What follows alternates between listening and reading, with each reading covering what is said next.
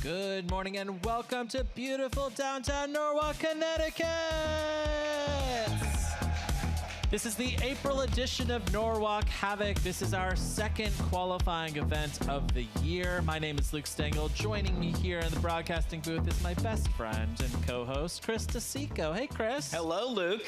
6. Oh my gosh. 5, 4. Very excited. Chris. Everything's 2, been a rumor up to this point. Fight, robots. Oh my God! Wow! This is the biggest flame we've ever seen in the Beetle Weight boxes, and Calvin Eva is bringing it. Lock up your penguins. Wow! Look at this thing. Incredible. Oh, man. I feel like I'm getting a tan over here. Oh, my God. Wow! Wow! Warbles on fire! Oh! Amazing! Okay. Calvin Eva running a giant butane tank in there. If you wonder why Mixtape is so long, it's... Oh, no! Wow! Are you kidding me? Oh, wow! Oh! Oh, Okay. Oh, my goodness! Oh, this is pure delight, Oh, Chris. I've never seen anything like that. I've never seen anything like that. All right, Wormhole looks to be on fire. Here we go. All right, that's a knockout. Calvin Eva. Wow.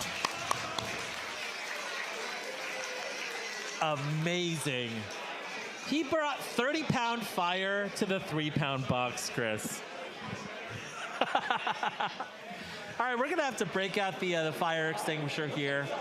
One of the cool things about all of our boxes here at Norwalk Havoc is that we have this negative air pressure system. So we're gonna suck out all of the air from this. Wow, look at this. He has ignited multiple parts of this robot. It looks like that's probably, here we go.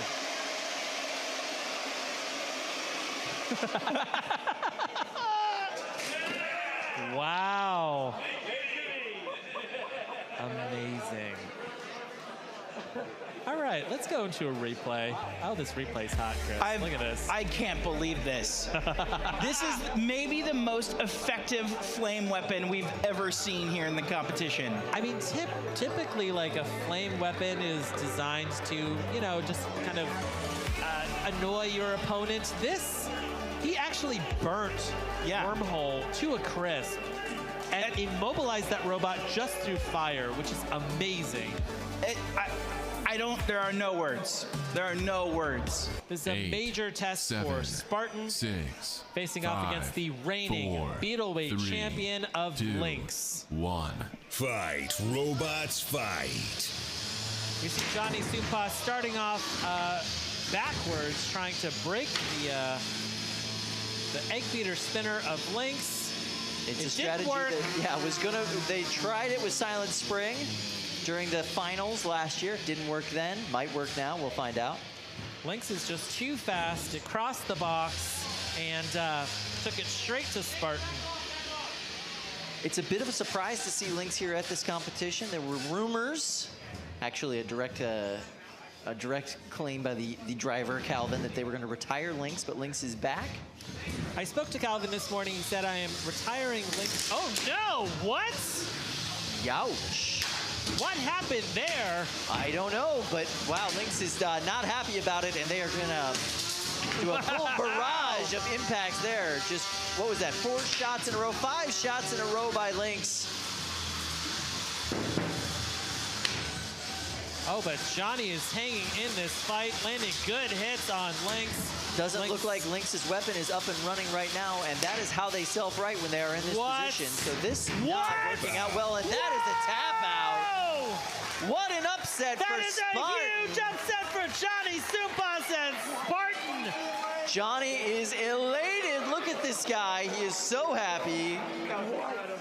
Wow. Wow, that was not what anybody expected. Lynx losing that weapon, getting pushed into the corner and tapping out against Johnny Soompas. That is a huge win for this 9th grader from the Bahamas. Wow. Let's take a look here at this replay. Lynx And you can see pinning. those keep away sticks on the back doing a great job of preventing Lynx from getting in, but then Lynx just took over from this point on. These weapon-to-weapon impacts all went Lynx. Look at that. Big pops there. But then Lynx gets stuck in the corner. Weapon not functioning. Wow. Lynx dying there into the center of the arena. Congratulations to Johnny Soompas. That is a huge upset. All right. We Wow. see Oh some. my gosh. This is like an all-star lineup outside of cage number 4. Speaking of taking my breath away. A disturbing number of butane cans that are strapped to the top of robots. Oh no. That's what we like to call ablative armor. That are tied to the back of robots. All right, can I do this countdown? Yeah. I would by all love to. means. Go for it. All Ricky. right, ladies and beetles and everything in between. Let's go in 5, 4, 3, 2, 1. Fight, robots, fight! I see some fire. Oh boy. Yes. I I want to should see be at least watching one the screen, explosion, but- Ricky. Exploded like my thumb bones moments ago. Ripperoni, really the thing to explode things in the arena right now. Yeah. So close. It's got a little bit of a tactical advantage right now. Cans of butane rolling around like on a Oh, nice big fireball.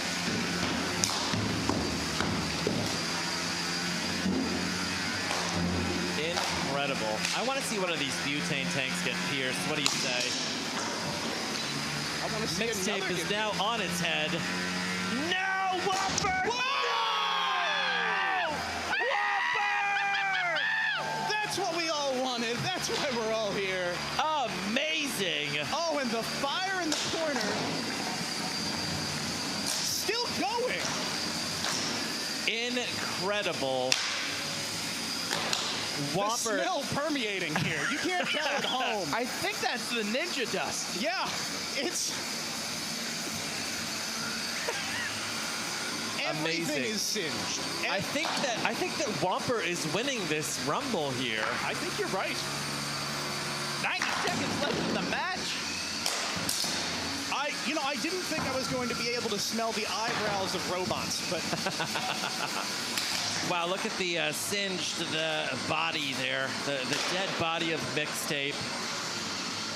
Exploded earlier by Whopper and Matt Vasquez, the captain of Whiplash. Wow, look at that. just a shell of its former self, if you will. This is super sketchy. I feel like when we open these doors, maybe everyone should take 5 or 6 steps back while we safely dispose of these damaged butane tanks. Yeah. Amazing. Brett Fine, little known fact, Brett is made of 100% asbestos. That's right. Yeah. Yep. Yeah. Wow. Okay. Whopper here. 30 seconds left in the match. Whopper is still alive. Chris, I've changed my opinion on Rumbles. I love them. Amazing. We're just changing hearts and minds all over tonight. First Yep. Thumb Wars, and now love Thumb Wars. Love Rumbles now. Rumbles. What's next? I don't know. 5, 4, 3, 2, 1. That's the it. match. Turn off your weapon, Whopper, and drive to the door. Maybe everyone let's clear out from the door a little bit. There's still some butane tanks in there. Not all of them have exploded just yet. Oh, here we go with the Yeah, replay. Let's see this replay. This Here we might be go. the biggest explosion we've ever seen here in Norwalk. Yeah, I think so. Yeah. I don't think anyone has ever deliberately... Oh, here we go. Here we go! Look at that. Wow. Wow, opening up a portal to hell there. That's incredible. You would expect like Nick Cage to walk out of like a blast that big. Yeah, that's how the video game Doom starts. Right there. Amazing. Okay. Good evening and welcome back to Norwalk Havoc. This is now after midnight here Eastern, Ricky, and these are the biggest grand final fights of the night. What we will see here are robots that have made it all the way through the brackets. We have just a couple more fights left, and we are going to be crowning winners of April qualifiers here shortly. Wait a second. Wait, is this designed to catch the horizontal and stop that blade? Those are industrial strength rubber bungee cord type pieces. What is happening? Those are anti-horizontal experimental approach. And all Megatron needs to do is catch, just once, catch cat. How is this not an entanglement device, Ricky? Well, it's not an entanglement device as long as they don't get entangled. It's this fine line. They're gonna get entangled, Ricky. We'll find out. Grand final, 30-pound weight division. Your former Norwalk 30-pound champion in the form of Megatron going up against Litterbox. 6. Now he's the reigning champion for the full year, 2, Ricky. Oh, you're 1. right. That's fair. Fight, robots, fight. Here they go. Let's see it! Big. Oh, Ricky, there's he's your. cut through those straps. He cut through one. The other did exactly Look what you at that! predicted. It's entanglement, It's entangled. Ricky. Oh my God, I called it. We both called it, Luke. The match has been paused. The match has been paused. Now, poor Jim Haney's gonna have to go in there and separate these two very dangerous robots. Now look closely here.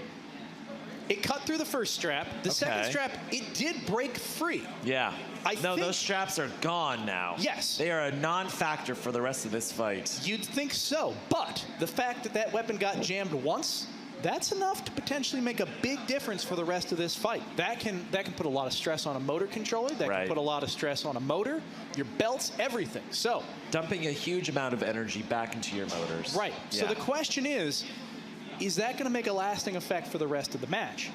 And let's not forget, Megatron is an impressive robot with or without those attachments.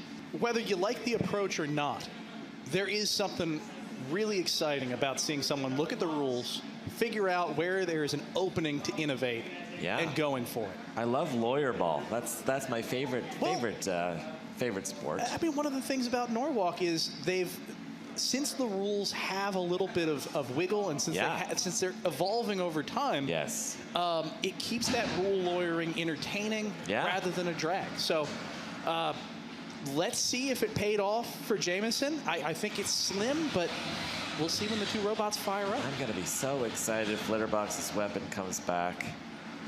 I can't believe this. Incredible. You know, the winner of this fight is going to get a cash prize that they could use on either product or services. It looks like the weapon is back on Litterbox. It's a good sign for Dominic. Whew. This match was paused. Let's restart here. Jameson Go is ready to go. Those straps are gone. Litterbox is ready to kill here, Ricky. 3, 2, 1. This match is back on. 2 minutes and 40 seconds left here in this fight, and Litterbox's weapon is back. It is running great. Yeah, that strap did not cause long-term damage to Litterbox, but Megatron's still bringing the attack pretty well. Wow, big huge hit. hits. Megatron is tipped up against the rail. Megatron in a bad spot. We'll see if it can get free. Here comes Bubbles. We can hear have a Jameson tap out. Go saying tap out, tap out, tap out. Interesting that it's a tap out. This is a tap out from Jameson Go and Megatron. I believe that this is Megatron's first loss of the day. Is that correct? Are we going to go into a sudden death rematch, Gil? I am standing by with Norwalk Havoc Robot League head official, Jim. Jim, At Norwalk, bots make their fortune by stretching the rules, making you guys invent new rules, really pushing the boundaries. That's part of the culture here. That's part of what makes this place so special. But outright breaking the rules, we don't really support that. So what do the rules tell us about what we just saw in that 30-pound final? So like you said, we always like to encourage bots that are pushing the rules and coming up with new and creative designs.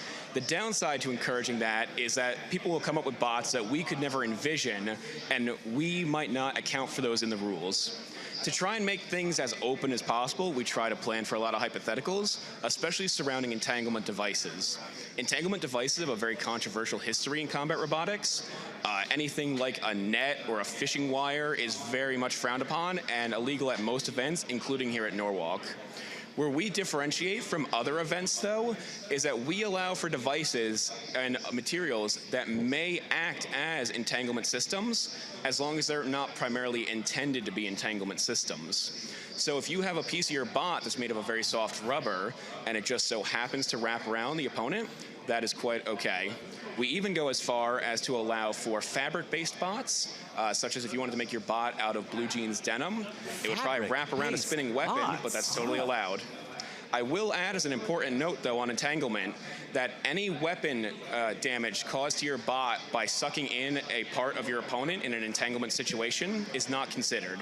It's one of the few exceptions we give to damage caused during a match in the judging criteria. I'm standing by with Jameson Go. Jameson, there's rumors abound that you might be backing out of this competition, you might be forfeiting.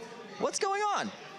Oh, so after the fight, the reason why we had to resort to such drastic measures versus how we usually play it is because it was really dire. So Megatron was basically as it was in December, including the damage we had sustained from Emulsifier. In fact, you can still find it. We just painted it black so you can't see it and you can tell it's new damage. So there is a severe lack of spares. And that includes the most important part, the back plow, which he did a fantastic job of cutting through. We're not prepared to sustain that many fights against a horizontal spinner and a bar that high. So the first fight, we won, surprisingly. It was really narrow, I'm sure. And that was already pretty catastrophic to us. So this fight, it was much quicker, decisively in his favor. That's great. You look at the robot and you see what happened at the end. So, but the first fight, we had both our drive motors still operational. This second fight, there were drive issues. That's the reason why I tapped out. So you look at it and you find out, all right, what's the fix? The frame is pretty mangled as is. We actually threw out a battery already as a result of that fight, just in case. So we looked at it and said, I don't think this is going to go well a second time. It only gets worse. We're not going to be able to fix this. You have to be mature about it and say,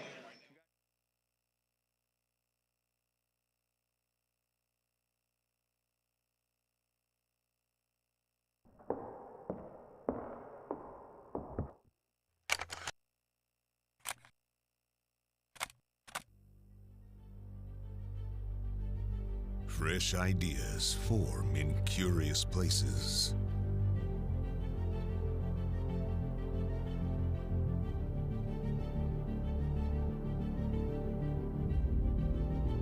Some are forgotten, but others take hold. To survive, they evolve, growing, shifting, adapting, becoming stronger than the others.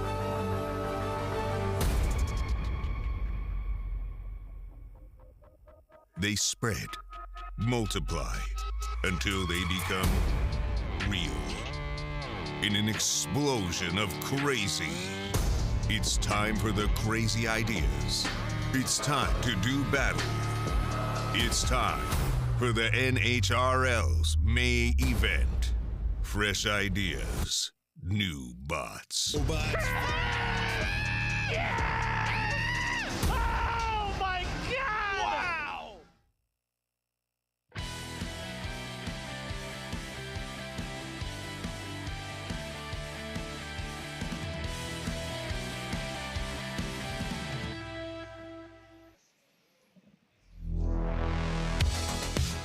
Good afternoon and welcome back to beautiful downtown Norwalk, Connecticut for the May edition of Norwalk Havoc.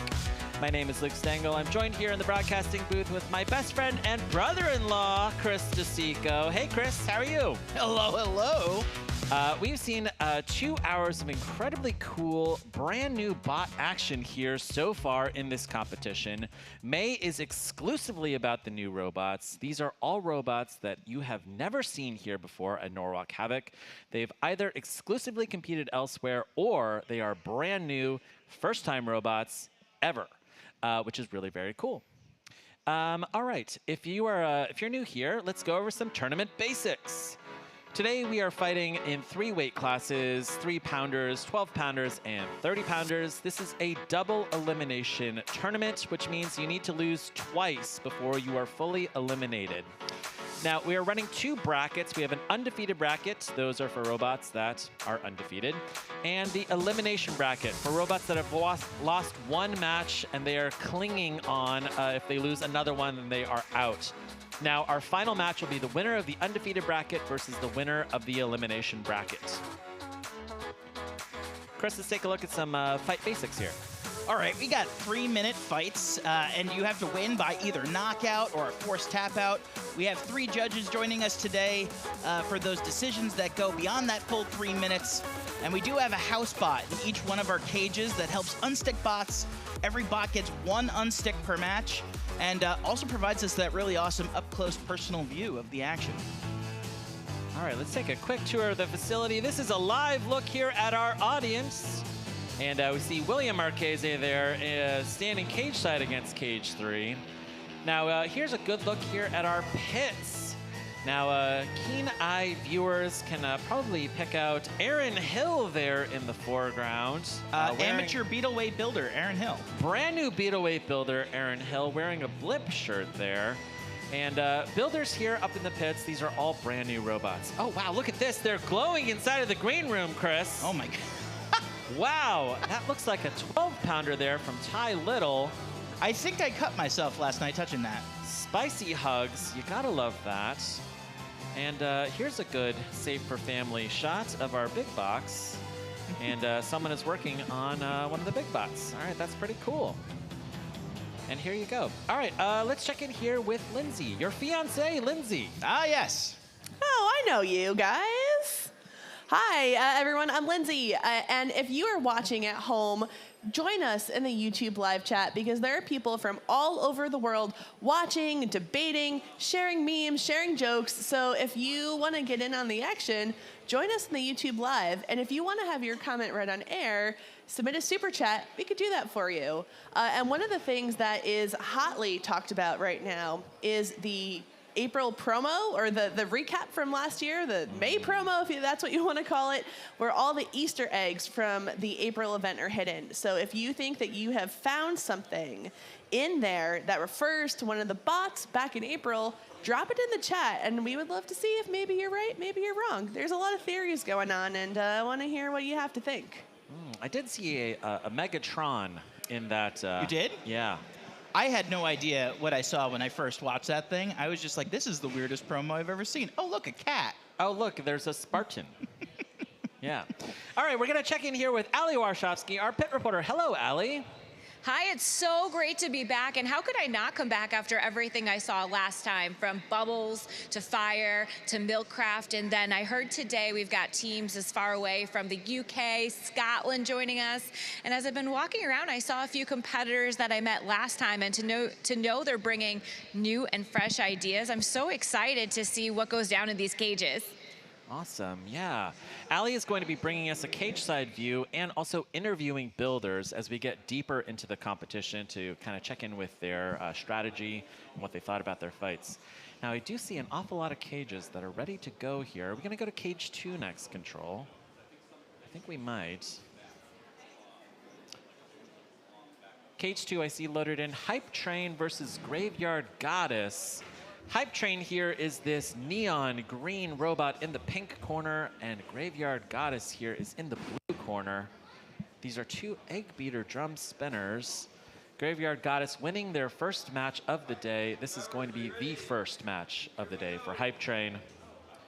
and Pain Train designer here, Angel Vidal, running Hype Train.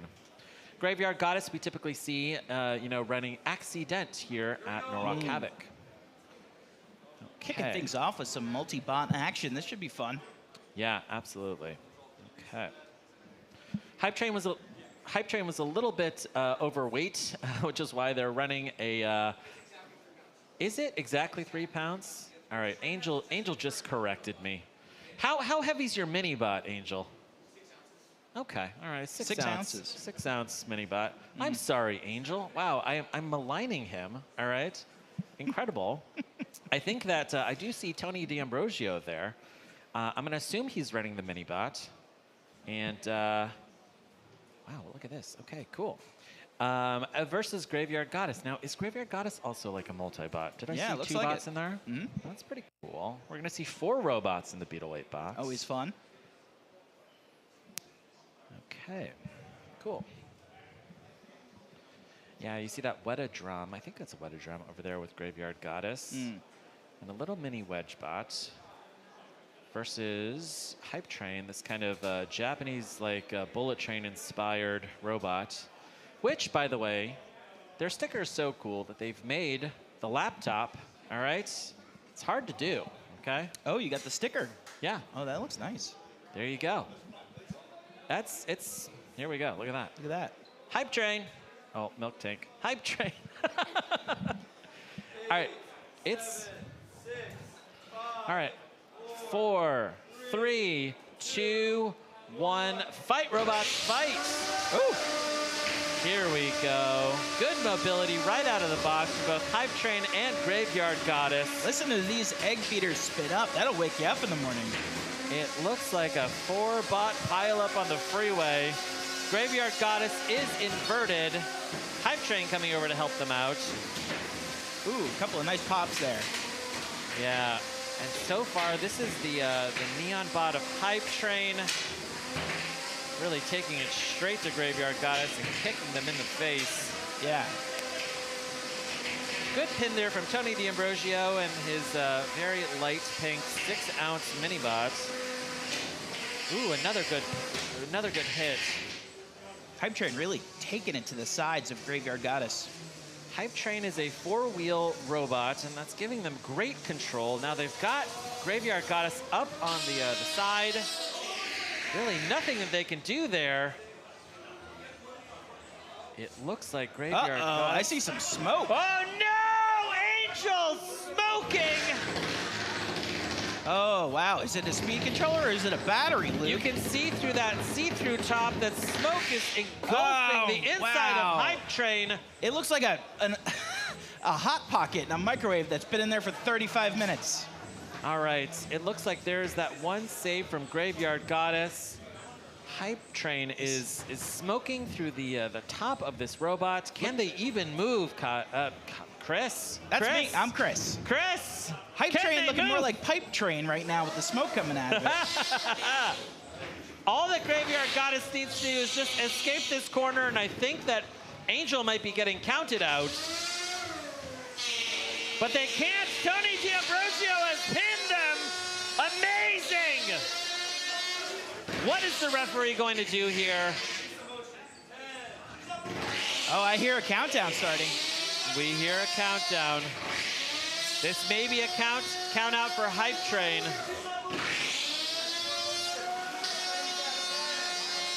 Is this controlled motion for Graveyard Goddess as well? I don't know. Oh, interesting. Okay. That looks like that is a knockout. I believe that's a knockout for Graveyard Goddess. Angel Vidal here getting kicked down into the elimination bracket early. Let's take a look at this replay. This is a heartbreaking match, Chris. Like, Hype Train was in such dominant control of this fight, and then something caught fire inside of that train. That is some tough luck.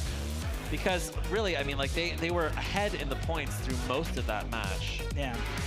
Graveyard Goddess really kind of just struggling there in the blue corner, trying desperately to get out, but they are victorious. They have survived.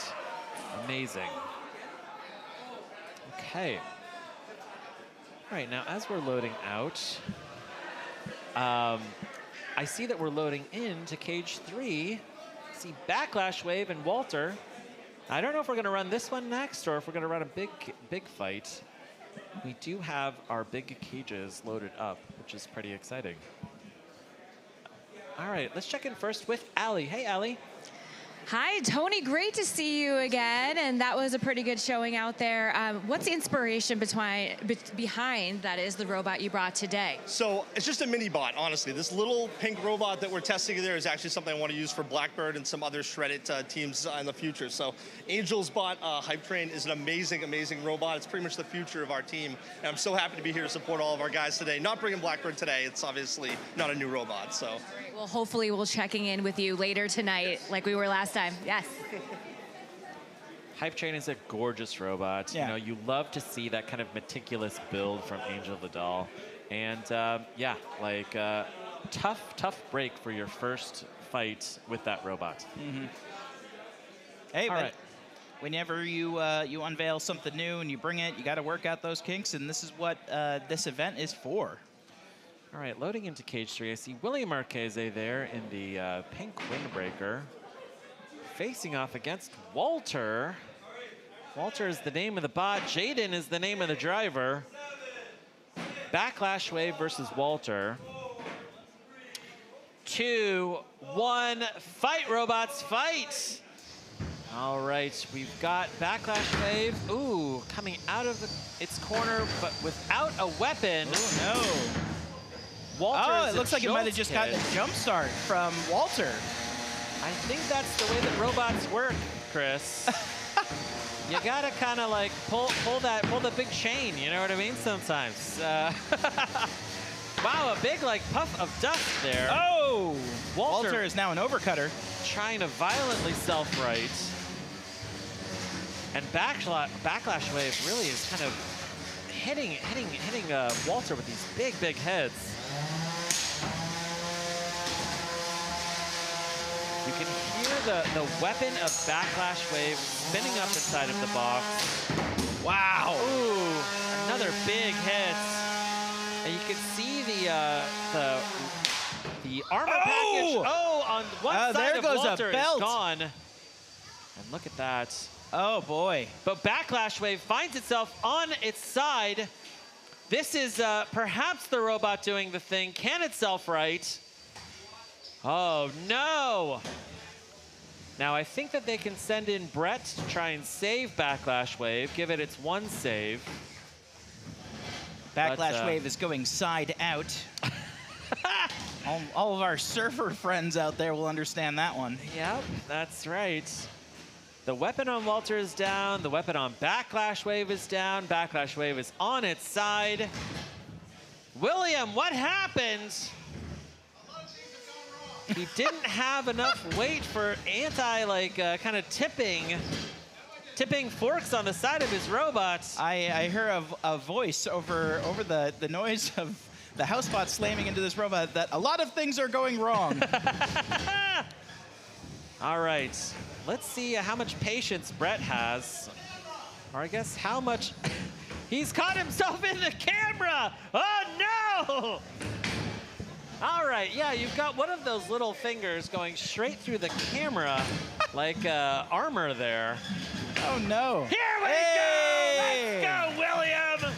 All right. Coming up on 1 minute left in this match. 60 seconds left here. The weapon on Walter is down. The weapon on Backlash is down. It looks like the right-hand side drive on Backlash Wave is also down. Locked up. Oh, no. How much more mercy can we give William Marchese and Backlash Wave? Do you think there's 45 seconds left? Or is the... Yep, here it comes. Here comes the count out. 6. No? Okay. Ooh, oh, well. Very generous referee here, Chris. Well, if you're, you know, getting counted out for trying to display motion and another bot pins you, I think that actually would stop that countdown. That's true. I wonder if Jaden knows that. Yeah, Jaden is really kind of making this fight go longer than it could have. 10 seconds left. Both of these robots are going to escape the count out. This one will go to the judges. And then in turn, gets pinned himself. 2-1. That's the match. Turn off your robots and drive to the door. This one will go to the judges. All right, we've got Brett kind of running over the belt of Backlash Wave. Let's take a look at this replay. See where some of those hits knock both these bots offline. This was an incredibly destructive match. You know, we saw Backlash Wave really just kicking Walter in the air multiple times. But the second half of the match, really, things took a nasty turn for William, where he found himself tipped on his side and spent about 25 seconds trying to get back onto his feet. And getting stuck inside of the camera, can you believe it? All right, looks like this is Walter. This is a unanimous judges' decision for Walter, which stays alive in the undefeated bracket. William Marchese and Backlash Wave going down into the elimination bracket. Thanks so much, judges. Okay. All right, let's check in here with Allie. He promised me he's coming back. There he is, man of his word. But you know, you made some really funny to us, not to you comments while you were battling. A lot went wrong. What exactly went wrong? So this was a real hassle to get this thing made this week. For some reason, the right side has been giving me issues. I can't drive backwards on the right side very well, and at some point in the middle of that fight, the right side motor just stopped completely, and also he took out my weapon blade, which really helps with self-righting and maneuvering when I lose a wheel, so I'm not surprised the judge's decision went that way. If I got a few more hits in, maybe I could have swayed them, but you know what, that's how it goes. I'm gonna see, I can fix everything, but you know, it's gonna be a little hard to win now. Yeah. Well, let's let you head up to the pit and fingers crossed you can get that wheel working. Thank you very much. William Marchese can fix everything. That is quite an ambitious promise there, William. Can you fix my car, William? All right. Like, what else do you think you can fix? With the way you drive, Luke, I'm surprised. Yeah, maybe fix the economy next, William. All right. Fix the economy in this 5, 4, 3, 2, 1. Fight, robots, fight! Rigatoni and Zenith. This is undefeated round 2. Both Rigatoni and Zenith narrowly winning their first matches. And Rigatoni and Christian Cooper. This is a weapon in name only, Christian. This is a wino. That weapon is not running on Rigatoni, the full body spinner. The white body robot here of Zenith, their weapon is running. Look at that. Ooh. Getting under Christian. Pushing Christian into the corner. Christian Cooper competes on BattleBots with Ribot. It looks like we got a little issue with a hub motor, perhaps. I am very familiar with that kind of death rattle. Now, just like in its first match, Zenith is having trouble with that weapon. Sometimes it spins up to full speed. Other times, you can kind of see that halting motion. My speculation last night when I saw this in testing was that perhaps their belt is a little bit too tight. But yeah, I mean, Rigatoni really struggling to turn on its full body spinner. That is a tap out from Christian Cooper. Once again, Zenith is victorious, advancing to undefeated round 3. Great job, Kevin. Okay.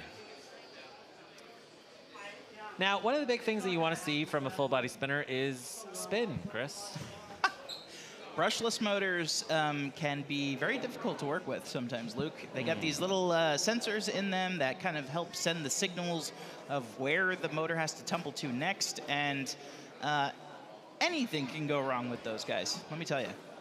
Now we see the loadout there as Zenith is making its weapon safe.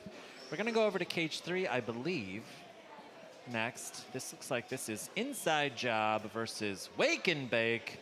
These are BattleBots builders here. Joe Fabiani, the captain of SME, versus Angel Vidal and Alex Pezza from Pain Train. 4, 3, 2, 1, fight, robots, fight! I got a close look at Inside Job upstairs, and this is a very unique bot. Omnidirectional wheels, crusher, just things that you don't necessarily see a lot in the 3-pound weight class. Now what you're seeing here, the small green and purple robots, this is Wake and Bake. And then the large purple robot here is Inside Job from Joe Fabiani.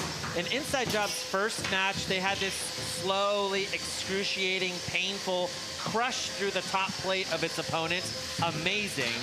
And Wake and Bake also had a really, really good first match.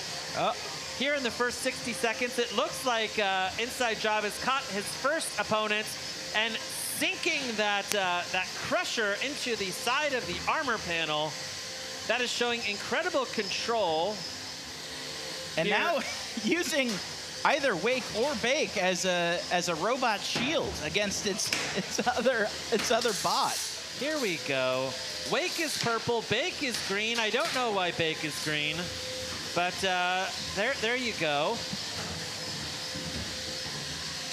And it looks like the weapon on Wake is down. The weapon on Bake is still running. And it looks like Joe has caught Wake once again. Are we going to see that big crusher come down? Oh, here we go. Oh. Joe is now targeting Bake, trying to break that egg beater.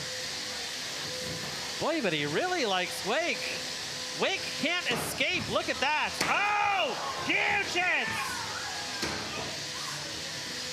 Incredible. 70 seconds left here in this fight. Joe Fabiani just doing a nice little end over end, trying desperately to land one more crush. I love the double fork design on Inside Job. Yeah. It's very exhibit. It's like, hey, I heard you like forks. I got forks for your forks. Yeah, I got forks for your forks. Yeah, exactly. These super long forks are doing a great job getting under its opponent here with 40 seconds left in this fight. Another good pin. It's almost like a double pin. Inside Job pinning Wake. Bake getting under Inside Job.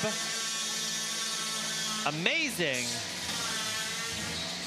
20 seconds left here in this fight. Bake is just under Inside Job, chewing away at that bottom plate. Oh, another good hit. 7, 6, 5, 4, 3, 2, 1. That's the match. Turn off your weapons. A good little high five from Wake and Bake drivers Alex Pezza and Angel Vidal. This was BattleBots on BattleBots action here. Let's watch a replay. Check this out. Joe Fabiani successfully catching Angel Vidal and Wake. And that crusher just kind of going straight into Wake's armor. Unsuccessful in piercing the top plate and getting to something important like an ESC or a battery. And Alex Pezza with Bake, like absolutely dominant performance here. All right, let's go over to the judges and see what their thoughts are. I don't know. 2 votes for Wake and Bake. Don Dorfler still thinking about it. I need to ask a question. Was all the weapons on Wake and Bake working? Wake's weapon was down. Is that right, Angel? Can we get a confirmation on that? I think it was. Yep.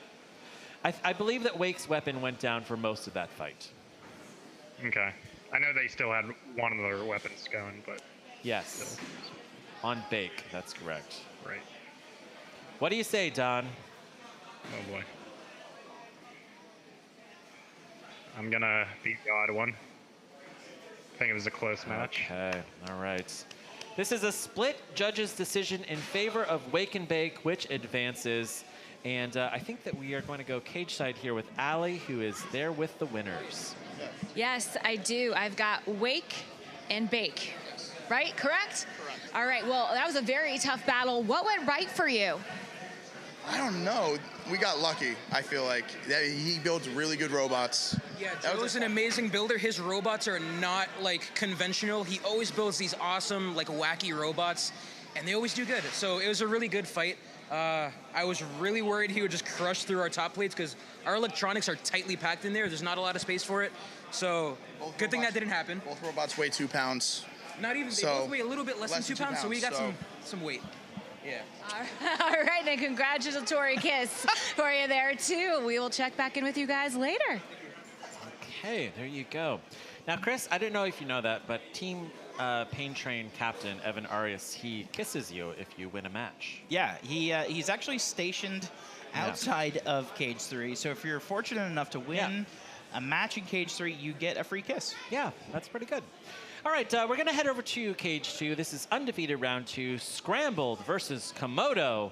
Ooh, very interesting. Scrambled versus so this Komodo. Komodo, 8, first-time 7, builder here. First-time builder. Really 5, intricate, 4, beautiful design, 3, elongated, fully horizontal custom spinning. design. Yeah, 1. totally. Fight, robots, fight. I've been waiting all day to see this match. You know, I love seeing first-time builders, people that just like take the initiative, and then to bring a design that's just so great. It's incredible.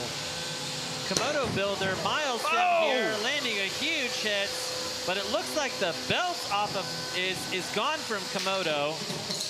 Scrambled once again, you know, severing. Oh, and look at that. The weapon has been dislodged from the housing. Yes, the weapon is out of the housing on Komodo.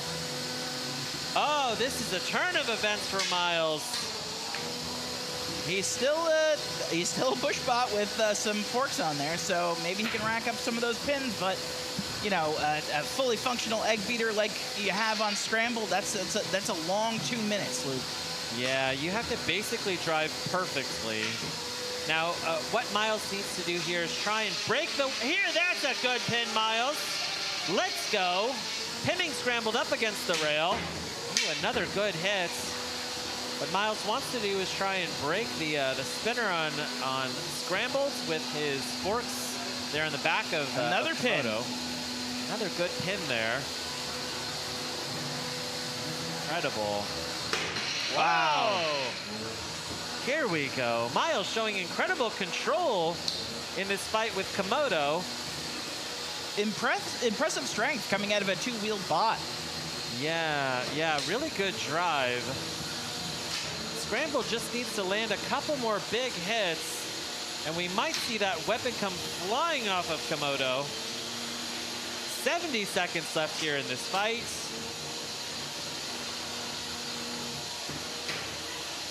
And really, Komodo showing incredible control here. Yeah. 60 seconds left here. Now Komodo finds himself upside down, at even greater risk of that weapon coming flying off. 40 seconds. It's gonna come down to damage. All right, Komodo's damage comes down to control. Komodo showing incredible control. Wow. Whoa, look at that, another great pin.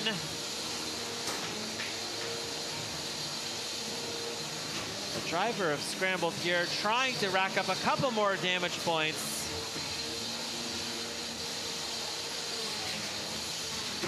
$15 seconds left here in this fight.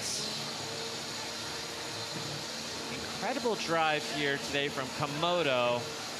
And I wonder if they're going to eke out the win here, even though they lost their weapon pretty early in this match. 2-1, that's the fight. Turn off your weapon, Scramble, drive to the door. This one will go to the judges. Amazing, okay. We've got our 11-year-old driver of Scrambles and facing off against the airplane seat designer from Komodo.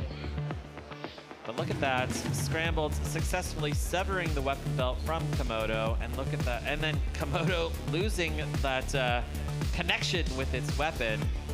Gonna go to a judge's decision. Seems like it was pretty fast. Who is it going to be? Komodo, Komodo, Komodo. It came down to control. Komodo. We've got a unanimous judges' decision for Komodo, which, see, it took home like 6 points in control, 6 points in control, and 4. Amazing. Thank you very much, judges. It just goes to show you that you can absolutely dominate, you know, the damage in a match, and you could still lose that match. So many pins were racked up, and it really Komodo did a great job of demonstrating, you know, how you can control a bot and how you can be aggressive. All right, let's check in with Allie, who has both drivers from this last match. Yes, I mean, it came down to a judge's decision. First time builder, how are you feeling? It's in pieces. Well, you know, that has to make you feel good. I know you're not coming away with the win, but look what you did to his bot. I mean, I didn't really know what I was doing. All of my controls were backwards for a second. I don't know if it was I was inverted. I really didn't know what was happening. What do you have to say to your competitor after that matchup? Dude, that's an awesome design. Really destructive. Like, good job. You too. That was an awesome. Always friendly competition here. All right, you guys can go to the pit, fix it up. We'll see you guys both next in those different rounds. All right, fantastic. Yeah, great job, Miles. Two relatively new builders to this sport, you know, and we saw a really destructive match there. Great work. Next in Cage 3, Crashfest versus Ablation. Okay, we've got Crashfest driver here, Robert Rund. This is his birthday today. Robert has decided to spend his birthday here at Norwalk Havoc. I believe we have some cake upstairs for you, Robert. And he won his first match, now facing off against Peter Garnache and Ablation. And Ablation absolutely punishing first match, just ripping apart Adam in his first fight, facing off against the control bot of Crashfest. Now, one of the big things I'm going to watch for here is the durability of Crashfest. 4, 3, 2, 1. Fight, robots, fight. Here we go. Okay, it looks like Ablation is running a unicorn-themed mini-bot. And look at that, Robert Rund getting under Ablation, shoving him into the corner. That's good, Robert. Robert now finds himself on his head and then in the air. Oh, another good pin there, Robert. Here we go, pushing Peter and Ablation into the corner. A good little lift, an anemic little lift. I don't know if that's it's a lifter, it's not a flipper, Chris, you know. Oh, a little bit of friendly fire there. Ablation on the unicorn mini bot. Crashfest looks like a beach toy. Yeah, I really love the kind of like bright colors on Crashfest. It's an incredibly durable robot and showing amazing control. Now, Robert Rund is an RC car driver and has been involved in like auto racing for a long time, so you can see that driving pedigree on display. He really loves the control bot, but look at this. Ablation's tipped him up against the corner. No problem. Robert's back down. And this is going just straight weapon on weapon. Robert getting under Ablation in most of these matches, these hits here. Wow. Oh, it looks like the weapon on Crashfest, that lifter, might have been kind of knocked off its track there. It's possible. Yeah. But look at that. More control. Incredible. 70 seconds left here in this fight. Ablation really struggling with these long forks on the front of Crashfest. Oh! Huge! Just using the energy from Ablation against itself. Dominant performance here from Robert. 40 seconds left. Yeah, Robert has been in control of the pacing of this match from the very first second. With 30 seconds left, all he needs to do is just stay alive. Is the lifter on the front of Crashfest is gone. All right, that is a nasty turn of events. 20 seconds left here. Will the control points be enough Oh, 10, 9, 8, 7, 6, 5, 4, 3, 2, 1. That's the match. Turn off your weapon, Peter. Wow. Drive to the door. This one will go to the judges. Amazing. Let's take a look at this replay. All right, we saw a lot of incredible pins here today from Crashfest and Robert Rund. Let's see if he's going to get a second birthday present in the form of a judge's decision in his favor. I have to see if it comes down to control and aggression, I think. Showing good damage by destroying the mini-bot of Ablation. Let's go to the judge's decision. We're on the edge of our seats. Who's it going to be? Crashfest, and Joe is still thinking about it. Ablation. Okay. The winner is Crashfest. We've got another split judge's decision in favor of Crashfest, which showed incredible control. Joe doesn't think that Crashfest. Oh no, I guess he did. Yeah, giving Crashfest 4 points for control.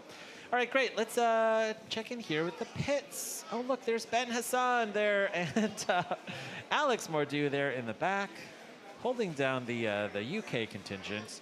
And we're here with Ali and these builders. Well, what better way to spend a birthday than right here? Happy birthday. That was an early birthday present for you in this day. What went right for you? Other than the lifter dying, so that was not working. I just try to stay aggressive, stay on top of them, push them in the wall, because with me, I don't do damage. So the option is I need to score 9 points judges-wise. So I need to stay aggressive, I need to have control, and hope this doesn't happen. But I think it was a close match. Ablation's a great driver. I had so much fun. I'm hoping I can keep it doing. I'm here sitting here shaking because I'm a nervous person, but I had a blast. This is a great place to be for my birthday, and I'm excited no matter what happens the rest of the day. Well, go blow out those candles. Make the wish that you make it to the finals. I hope that you're more positive than I am on this one. All right, happy birthday, Robert. Amazing.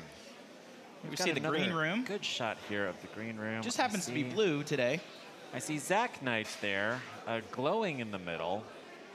Winner of 12-pound full combat. Oh, wow, look at that. Now, that's his natural glow. Yeah, I think he's naturally orange. That's true. Okay. These builders are ready to go. And, oh, wow, look at this. It's a big fight. Oh. All right, okay, very exciting. Wait, before we start this match. Yeah, this is different. Okay, all right, here. The driver of Dropkick has dropped off this FPV drone headset. And Luke is going to actually be in the middle Here we go. of this fight. I can see the inside of the box from Dropkick's perspective. This is incredible. The camera is mounted right next to the weapon. I'm not going to be able to see the action that we typically see at home because I am seeing literally a bot's eye view, which is amazing, Chris. How does it look? You look really cool right now, Luke. Do I really? Yeah. No, I don't. I don't think I've ever looked cool in my life, Chris. You look like, I don't know, like something from a 90s futuristic sci-fi movie. I will tell you, I feel a little bit of fear because I can see what a robot sees inside of one of these big boxes. There's the Brett cam, and then there's this. Yeah, this is the Dropkick cam. Gotta love that. Okay. Such a cool design. I got a close look at it last night.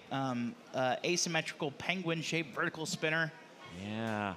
I can see the weapon on Dropkick slowly turning. It looks like the twitch test is good.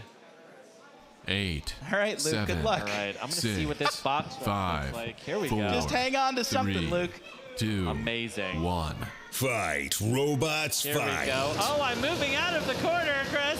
Oh, no! What? All right, it looks like I might be on my side, Chris. Oh, wait. Oh, no. Oh, the camera's been ripped off. Luke, you're doing a great job. I can't believe it. I'm like on its side. The camera's gone, but I can still see the action. Amazing. Oh my goodness. How's Dropkick doing? You're doing well, Chris. You're doing okay, Luke. All right, yeah, I got to turn my head here a little bit. Wow. So I can see it. Chris, you're gonna have to narrate for me. Yeah. So lots of kicks here from Dropkick. Tap Oh, out. we got a tap out, Luke. What? The You did it. winner Did we is win? You did it, Luke. Dropkick. Yeah, Dropkick. Oh my goodness. Woo! All right. This is pretty cool. All right, I want to see myself get swept up. All right, in the cleanup here. This is Let's great. take a look at this replay. Luke, you probably don't even need to see it. Wow. Really punishing weapon on Dropkick. Interesting design. It keeps that body up and out of the range of a lot of other weapons, and you just have this massive vertical spinner. And they were able to capitalize on that. Now, Chris, is this Honker's ghost here? It looks like a goose-themed robot. Goose? Yeah. It's goosed up. Yeah. Okay. Next in Cage 2. Here we go. First drink of the day. I wonder how long versus I can hold on to Killer these for. Angel. I don't think for long. They want it back. Okay. All right. Let's go over to Elimination Round 2.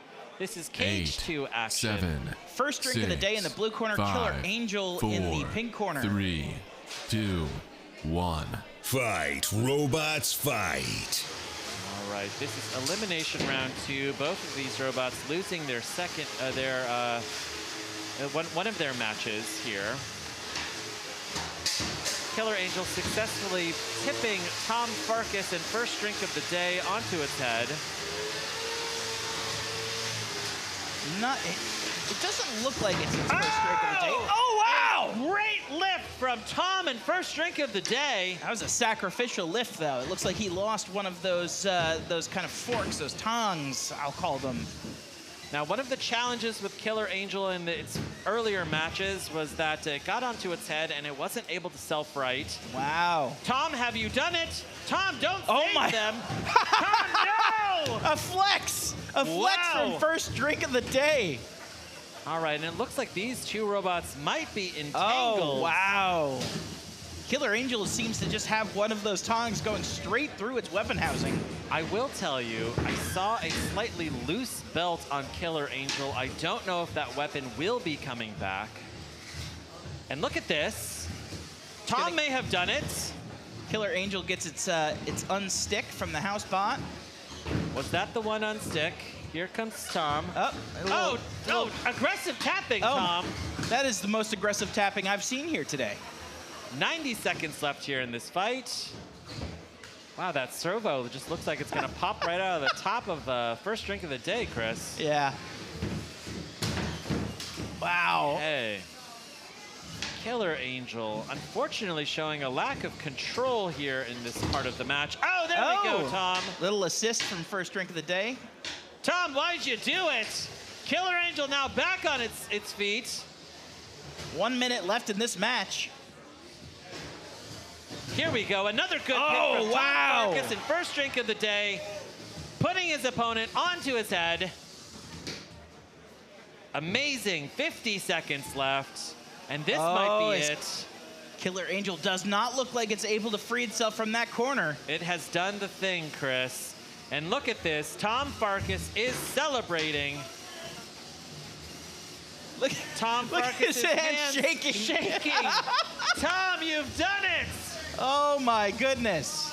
Tom winning his first match here at Norwalk Havoc, staying alive in the elimination round. Killer Angel going home early. A round of applause. Wow. Yesterday, he was a fan. Today, he is a match winner in the sport of combat Knockout. robotics. That is The huge. winner is Killer Angel. Close, close. Yeah, it was actually first drink of the day, but yeah, you get it. Tom Farkas. Tom, look at Tom there. Look at this, winning his first Norwalk match and actually doing everything he wanted to do in this match, repeatedly tipping Killer Angel onto his head. At one point, saving Killer Angel and then look at tipping him that. over once again. It's like Macho Man. Amazing. You could see that long finger on one of those grappling forks getting into the body of Killer Angel. Look at this, some aggressive tapping.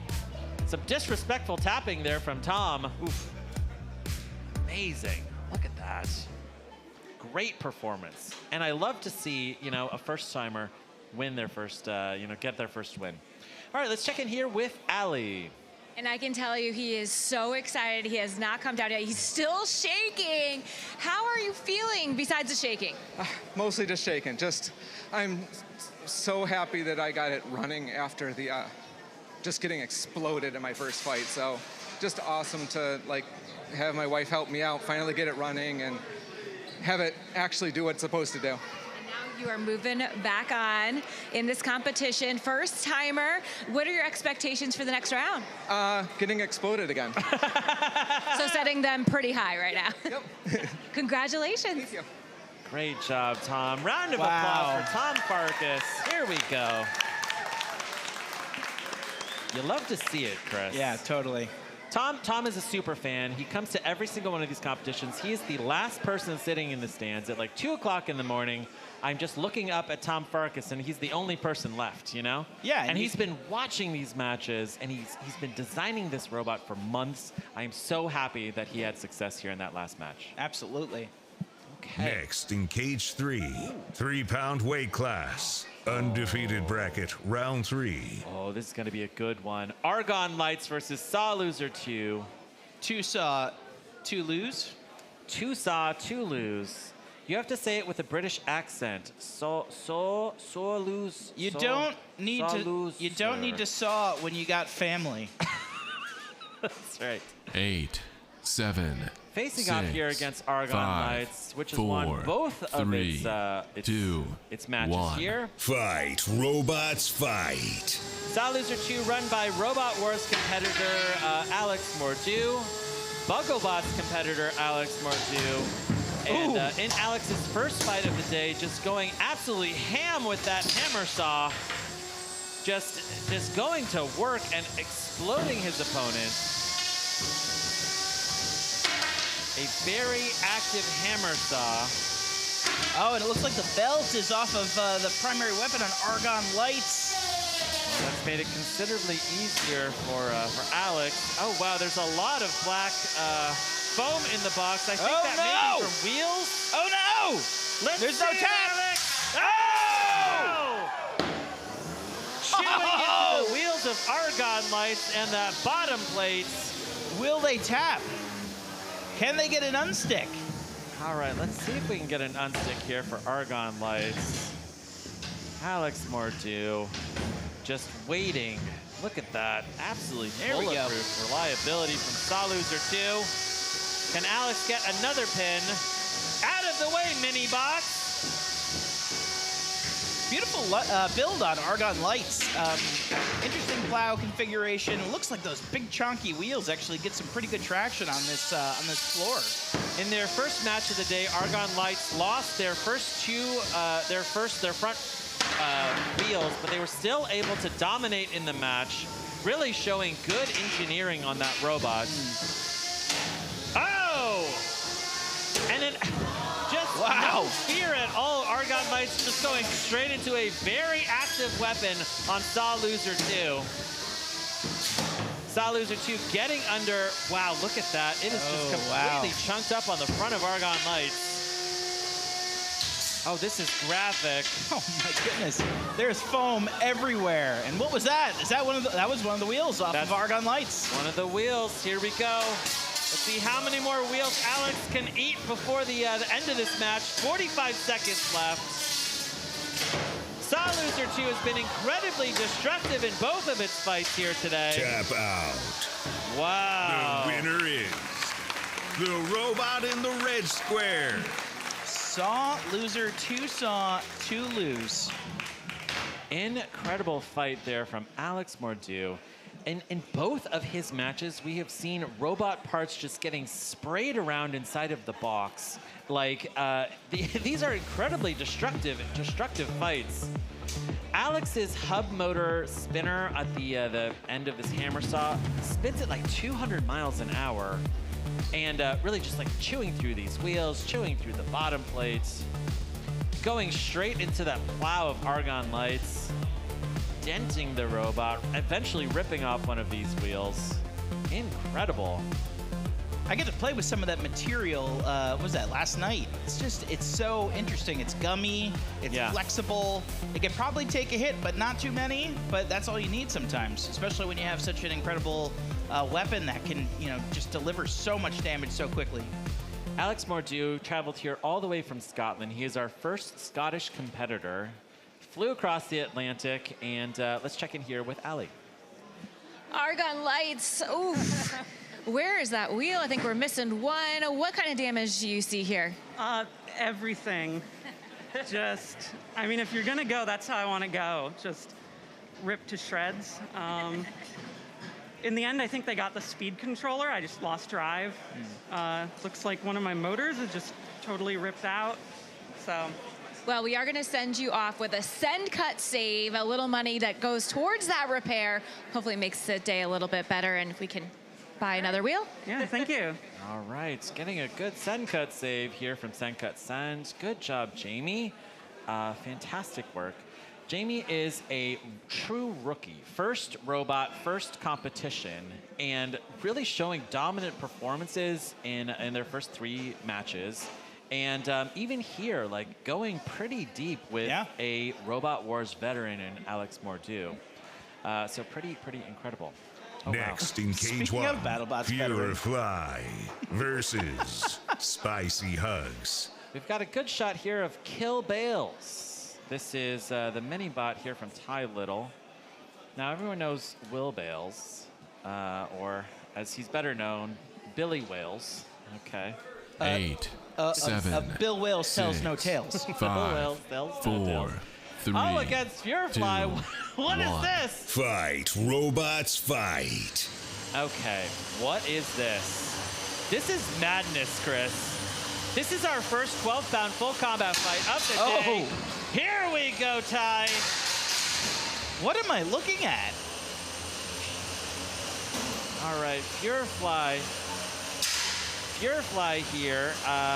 Looks like it's just dead on arrival. Oh, no! Oh, no! I see some smoke. Oh, wait, is that a rocket? Is that it is, Chris. I think that's a rocket engine. Oh, wow. It's trying to bore its way out of the box. It doesn't want to be in this fight anymore. Wow. All right. My favorite thing about this match is just watching Will Bales going past the camera, you know? With a knife in his hand. With 2 knives in his hands, Chris. Look at this. This is amazing. All right, Feuerfly looks like could be dead. Getting counted out. Ty Little here came all the way from Canada, brought Kill Bales, and looks like he's won his first 12-pound full combat match here at Norwalk Havoc. All right, round of applause. Wow. You could make a horror movie starring that bot. Yeah, exactly. He's built like this miniature hypershock knockout. You know, the winner is Feuerfly. Close. Okay. It's the hypershock like mini bot here with Will Bales and glowing eyes. It's incredible. That's one of the coolest mini bots I've ever seen in my entire life.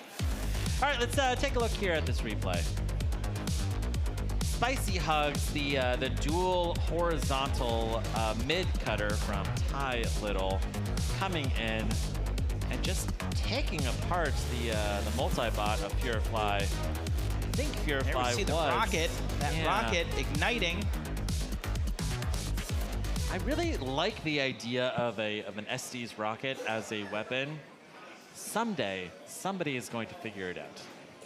There are a few bots here today that have this very unusual weapon. These things normally go inside of a model rocket, if you've ever seen one of those before, and they burn. They're intensely hot, even hotter than most of the flame bots that you see, but it's very directional. You have to be on top of the other bot, and you really need to have them corralled in order for that to do any damage. Oh, wow. Okay. Oh, Chris. I missed this last time. Chris. There's some hams happening? This is the Tale of Three Hams, okay? I've heard of the Tale of Two Cities, and this is the Tale of Three Hams. So, if you're not aware, the one on the right lives in a straw house. Okay. The one on the left lives in a wood house. Okay. But the middle one, Yeah. it's the smart one. Right. Brick. Brick. There we go. Okay. This is a cursed creation here, I'm going to say.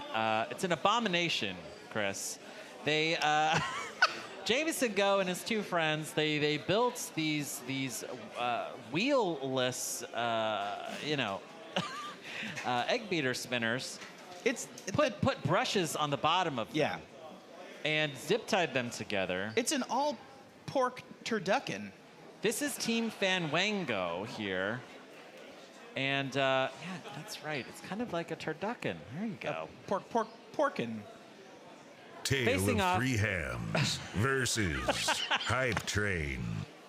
8, 7, 6. Yes, the old tale 4, of 3 egg beaters versus 2, 1.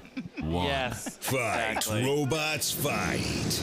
All right. Good speed right out of the box from Angel Vidal and Hype Train. Now running his pink robot. And trying to come up with some kind of strategy against this very weird ham-themed cursed creation from Team Fanwango. Tale of 3 hams, of course, with the molasses drive. Yeah, it's, Angel, I don't want to affect the outcome of this match, but just get around to the back, bro, all right? How do you get, it's 37 feet wide. How do you get around it? Yeah, that's right. Now, concerningly, it looks like perhaps the... Oh, no. Oh. Yeah. That might have just been a jump start from Tale of 3 Hams. I think so. I think this the is weapon like on watching Hype the Train is slowest down. car crash ever. This is the worst robot I've ever seen in my life, Chris. Like, look at this thing. Can someone just get an axe? I don't even think that this is traditional bristle drive. Like, I think that these are actual walking legs. Look at that. It is wild to me that the builder of Silent Spring has built 1/3 of this monstrosity, Chris. It's working. I love this robot. Hype Train is finding himself in a very dangerous corner right now. I cannot believe this. Look what is happening. Okay, Tale of 3 Hams has successfully, slowly, over the course of 90 seconds, successfully crossed the box, then pushed Hype Train into the corner. That is control. That is slow control. Angel, you're Hype on Train. the team, Angel. I can't believe it. Angel has 4 wheels. He should be very mobile. Is this his first time getting around to the back of the robot? Perhaps. Angel, 45 seconds left. Come on. Here we go. No! Oh. You've heard of robots that can turn on a dime.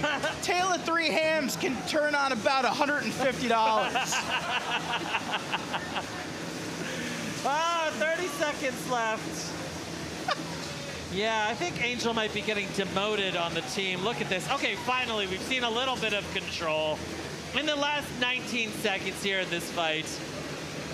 Angel could have been doing this for the last 3 minutes. There we go. 10 seconds. 7, 6, 5, 4, 3, 2, 1. That's the match. Turn off your weapons. All 4 of them. Drive to the door. Chris, I'm embarrassed to go to the judges, Chris.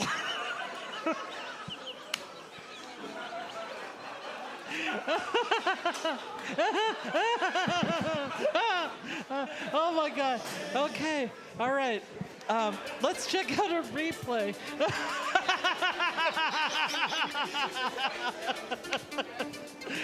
Oh, Tale of 3 Hams working on the reliability of their 3 weapons. the slowest robot against arguably one of the most mobile robots in the competition here. We're gonna go to a judge's decision. I wanna see it. 3 hams, let's go. Oh my God, it's a unanimous judge's decision. The winner is wow. Tale of 3 Hams.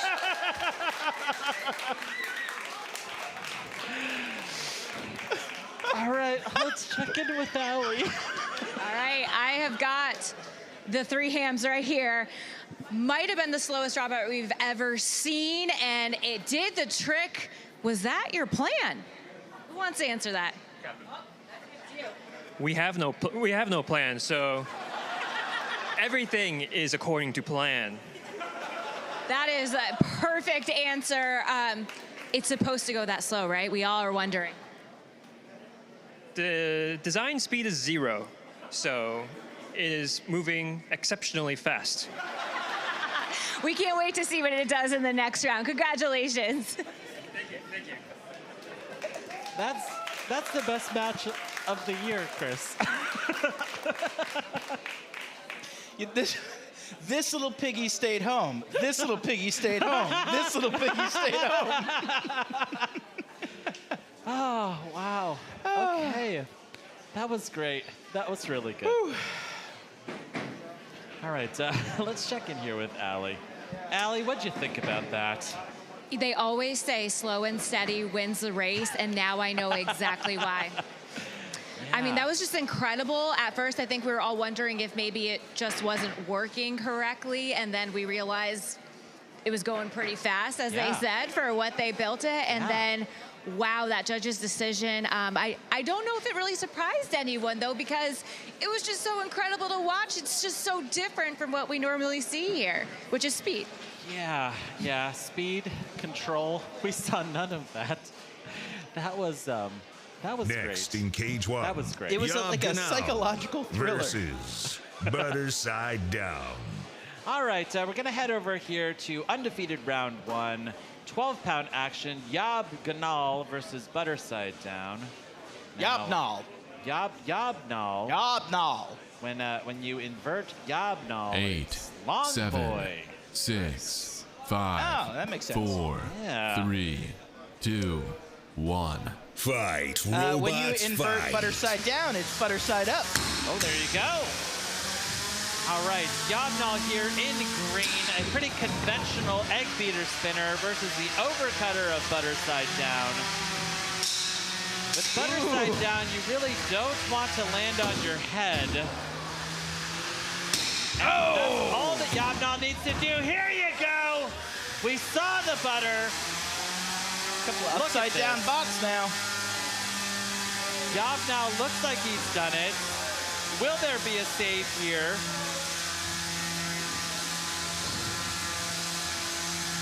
It looks like Fluffy is trying to launch a save here on Butter Side Down. Now, I'm curious if this bot was designed to be able to correct itself with a little gyro dance, but it doesn't look like it's able to spin right now. And YOB GNOL back on its feet, waiting for Fluffy to back up. This buttered bot needs a spatula. This is a knockout. I can hear the driver of Butter Side Down being counted out. That's a knockout. Here we go. I love that. Knockout. The butter drawing The on the winner bottom. is Yeah. Butter Side Down. YOB GNOL, here we go. That is a really good first performance from YOB GNOL. And yeah, flipping Butter Side Down right onto its head. And you got to kind of wonder why the builder of Butter Side Down didn't put in like a self-riding pole or something. But we did get to see this really delightful butter kind of drawing on the bottom of the robot. I think a butter knife on top probably would have done it. Yeah, oh, okay, that's pretty good.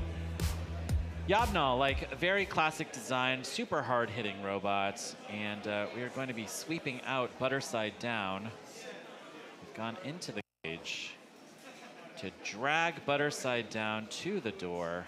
Here we go. Let's go over to Lindsay and check in with what's happening on social. All right, I am still recovering from what we just saw with A Tale of Three Hams. I literally am sitting in this room alone, just laughing my head off. I think I was crying at one point, so glad everyone was spared that. But we actually have 3 super chats. The first one is about everyone's new favorite, A Tale of Three Hams. Abomination is putting Tale of Three Hams kindly. He said that before they won, so I think we might have to revisit that one. And then we have a couple more. One from Shannon B. Has the voice of God gone mad with power? What is the voice basing these win decisions on? It gets a little confused sometimes, but we always correct it. And then the last one here is from CHD Returns. Yes. Saw loser. Sorry, bad accent. Got 2 dominant wins. I'm happy now. Me too. I'm a saw loser. True believer now. Are you having a laugh? Everybody's British accent's better than mine. All right. Yeah, I'm sorry, Luke. That was really It's bad. Not good at all. Let me hear it. Let me hear it. No, I'm not going to do it. Do yours. All right. But Salus are incredible robot. Yeah. Like that robot's one of the most destructive robots we've seen so far this morning. Can't wait to see its afternoon performance. Okay. Next in cage 3, here we go. T3 versus Atom. Okay. We've got the Tombstone-esque mid-cutter of T3 versus the vertical spinner of 8, Atom. 7, 6, Elimination 5, round 2 4, of the 3-pound division. 3, 2, 1. Fight, robots, fight. Oh. Adam getting some gyro forces right out of the box. And T3 at the perfect angle to just start eating away at Adam. Oh no. Did But T3's what's weapon this? just get knocked off its track? Look at that. T3's weapon is down. But really, you've got to wonder if Adam is capable of running for another 2.5 minutes without killing itself. Oh no, we might have 2 weapons down here. The weapon on Adam does look like it's down. I see a concerning piece of plastic there in the box. Is that a belt, Chris? It might be. And it's very quiet now in the box. It's going to come down to control. Which robot? Oh, no. Oh, what's the sound of that? It's like a power tool in there. Oh, you can see the motor. Yeah. Oh, they are wedged pretty well under that, that rail. Ouch. Oh, no. Bert, no.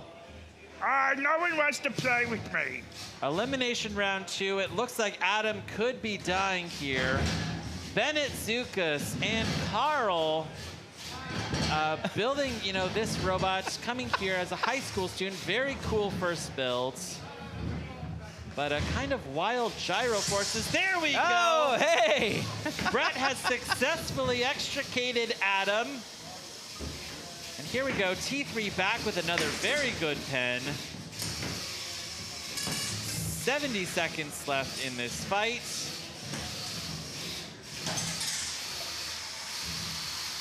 This is a back and forth pin fest. Oh, Adam's scoring a good all pin. right. Let's go. Okay. That was quickly turned I around like the by spin T3. out into a pin. That's pretty cool. It's like the reverse Uno here. Look at that. Oh, and look at that. Adam's drive might be down. Is Adam dead? 45 seconds left. Yeah, it looks like Adam's maybe 1/2 of its drive is locked up. It can only crab walk. 30 seconds left here. This one could go to the judges. Both weapons down. Both drivers showing pretty good pins here. Let's see if the driver of T3 can land one more pin before the countdown. These robots will escape the count out here as we enter the last 10 seconds of this match. 6, 5, 4, 3, 2, 1. That's the match. Drive to the door if you can. This one goes to the judges.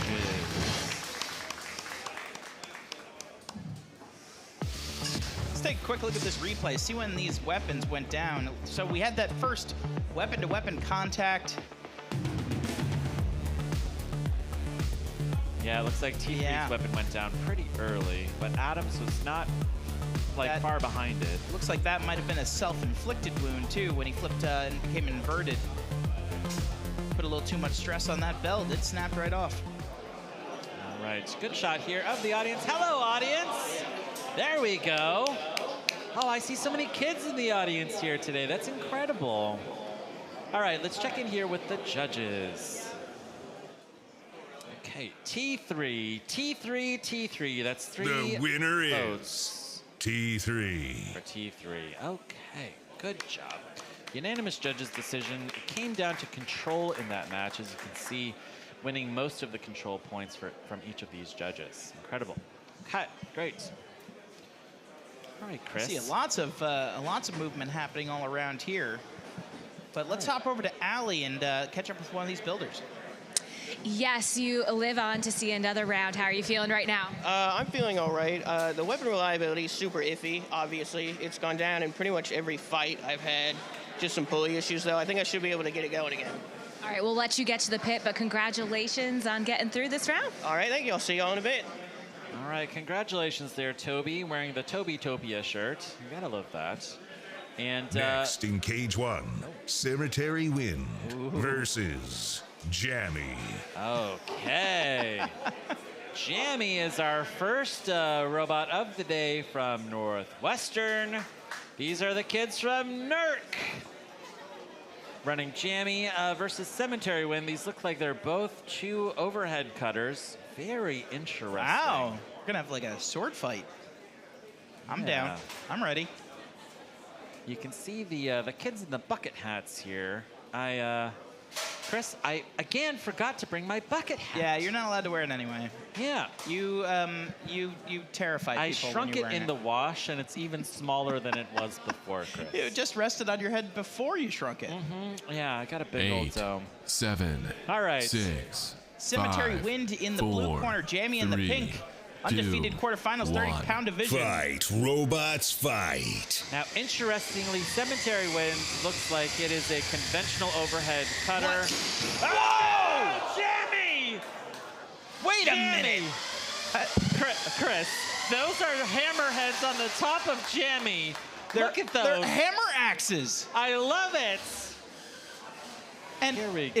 Is it a flywheel hammer design? I think it might be. Are they emulating perhaps the greatest bot ever made, Darkseid? They might be, Chris. Oh, no! Wow, look at these. These are these hatchets here. Yeah, come on. Let's go, Jammy. Jammy just spinning there helplessly in the pink corner. Oh, now it is a full body spinner.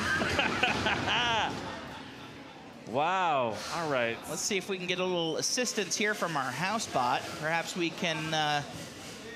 Did Fluffy already make its one save here? Perhaps it did. I don't know. I don't think so. I think he needs to get his unstick. Wow. All right. I think that's a knockout. Knockout. Okay. Your winner is smoking, Chris. Wow. That is all just an effect. That is victory smoke. Yeah, it's like creepy cemetery smoke, Chris. Yeah. When you think of a spooky cemetery, all right, picture let's that take a look at this. Look at these 3 hatchets from Jammy. You gotta love that, Chris. Yeah, I do love that. Yeah. It's a very, Darkseid-esque weapon configuration. And also running them at an angle, which is pretty unconventional, I would say. That is true. Yeah, absolutely. You know, like typically a horizontal wants to stay like flush with the floor. You know, it doesn't want to be on an angle because it starts to go tumbling. I'm sure that there's no way to keep that perfectly balanced horizontal, so you actually have to kind of put it at that pitched angle so that it's not flying everywhere. But I mean, listen, just like Darkseid, I would love to see this thing working. Yeah. Next in Cage 4, Solarplex versus Killajoule. All right, Killajoule here in the pink corner. This black and orange robot is very Valkyrie-esque versus Solarplex, which I'm assuming is solar-powered, Chris? It is. Okay. The lights are pretty bright in there, so you gotta wonder, you know, how much juice this solar-powered robot does have. About a kilojoule. Yeah, we're looking at footage here from Cage 2. Are we going to be fighting in the big box here at Control? Are we going to Cage 4? Oh, you gotta wonder. Okay. We're going to wait for instructions, Chris. We have 2 boxes that are queued up, so we'll just see which one we're going to hop into. Yeah. We have 5 boxes here at Norwalk Havoc so that we can run fights back to back to back. So that means that oftentimes there are multiple cages that are ready to go, and Control decides which fight is going to go next. Okay. All right, very cool. We're going to go over to Cage 4, the big cage. Solarplex here versus Killajoule. You can see Promheta driver there, Zach Knight. 8, 7, 6, 5, 4, 3, 2, Solarplex in the blue corner, Killajoule in the pink corner. Fight, robots, fight. Undefeated round 1 of the 12-pound division. Killajoule Wow. having a little bit of trouble getting traction with the floor. That is a scary-looking weapon now. Oh, here we go. Big first exchange there. Solarplex builder Aiden Hill is now gone, but it doesn't look like Killajoule is moving at all. It's almost as if they've high-centered themselves on that massive undercutter. What's happening there? They need bigger wheels, I don't know if Chris. it's a drive issue or if it's, yeah, just like you said, is there something under the bot? I think we're about to find out if this bot ends up jumping around. Okay. Killajoule just spinning there menacingly. Hasn't moved much and is very slowly translating across Cage 4. Its hero is, of course, the tail of 3 hands. Yeah. But the weapon on Solarplex looks like it could be down. Solarplex is waiting there in the center of the box, trying to see if Killajoule is going to be counted out. I hear some counting. Is that a count out, Chris? I do hear, yes, I hear counting. They did have a nudge from that house bot, so if they're not able to pull things together. Look at these belts off of Solarplex. That is looking wrecked. Is this a knockout? Amazing. Okay. What is happening here, Chris? This match is apparently still on. 65 seconds. We have 2 robots that can barely move. That's a lot of ground to cover. I have no idea who's being counted out. Is this a double count out? It could be. The elusive double count out. Those don't happen often here. Tap out. Tap out. Okay. The winner is Solarplex. Okay. That is a little round of applause for Solarplex. Nobody ever wants to go up against a super powerful Valkyrie-esque undercutter. You know, like you just basically get kicked right in the face. But Killajoule had some mobility problems right out of the gate. It looks like either that undercutter was like lifting the robot up or maybe somehow high centering that, that bot. Solarplex drove itself over back into its corner and just lost all of its belts, which is also concerning. Next but in Cage a 2, win is a win. Triangles versus Inside Job. Okay. 8, Inside 7, Job is back 6, here in 5, Cage 2. 4, in the pink corner, 3, and Triangles is 2, over there in the blue 1. corner. Fight, robots, fight. This is elimination round 2 action. This is a do or die moment for both of these builders. Do we have the bite already? Here we go. Oh, 15 seconds into this match. You can see that beak on Inside Job sinking itself into Triangles. SME Captain Joe Fabiani is there, looking at his handiwork. What's going on inside that bot? Joe really wants to get inside of Tryangles and sever something important. This is a great pin here from Joe. And another, here we go! Oh, that excruciatingly slow beak on inside job. Wow. May Norwalk is going to be known for the month of slow attacks. Yeah, exactly. All right, Joe Fabiani not afraid of the weapon on Tryangles at all, just going straight head on. Successfully getting under Tryangles. Oh, here's a good pin. There's a good shove here. Oh, there we go. Let's Is it gonna happen? Let's go, Joe!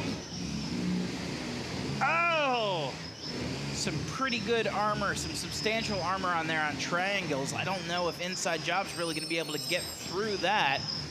I just heard a bit of metal go flying off inside of the box. Let's see if this is enough. This Drisk is very wide on Tryangles.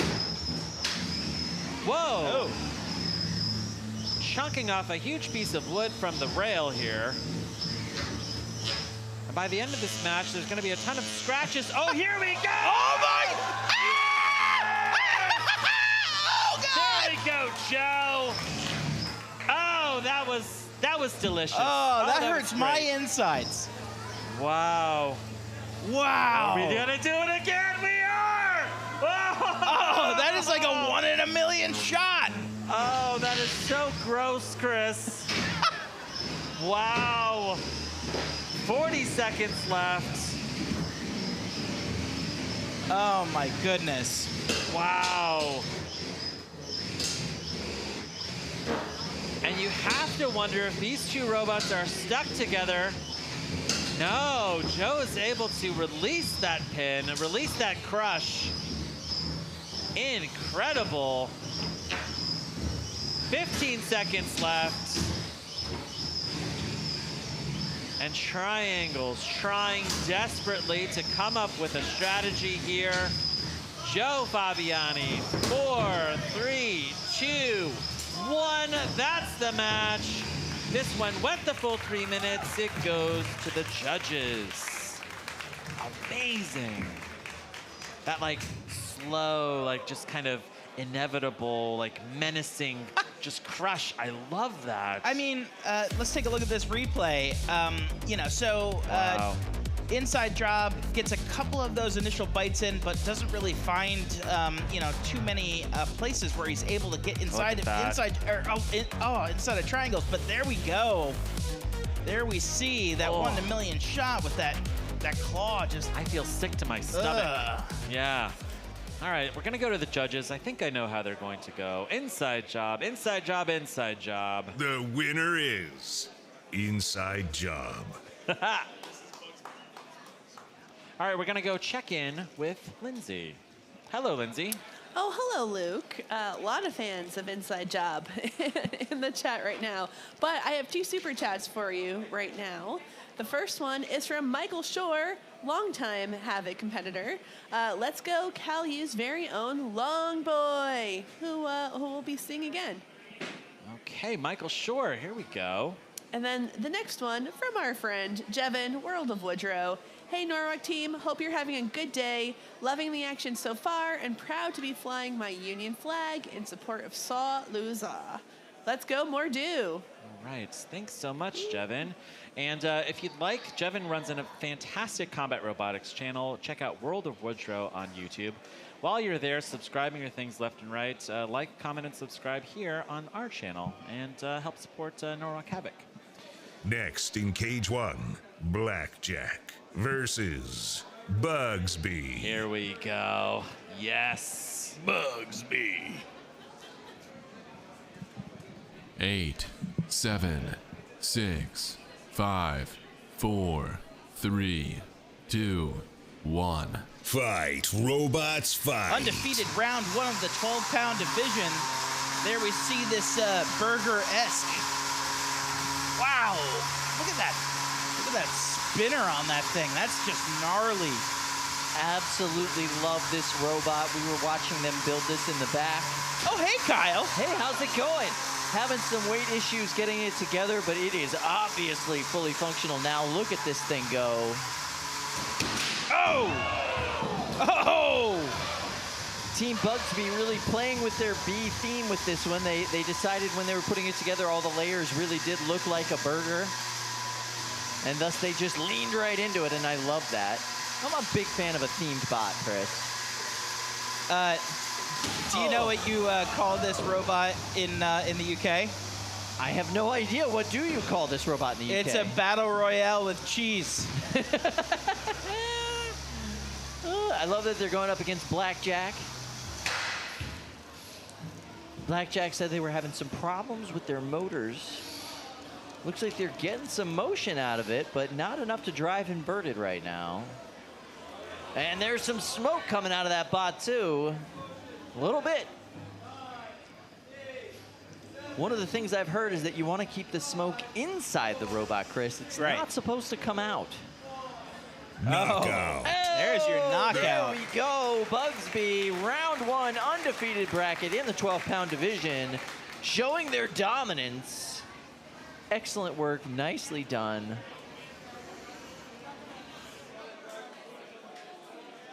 Now, Bugsbee actually gave us some of these. I'd imagine that they're the combat robotics equivalent of a victory cigar. Yeah, absolutely. These are E-Fruity sour mini burgers. And from what I've heard, they're delicious if you like sour candy. And forever chemicals. Mmm, delicious. There you can see Bubbles doing some hard work over there. I love that bot. I am excited to see the 12-pound bracket today. It is so stacked with very talented builders and brand new designs. Everything you want from this competition. How was the break? How was the time I was gone? Did you guys have a nice time? Yeah, we saw some very interesting fights. We saw some slow fights. We saw some fast fights. We saw one bot very slowly get stabbed, which was, quite upsetting. Yeah. How was your break? It was nice. I had some food. It was good. Let's go talk to our friend Allie. Allie, how's it going? We're actually talking about burgers, not surprisingly. Yeah. But you are, what do we say, the Big Mac of this round? I'm out of burger puns, but how do you feel right now? I feel pretty good. I did see that my gearbox fell off, so he did get some powerful hits on me. So I got to get that recovered before my next fight, but I'm pretty happy with how things turned out. And you're one of many food-themed robots, but are you a big burger fan? I actually don't really eat hamburgers or cheeseburgers, honestly. All right, well, you heard it here first. That's the scoop right there. Congratulations. We'll see you in the next round. All right, thank you. Doesn't eat hamburgers, but certainly serves them up. Serves them up deliciously, I might add. Absolutely. That was a really good fight. Zoe Lambert, she's been grinding away at this competition now for like 2 years. Mm-hmm. Her first bot, she literally was spinning a piece of square tube, and now she's bringing these super complicated builds, really awesome designs. I love the themes. I love the fact that the B theme runs throughout whatever she does. She's so cool. 6, 5, 4, 3. All right, so we've got Frenemies versus Polar Vortex. Robots, Elimination round 2 action. Frenemies is, of course, a cluster bot. Oh. Polar Vortex, also a cluster bot.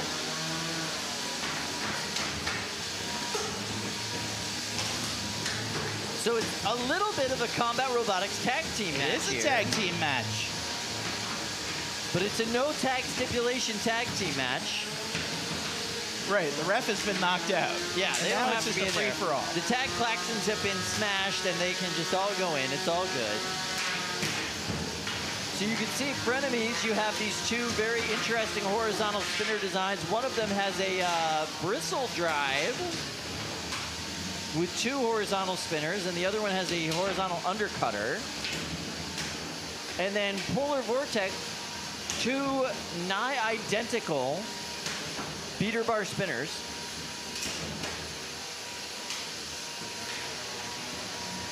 Little tape on top to let the drivers know whose bot is which. I would, regardless. Oh, there goes a wheel on one of the Frenemies.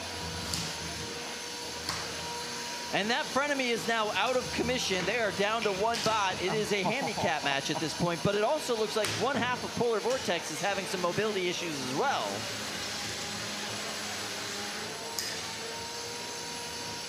And Frenemies, that robot with the 2 spinners, it seems to have had a problem with one half of its spinners this entire tournament. That is continuing right here into the undefeated bracket, giving Polar Vortex a bit of an advantage at this point. Wow. Oh, there we go. The other half of Frenemies is at least moving now. The weapon is not up and running, but they are able to spin in circles. I don't know if a ref would call that translational movement, if that was the only bot functioning. It certainly translates into a lot of circles. Accurate. Oh, nice hit there from Polar Vortex. I guess that would be the Vortex of Polar Vortex. Or no, that's the Polar of Polar Vortex. Nice pin and grind there. 30 seconds left in this match. Elimination round 2 of the 3-pound division. This one looks like it's going to go to the judges at this point. Let's go ahead and hear it from the chat. Who do you think's winning this fight so far?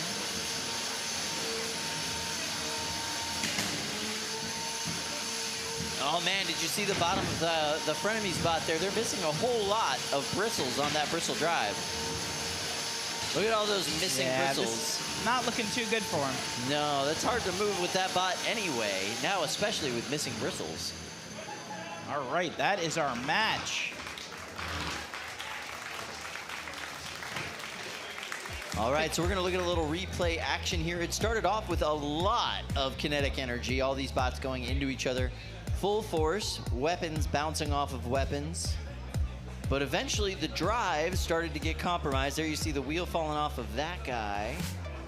And then the other half of Polar Vortex stopped. No visible reason why. This is going to go to the judges. We'll see what they have to say. Right down the line, Polar Vortex all the way. The winner is Polar Vortex. All right, thank you, judges. We appreciate you as always. We're ready in a bunch of cages right now, so let's see where the voice of God takes us, Chris. What do you think? I have a feeling it's going to be Next in cage 2. All right, there we go. Cage 2 versus MilkTankette. What? Wait. What is happening? I'll tell you what's happening. Cage 2? I'll tell you what's happening right now. 2 brand new robots. MilkTankette, obviously the 3-pound version of MilkTank, will be facing off against Nightshade. Nightshade's a brand new robot. I am really impressed with the way Nightshade won their first round of this tournament. I am not so happy with MilkTankette. They went against their agreement. They did not team up against Bert like they promised in that first round. Ooh. So I'm throwing some shade at him right there. 8, 7, 6, 5. So 4, this is MilkTankette's. 2. This is their way of adding an extra 4 to 6 ounces to their bot. Yeah, that's what'll do it. Do you think all of them are filled with glitter? Ouch! Ouch! Ouch! That flamethrower on MilkTankette is brutal. I can't believe it. Oh! And now they're on their side. Can they get off their side? Well, it doesn't seem like it matters because Nightshade is all wrapped up in that not very intentionally, what would you call that, entangling device Those of the builders. are clearly flotation tethers, Kyle. Wow, so Dana Bowman is very entangled with her bot Nightshade into MilkTankette, so we're going to pause this match. Yeah, we have to pause to unentangle these bots. Interesting. I'm calling it. This is a heel turn for MilkTank for me.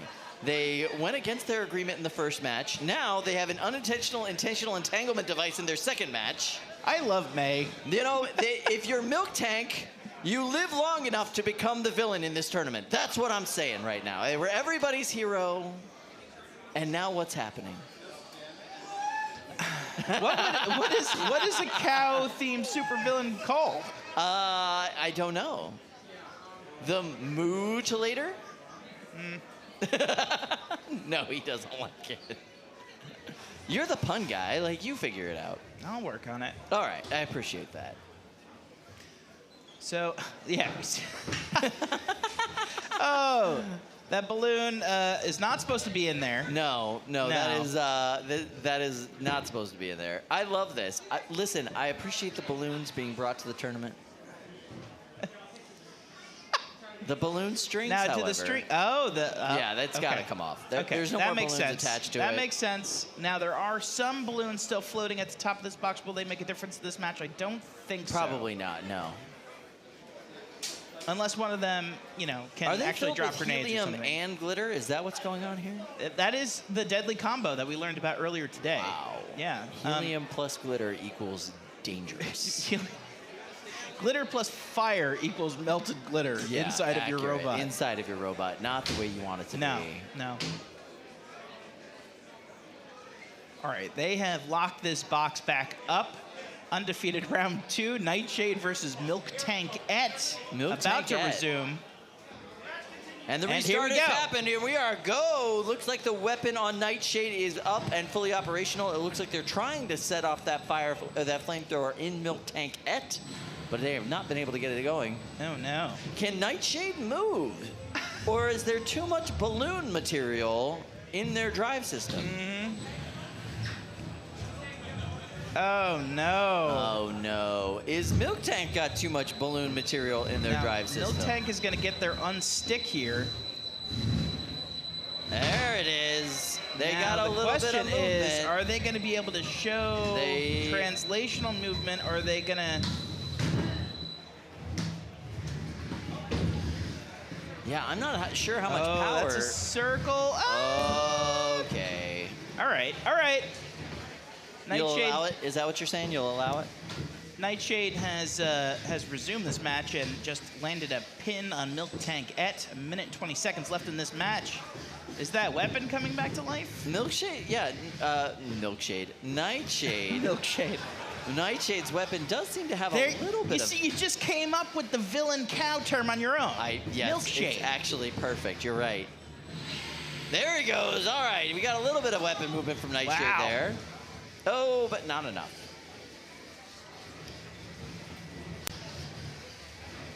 "50 long seconds left in this match." 50 long seconds. Man, Nightshade's really trying to get that weapon up and spinning, but it's hard because there's a lot of... Oh, no! The wheel! That's plenty of time to get counted out. Oh! There's a tap out. Nightshade. Dana and Nightshade moving on in the undefeated rounds. MilkTankette will have to be a villain down in the elimination bracket. I love this team. They are so enthusiastic. They are so awesome. Let's take a look at this replay. They're willing to try ridiculous things in every match that they do. Never change, MilkTank. There we go. Never change.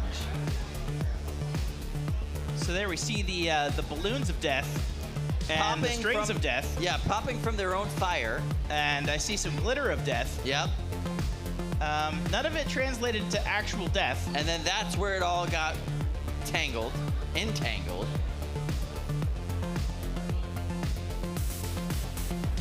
That's where MilkTankette lost its hoof. And that's where we called it a day. There it is. Wow. Let's go over to Allie, who's there with our builders. I feel your pain just looking at this. In hindsight, is it a smart idea to mix flames and helium balloons and string? Well, I mean, it looks cool, right? We were worried about the entanglement, and so I do feel a little bit bad because that was not our intention at all. But hey, we're here. We made it to winner's bracket round 2, and that's huge for us. So that's all we can ask for.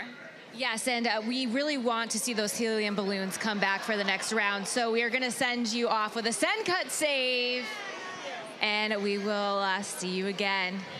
Utterly fantastic job. Thank you.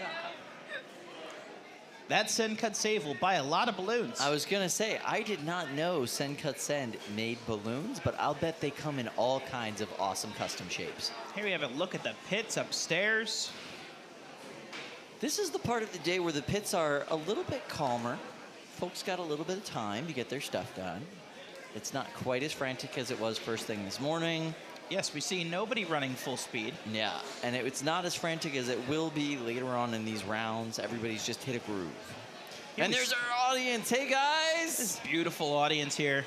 How's it going? Hey, give yourselves a round of applause. Yeah, did you guys grab some food from the food trucks? Go do the bread experience? Lots of awesome activities to do here on site at Norwalk Havoc. Food trucks, exhibits. Come see Bots, the heavyweights in the Hall of Fame. There's an awesome merch store. Lots and lots to do.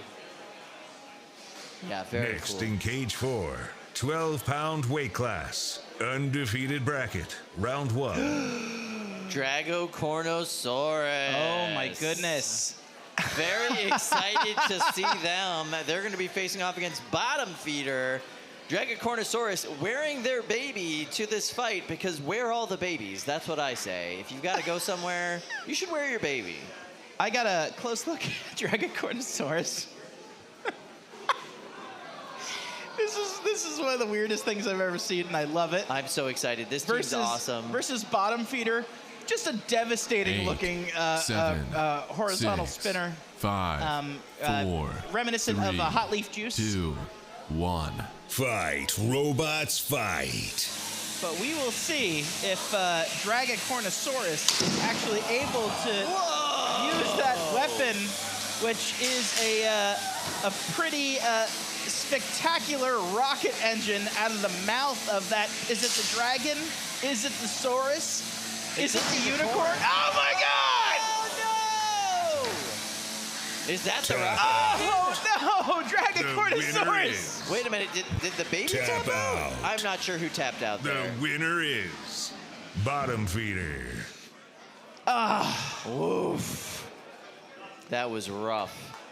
That was rough. Nice job, Dragon. And she's still asleep. Oh, love it. Yes. I'm so tired. I'm so sleepy. That's the best thing about babies at this age. I straight up took my baby to a rock concert at this age and just bounced them the whole time with headphones on their head. They slept the entire time. I love that this baby is just totally dead asleep while their parents engage in mortal robot combat. Yes, take a look at this replay. Bottom Feeder, really punishing bot. Drago-Corn-a-Saurus, a bunch of mythological creatures that should never have been put together as a science experiment. Yeah, and Bottom Feeder went ahead and took them apart. Hashtag not hot leaf juice. Oh, wow. Yeah. Wow. I would have replaced the dinosaur aspect of it with perhaps a basilisk or some other kind of mythological creature? All right, we're going to go ahead and check in with our friend Allie, see if she's met with any mythical creatures herself.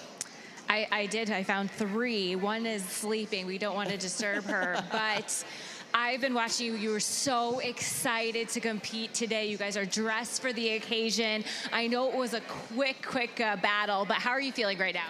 Really good. We got to test out a lot of the stuff on the robot. This is a brand new build. 3 days ago, we were supposed to be fighting in the 3-pound class and came in a little overweight, so we jumped up to the 12-pound. Big shout out to all organizers here. They were super accommodating, super helpful. And this is super lot of fun, so hopefully we can get it repaired and back for our next fight. All right, so you do think it's repairable? I think anything's repairable to a certain level. Yeah, and I want to know what she thinks. Oh, that's a good one. She's very excited to support her father. It just overlapped with nap time. That's how it works. I understand. Well, congratulations on coming to Norwalk and having a good time. Thank you very much. Man, her eyeshadow is on point. I totally dig it. All right, so we are heading over into the 30-pound cage, it looks like. What's going on over there? So that was Danny Blau, who this is his first combat robotic build that is not cardboard based. Fascinating. How crazy is that? Yeah, it looks great. I didn't even know that there was a cardboard, league of combat robotics. Yeah. They Did don't. you? They don't allow flamethrowers, Next do they? in Cage 1, I think that you just cracked the code. versus Crimson Snow. All right, so STF stands for Smash the Frogs. Oh, or I see. Save the Frogs, or Stand the Frogs. I'm actually not sure. It's something the Frogs. They're going to be facing off against Crimson Snow. Crimson Snow had some weight issues they were dealing with. But they seem to have gotten that all worked out.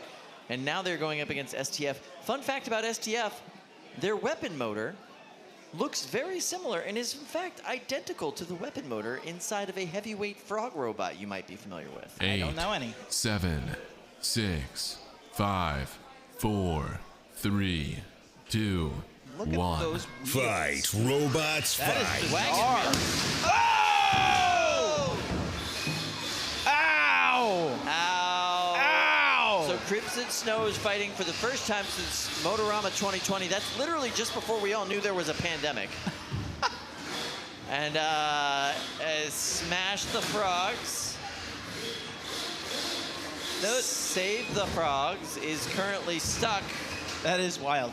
The STF has the largest Lynx wheels I've ever seen. Yeah, they're pretty ridiculous. What's going on there? They've got something hanging out the front. It looks like... Come on. It looks like Bubbles is attempting to get them unstuck. Oh, no. They're being as gentle as they can. Doesn't look like a bot that you could just smash Tap into full out. speed. The winner is Crimson Snow. That was a pretty hard hit from Crimson. Wow. Yeah, that's a one-shot pony right there. Yeah, let's take a look at this replay. We'll cue it up for you. Was that our first 30-pound fight?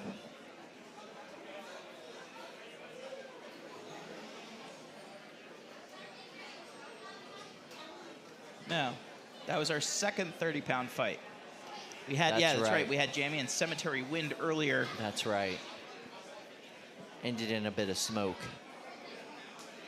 Wow. All right, so they are getting their bots. Here we go. Look at this hit. Boom. Blammo. Oh my cow. goodness. From that angle, we see that STF landed up against the wall, bounced off, landed back on the ground, and then got stuck up on that side rail. Look at that. Flips all the way over its opponent, and there's not much you can do to recover there. The wheels are off the ground. Wow. The Canadian Destroyer comes in, rips them apart. We're going to go over to Allie. We're all hoping we can save the frog right now. Save the frogs, that is. That was a very hard hit. Have you been able to look at what kind of damage there might be? The frame rail used to be straight, and now it's like that, which is not how it's supposed to be. But it should just be able to hydraulic press back into shape, hopefully, and work again. We'll see. How would you rate that hit 1 out of 10 that your robot sustained? We probably got we almost got to the roof. So I'd give it like a 6 out of 10, 10 being the roof. I definitely jumped, but we do definitely want to help you save the frog. So we're going to send you off with a send cut save to hopefully buy some of the equipment you're going to need to put that back together. All right, thank you. Wow.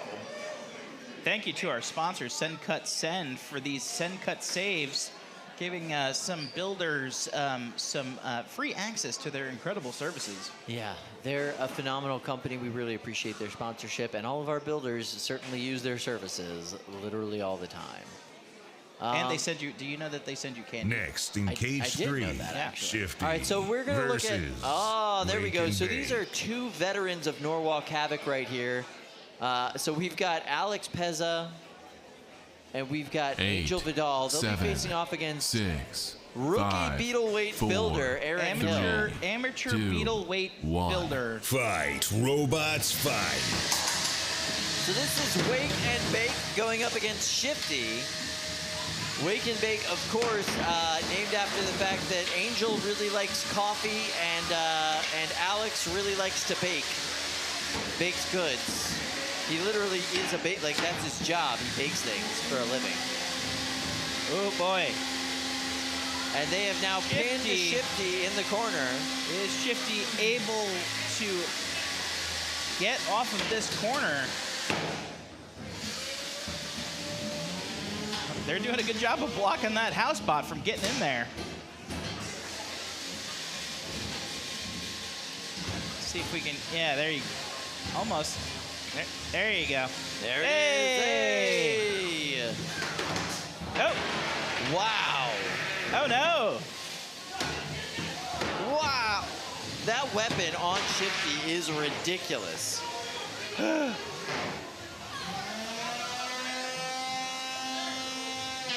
Is that a second unstick they're going for Shifty? That's not allowed. Yeah. You're not allowed to give them a second unstick. Go home, Brett. You're drunk. Hey, Brett, leave them alone. You're not allowed to second unstick them. You already did it once. Aw. If their opponent wants to unstick them, that's one thing.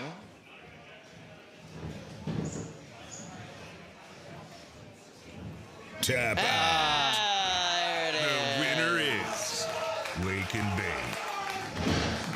Tap out. Wake and Bake celebrating a win over an amateur beetle weight builder. Yeah, that much celebration over an amateur, it seems a little bit, I don't know, maybe a little bit mean-spirited. What do you think? Yeah, I think so. So here we go, replaying this giant hit from the 30-pound division that we just saw. Look at that. And they are all the way stuck up in the corner there. Oh, and here we go. And now we're back into this last match. That was either the first or second unstick. That was a very mischievous-looking Brett there at the end, knowing that he was attempting a second unstick. Yeah, well, I mean, the house bots sometimes have favorites, but that's just the way she rolls. Yeah, it's just the way it is. Let's go over to Lindsay and check in with our social media feed. If I recall, there was a bounty out on Shifty earlier. There was. Yeah, so I think that Wake and Bake may have just collected on that bounty. They really did it in the least efficient way possible. Both of them are actually over the age of 12, and there's two of them. So they have to split that $100 two ways. It's not great. I'll buy you dinner. But we have 3 super chats here for you. The first one's from Eric. Thank you for the awesome content. Would love to attend a show one time. Greetings from the Netherlands, and keep on whacking. Nice. Cool. Thank you, Eric. That is awesome. All right, so this is from Castor Pezza, Alex's brother. And he is actually clarifying something. Alex is not a baker, he's a cook. It's true. I would know as his brother. So we're going to have to revisit the theory and why it's called Wake and Bake. Yeah, we'll figure it out eventually. One day, we'll get to the bottom of it. We'll figure it out. And then lastly, CHD returns. We need an interview with the UK and Canadian builders. It's going to happen. They're just busy building right now. Yeah. Are they? They seem super relaxed. I was at their pits a few minutes ago. They're pretty chill. All right. Well, then maybe when they come down next. That sounds good. I took some really great damage of the pictures of the damage from their first fight, and wow, that bot hits hard. All right, so we look like we are over here hanging out in, what is that? Next in Cage 2, Yep. Komodo versus Awesome. Graveyard Goddess. All right, so Graveyard Goddess we have seen already today. 6, And Punish Komodo, 5, we've seen as 4, well. That's Miles 3, Sims, first-time builder. 2, 1. Fight, robots, fight. Wow. That Weta drum getting up to full speed, but there it sounds a little rough. Komodo's weapon taking a little bit longer to get up to speed. What a beautiful buy.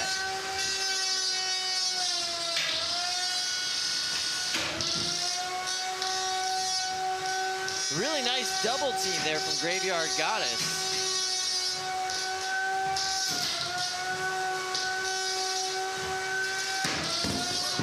Wow, nice big hit there from Graveyard Goddess up against the wall. And I'm curious, did that take Komodo's weapon offline? Nope, there we go. See a little bit of action there. Does seem as though Graveyard Goddess's left side of their drivetrain is having some issues. They really aren't able to spin up at least one of those wheels on that side. Something's happening. Oh! There goes one of the wheels on the Minibot. There goes the rest of the Minibot. The Minibot is now out of commission. Graveyard Goddess is all on her own. And listen to that weapon spin up on Komodo.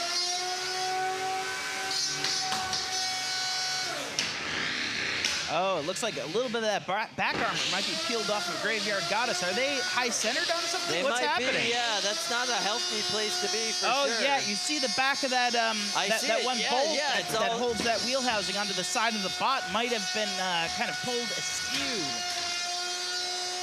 Wow. Is Komodo gonna make it through undefeated round 3?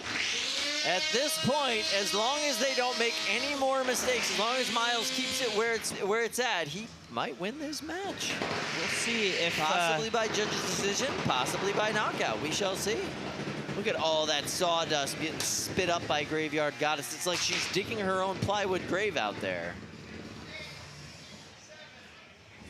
And the count out has started, and I'll tell you who's not getting counted out right now. It's Miles and Komodo.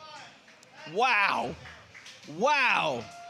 Knockout. That is a knockout. The winner is Komodo. Miles Sim, undefeated round 3 with a knockout. No. Undefeated in combat robotics.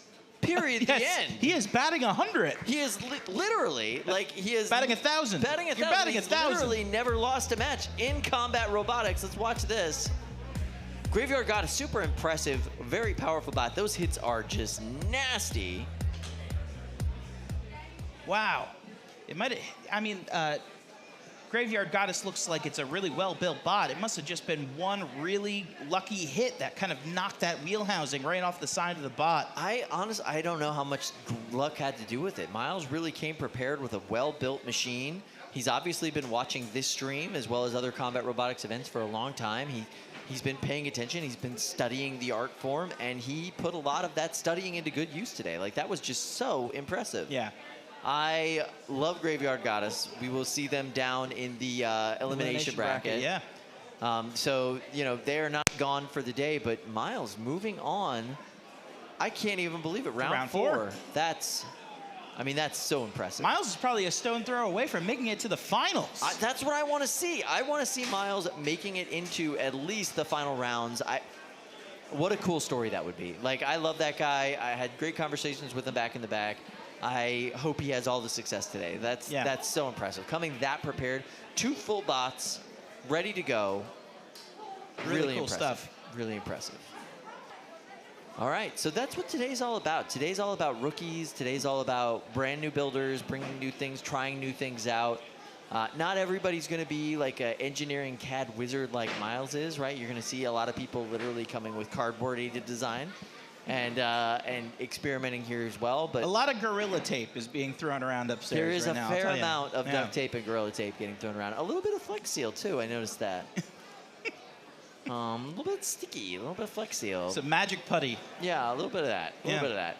And that's fine. That's what we're here for today. This is a lot of competitors told me, you know, during my lunch break that they are happy to come to this event because they don't have to get destroyed by, you know, a Lynx. They don't have to get destroyed by a Polywog. Like, they can actually come and compete against people that are a little bit more on the same level as them. They're not such a meta design. I don't know, though. We've seen some really powerful bots here today. I love this format, and I hope that we can expand it to more than once a year someday. Yeah, it would be great to do something like this more than once a year. Next in Cage 4, BRS versus Fusilli. Oh, yes. Okay. So BRS is, BRS stands for, what do you think it stands for? BRS.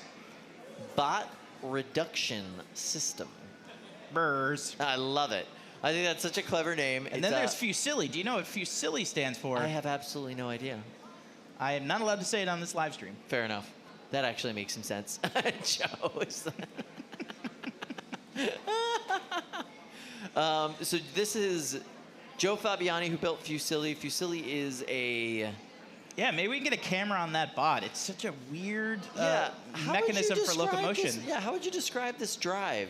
I would say that it's like a couple of Fusilli noodles that are propelling it to 8, a 7, Pasta-mageddon. 6, Gotta love Italian food-themed robots. 2, I'm all for it. Fight, robots, fight. Look at this thing. I don't think it made it. Yeah, well, so there was some epoxying that had to happen on the drive system. Oh, no. Of Fusilli. They weren't able to get a full print all the way through, so obviously it did not hold up underweight. Fusilli's wheels are now looking more like, I don't know, a polenta? Tap out. There you go. Tap out. The Bot winner reduction is system so effective DRS. it doesn't even have to touch your bot to reduce it. Yeah, undefeated round one. Joe Fabiani's going to have to go back to the pits and figure out how to make Fusilli a little bit more al dente. Yeah, that's exactly right. All right, so you can see here, actually, there's already some separation in that one side, and then the other side separates right about there. So now he is completely immobile. Bot reduction system, did they even get their weapon up to speed? No, Fusilli essentially just ripped themselves to shred. Okay. All right. There you go. Well, that was different. All right, we're going to go ahead and go to commercial. Thank you guys so much for being with us. Hang around.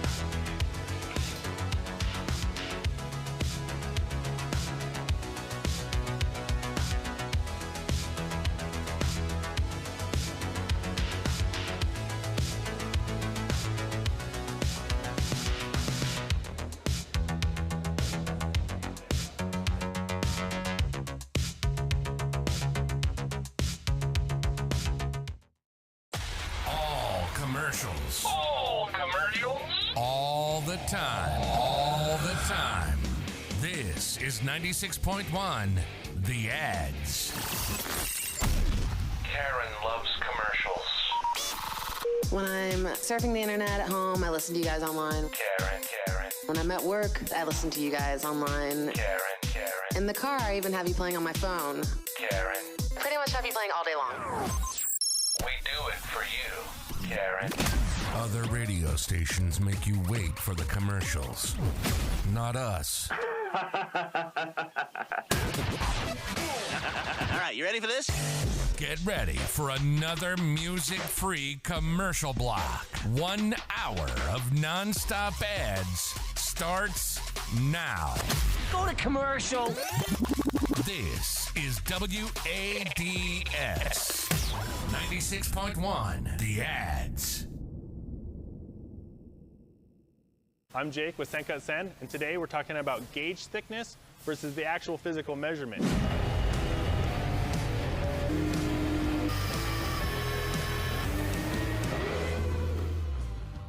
Before we had a way to describe physical measurements, we used gauge charts to describe the thickness of the material. The problem with this is that different materials use different gauge charts, and that's because it's dependent on the density of the material to describe the thickness. Typically, gauge charts go from a gauge of 3 to 30, and as that number goes up, the material thicknesses actually goes down. And since we're using different gauge charts, you can make the mistake of ordering the wrong thickness of material. Steel uses a steel gauge chart, while aluminum, you use an aluminum gauge chart. Let's look at an example of that. If you were to order 10 gauge steel, you're gonna get a physical measurement of 135 thousandths of an inch. Whereas if you order 10 gauge aluminum, you're gonna get a physical measurement of 102 thousandths of an inch. That's a 30 thousandths difference. So if you use the wrong gauge chart, it's more than enough to mess up your design. To protect your design in ordering the wrong material, we made it easy for you though. If you go to our website and you select the material, you're gonna see all of the physical measurements that we have for that material in both imperial and metric system. If you have any questions regarding the thickness of the material that you're ordering or anything else about your design, please don't hesitate to reach out to us at support@zenith.com. Thanks for watching. Stay tuned for more.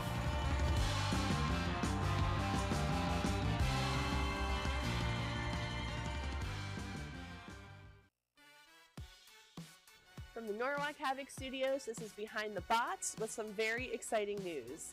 We're joining the Norwalk Havoc family. For the last 3 years, it's been our honor and privilege to bring you some of the most exciting combat robotics news. Interviews with builders and mediocre puns. Our partnership with Norwalk Havoc means that we'll be able to take you closer to the action than ever before. Stay tuned. We'll bring you more news shortly.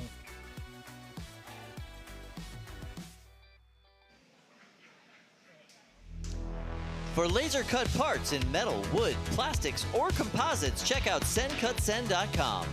No minimum quantities, free design feedback, and instant quotes, all made here in the USA with free shipping. Scan the QR code on your screen to get started.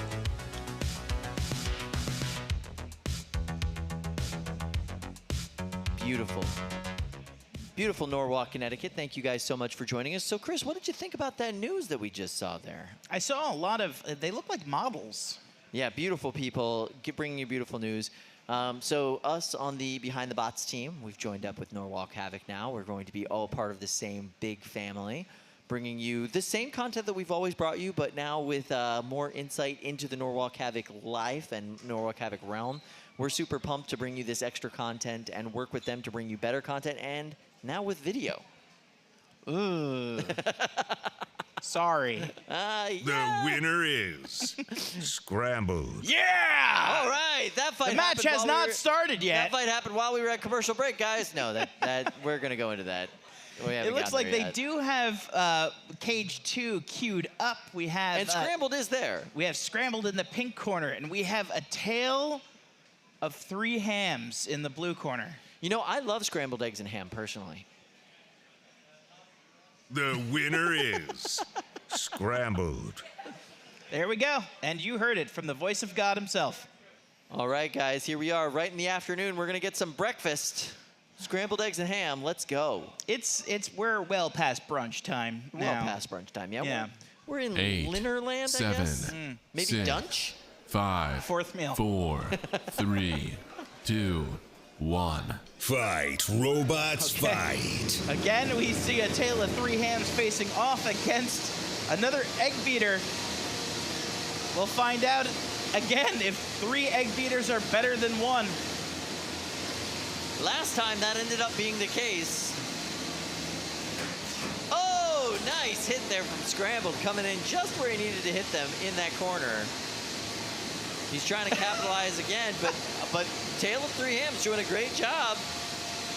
Kind of protecting their flank, protecting their sides. Totally. Not really giving Scrambled much of an opportunity. Is Scrambled just going to go for the head-to-head hit? Oh, no. There we go. Tail of 3 Hams has begun their death charge. Oh, that's beautiful right there. Nice 2 hits from Scrambled. And Scrambled's weapon able to flip Tail of 3 Hams over. Oh, no. It seems like Scrambled's weapon is, it's up to speed-ish. Is it? Yeah.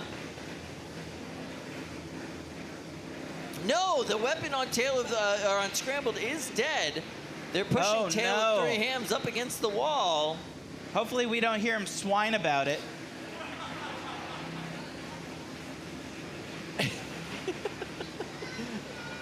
So this is the kind of control you're looking for a bot facing Tail of 3 Hams, pushing them up against the wall. Tail of 3 Hams is a prime example of the rules at Norwalk Havoc being abused or gloriously utilized. I'm not exactly sure. I don't know if it's abused. Definitely just showing how lax things can be. You know, and I like that. It breeds innovation, creativity. And then whatever this thing is. And then whatever this is. Being held together with Here we see a Tail of 3 Hams turning on a dime again. What did you say, 150 bucks? Yeah, it's turning on $150 cash. I love it. I love it. Scrambled up. It's struggling to just push around that much pork. One of the things I love most about this community is the fact that we get a little bit silly. You saw that earlier with our ad spot for All Ads Radio. And you're seeing that again here, where some of the most dominant builders in our sport have built whatever Tail of 3 Hams is. Elimination round 3 of the 3-pound division. 10 seconds left remaining. The judges are going to have to kind of decide what on earth happened here. hate to say it, the Tale of Three Hams, they got a chance in that judge's decision. It does look like Scrambled's weapon went down. That's what I'm saying.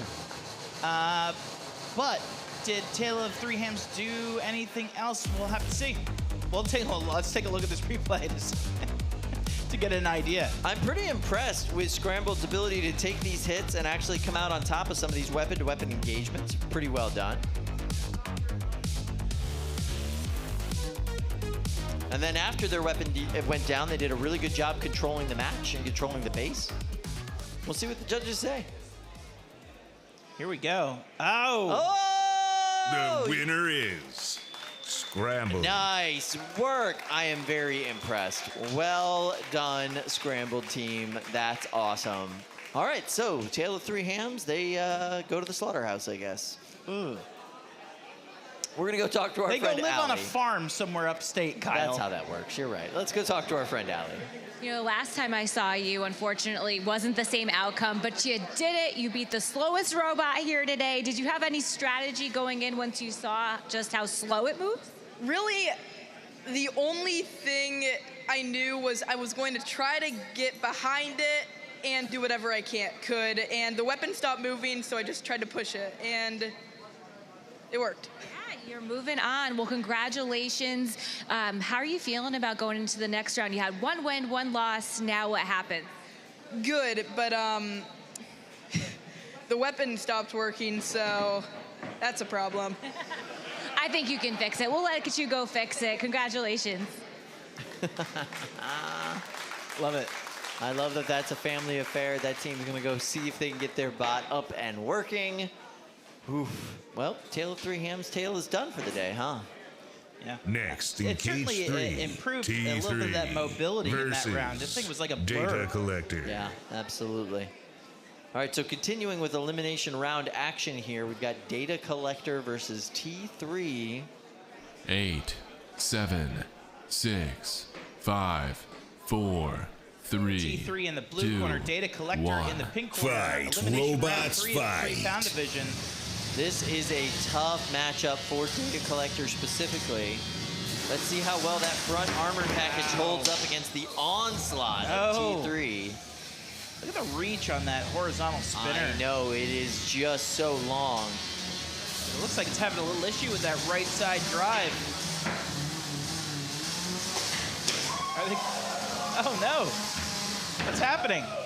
Wow, interesting. So it looks like, oh boy, Pearl is still able to drive Data Collector, but I don't see any mobility at all from T3 at this point. The only wheel that was working looks like it's been stripped off. The countdown has started. Pearl and Data Collector might be moving on to the next round. 2-1. That there is a knockout. T3 will be going home for the day. Knockout. And Pearl with Data The Collector winner will be is moving on Data into round Collector. 4. Nice work, Pearl. That's awesome.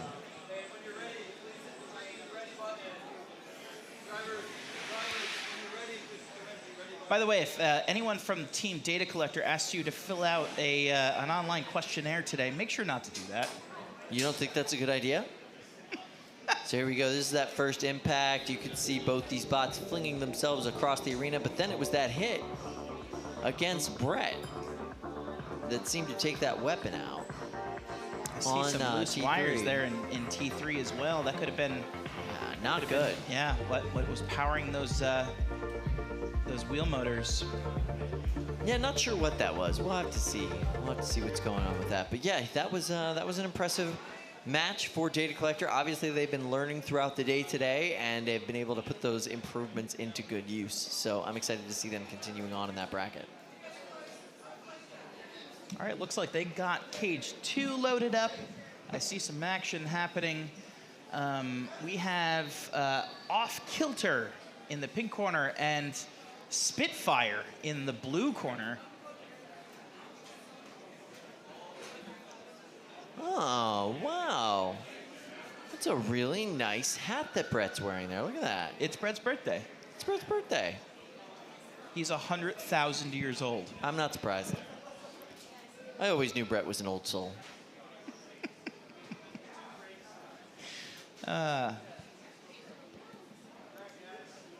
So next in cage 2, 3-pound weight class, undefeated bracket, round 3. There we see Spitfire in the blue corner, off Killter in the pink corner. 6, 5, 4, 3, 2, 1. Fight, robots, fight. Nice hit there from off Killter. Oh, I see a belt that just slipped off of. It's hard to tell them apart at any point. Oh, is it? All right, that is off Killter in gray. Spitfire is the white and gold. I think Spitfire might be the only bot that still has a. Oh, there's one working belt still on off Killter. Maybe not. Oof.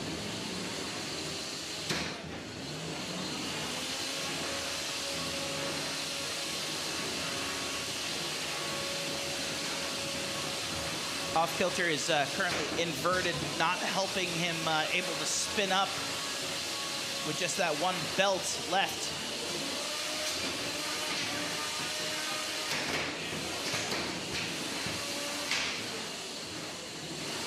Wow.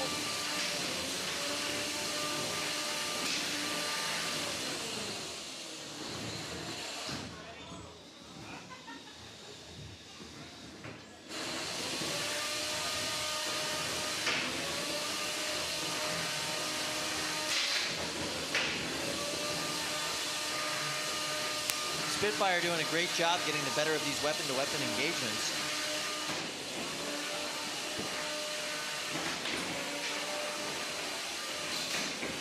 Ooh.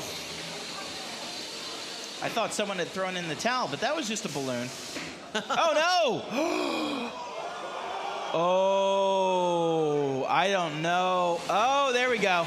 Wow. Oh, wow, that was almost a real problem.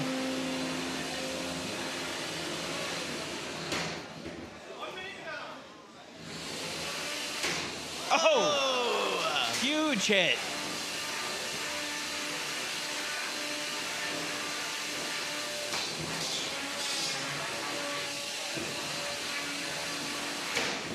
Ouch. Man, Spitfire's weapon is so powerful.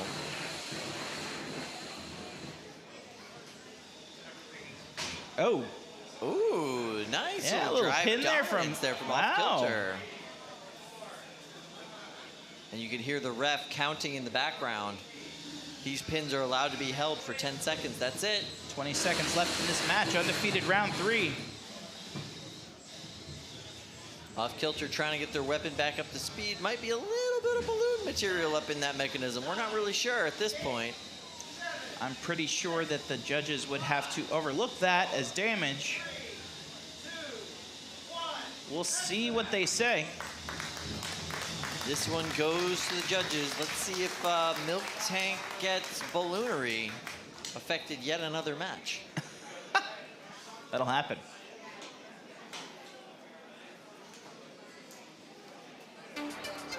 Take a look at this replay. And you can see the belt already coming off Killter's weapon there. They've obviously got more belts, but that can't be helpful when it comes to these weapon-to-weapon engagements.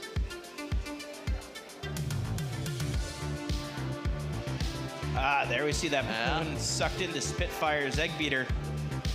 It was able to shed it only moments later.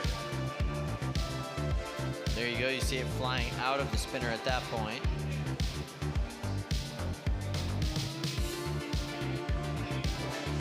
All right, let's go talk to our judges, see what they have to say. We've got Spitfire, Spitfire, Spitfire. All right. The winner is the robot in the blue square, AKA Spitfire. Yeah. Nice. Yeah. So it looks like it was a clean sweep for aggression, damage, and control. Not bad, Spitfire. Not bad. Not bad at all. Let's go over to Allie and hear from a builder. A unanimous decision for Spitfire. How are you feeling right now? Pretty good. It's always scary going up against another beater bar, especially a proven one. I know how deadly they can be. Spitfire isn't my robot. It's actually, I'm guest driving it for Matt Streeter out of Ontario. It's a pretty nasty robot, very reliable. It's placed many times at Ontario and even was finalist at Motorama. So the weak point is me. And I think I was being pretty cautious that match. When the balloon came in, I actually stopped the weapon because I know how deadly latex can be to a spinning weapon. And I mean, maybe it would have been entanglement, but I was just playing it safe. So when the crowd was like, oh, it's back, I'm like, ah, suckers. That was all part of the plan. As a few times I spun down just to keep the battery not too, like, from getting it too hot or the weapon from getting too hot, because as you guys saw at the end of the match there, I was being a little bit too aggressive, and the weapon was not happy with me. But everything works. It's just, used every little bit of milliamp hour that I had. Well, hopefully no balloons get in the way of your next match. Congratulations. Awesome. What a cool little robot. Yeah, definitely. All right, so it looks like we're heading over Next to in Cage 3, Zenith versus Omnivore. Now this is going to be the toughest test of Zenith so far today. Rookie bot and rookie builder. 8, 7, facing off against 6, Omnivore. 5, 4, undefeated 3, round 3 of the 3-pound division. 1. Fight, robots, fight. Ooh. Oh my God! Tap out. The winner is Omnivore. So it turns out Omnivore can hit hard. Wow! If you blinked, you missed it. Look, here we go. Zenith coming in for that hit. Whoa! And that's the whole right side of the body, just completely sheared off the robot. Okay. Well, there you go. Oh. The builder behind Zenith, I spoke to him a little bit yesterday and a little bit today. He was worried about the structural integrity of the body of his robot. He brought it to learn. He brought it to try new things. Obviously, going up against a heavy hitter like that was not quite in the plans, but 2 wins in your inaugural Norwalk run. Look at this audience. 3. That's pretty good. Hey, folks. Everybody. Oh, good. It looks like they're having a lovely time today. Beautiful audience, as always. Maybe the most beautiful this time. I think so. Let's go ahead and talk to our friend Allie. Allie, who you got? Well, we got to inspect the damage here. What is left? I got about half the robot left. Yeah. Hey, you want to take... We'll see if we can make it work. Yeah, I got lucky getting here, and it was... It's a hard hit. It was, yeah, that's a powerful weapon. Well, I do have some good news for you. We're going to help you rebuild that. Well, we're not. We're just going to give you money to do it with a send cut save. Nice. Yes. Hopefully, we'll see that back to a full robot soon. Yeah. Thank you. All right, so Zenith will be moving down into the elimination Next in bracket. We'll Cage see 2, them later today. Rush versus Nightshade. All right. Awesome. Undefeated round 3. We have Crush in the blue corner, Nightshade in the pink corner. 5, 4, 3, 2, 1. Fight, robots, fight. Another egg beater on egg beater matchup.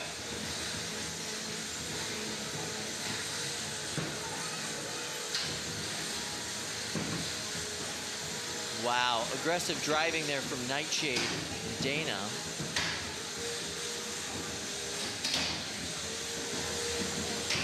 Crush attempting to get a good angle on the side of Nightshade.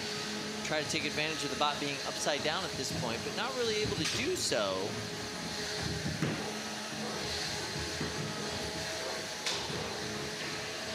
Little gyro dance there.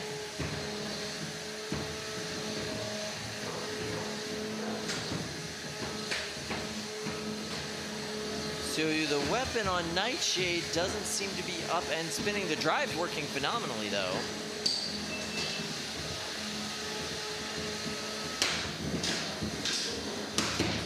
We'll see if Crush is able to capitalize on that. Oh, it looks like, one of their forks was just stuck under the side rail there. Yeah, it's a real tough thing about this arena is those side rails float just a little bit above the floor. So if you get stuck under there, it is really hard to get out without help from Brett or Bert. All right, Nightshade just got their one free on stick from the house bot. pop there from Crush. There you see the belt on Nightshade. Yeah, nice green belt hanging off the side there.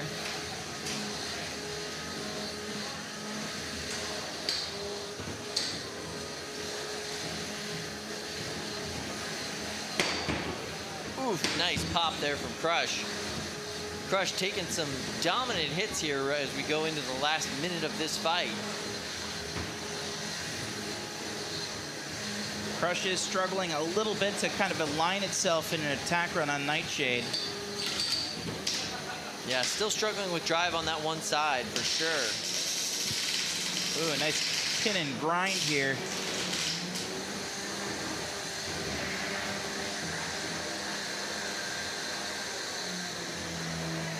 One of the nice things about having a bright pink robot that you're fighting, you can really see all the places you did some damage on them.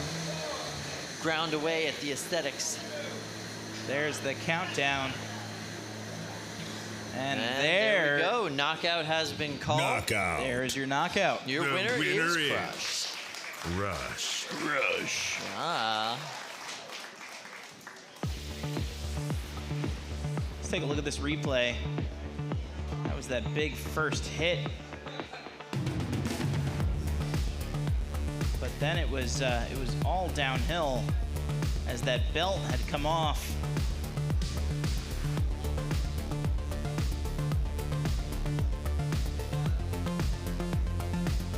Wow. Nightshade just not able to come back from that.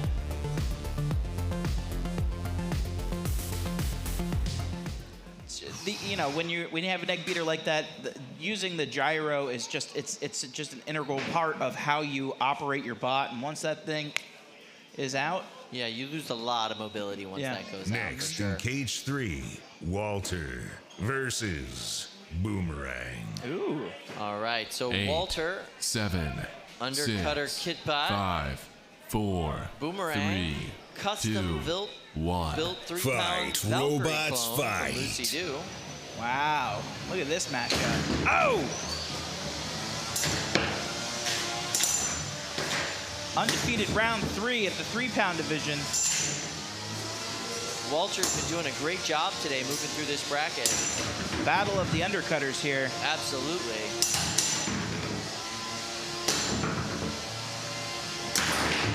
Wow.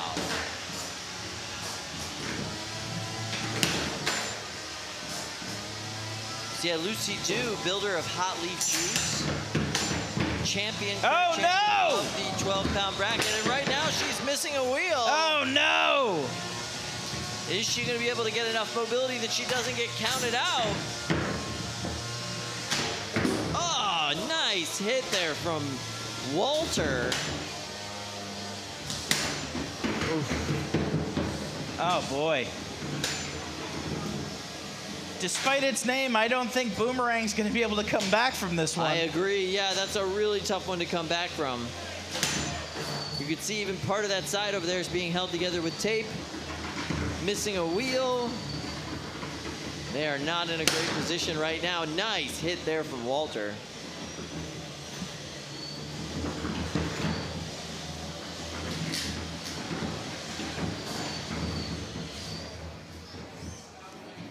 Minute and a half left in the match. Undefeated round 3. It does look like Walter's hanging back to see if they get counted out. Yeah. Didgeridoo, do you think Boomerang's gonna tap out? Not sure at this point. Anything can happen. Lucy knows that as well as anyone.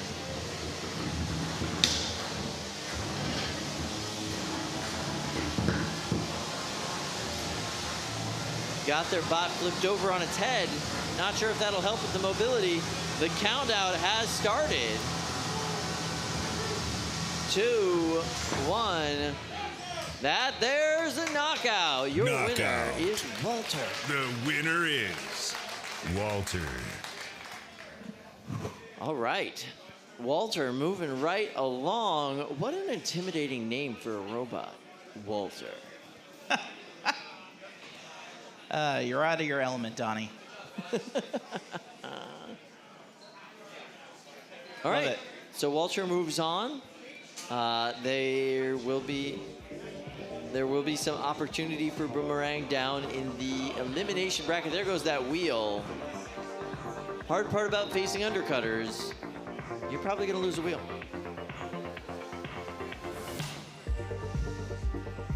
And there's just a little bit more reach on Walter's weapon there. Yeah. I'd say in the rock, paper, scissors of these two undercutters, Walter had that advantage with that reach. Its wheel safely tucked away behind it. Agreed. All right, let's go check in with our friend Allie. Allie, how you doing? Well, I'm doing good, but you're doing even better. How are you feeling right now? I'm feeling pretty good. Let's take a look at your robot. Is there any damage? Ooh, looks like a little bit. Tiny little bit of chips off the weapon, most likely. When you saw that wheel come off, did you know this is it? We've got this? Yeah. I felt like, it's just a matter of time till they get counted out here, and I just gotta wait till that happens. Well, congratulations. We'll see you soon back out here. Thank you. Wow. Nice work. All right. Man, beating the 12-pound champion in that Next bracket, in cage moving 2, on. Very Inside impressive. Job versus Chicken Huffin. 8, 7. These are two of my favorite builders 5, in this 4, and any competition. 3, 2. We've got Joe Fabiani 1. with Inside Fight, Job, and we've got robots, Craig fight. Danby with Chicken Huffin. This is a very strange matchup. Very strange. We have a crusher versus an aggressive tapper? Yes, a grappler of sorts. Yes, it's a little suplex spot, right? It's an attempt at a suplex spot, I believe, yes. Oh boy. Problem with this crusher is it moves a little bit slow. You think? It's a little bit hard to get the crush on within your allotted time that you're allowed to pin somebody. Similarly, though, Chicken Huffin having a hard time getting a grip on their opponent. Oh, nice work there from Inside Job. It's nice to see a control bot battle at the 3-pound division. 2 minutes left in the match. Look at that little tiny scratch. Little teeny tiny scratch from Inside Job. It's going to give the judges something to think about. Yeah, this could have been.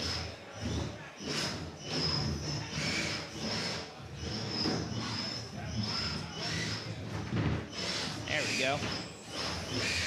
Red doing a great job separating these competitors.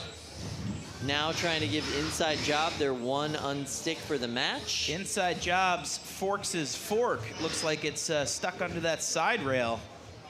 More fork, more problem. That's what I hear. Is Chicken Huffin gonna luck out here? Ah, there we go. Inside Job is now freed. And Chicken Huffin is just hanging out. Yeah, attempting to get that bot up to speed and moving around. It's a very difficult situation at this point.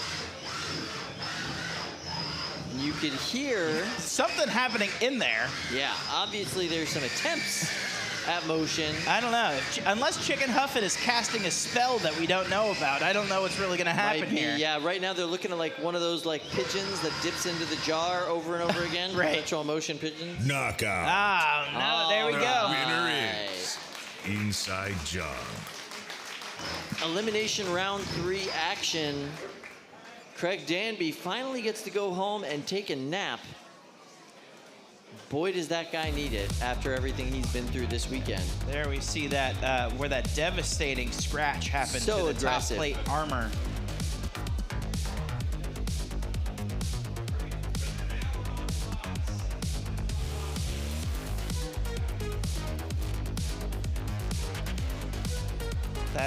That is just a slow weapon. Yeah. Something uncomfortable about watching it operate. Yeah, both of them pretty slow weapons. Hi, Craig.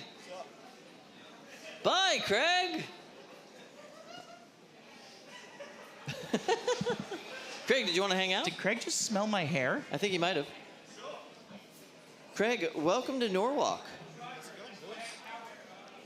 Tell us about your this bot. guy. Here we go. So it's basically that way, but got fat. You can't talk into that one? Hold on. Talking to this. Oh, hey, how's it going, boys? I built a better version of this, and then I broke it on Friday morning. Nice. I had to completely rebuild it. That and trying to get here was a bit of hell, so yeah, I have had a fun time. But the whole point of building this was to come here. I'm not going to be competitive with this. It's not a competitive robot. Oh, save that for later. More loot next time. So, yeah. So, how you doing?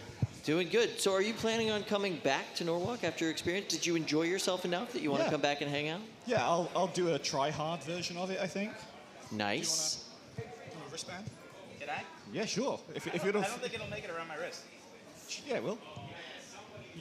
I mean, I wouldn't expect the circulation to last very long. That is going to cut off my circulation. Be a headband, bros, that's all. All right, we're going to go ahead over into Cage 1. Craig, thank you so much for joining us. I hope you get a nap in, bud. You're going to need it.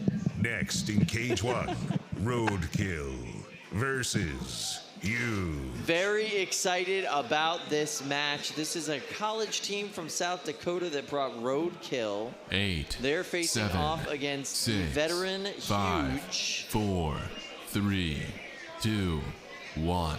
Fight, robots, fight. This is the original 30-pound Huge. Wow. It's won many tournaments in the past. Oh my goodness.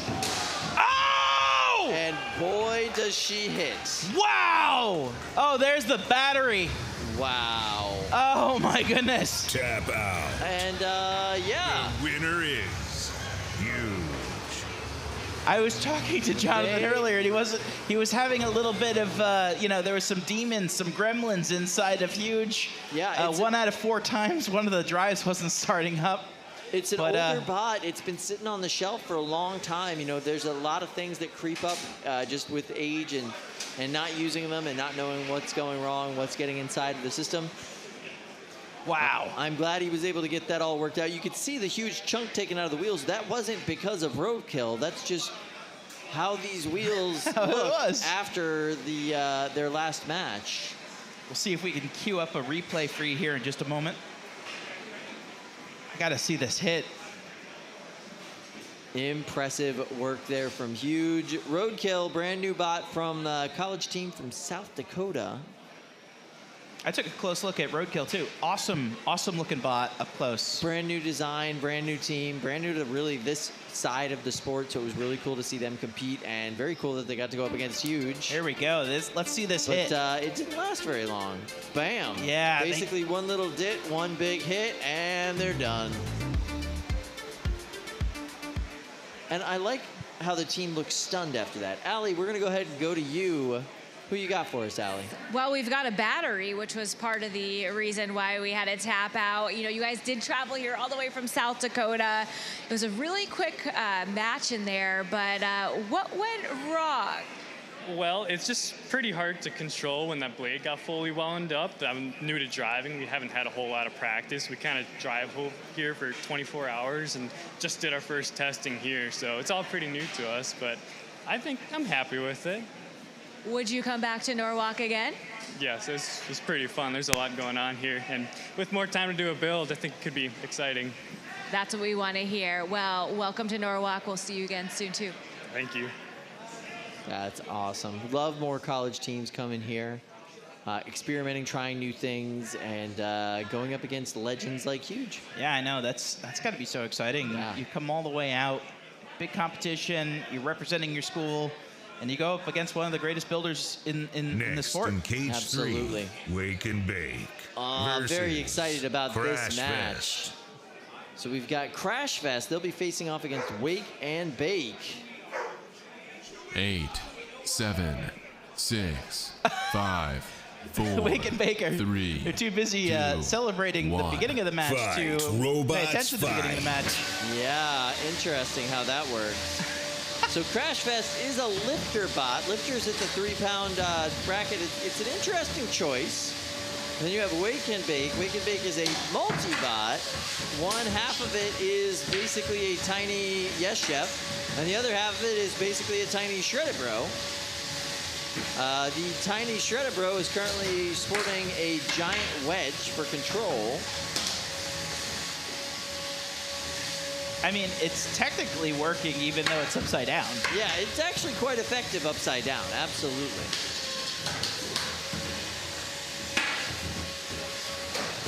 Not nearly as effective as it is right side up, of course, but it does okay. Crashfest is doing a great job of keeping that one egg beater drum at bay. Just muscling him around with that much more powerful drive. Looks like one of his forks, though, is caught under the side. Yeah, not Wake great. and Bake gonna capitalize on this.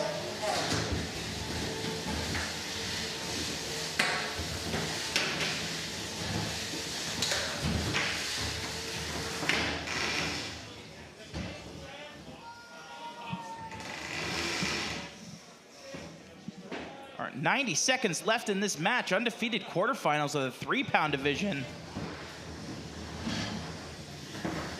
Wow. Wake and Bake really having an impressive run here today.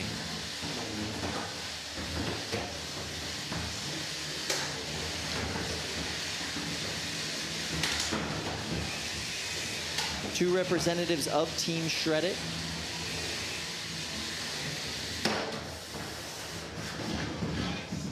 Crashfest delivering Wake into the wall there. Wake, of course, named such because Angel likes to drink coffee. Wake up early in the morning. I thought it was because he likes to surf a decent wake and then bake in the sun. Oh, no, I'm pretty sure it's because Alex Pezza likes to bake baked goods. He is, in fact, a baker. Oh, no, we heard from his brother that he's a cook. And cooks, right. as we know, never bake. They never bake, they just cook. Baking is science for hungry people, I heard.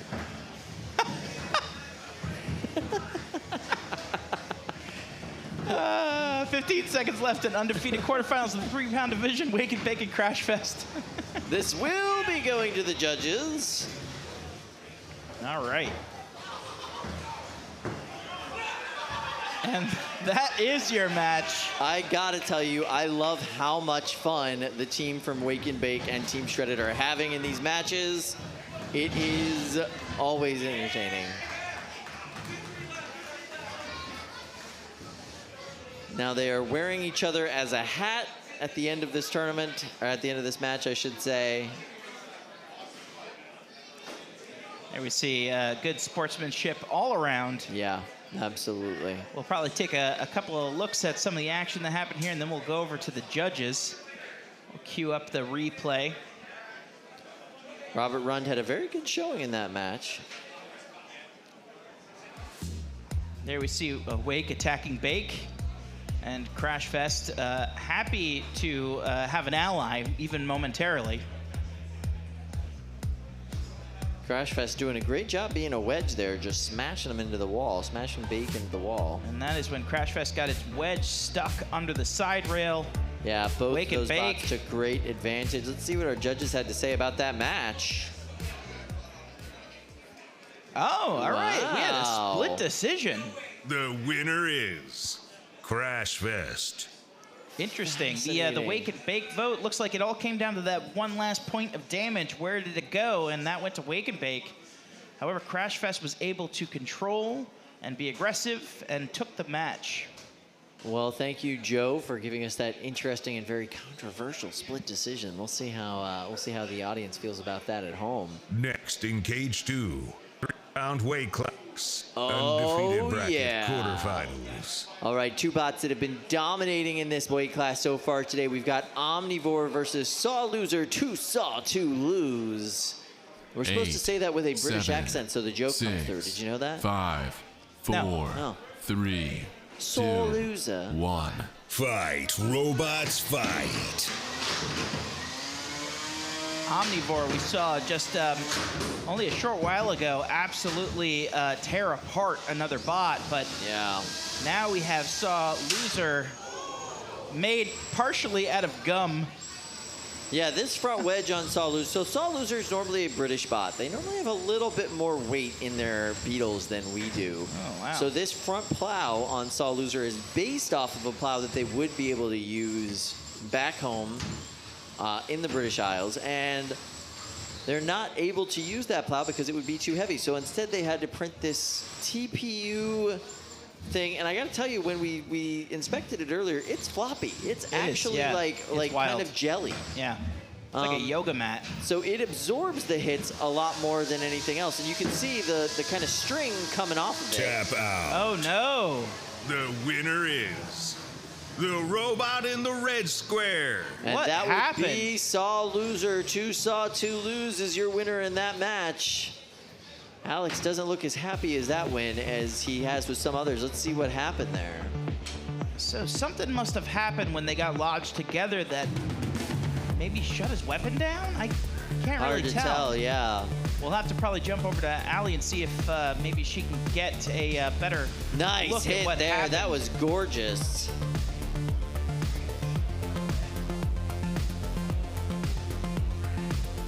Yeah, hard to tell what happened there as far as why Omnivore needed to tap out. They've been on a tear in this division today. Quite surprising to see that outcome. There's our lovely audience. Hello, everybody. All right, Allie. Well, we're all wondering what happened. We didn't see that tap out coming. So it looks like the spot they hit me is right here where the ESCs that control my drive motors are. So no drive motors, no drive. So hard to win without drive. Do we think this is fixable, though, today? I certainly can't think so. I got spares back in the pits. Just got to make sure everything works again.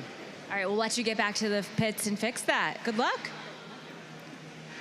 This is the least destructive match we've seen from Saw Loser today, and yet the one really nice hit they did get in destroyed the ESC for the drive for them. Next It in seems cage like, 4, and that's BRS super impressive. versus YOB GNOL. All right, so we've got BRS facing off against YOB GNOL. I don't know what either of these bots are or what this means. The joys of brand new 8, combat 7, robots. 6, 5, BRS in the blue 4, corner, YOB 3, GNOL on 2, the pink corner, 1. undefeated quarterfinals of the Fight, 12-pound robots, division. fight. Here we go. Is BRS starting? Oh, looks like the house bot has stepped in, separating these two. Do we have a failure to start here on BRS?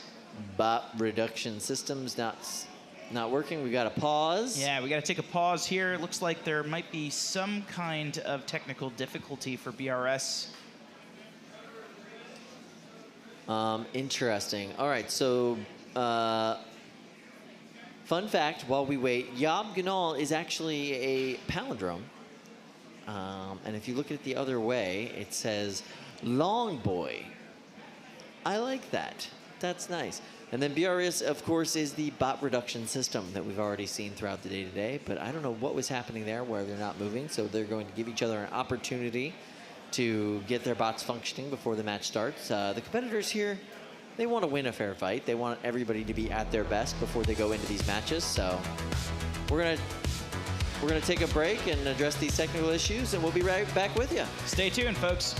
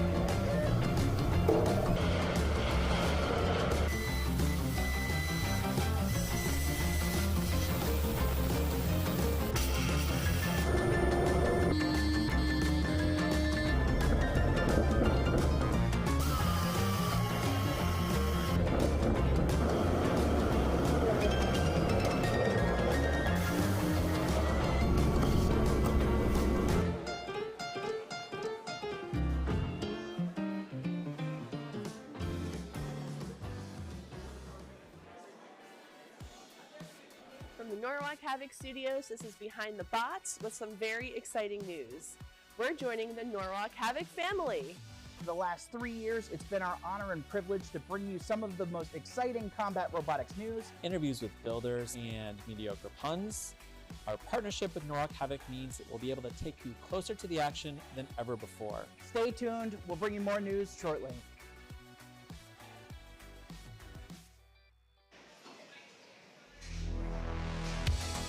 Is watching all this robot combat making you want to build your first bot? Send is a great place to start. Scan the QR code on your screen to access helpful tutorials on using Send for all of your DIY projects. Use build for the number 4, Norwalk 10 for your 10% off your next order.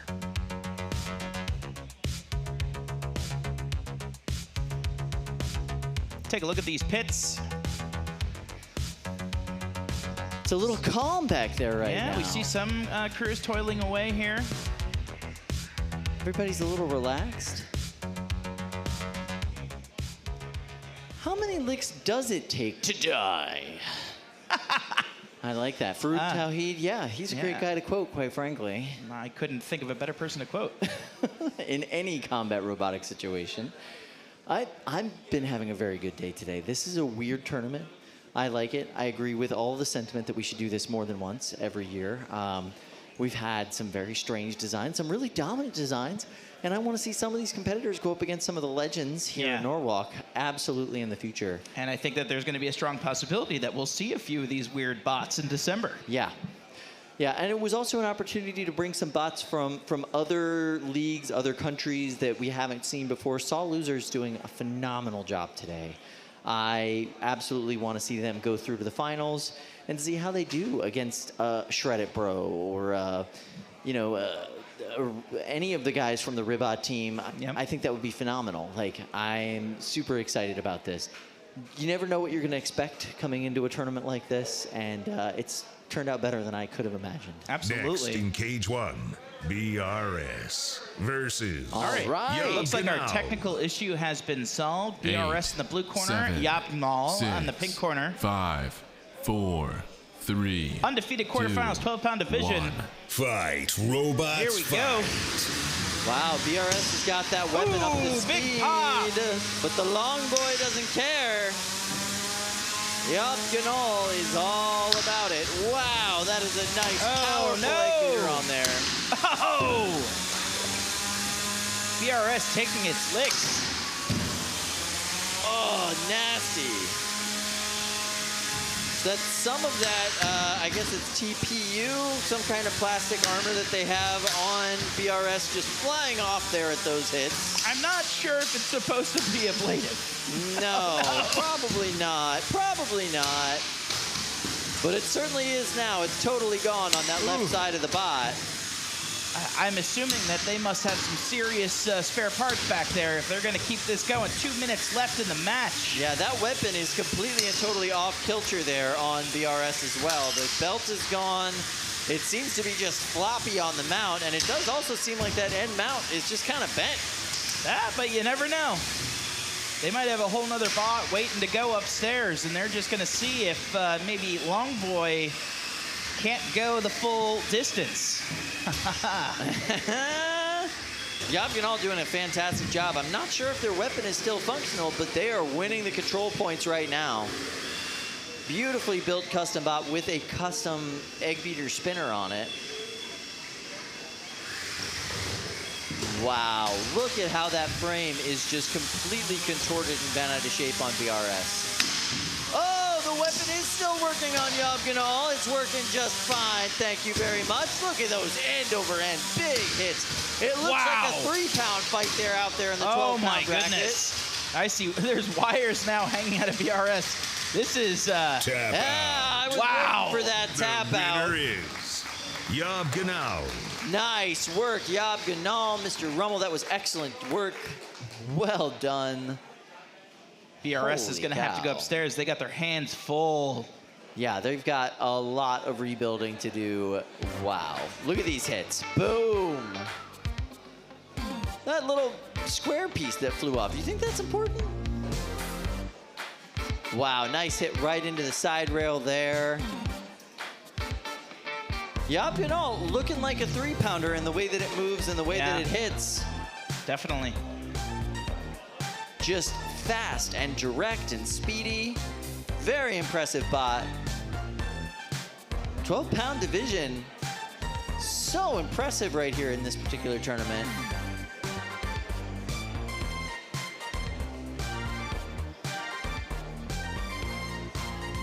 And there, that was your match. Wow. Totally dominant performance from the long boy YOB GNOL. I'm just so impressed. Yeah, very impressive. All right, so we're gonna go to our friend Allie. She's gonna check in on those competitors. How's it going, Allie?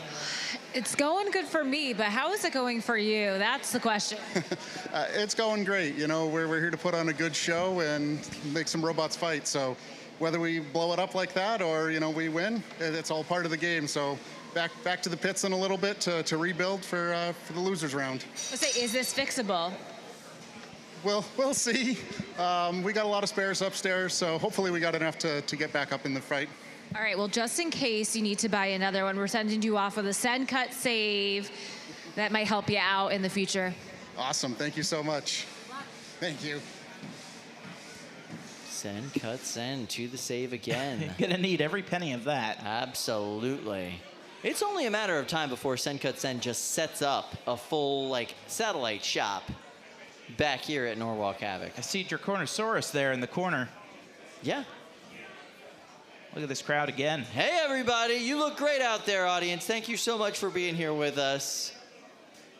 I hope everybody grabs some food out at the food trucks. I know I will be shortly. Yeah, they even had a beverage truck out there. Yeah. Very nice. Yeah, I know. Very old-timey looking. I enjoyed it. Mm.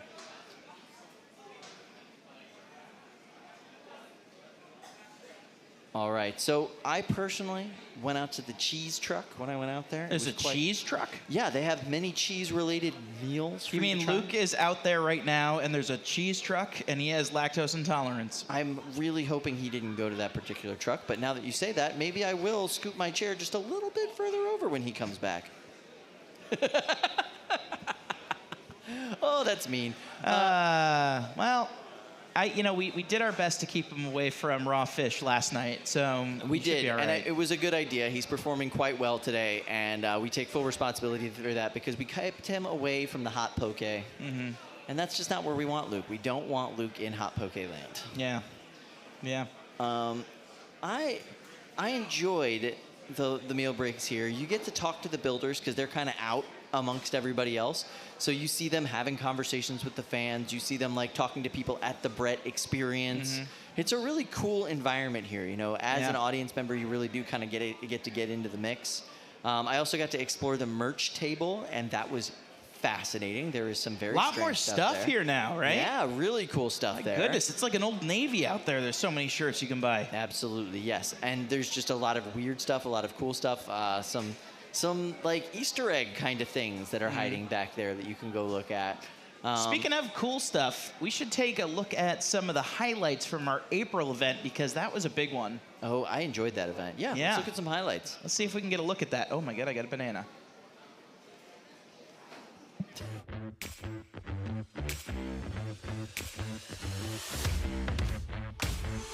Wait a second. Wait, is this designed to catch the horizontal and stop that blade? Those are industrial strength rubber bungee cord type pieces. What is happening? Those are anti-horizontal experimental approach. And all Megatron needs to do is catch, just once, How is this not an entanglement device, Ricky? Well, it's not an entanglement device as long as they don't get entangled. It's this fine line. They're gonna get entangled, Ricky. We'll find out. Robots fight. Here they go. Let's see it! Big. Oh, Ricky, there's he's cut through those straps. He cut through one. The other did exactly what you predicted. It's entanglement, It's entangled. Ricky. Oh my God, I called it. We both called it, Luke. The match has been paused. The match has been paused. Now, poor Jim Haney's gonna have to go in there and separate these two very dangerous robots. Now, look closely here. It cut through the first strap. The second strap, it did break free. Yeah. I No, think- those straps are gone now. Yes. They are a non-factor for the rest of this fight. We always like to encourage bots that are pushing the rules and coming up with new and creative designs. The downside to encouraging that is that people will come up with bots that we could never envision, and we might not account for those in the rules. To try and make things as open as possible, we try to plan for a lot of hypotheticals, especially surrounding entanglement devices. Entanglement devices have a very controversial history in combat robotics. Anything like a net or a fishing wire is very much frowned upon and illegal at most events, including here at Norwalk. Where we differentiate from other events, though, is that we allow for devices and materials that may act as entanglement systems, as long as they're not primarily intended to be entanglement systems. So if you have a piece of your bot that's made of a very soft rubber, and it just so happens to wrap around the opponent, that is quite okay. We even go as far as to allow for fabric-based bots, such as if you wanted to make your bot out of blue jeans denim, it would probably wrap around a spinning weapon, but that's totally allowed. I will add as an important note, though, on entanglement, that any weapon damage caused to your bot by sucking in a part of your opponent in an entanglement situation is not considered. It's one of the few exceptions we give to damage caused during a match in the judging criteria.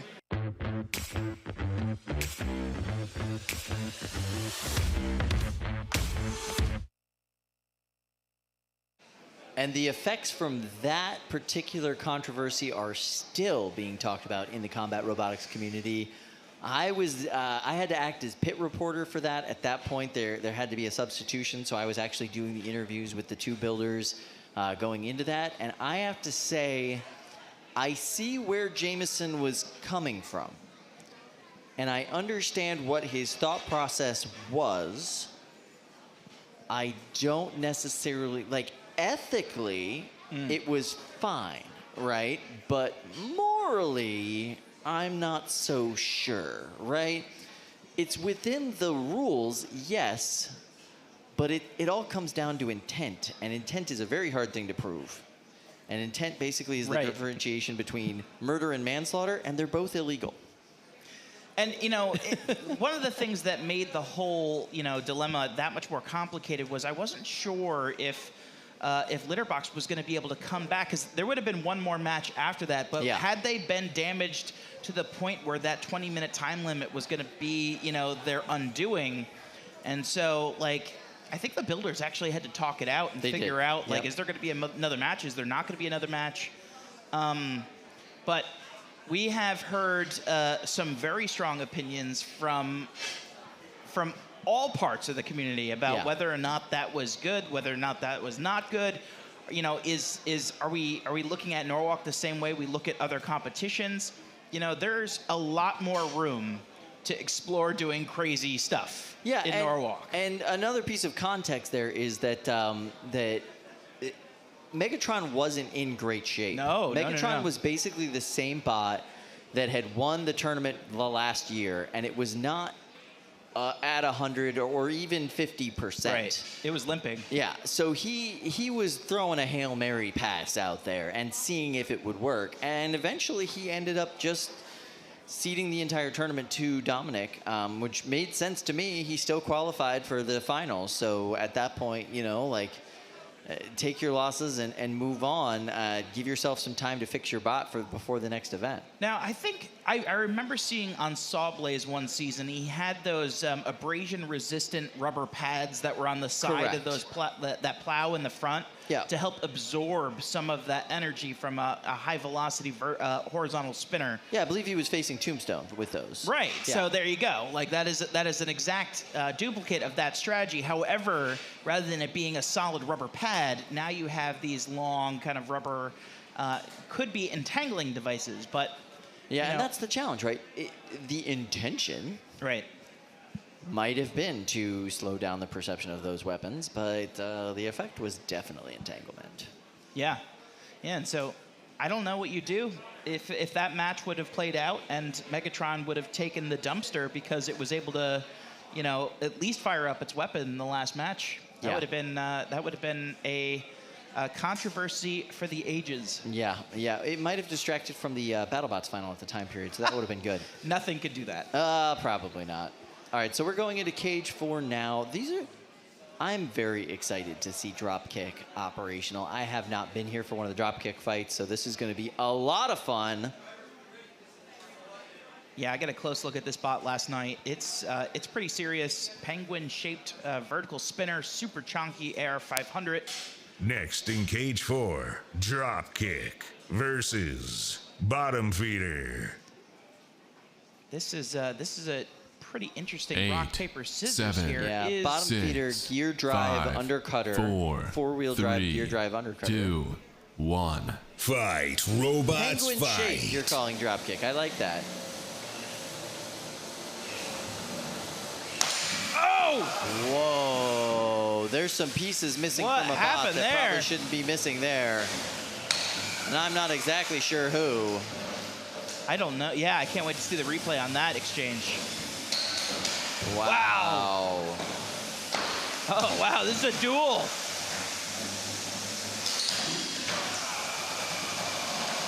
Oh, wow. And now they're stuck up in the corner there. Tap out. And that's a full tap out The from winner not is Hot Leaf Juice. Dropkick. Undefeated quarterfinals, 12 pounds, drop kick. You see a little bit of energy there. I love the energy. I am super impressed. Jacob Rogers is full-on personality out here. He told me last night that he wants to bring the heat. He wants to bring it to his opponents. Florida man wants to bring it to opponents. I love it. Yes, Florida man wants to bring it to opponents. He said that he wants to create rivalries out here. He wants people to know he's out for blood. He's out to win this tournament, and I love that about him. We need more heels in combat robotics as far as I'm concerned, and I love it. It's a really interesting configuration he has on the front. It kind of I tried to do the thing with it. You just can't find a good. Yeah, there's no place where it will. no place. Yeah, land and not be able to continue moving. It's a really smart design, and it hits hard. Yeah. Impressive work from Jacob. That was an awesome match. Yeah, what are your thoughts about Bottom Feeder? Great bot. I know he's also running is it a 3-pound? Or He is, yeah, he's running a 3-pounder. he's running a 3-pound, you know, inspired perhaps by Hot Leaf Juice. A little bit. Yeah, but beautiful design. It's got more bolts running through it than I could count. I asked him last night if I could set a timer and see how fast it would take him to swap out his motors, and he was willing to take me up on that. But I needed tacos. Yeah, we did need the tacos last night. That's accurate. Yeah, I like Bottom Feeder as a bot. I think it's interesting. It is, when you're coming into a tournament where Hot Leaf Juice is already so prominent and you're making an undercutter with a green blade, you're just asking for some comparison there too. So yeah. But yeah, interesting bot, and that match did not go their way at all. All right, so one of the things that we noticed, if you've been with us for the entire tournament today, is we've had this teaser talking about this event, how it's an experimental event. The production team that put that together did an awesome job sneaking a few Easter eggs in there. So please pay attention. We're going to play it for you and see if you notice anything. Yeah, see if you can count along. How many bots can you get references to?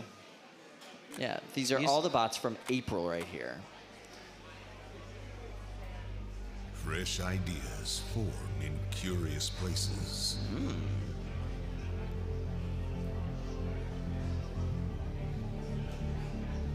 Look at that person running, maybe like a marathon. Interesting. Some are forgotten,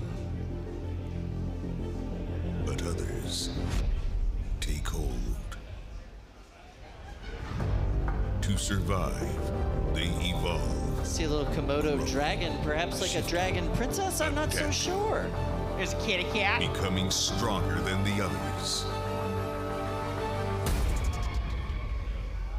There's a flock of seagulls. They spread, multiply, until they become real. In an explosion of crazy. What's that? It's time for the crazy ideas. It's time to do battle. It's time for the NHRL's May event. Fresh ideas, new bots. So go ahead and jump onto the chat. See how many references you got there in that first part of the video There was definitely like, we have a list here, but there was like 12 bots referenced. So see how many you can pick out in the beginning of that video. Give us a list, see what you thought there. I love that promo. I think it's awesome. It adds to the lore of this particular event really, really well. All bots that were competing in April were referenced in there. It's awesome. It's awesome. Yeah, here we go. This is the replay. If you missed it, that's a mixtape.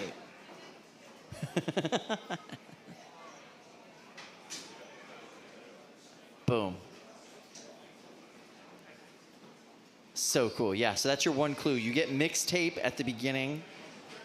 And go ahead and jump into the chat. Tell us what you think about the rest of this beginning promo. What other bots were referenced in this? Every image you see does reference a bot. I love that. Maybe so cool. We can check in with Lindsay at some point to see if we have a clear-cut winner out there in the online community. I'm excited to see what they say. Maybe they'll come up with ones that weren't even intended, but definitely make sense, which I'm totally excited about that too. So let's go ahead over to cage 2. We're gonna see what's happening over there. Hopefully. Oh, all right. We have in the pink corner, first drink of the day, and in the blue corner, MilkTankette. Oh yeah, all right. 8, So 7, you can see the builder from 6, MilkTankette 5, giving instructions 4, to her driver. 3, It's a shame one of 2, these folks are going to go Fight, home. I want them both robots, to win. fight. I do want first drink of the day to be able to have that first drink of the day. So we'll see. I love how they got that bot back together, though, after that last match. Yeah. Come right out with a nice little flip. Fully functional and flipping. They were able to pick MilkTankette up. MilkTankette not firing off that flamethrower yet. And I've noticed they have greatly reduced the amount of balloons in this particular match.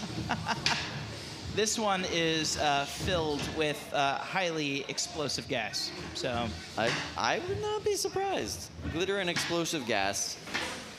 Oh, look at the sad face on first drink of the day. Oh! There's your glitter bomb. Was not expecting that. Glitter inside your robot is not good. It's not good for the gears. It's not good for the motors. It's not good for the ESCs. It's not good for the batteries. It's just not good. Oh, look at the sad face on I know, first drink of the so sad. day. First drink of the day just wants his first drink. He's lost one of his tongs again, but he's not down and out. That weapon is still working. Yeah, pretty well, actually. But MilkTankette able to kind of push and pull around. That's pretty impressive. Oh, there's a suplex. Nice suplex there from first drink of the day. And a flip from first drink of the day. Wow, another nice flip from first drink of the day. And a suplex from first drink of the day. My goodness. All right, that's what we like to see. This is awesome. MilkTankette not getting that flamethrower up and running. That is their primary weapon. They've got gas coming out, but nothing igniting. At this point, they're just kind of a gassy cow.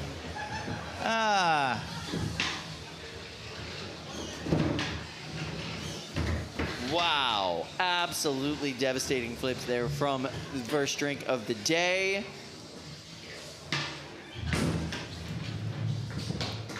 See if we can get an aggressive. Oh, there's an aggressive tap. And another and a little pickup, and then another flip. This is very impressive work from first drink of the day. Brand new builder, brand new bot. Totally new design. Some more aggressive taps. Oh. Very aggressive, okay. very tappy. Okay. All right. This is okay. Wow.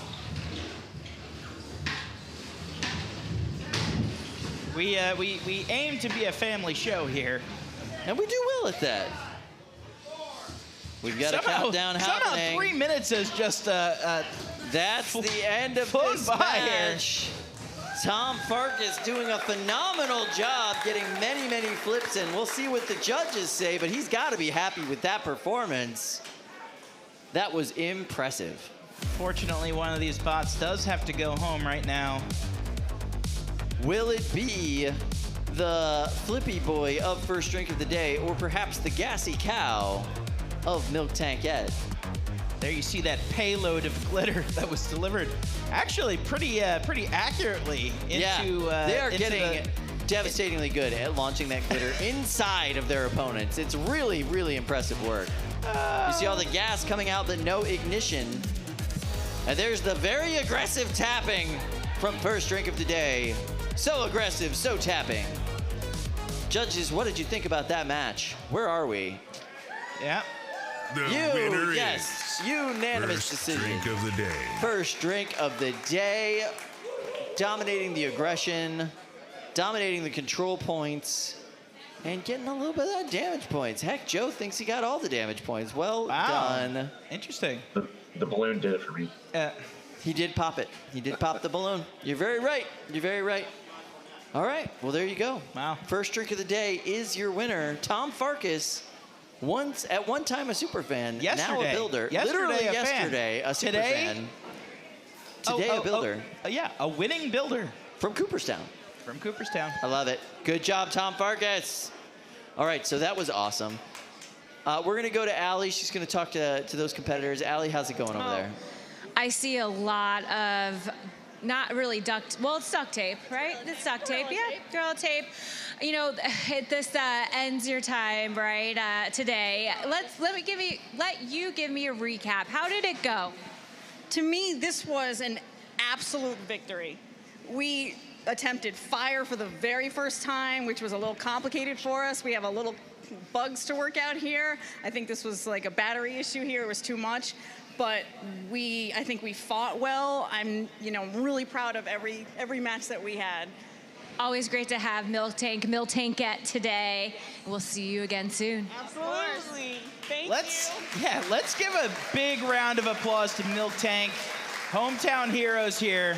I know. They brought a brand new bot, first time ever. They did very well with it, won some matches, sabotaged some opponents, brought in a balloon cluster for the first time ever to an event.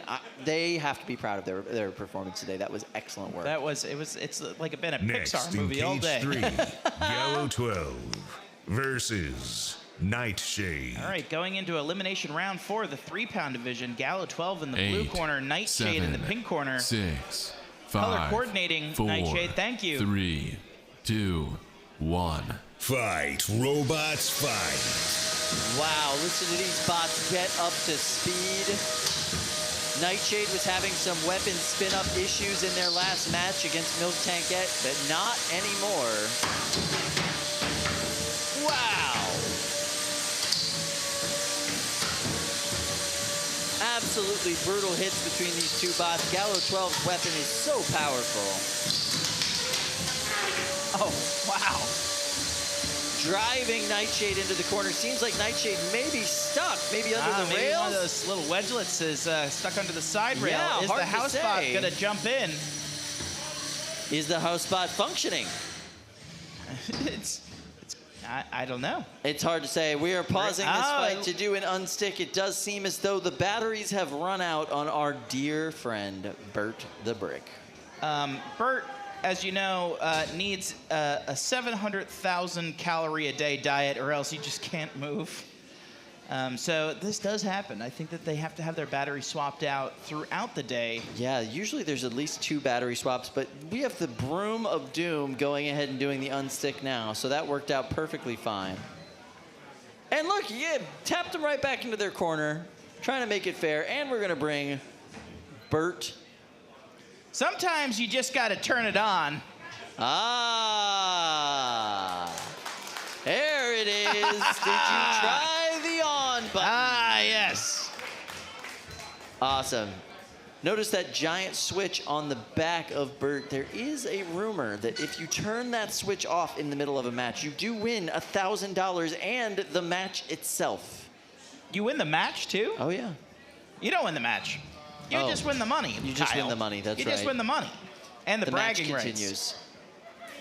All right, Here we got go a with the restart coming restart. up right now. Back at it. Ooh, Nightshade. I don't know if it's... Yeah, not a lot of movement coming out of Nightshade there, looking a little dead in the corner. The Broom of Doom might have cut Nightshade down.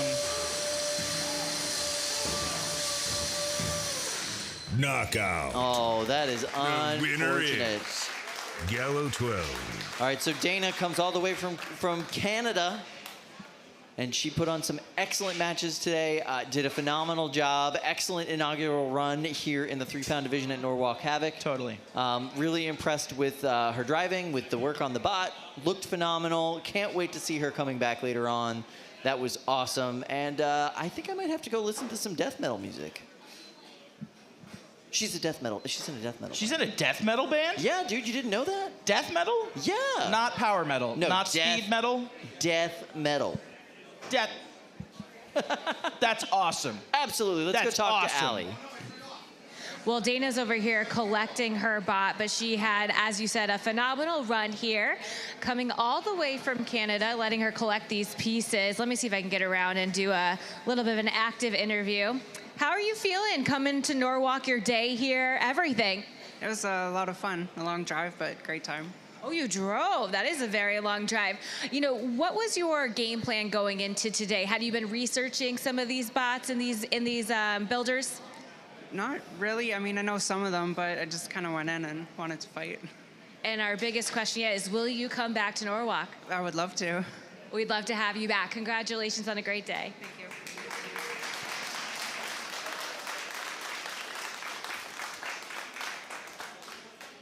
Her band, by the way, is called Death Perception, if you want to check it out. Oh, I get it.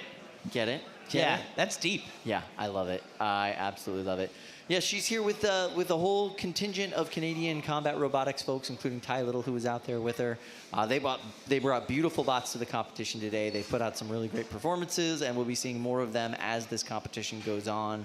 And she's going to be out with the other teams, too, helping them out and doing stuff. So yeah, definitely. Yeah, their day is definitely not over. I do hope they get to go take a nap at some point because they had a heck of a long drive to get here. I believe it. So, yeah.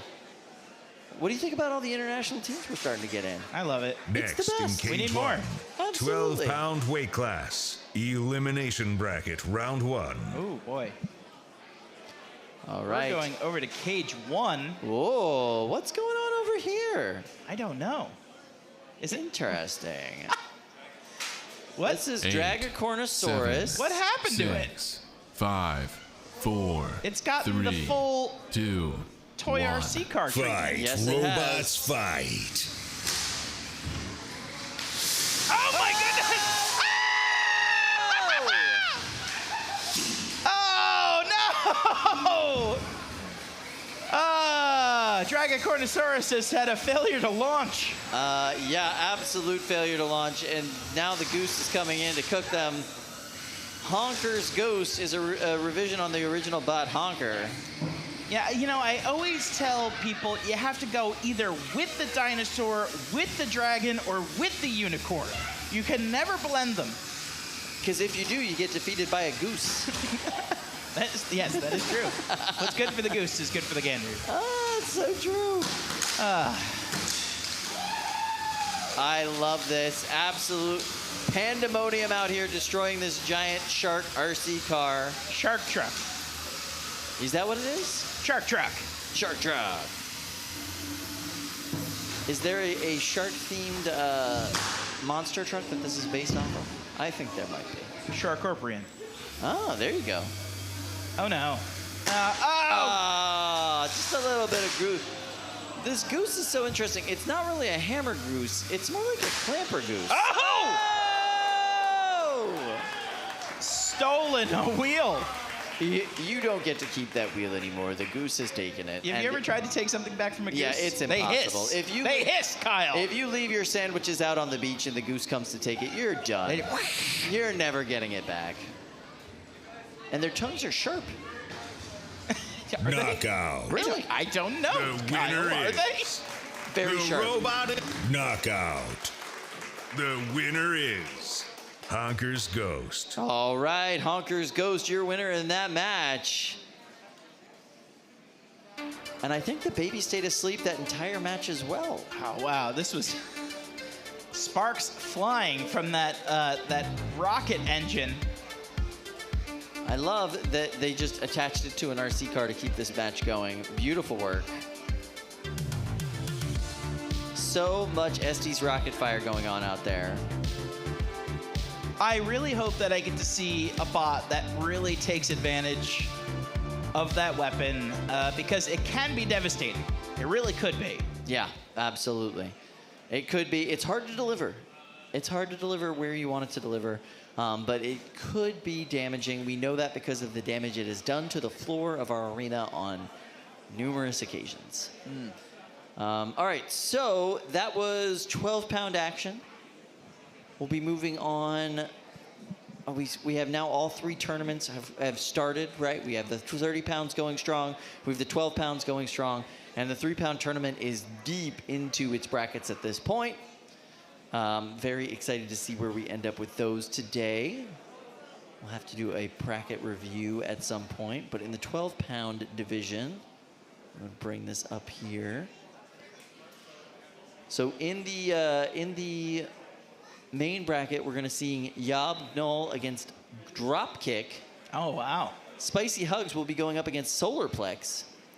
And Bugsbee, awesome bot, absolutely love it, will be going up against same, but different. Which is it? It's same, but different. Which is it? So here we have a nice shot of our merch area. Tons of t-shirts back there, tons of stickers, tons of buttons, tons of pins. You can get some team-specific merch. You can get some Norwalk-specific merch. There's a shirt there that says Star God. What's that about? I think that's the biggest version of Star Child that... Maybe. Let's go talk to Allie. Yeah, I'm going to do some shopping right now. You guys can come along with me. We've got some of these nice tie-dye, a lot of colors in these NHRL shirts. But if that's not your style, we do got that green with the orange. I think this is my size. That is nice. All right. And then let's see. I do like some of these creative ones over here. A little bit more of the robot brands here. We got Mammoth. A little scary, actually. We've got, ooh, Blackbird. Ooh, can you pan up just a little bit? To Ripperoni. Oh, my goodness. This one might be coming home with me. The Fresh highly death. coveted Ripperoni pizza t-shirt. Let's see. Beater bar. We got BTR, or Beater Bar. Robots ruined my life. I don't know. What robots ever ruined a life here? I think every single robot has ruined a life here. Famous robot driver. Oh, not famous robot driver. I get it. I like that one too. And then I can't read that one. That is the Hype Train. Thank you, Hype Train. So plenty of options. I'm gonna pick one out myself. You got stickers and all sorts of other fun stuff. I know. Too, I over really at the am desk. tipping you guys of just the T-shirts. You're right. We got some people. Well, we're looking at what they're buying right now. Oops, sorry. We do have some poker chips. Just a quick, cute little takeaway for today. Check out the custom and we do have artwork tons. there too. Oh, Wait, I think I know what's this that one? guy. Hey, what's up? That's your son? Oh, I thought you said he's not selling. I thought you said that was his son. That might have been nicer. That's really funny. He's not selling. Milk Tank, of course, a staple here. I love it. I love it. Yeah, go check out the merch area. We've got so much cool stuff. Custom artwork. We, of course, have, what are these? Please remove before. Yeah, that's like the actual thing that most people put on their safety mechanisms when they're loading and unloading the bot. Just so you don't like accidentally forget and leave like a pin in that stops your spinner. Yeah, nice to have those fans. things flagged. Do you want to show them? We got some young fans here. Can I interview you? Sure. Okay. I like that answer. Is this your first time here? Yes. And what is your name? Ryan. Ryan, what is your most favorite thing you've seen so far today? The battling robots. Yeah. Do you want to make one day? Yes. I think you can. Awesome. Good job. High five. Yeah. Awesome. The future builders of the sport. And in this sport, that could be next year for them. Yeah, absolutely. Coming out here and destroying a 40-year-old man and crushing their dreams. That's what we do here. That's exactly what we do here. Next in cage 4. Oh, boy. Here we go. Versus Spicy Hugs. Awesome. Looking forward to this match right here. 8, 7, 6, 5, 4, 3, 2, 1. Fight, robots, fight. Undefeated quarterfinals action here in 12-pound full combat. Tap out. What? Hey, Luke, welcome to the tournament. I guess we're done now. Kyle, that was a 2-second match. What happened? Yeah, I don't know. We're gonna have to see the replay. That's some stuff missing that probably shouldn't be missing there from Solarplex. All right. So Let's here's the check out this replay. Yeah, let's replay. see what's happening here. Okay. Came around, 1 hit, landed on its head, and the battery came out. Oh, no! Wow. Yeah, I can see why they tapped out. You don't want to lose your battery that early. That wow. was messy. Kyle, I'm back. Welcome back. How was your break? I spent the last 2 hours upstairs in the pits checking out all of the robots we're going to see later today. There's so much cool stuff up there. Talking to builders. It's so cool up there. It's like the best science fair ever. Yeah, exactly. Got to meet a bunch of people, have really good conversations, and pick up a bunch of like builder merch. Like I've got some new stickers. I've got a totally exclusive limited edition Wicked Wedge poker chip now. Yes, that's awesome. Yeah, and Remy, who builds Wicked Wedge, he also built special bananas for scale stickers. Oh, nice. Yeah, and they're the cutest things you've ever seen. Did you get to keep a bananas for scale robot? Because he seems to have an unlimited supply of those as well. They have been building those frantically for the last 3 hours. Oh, so they've got most of those bananas back into one piece. Wow, that's pretty impressive. All right, Yeah, I'll take it. We're gonna see more bananas here, I think. I'm excited about that. Walking bananas is like the best thing ever. Yeah, That's awesome. You were talking about same but different. Yes. I went up there and I saw it. Kyle, did you see it? No, I haven't seen this. What is same but different? I can't reveal, Kyle. Okay. But let me just tell you, it is gorgeous. Yeah? It is a perfect recreation of a very famous BattleBot. Nice. Scaled down to about 7 or 8 pounds. Nice. Yeah. I'll take it. It's gonna be cool. That's awesome. Yeah. That's Next in cage 2. All right, cool. Crush versus Komodo. Ooh, these are 2 8, true rookies 7, here. 6, Both the builder 5, of Crush and Komodo. 4, First robot, 3, first competition 2, ever. 1. Yeah. Fight, robots, fight. Komodo here, this long white and red horizontal spinner. And Crush, the pretty conventional Fingertech egg beater built by our local postal mail carrier here in Chris. And, good exchange there. Both of these weapons running very well in this early part of the match. Absolutely. I love that both of these builders are brand new and still deep into the undefeated tournament here in the quarterfinals. Now, Kyle, Komodo takes some inspiration from Minimizer, which competed here 2 Norwalks ago. Absolutely. And did very well. Wow. Wow, nice ripping hit there from Komodo. Big hit. Oh, doing exactly as it's designed, ripping that wheel right off. The winner is Komodo. And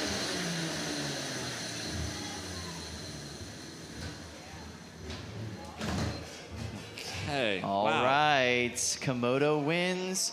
Crush lost a wheel. Incredible. I am really loving the story here of Chris and Crush. Crush has been a true community project here up in the pits. So many builders helping Chris get this robot into the box, get it past safety, And really, like, we're seeing incredible driving from Chris and Crush. Absolutely. Unfortunately, with Komodo, that is a really punishing weapon. Yeah, so powerful. And yeah, Look at knocking that. off a wheel. Whip You gotta that love right that. off. Amazing. So impressive. Wow. Right. Cool. All right, let's go talk to Allie. Allie, are you with some of our builders? Yeah, there you go. You got them both. Yeah, and first timers, which is the most amazing part because you were just competing in that undefeated winners bracket. Unfortunately, Chris, I'm gonna call you Crush. You know, this is your first loss of the day, but as I was listening to them, it's been a community effort up there in the pit to get you going, make this a successful bot. So it seems like a pretty good day, even though you just got your first loss. It was good. I mean, I came here, the bot was not working. I got all donor parts from upstairs, and that's the only reason I got as far as I did from the help that I got. That's awesome to hear. And now you are on a roll. Again, first tournament, I talked to you after your first win. Now this is your third, sorry. You're about to go on to your fourth win. So you must be feeling pretty good right now. It's been a lot of luck, honestly, so we'll see how far it takes me. Beginner's luck is what they call it, right? All right, well, good luck to both of you. We'll see you again. Thank you. Nice one. Wow. All right, some really good sportsmanship there. Yeah, absolutely.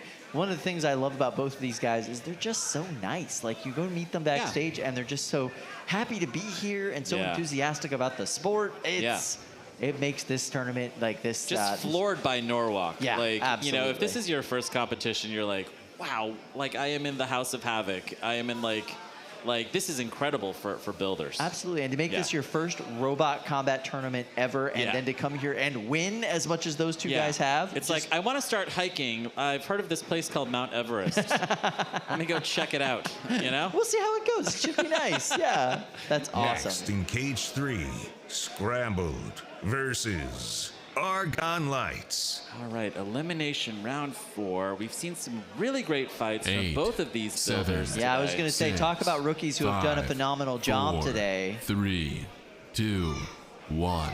The only reason Argon Lights is in the elimination bracket is because they had to face Saw Loser in their last fight. There goes that wheel 2. Is Two that wheels. 1 wheel or 2 wheels? 2 wheels seem to be. Oh no, that's only one. You're right. You're right. Wow. Those are just ablative wheels, Kyle. You Yeah, can the lose front one. two especially seem to be pretty ablative on Argon Lights. It's still able to fully function with those 2 back wheels. Independent drive motors on each one of those wheels, from what I understand. Scrambled driver Grant Frazier. He's an 11-year-old builder here, facing off against Argon Lights and Jamie Shallcross. And we're seeing like a little bit of twisting there from Argon Lights. Is that controlled motion, Kyle? Hard to say at this point. Very hard to say. But it does seem as though their right side of their drive is not currently working. Yeah. Let's see if they get a little assist there from Bert the Brick. I'm going to argue that Scrambled is also kind of twisting a little bit. I think you're right. I think both of these bots are really doing a little bit of a crab walk here. Kyle, concerningly, the banana for scale on top of bread, is that edible banana? I don't believe it is. banana? I believe it is a part of a banana bot that got left in the arena, and Brett claimed it. I see. Right. Okay. Got it. Kind of like the spoils of war. Yeah, is that right? Brett and Bert both tend to do that. They've stolen how many of Billy's hats at this point? Dozens. Dozens of Billy's hats. Yes. Poor Billy. Now, it's really funny when, like, the left side of one robot's drive is locked up and the right side is locked up on the other, you know? Yeah, absolutely. Really, these two builders desperately trying to make contact because their weapons are still running quite well. They just need the opportunity to make a hit. 60 seconds left here in this fight.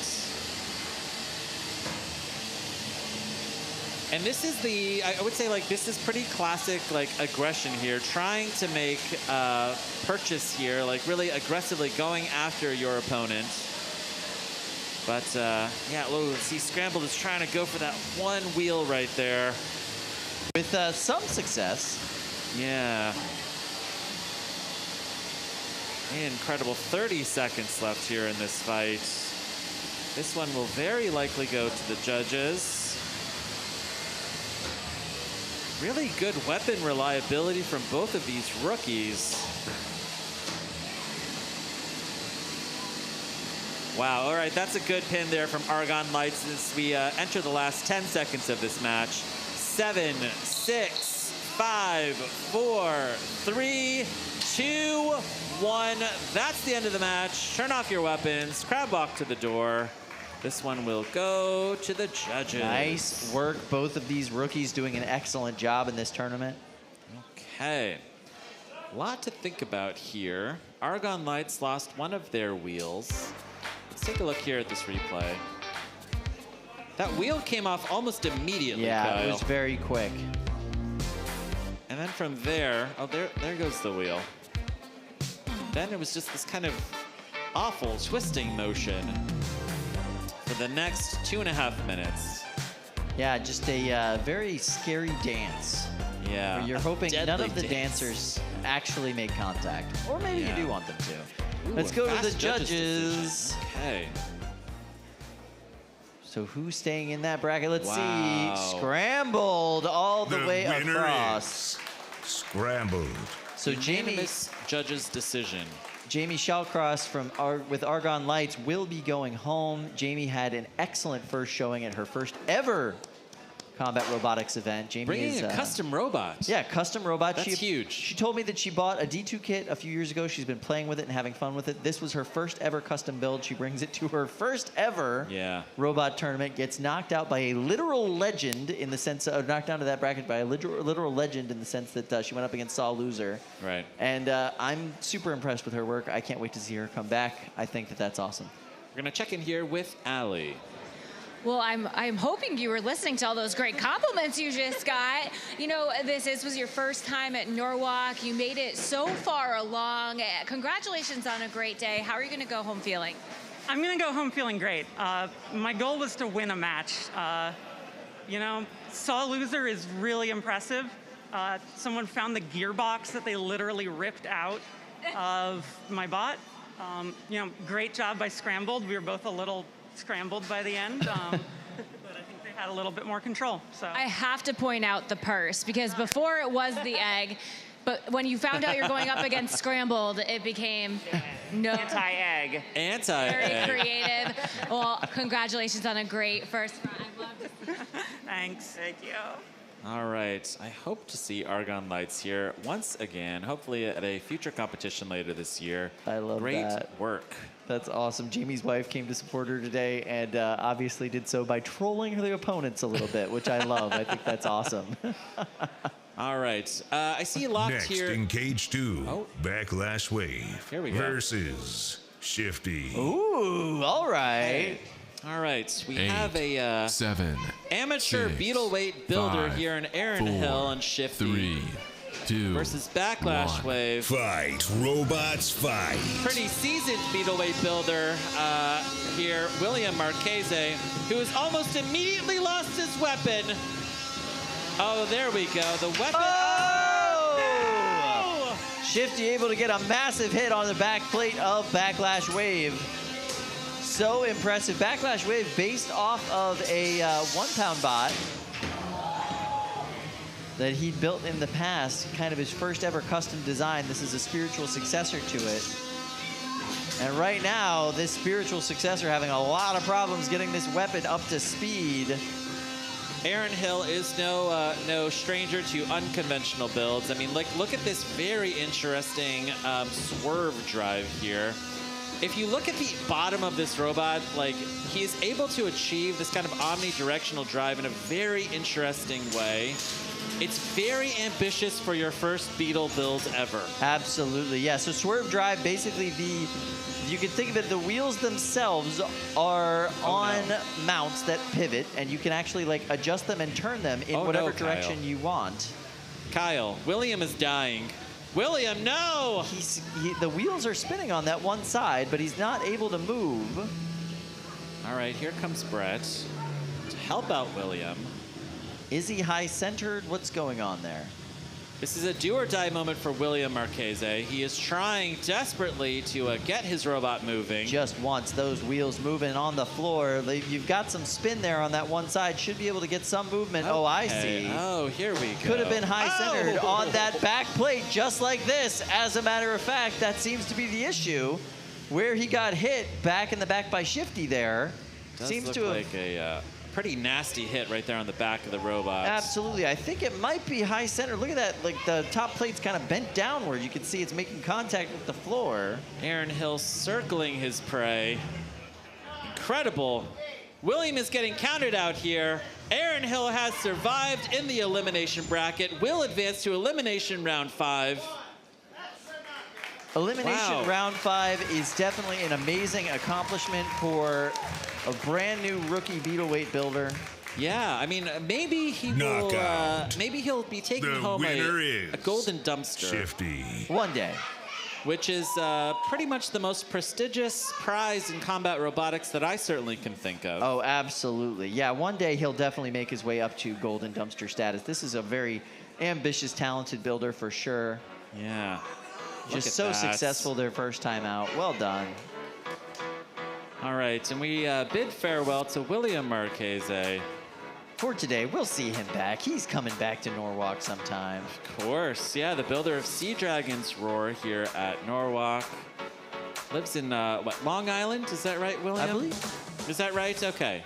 I had previously said that he lived in the city, and we heard some feedback that the city is not the same as Long Island. That's true. Long Island is its own thing. All right, let's check in with Allie and Aaron Hill. Yeah, Aaron, this is your rookie tournament, and you're still making it pretty far right now, even if it's the elimination rounds. How's the robot looking a few rounds in? Half face looking. I'm missing an eye. Missing, ooh, yeah.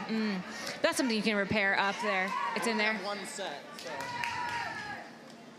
He needs it. Yeah, he recovered it. There we go. We got the eye. And it seems like you have a fan club. Do you know them? No. Oh, that's even more impressive. Look at them. Are there any fans of Aaron Hill here at Norwalk Havoc? I think there must be some. All right, and how does that make you feel hearing that crowd support?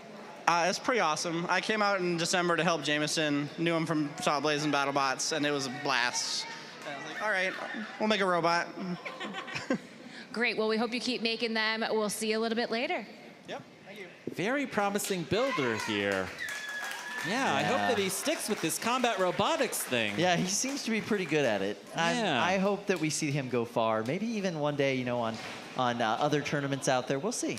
I think it's really smart that, you know, he's building beetles. Maybe at some point he'll build a 12.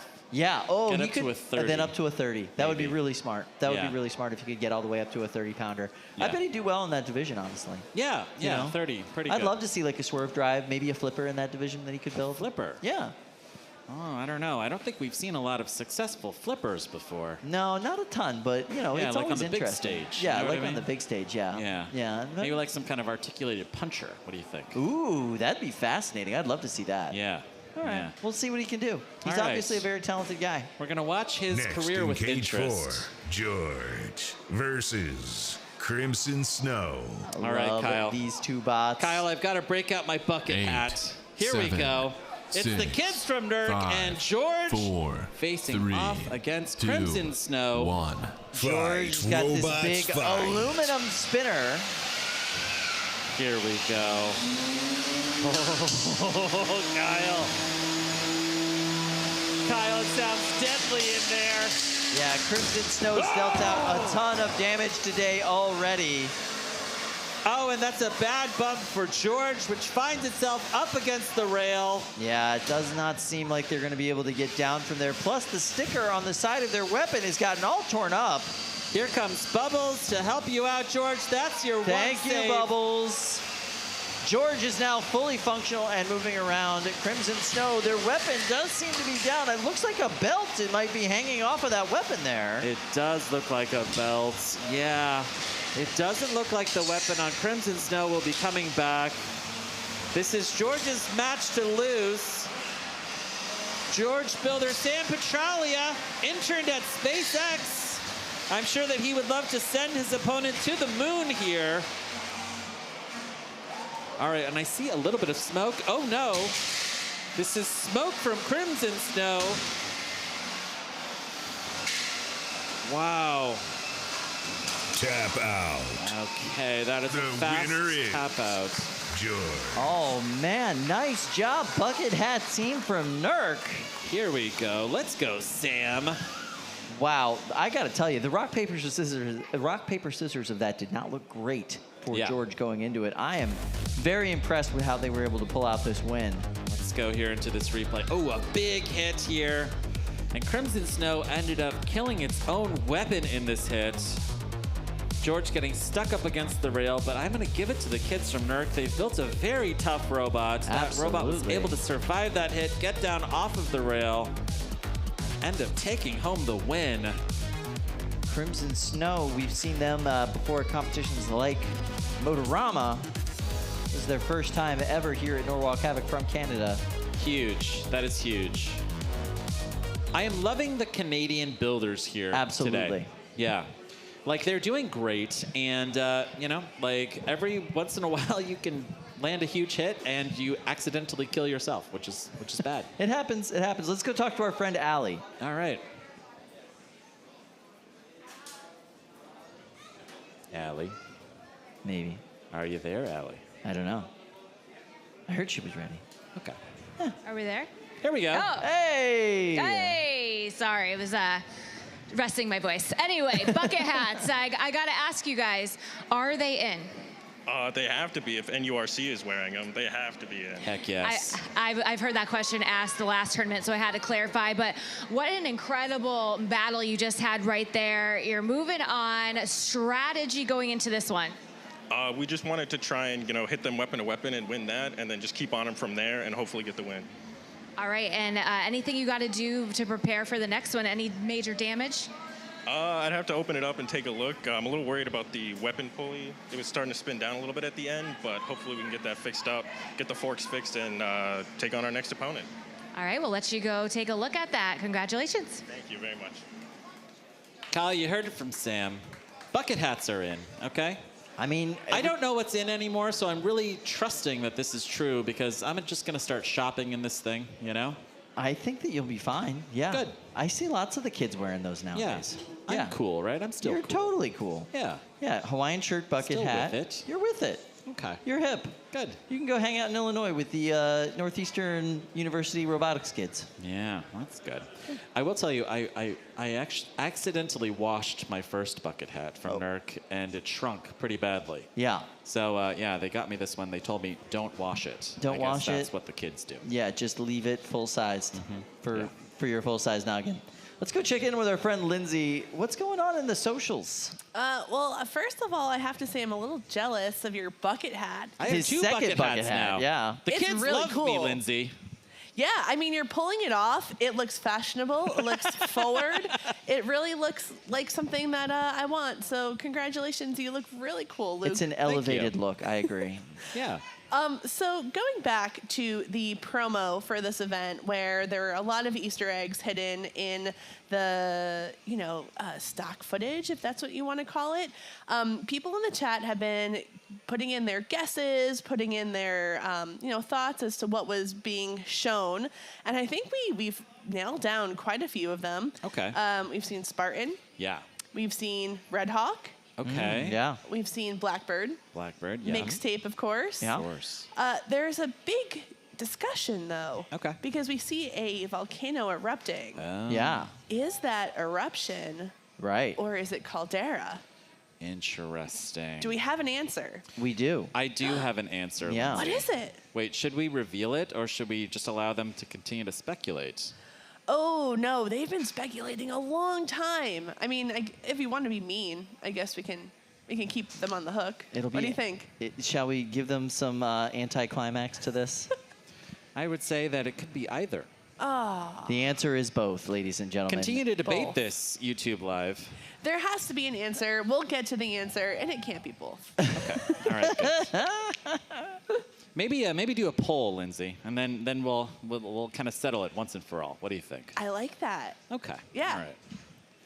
All right. Loading into Cage 2, I can see Next Graveyard in Cage Goddess. 2, the Wampus versus Graveyard Goddess. All right, this is elimination bracket round 4. 8, 7, 6. The Wumpus, 5, our favorite 4, full body 3, spinner 2, here today. 1. Fight, robots, fight. Ooh, and that's a good spin up from the Wumpus. Oh, and the Wumpus has lost its self-righting arm, but that shell remains planted to the robot. Graveyard Goddess, massive hit with her Retta drum spinner, but now that drum spinner does seem to be dragging on the floor a little bit. Something's a little bit off kilter with that. Not exactly sure what. Now let's see if the Wumpus is able to get that shell going again here. Absolutely. Oh no, the Graveyard Goddess. It is stuck. All right, this is a good fact here from Gil. The Wumpus is named after the monster in the 1973 video game Hunt the Wumpus. That's right, kids. There were video games in 1973, believe it or not. Here we go. Oh, they've hunted the Wumpus indeed, Kyle. And you can see Mandy from Graveyard Goddess getting super excited there. And their Minibot trying desperately to get the Graveyard Goddess going. Unstuck from that side rail. We have a very generous referee here in this box. Both of these robots are certainly not moving, Kyle. Correct. There might be countdowns happening if other people were in charge of reffing this box. I'm not sure, though. Yeah, I can hear somebody counting. I don't know who it is. Are they counting both of them out? It might be the rare simultaneous count out. What is going on here, ref? I'm not sure. The counting is stopped. We're sending in Brett to see if we can help. Brett's down to one eye, no mouth. That is not a good sign, guys. Brett might need new batteries at this point. We're not sure. Oh, that was very violent, Brett. I know you're missing some face, but buddy, come on. Concerningly, I also see a nut there on the ground. Yeah, not sure what that went to, but probably something important. Probably something to the top of the Wumpus, if I had to guess, Kyle. Could be part of this, the mini-bot on Graveyard Goddess. Wow, and the mini-bot of Graveyard Goddess has gotten stuck in that weapon. 30 seconds left here in this fight. Mini-bot, by the way, goes by the name of Graveyard Guardian. Ooh, I like that. That's nice. That is nice. That's pretty goth. I like that. It's very nice and goth, yes. Okay, popping the mini-bot out. All right, we have a little bit of motion from the mini-bot. Mandy Marchot's team here with the Graveyard Goddess. Very aesthetic. What a strange match here, Kyle. Yeah, very much so going to the judges, and I'm not so sure it should have. We've had the Wumpus dead for quite a long time. We've had the Graveyard Goddess dead for quite a long time. some time. The weapon's been working. Sending we're gonna go it to the judges. We're gonna go to a judge's decision that should have already been decided, in my mind. Interesting. Kyle, I'm not sure how I feel about this one. I don't feel great. Okay. All right. Might need to send the ref back to referee school. What do you think? All right, let's go to Allie. It sounds like she might have that ref. Ref, what happened? I do, and he definitely just heard what you just said. So answer his question. What happened? Well, we had a 4-robot pileup, and everyone, including Brett, got stuck. So now it's going to go to a judge's decision, it looks like, and they're going to decide who won out of it. Me personally, and I am a referee, and it's my job to be impartial and fair. I still think the mini-bot won. Simultaneous knockout is the question we want to know. You didn't think that happened there? It's hard to tell, because I think the problem with Graveyard Goddess was that they were stuck in reverse, so they weren't able to move forward. So, but I think with the mini-bot being active, perhaps maybe that would go in their favor, because they were able to flip the other bot over. But it's all going to come down to what the judges decide. All right, we'll let the judges decide. Thanks for that explanation. Interesting. All right, this is going to go to a judge's decision, painfully. Let's see what the judges have to say. Graveyard Goddess, and Graveyard Goddess. The winner is Graveyard Goddess. Yeah, it is. Voice Thank of God you, has Voice it. of God. There we go. Okay. Dominic, what did you think about that fight there, by the way? I mean, honestly, there wasn't a whole lot to judge, but the mini bot did flip over the big bot, and that's what tipped it for me. Okay. Fair enough. All right. Agreeing with our ref. Not moving. Yeah. Okay. All right, good. Yeah, maybe we could do like an eye test for the ref. What do you think? Oh, gosh. Yeah, maybe for the next break. Might What do you be think? helpful. Okay. Might be helpful. All right, I can see we're loaded into cage 3. I see here cage side Zenith versus first drink of the day. This is elimination bracket round 4. This is possibly... Next in cage 3, Here we go. first drink of the day versus Zenith. Both of these are rookie 8, builders. 7, 6, 5. This is a do or die 4, moment for both of these 3, builders here. 2, Tom Farkas 1. and first drink of Fight, the day. robots, fight. Zenith. Zenith from Kevin Powell. Zenith, our BYU student here. And Tom Farkas has once again lost one of those little fingers. What is going on, Tom? I mean, Tom has seen a lot of damage on that robot today. I am loving Tom's journey here today. Absolutely nice flip there from Tom Farkas in first drink of the day. Tom going there for that pin, bro. Let's go. There we go. A little bit of aggressive tapping here from Tom Farkas in first drink of the day. It looks like Zenith has not exited its starting square. Oh, here we go. Oh, nice flip up there. Just showing control here. Nice All job, right. Tom. Yes, absolutely pin in the corner and then a little pop up. Seems like he's trying to get him back onto his wheels and keep this match going, which is awesome. That's what we Incredible want to see. sportsmanship here from Tom Farkas. Nice work, Tom. Now, it looks like the weapon on Zenith is dead. Oh, no! No, he's able to keep that thing going. Now, from what I understand, he does have... Tom, what did you do? He does have a PLA-printed hub on that weapon, so he might not want to spin it for the entire match for fear of melting it. Tom, you know that this is the elimination bracket. Allow your opponent to be eliminated, Tom. Look at this. A little bit of aggressive tapping. Two aggressive taps there from Tom Farkas. Every time he makes contact with his opponent, the countdown restarts. Here we go. Tom wants to see a full 3-minute match here. I don't think... Oh, here we go. Okay. Oh, no, Tom! Go and Don't fight, do Brett, it! Tom. It's a bad idea, Tom! No! Wow! Knockout. Oh, no! First drink of the day. So the countdown started, and Tom decided, I'm just going to take on Bert. Why not? Amazing. I love it. Amazing. Norwalk Havoc superfan Tom Farkas advancing to elimination bracket round 5. Tom, I can't believe it. Like, you've had such an incredibly successful day. Surviving past 5 o'clock on the stream. Amazing. Absolutely amazing.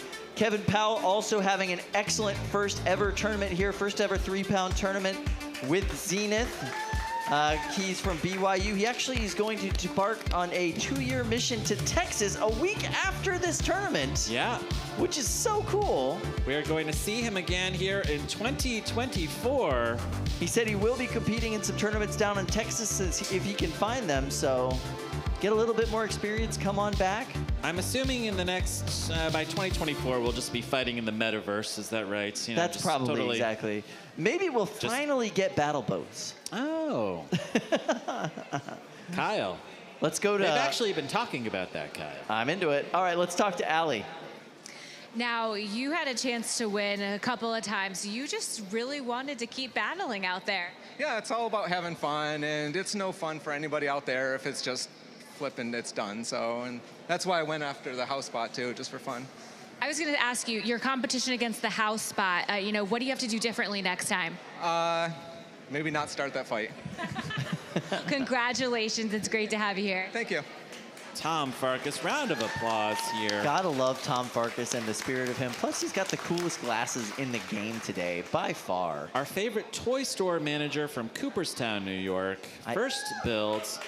Wow, he's getting a banana. What is that for, Tom? Next in Cage 1, Dropkick versus YOB GNOL. Oh, wow. Kyle, I think this means that I can put on my FPV glasses again. 6, that would be really cool. 5, All right, so Dropkick. 3, 2, YOB GNOL. Fight, robots, fight. Weapon on Dropkick, up to speed. Look at the size difference between these two bots. Incredible. Oh, no! Wow, nice hit from the long boy himself, YOB GNOL. Just bouncing Dropkick all over this corner of the arena. Winner of this fight qualifies for December, so no pressure, fellas. No pressure at all. Now, this is the undefeated semifinals. So, yeah, even the loser is going to get pretty close. Incredible. Now, let's see if the weapon on YOB GNOL can come back. The weapon on Dropkick is running great. Here we go. Let's go, Dropkick. Dropkick's having a little bit of issues getting that weapon up to speed, but once it gets going, man, that thing kicks. YOB GNOL's weapon not working at all. Still makes a great armor plate, though, able to take those hits pretty well. Now, I was talking to Dropkick builder Jacob Rogers up there in the pits. He said that he wants knockouts. He is not content to bring it to the judges. He would love to score a very damaging hit here and knock out the drive of YOB GNOL. Tap out. Here we go. That's what he wants. Dropkick. Let's go. Let's go. Florida man for the win. Let's go, baby. Florida man for the win. Everybody's. Let's go. Everyone's brackets are broken. That's right. The trash talk brought to you straight from Jacob's mouth. Amazing. Now, Dropkick has advanced to the December finals. Wow, stamping his ticket. That's incredible. Let's take a look here at this replay. YOB GNOL's weapon went down here at one point, I think after going weapon to weapon with the punishing vertical of Dropkick.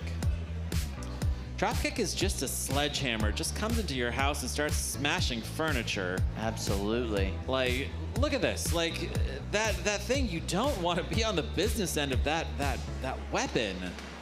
Incredible. Wow. So Chris Rummel will be going down into the elimination bracket for that particular tournament. Yep. So we will be seeing him again. But Jacob qualifying for sure for the finals. So excited to see him here. So exciting to see so much personality in the 12-pound division moving forward. Let's check in here with Allie. Well, I'm here with Mr. Personality himself. You're securing that spot in the December finals. How are you feeling right now? I'm feeling great. In the words of Conor McGregor, I didn't come here to take part. I came here to take over. Let's go, baby. Woo! Right. And you know, I heard them say that you are not satisfied with letting it go to the judges. You want tap outs, correct? Every fight. I had a couple fights go to the judges before, split decision, whole crowd booed. I'm not letting that happen again. All right, we'll see what happens next round. Congratulations. I'll see you in December for sure, and I'll see you in the finals. There we go. Let's go, wow. Jacob. All right. All right. He's calling a shot. I like this kid. He's awesome. Okay. Next in Cage 2, Crashfest versus Komodo. Now, incredibly, 8. This is 7, undefeated semifinals 6, here. 5, 4, 3, 2, 1. Fight, robots, fight. All right, we've got the super destructive horizontal of Komodo here versus the lifter of Crashfest. Crashfest driver Robert Run, this is his birthday, and he would love to score yet another win as a great little birthday gift. Shoving Komodo around the box, showing off that driving pedigree here. Yeah, absolutely dominant driver in Robert Run. A real veteran of this sport going up against a true rookie in Komodo and Miles. Now, amazingly, here we have a good fact from Gil. This is a really important match because the winner of this will automatically advance to the December finals. Incredible. Will this be Miles here with Komodo? Weapon is running a little slow. Oh no, here we go. It's just hard to get it up to speed when Crashfest is on top of you as much as they've been throughout this entire fight. Here we go. Or will it be Crashfest and Robert Rund running this chunky armor package, AR 400, possibly AR 500, I'm not sure.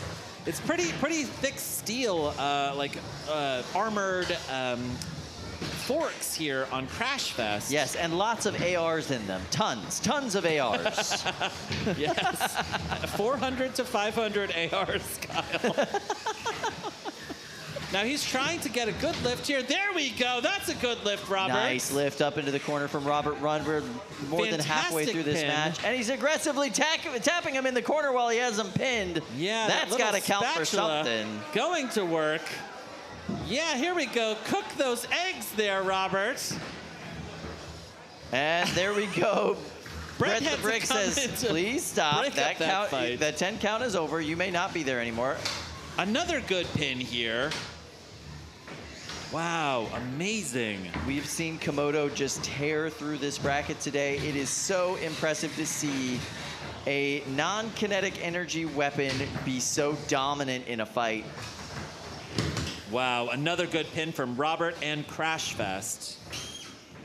Only 33 seconds left in this match for Komodo to turn it around. I don't think it's happening, Kyle. I don't think it's happening. He's having trouble even getting that weapon up to speed with how aggressive Crashfest has been. I think that Robert Rund is stamping his ticket to the December finals. Incredible. Happy birthday, Robert Rund. You are stamping your own ticket, giving yourself a present to the finals. Let's go. 6, 5, 4, 3, 2, 1. That's it. This one goes to the judges. Wow. I gotta say, this is not the end of Miles and Komodo. We will be seeing them down in the elimination bracket. Impressive run for them today. Now, Kyle, we are not judges, but I feel like we can pretty much call this. What do you say? Maybe, is this thumbs up, perhaps? Is it thumbs for Crashfest, Kyle? I think that's exactly how this is going to end up going. Robert put on a driving clinic here, like landing multiple pins, landing multiple lifts, putting Komodo up against the rail, just really not allowing. A little too into this section, actually. He needed to be helped out. Remember the rules by Brett. All right.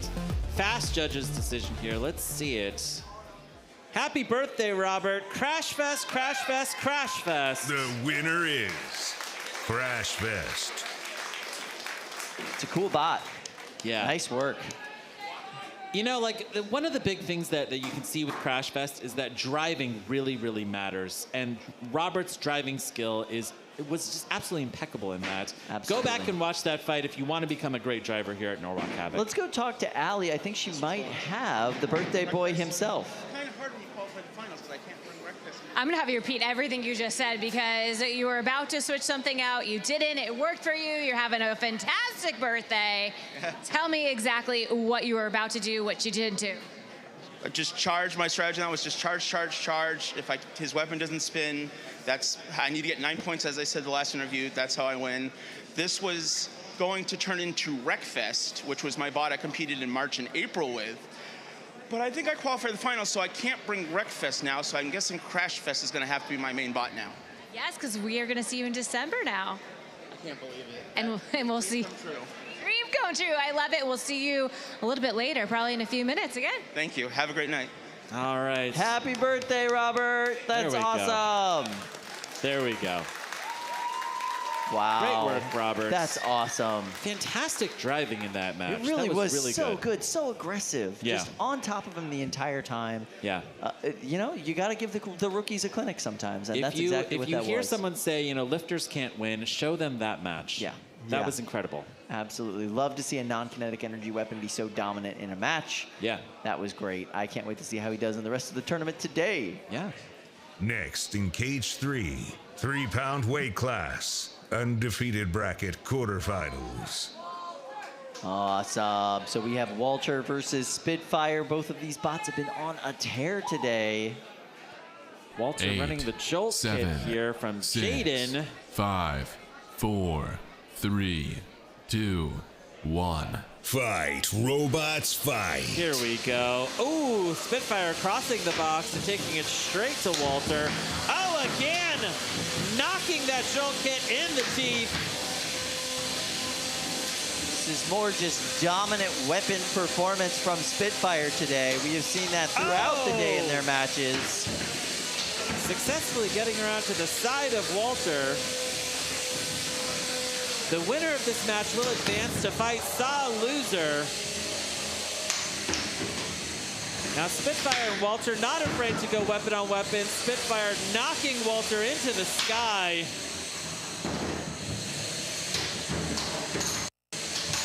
Amazing.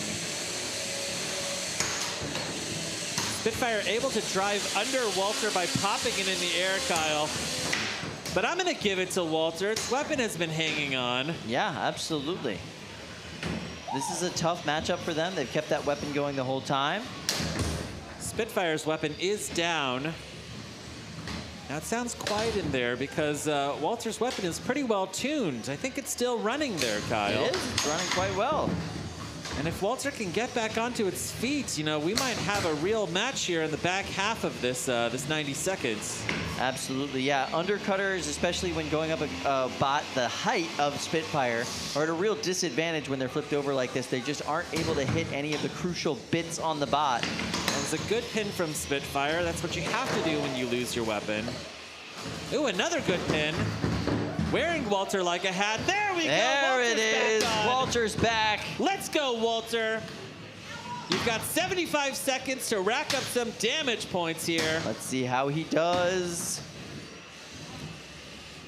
Looks like we've got Crab Walk Mania going on in here. One side of the drive seems to be struggling on both of these robots. Will they be able to make contact? Or will they just keep doing this very dangerous dance? Going back in for more. Here we go. The builder of Spitfire knows that that they need to continue to rack up more points. What was that? That was like an off switch got hit. Walter! I think it's Walter! I think it might be Walter. Spitfire is dying here. That countdown has started.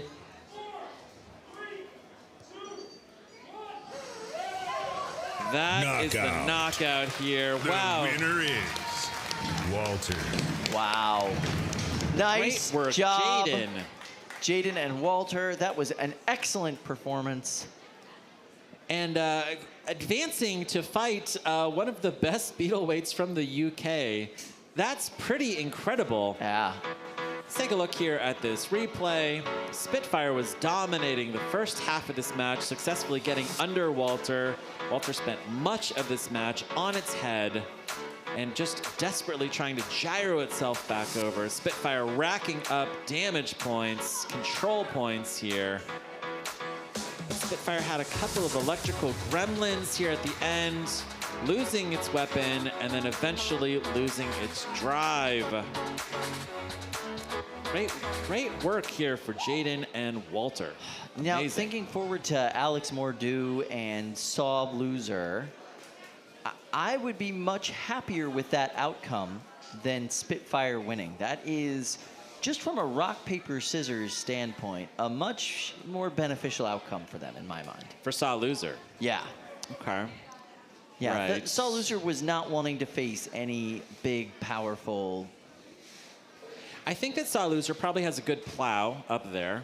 You know, a good plow attachment, don't you think? No, it's floppy. A floppy? Yeah, so they're British, right? So their beetles are heavier. I like how you say they're British, like that they just run floppy wedges in the UK. No, their bots are heavier than ours, right? Their beetle weights are slightly heavier. To make some concessions so he was able to compete today. I will say that he is running that mini bot from Ben Hassan. He is. And that's helping. Like, you know, with the drive here of Walter's going to have to be incredibly aggressive with its drive to prevent getting pinned and hit with that saw. Yeah. I'm going to say, like it's going to be a pretty tough road to climb for Jaden and Walter, just because facing off against two robots and two very good British Extremely builders. good drivers, yeah. Yeah. All right, so we're going to go to Cage 4. Let's see what's going on over there. Next in Cage 4, same but different. Oh, here it is. Bugsbee. Jameson go, Izzy Tao. 8, 7. Now Kyle. 6, 5, These bots look familiar. 4, Do you see this 3, white and 2, blue robot? What does it look like, Kyle? Robots fight. It looks like two championship robots, but at a much different scale. It looks like a miniature Bite Force. This bot is labeled Same Force. And Izzy is the builder of a miniature End Game. I believe that one's labeled as Same Game. Amazing. And the weapon now seems to be gone on Same Game. Something flew off that was not supposed to fly off. Facing off against a burger-themed robot from Zoe Lambert. And look at this miniature Bite Force just taking it to this burger. Whoa! Big hit there. Jameson Go building this robot, really only able to run it here just because it's such a weird size. It's like a 6-pound robot, Kyle. Yeah, so you're really only able to use it in this particular 12-pound tournament. Amazing, amazing. So strange. If you've ever been curious, like how Bite Force would do here at Norwalk Havoc, you are watching it. Oh no! And I see a wheel. I think that could be a wheel from Bugsbee. Hard to tell, but yeah, the other bots don't seem to be missing any wheels. Oh no, and there's a motor that just rolled away. That's not good. That is pretty destructive. Oh, and that's a good pin from Same but Different on Bugsbee, pushing that burger right into the corner. Little tag team pin action there, nice. Wow, Izzy and Jamo like really showing their driving skill here. Wow, and just waiting. Zoe, can you do it? Can you spin it back up?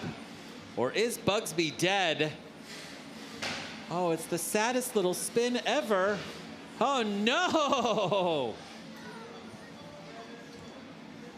I can hear the count out. It looks like Zoe is being counted out. This is undefeated quarterfinals. Bugsbee is being counted out. Is this a knockout? Looks like it might be. The lights have gone blue. I think that means it could be a knockout. Hard to tell. You can hear that beeping inside of the bots. What's going on? All right, Bugsbee has been knocked out. There we go. We get confirmation now. Same but different. Wow, incredible. Now, you know, like, not to take anything away from the miniature End Game, but really the miniature Bite Force did incredibly well here. It did look like something went wrong with the weapon on the miniature End Game, or End Same, I should say, sorry. Right there at the beginning of the match, which did kind of take them out, except for just kind of as a pin bot and push bot. Now, I will say, concerningly, when I went up into the pits, Jameson Go was completely done with Same Force. Yes. Sitting there, it was looking immaculate. It's a perfect scale model replica of Bite Force. It really is, yes. And Izzy having like a little bit of a scramble trying to get, now, to Izzy Sao's credit, yes, there was a blowout in her tire on the way to the event today. Here we go. Which did, oh, hey, there we go. We have so many kids here in the audience, and they're so excited. You're on TV, y'all. Look at that.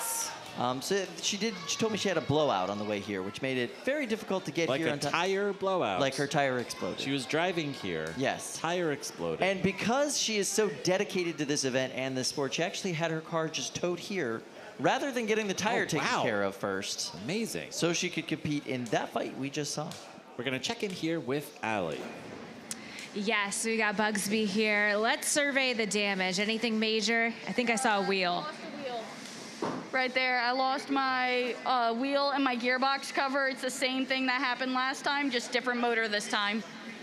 So it happened on this wheel last time. This time it happened on this one. So I should be easy repairs. That's as far as damage as I can see. Everything else seems to be working fine. So do you think you're gonna have enough time to fix it? Seems like you will. Oh yeah, definitely. All right, we'll let you go and fix it. All right, thanks. All right, Zoe Lambert, one of my favorite builders here at Norwalk Havoc. She and her husband do a lot of work with First Robotics. They are First Robotics mentors, and they put out some really great First Robotics content. And she's holding a series of competitions, combat robotics competitions for kids in Maryland later cool. this summer. So really giving back to the community and getting more kids involved, which is very cool. All right, we've got a good shot here of the pits. We can see William Marchese right there in the foreground, working diligently on his robot. And yeah, let's see, we've got Zach Knight over there. Incredible. Everyone here is hard at work. There we go, Zach. Good wave there to the camera. Hey, there we go. Drago-Corn-a-Saurus driver here saying hello. There we go. Hey! And those cow T-shirts, those are custom made here from Tony D'Ambrosio. They have the actual Milk Tank merch. And I am really looking forward to Tony selling those shirts here later this year. I absolutely love that. Now, this is a really cool wide shot. Next you can kind of see the scale of this box. Roadkill It's huge. versus Jammy. All right. 8, 7, 6, 5. These are two college 4, teams. 3, Yep. 2, 1. Fight, So we robots, got South fight. Dakota University against Northeastern University. Ooh. Here Look we go. at that weapon. Let's go, Jammy. Jammy is what we like to call Apex at home. Oh! And it just did the Apex thing! Wow! Roadkill didn't even have to do any of that. Oh, wow. All right, Roadkill gets a bit of a gimme there. Yeah. Jammy comes out there with 3 of the exact same drywall hatchets. Yeah. And somehow that went out of balance. Yeah. And yeah, I'm very curious as to what happened there. Perhaps we could get Allie to check in with our Northeastern friends and figure out how that weapon got so out of balance. All right. It looks Knockout. like they are being counted out. The winner is Roadkill. Yeah, absolutely. Nice job to the rookie team from South Dakota Yeah. University. That was awesome. Nice work. Yeah, They've got a whole combat robotics team at that school. I saw them. There's like a half dozen students up there from South tons Dakota. of them. No, there's more than that. There's tons of them over there. Amazing. And look, they're all kitted out. They've got their shirts on. Yeah. Let's go, South Dakota. Super happy with that performance. Let's check this out. Oh yeah, look so at it tipped that. forward and actually Yeah. hit the ground there. Yeah. Exploding themselves. Kyle, I was really curious what these hatchets were. These are drywall hatchets? Is Yeah, that correct. right? So back in the day, we did not screw drywall in with drywall screws. We actually would use nails. So you would use that hatchet to score the drywall, break it, and then you would use the hammer on the back to actually nail it in. See, I had no idea. Every time I go to Home Depot, I just think these are like, for the zombie apocalypse or something. Nope, straight up drywall. That's the entire point of these things is for putting drywall up on frames. That's the whole deal, Bob. You can find some really fun videos on YouTube of like old-timey carpenters putting Fun drywall up. Videos about drywall. Yeah, believe it or not, really fun videos of like old-timey carpenters putting up drywall in really complicated places. Press F for doubt. Let's go and check in here with Allie. Well, we've got part of it right here. Heavy. I mean, as I did not build it, obviously, and I was terrified when I heard that noise. So I can assume that as the drivers and the builders, that was probably a little even more scary for you. Yeah, I mean, I was hoping we would get spun up, so that was a success. But I think our hammers hit the ground and it just flung our robot in the air. I think so. Well, we do have something that might help you fix the hammer, or at least go towards helping it. A send, cut, save coming your way. You gave me my biggest scare of the tournament, so congratulations if that's anything to you. Thank you so much. All right, Angelina Jaglin's here from Northwestern, going home with the send, cut, save. Now, I think that this was the elimination bracket, wasn't it? Yeah, I believe so. Okay. All right, so Jammy is going home early for the day. And yeah, I can't wait to see that again. I'm hoping to see more of those drywall hatchets. Yeah, pretty cool device for a robot combat weapon. Yeah. Looks like you can almost use that, you know, like if you went home and you needed to do some drywall. They kind of dulled out the hatchet part of it, so it would be as effective. Yeah, that's fair. Wow, look at this. Violently hitting the ground, chopping off one of those hatchets. So there is actually a Danby built off-center horizontal spinner like this called Apex that ended its run in Robot Wars in a very similar way. Did Danby use hatchets, Kyle? No, that would be a different Danby. And yes, they did not use hatchets. It was a bar spinner. I see. Okay. Well, a good win here for South Dakota. A win is a win. They advance here in the elimination bracket. A win where you don't have to damage your robot is a really good win. Yeah, that's true. That's true. Wow, look at that thing. Those Take were it straight. upstairs and charge up those batteries. And let's see how far South Dakota can get. Pretty amazing. Yeah. Okay. All right, the kids from NERC in their bucket hats, going back upstairs. Do you think the team from South Dakota has a chance of qualifying in this tournament? Yes, they do. Me too. Yeah. Me too. Yeah. It's an interesting design, the undercutter design on it. And yeah, we'll see how far they're able to get. All right. We're going to go to Next cage in 2 cage here. 2, 3-pound weight class, elimination bracket, round 4. So we have off Killter going up against the data 8, collector. 7. Ooh, you say 6, data instead of data. 5, I love 4, it, Kyle. 3. Very classy. 2, 1. Data collector here built robots, by fight. Pearl Gray from Texas. Oh, here's some good mobility. And I can hear those weapons are fully spun up. These rookies are there. You want to brawl here. Incredible. Data collector really just hanging in there. Its first fight of the day was quite short. But they are bringing the chaos here. They've been getting better in every single fight that they've been in, collecting more and more data as the day goes on.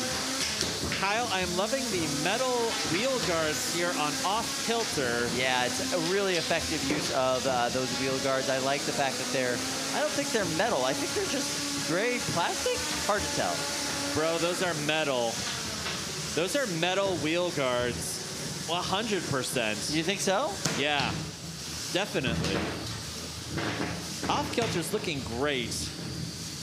It is a very powerful looking bot. It looks like a Coke machine or something, Kyle. I do like the spoke wheels, the wagon wheels. Yeah, those are cool. Now, Pearl Gray built data collector. Wow, now I'm saying it, data collector. To collect data, you know, about their next builds.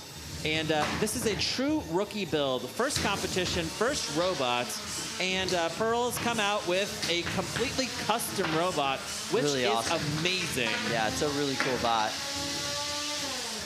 Pearl could have very easily bought a FingerTech kit and, you know, built a drum spinner here, you know, an egg beater.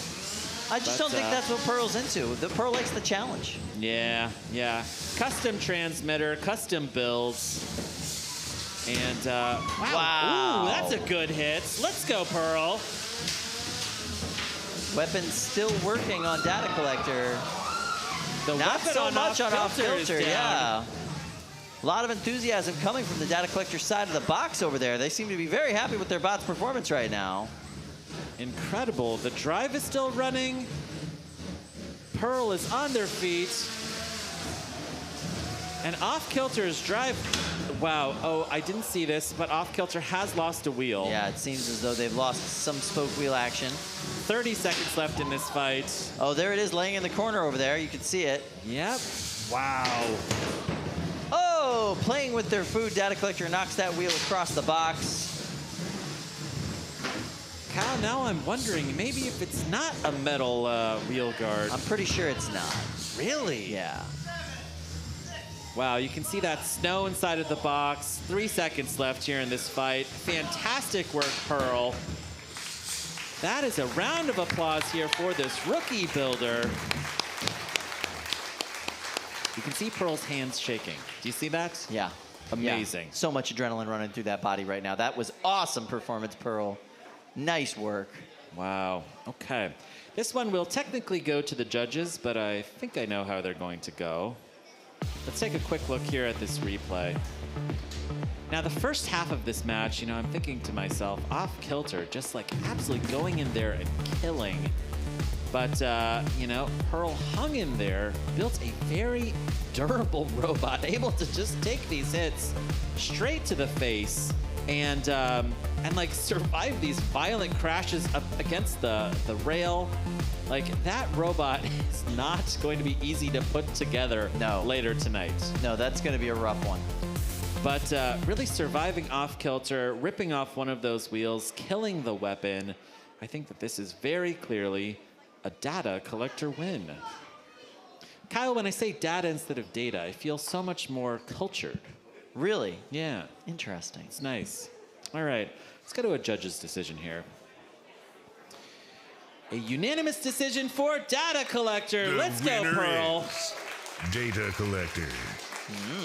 All right, the voice of God likes the way I say it too. Yeah, There we fair go. enough. Fair enough. All right, I see Allie standing cage side with Pearl. Pearl, first question, data or data collector? I say data collector. All right, data collector, unanimous decision. I've heard squeals from you. I saw jumping. I mean, you have to feel so good right now. I'm doing way better than I expect. Like, okay, to be honest, I didn't even come to Norwalk to win. I came to Norwalk to figure out how I'd lose. And the fact I've gone this far, I'm like, that's an anomaly. That's not supposed to happen, but... I have to point out, I do see some smoke coming from your robot. Yeah, yeah, I guess that's a piece of data I've collected is that, I burn out a motor every single time I fight. Like, that smoke is from the motor, and that's because this is, like, at a 1-to-1 ratio, which is, like, apparently insane. I guess that's why it hits hard, but it costs, like, $20 to run this every time, so I gotta figure out how to fix that. We gotta get you a sponsorship. Well, congratulations. Go put that fire out. We'll see you later. All right, yeah, thanks. This is awesome. Round of applause for Pearl Gray. Let's go. Traveling all the way here from Texas with a brand new build. Amazing. Next in cage 3, Ablation versus Shifty. All right, elimination round 5. 8, 7, 6. We've got Ablation here from Peter Garnash and 3, Shifty from 2, Aaron Hill. 1. Fight, robots, fight. Ooh, here we nice go. Big hit there. This is a do or die moment for both of these builders. One of them will be going home in 3 minutes or less. Now, Shifty has successfully got around to the back of Ablation and is chewing away at those wheels. And the drive on Ablation does not look right. Shifty is unscathed. Now, the weapon on Ablation is very dangerous. Aaron wants to stay away from the front of the robot, but would love to get around to the side, would love to get around to the back. Start chewing away with that big nice hub hit drum. there. Peter Garnash pushed up against the house spots. Half of his drive is impaired here. Aaron Hill with this very interesting swerve drive motion. Whoa! The winner is... I gotta say, Shifty. something I'm really impressed about with Shifty is how reliable that hub drive weapon is. That's hard to do, especially for a rookie. Yeah. You know, somebody who's not used to hub drive motors and weapons, it's very challenging. First Beetleweight build for Aaron Hill, who's flown here all the way from Mountain View, California. Let's take a look here at this replay. Bam. That first big exchange, and immediately Peter's drive was broken. Look at that. Just half of its drive just dying there immediately. Aaron Hill coming in with this very strange green robot, getting around successfully to the back. But really, it's I mean, charming like, because eyes. Yeah. I will say, like, the driving from Shifty is quite good. It's very good. Has it had to use that self-riding mechanism at all today? Well, I think he gave the audience a little wave at the end with his self-rider. Yeah, that's using it. Okay. Pretty awesome. Yeah, that's fantastic. Okay. All right, Aaron Hill there. So many good rookie performances today. You know, Aaron Hill might be at the top of that rookie performance list. Yeah. Doing quite well. For a first-time Beetle builds, that's pretty good. It's pretty good. It's pretty good work. Yeah. Impressive stuff. This is not a rookie in this tournament, by the way. We are taking a look at Drew Davis, our 10th grade English teacher from Schenectady. All right, here, let's first check in with Lindsay. Hi. All right. So something that has been coming up a few times today is the whole debate around movement and what constitutes crab walking, what constitutes controlled movement. I think the rules here at Norwalk are a little bit different than maybe some of the other competitions that are, you know, popular that you see out there. So I don't know. Do you have opinions on what constitutes controlled movement here at Norwalk versus other places, or is crab walking okay? I have opinions, sure. Yeah. I've got opinions about everything. Absolutely. I'd love to hear them. I mean, all right, so like if I was going to write the rule book, which I don't, I would say motion is motion. If you're moving, then keep fighting, you know? You can tap out at any time, and if you're still moving, like the fight is still going. That's where I'm coming from. What do you think, Kyle? Kyle, are you looking for the rules? I was, yeah. I was actually I was opening them up right now. Yeah. So let's see. About motion. Here, just do a Control F and look for motion. Oh, you're so much better at that than me. Yeah, just search. Just search. There's no controlled motion. No, that's not the rule set. No, that's different. Yeah. These are the general fight rules. Yeah. This is if you're a builder. Wow, this is terrible. Kyle, we're almost 40. We don't know how to use the internet. No, it's true. All right, let's take another look here at this fight. I love to see Aaron Hill's builds. Like, this is so ambitious for a Beetle, like, especially your first Beetle. Like, you know, he is not afraid of building something super complicated. And, you know, it's funny, like, when you talk to him, he's like, I have to bring something amazing. Yeah, you know? absolutely. And I've he did got a to stretch fantastic the job. envelope. I've never seen, like, Swerve Drive like this before. I am really hoping that at some point we can see, like, the bottom of that robot and really check out how that Swerve Drive is going. Hey, here we go. Look at this. There's a knockout sign from Laura and Juliana. Hello. Hi. Yeah. Amazing. That is so awesome. I am loving that it is now almost 5:30 here in Norwalk, and we still have full stands. There are so many people who are sticking with us now for going on 7 hours, Next Kyle. in That's cage so 4, impressive. Blackjack versus BRS. Okay. All right, so we've got Blackjack. 8, 7, This is 6, elimination 5, round 2. 4, 3, 2, 1. Fight, robots, fight. Do or die moment for both of these robots. Oh, big hit right out of the box from Blackjack. And we can see some guts coming out of BRS. Now, Kyle, I was... Tap Oh, here we go. The winner is Blackjack. Nice work, Blackjack. KO. Wow. The bot reduction system has indeed been reduced. Now, Kyle, a delightful fact here. BRS builder Mike Mullinax, he works for Roomba. Oh, interesting. Yeah. Now, Mike, I just bought a brand new Roomba. It's now my 3rd Roomba. I love those robots. And, yeah, you know, like, I think maybe Mike should bring back, like, a vacuum robot to this competition. What do you think? That would be a lot of fun, absolutely. Like a really tough, like, you know, Roomba. What do you think? All right, let's take a quick look here at this replay. Blinking, you missed it. This is a one-hit KO. Blackjack going in there, ripping off that back plate. BRS just dying here. You can see the guts of that robot just sticking out. Oh, that was graphic.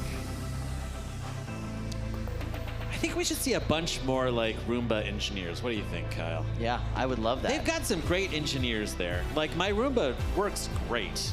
And I would love to see, you know, just a whole army Now, of why Roombas. did you need 3 of them? Did you have to replace them, or did you just have 3 levels of your house? You had to, do they not climb stairs? Do we have story time? I don't know. Yeah, we have story time. Okay. Yeah, let's see. So my first Roomba was not technically a Roomba. I bought like a knockoff Roomba. Ah, yes. And it was awful. Yeah. It would bump into everything. It would knock things over. It had 0 intelligence. It would just kind of hit something, turn 15 degrees, and then continue going. Second Roomba was like your budget Roomba, like the very cheapest Roomba that you could buy. Yeah. And it was so much better.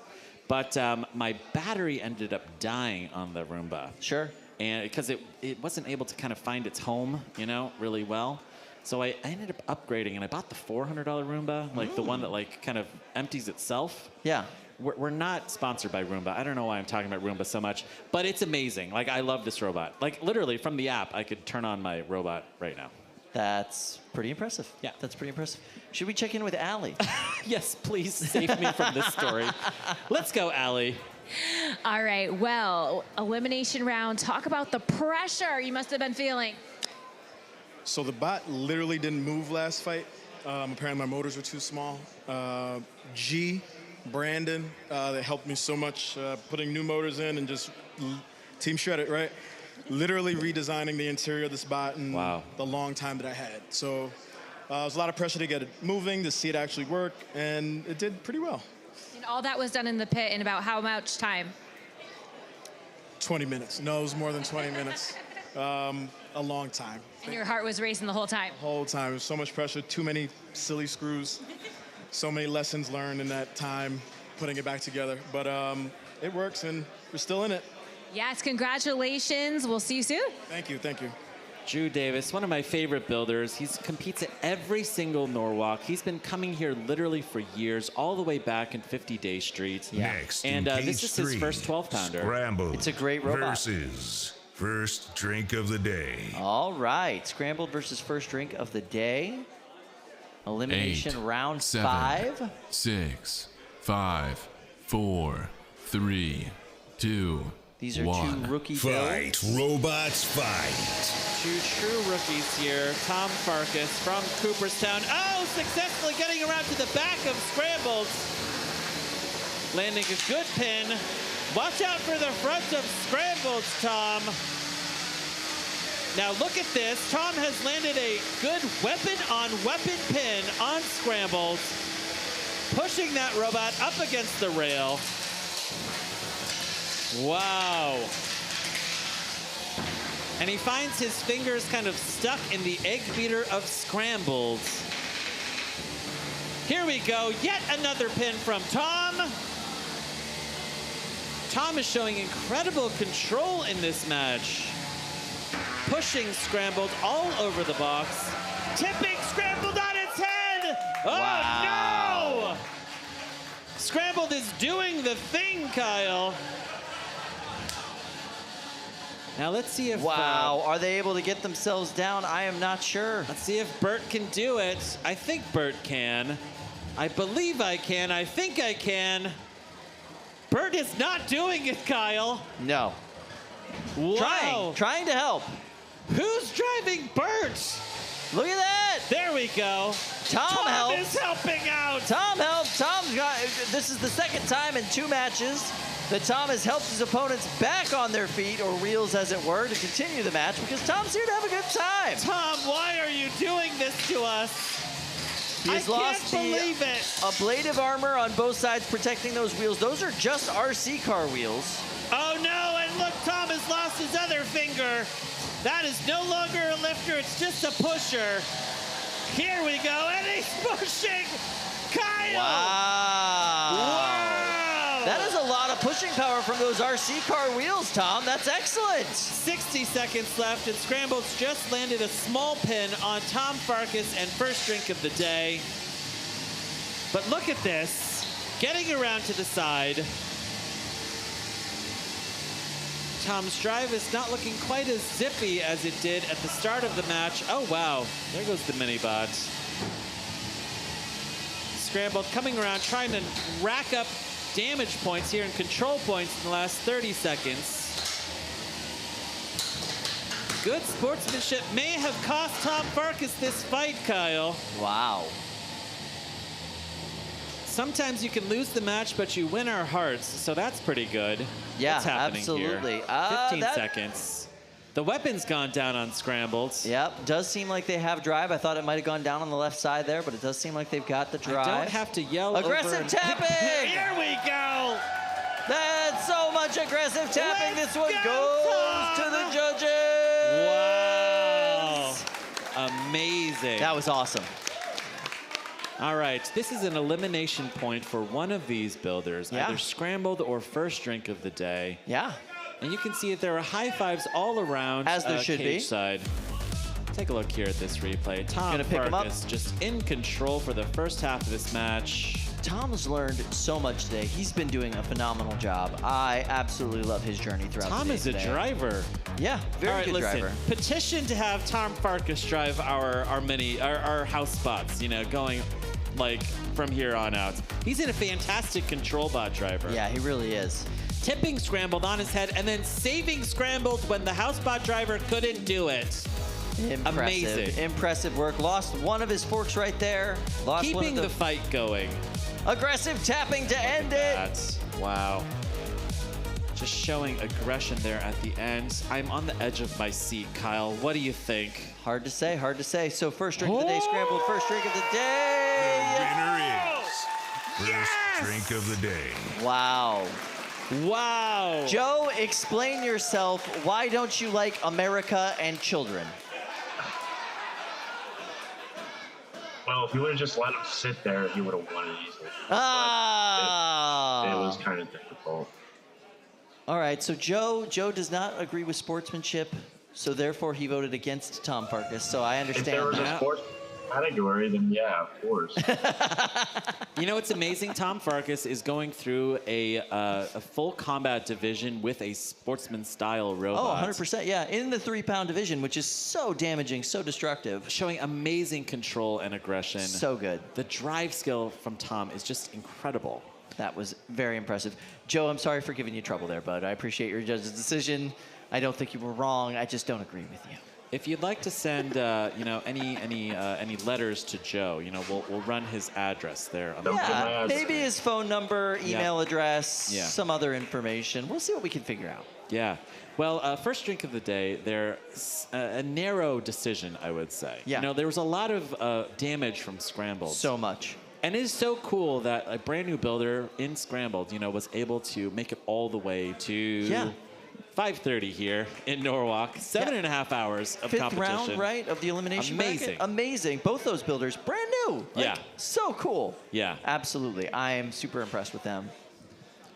Kyle, now I look around and I see some empty boxes. This is our first real pause in the action. It's true. And all right, here's what I'm thinking we can do. Production, if it's okay, I do have a giveaway here. Oh, yeah. For the audience, okay? I have a giveaway.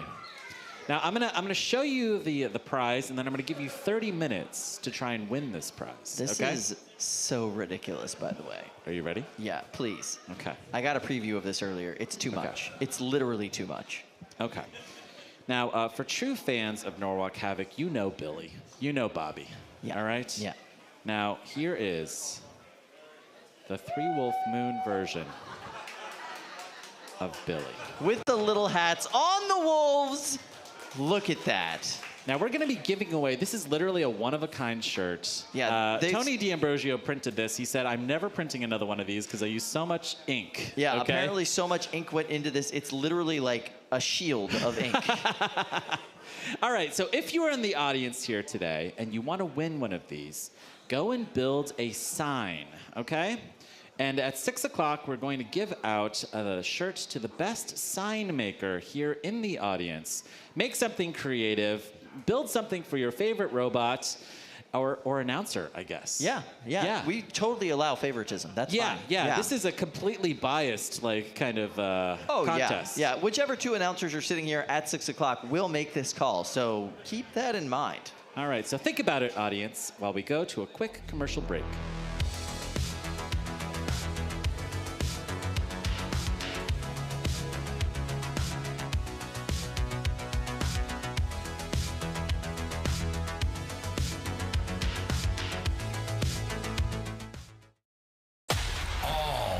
commercials. Oh, commercials? All the time. All the time. This is 96.1, The Ads. Karen loves commercials. When I'm surfing the internet at home, I listen to you guys online. Karen. When I'm at work, I listen to you guys online. Karen. In the car, I even have you playing on my phone. Karen. Pretty much have you playing all day long. We do it for you, Karen. Other radio stations make you wait for the commercials. Not us. All right, you ready for this? Get ready for another music-free commercial block. 1 hour of non-stop ads starts now. Go to commercial. This is WADS 96.1, The Ads. I'm Jake with Sencut Sen, and today we're talking about the linear deburring process.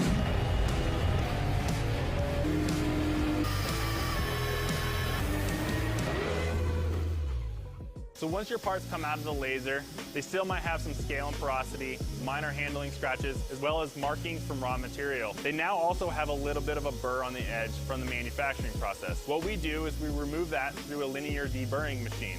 This is also a belt sander, commonly referred to as a time saver. The linear deburring process is best suited for flat sheet metal parts like this, but they have to be of a certain size. The smallest parts that we can run through the deburring machine is a 1-inch by 3-inch part, whereas the largest is a 24 by 46-inch part. So here at Sencut Sen, we use the minimum amount of pressure on that deburring machine to remove that burred edge. So this is what you should expect when you receive your parts. It should be free of a burr on the outside surface of both sides, but it will still have a somewhat sharp edge here, as this process doesn't roll that edge. It only just removes that burr on that outside face. It might still have some imperfections and small handling scratches as it goes through the rest of the handling process, but it won't have any raw material manufactured markings on it anymore. Parts that meet our criteria are pre-selected to go through this deburring process and checkout.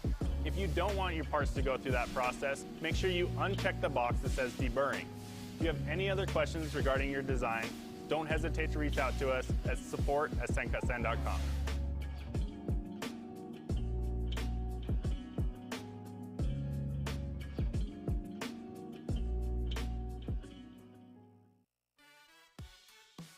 From the Norwalk Havoc Studios, this is Behind the Bots with some very exciting news. We're joining the Norwalk Havoc family. For the last 3 years, it's been our honor and privilege to bring you some of the most exciting combat robotics news. Interviews with builders and mediocre puns. Our partnership with Norwalk Havoc means that we'll be able to take you closer to the action than ever before. Stay tuned, we'll bring you more news shortly.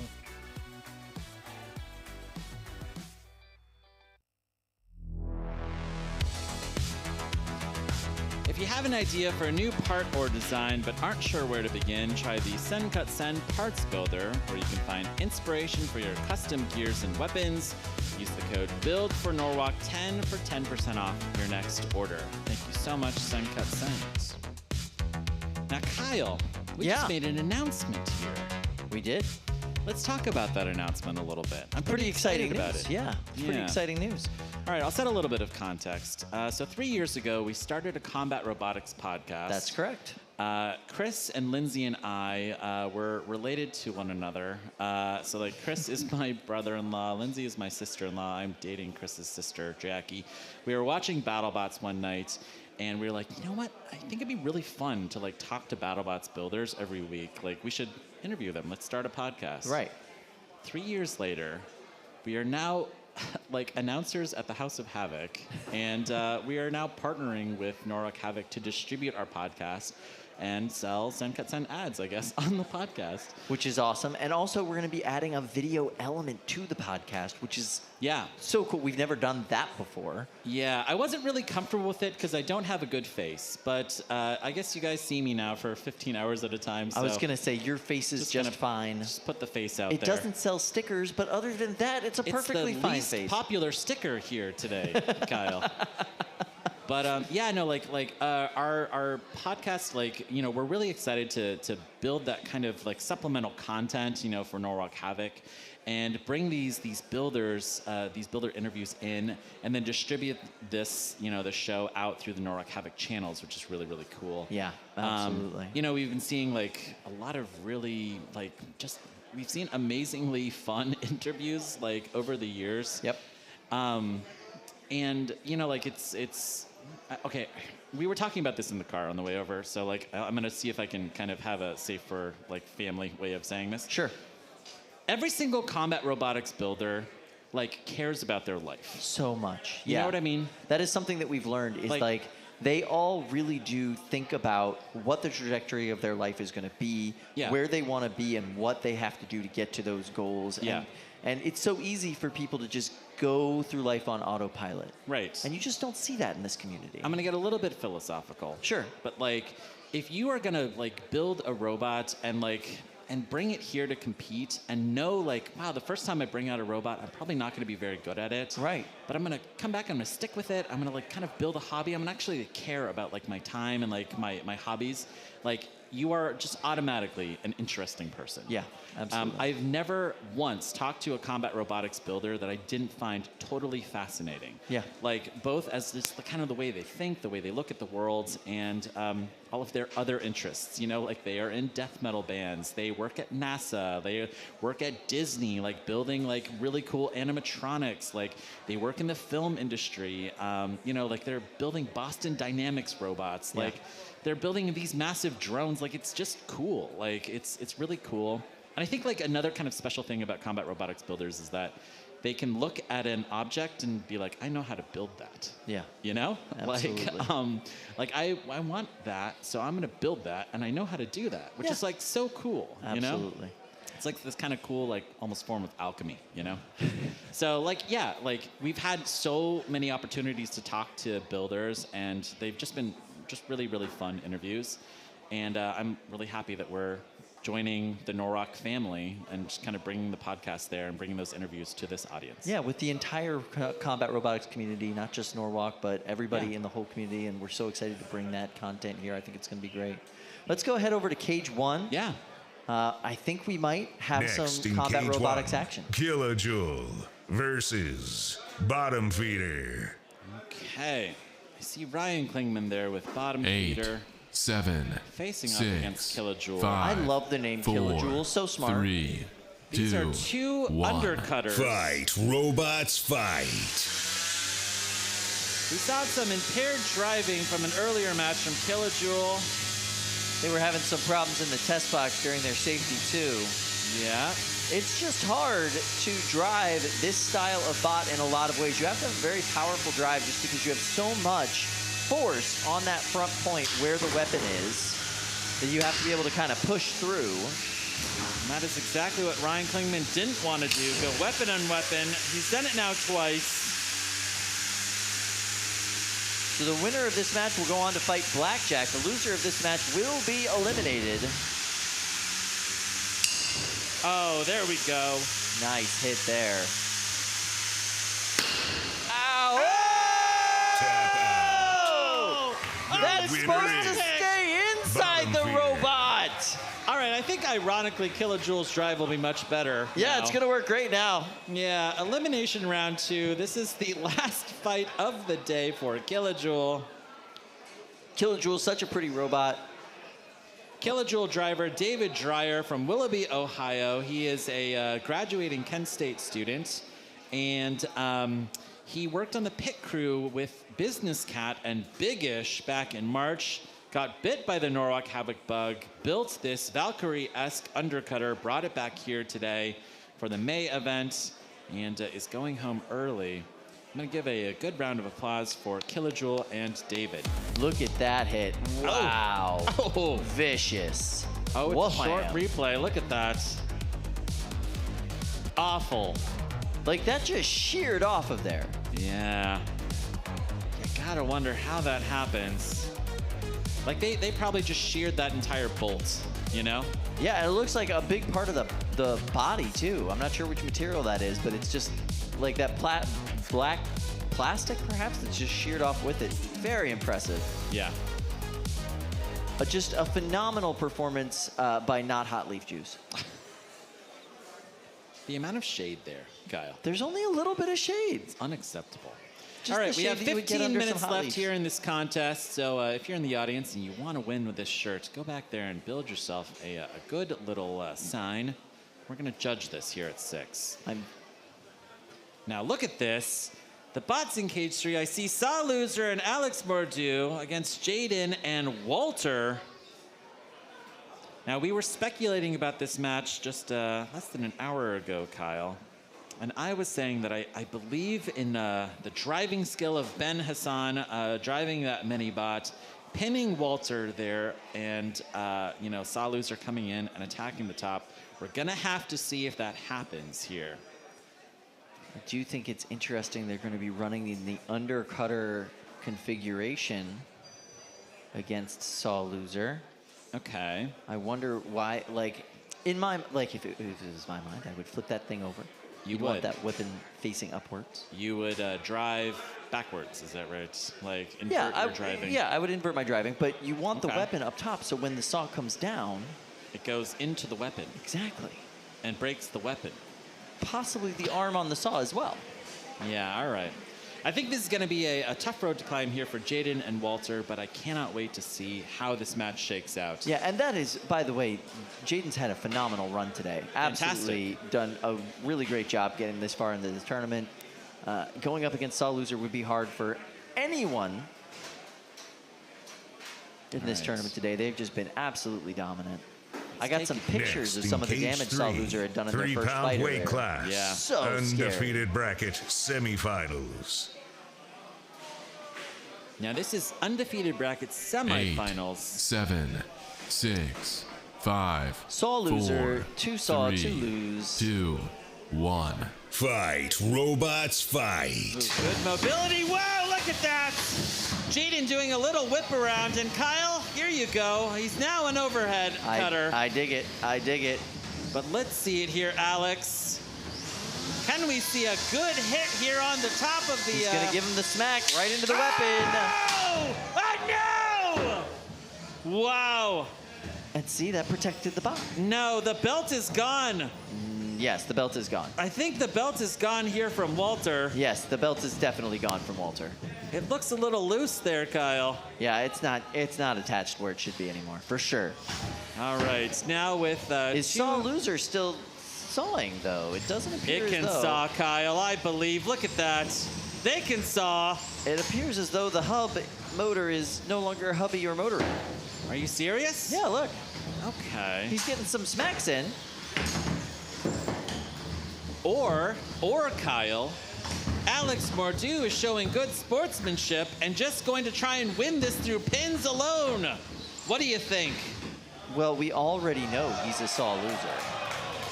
Wow. Oh, he's stuck up in the corner. Tipping Walter up into the corner. That is the one save from Bert. He gets no more saves after that from Bert the Brick. And look at this, Ben and Alex going in and pinning Walter into this corner once again. Yeah, lovely pin there from Ben. A little bit of aggressive tapping here from Alex Mordew and Saw Loser.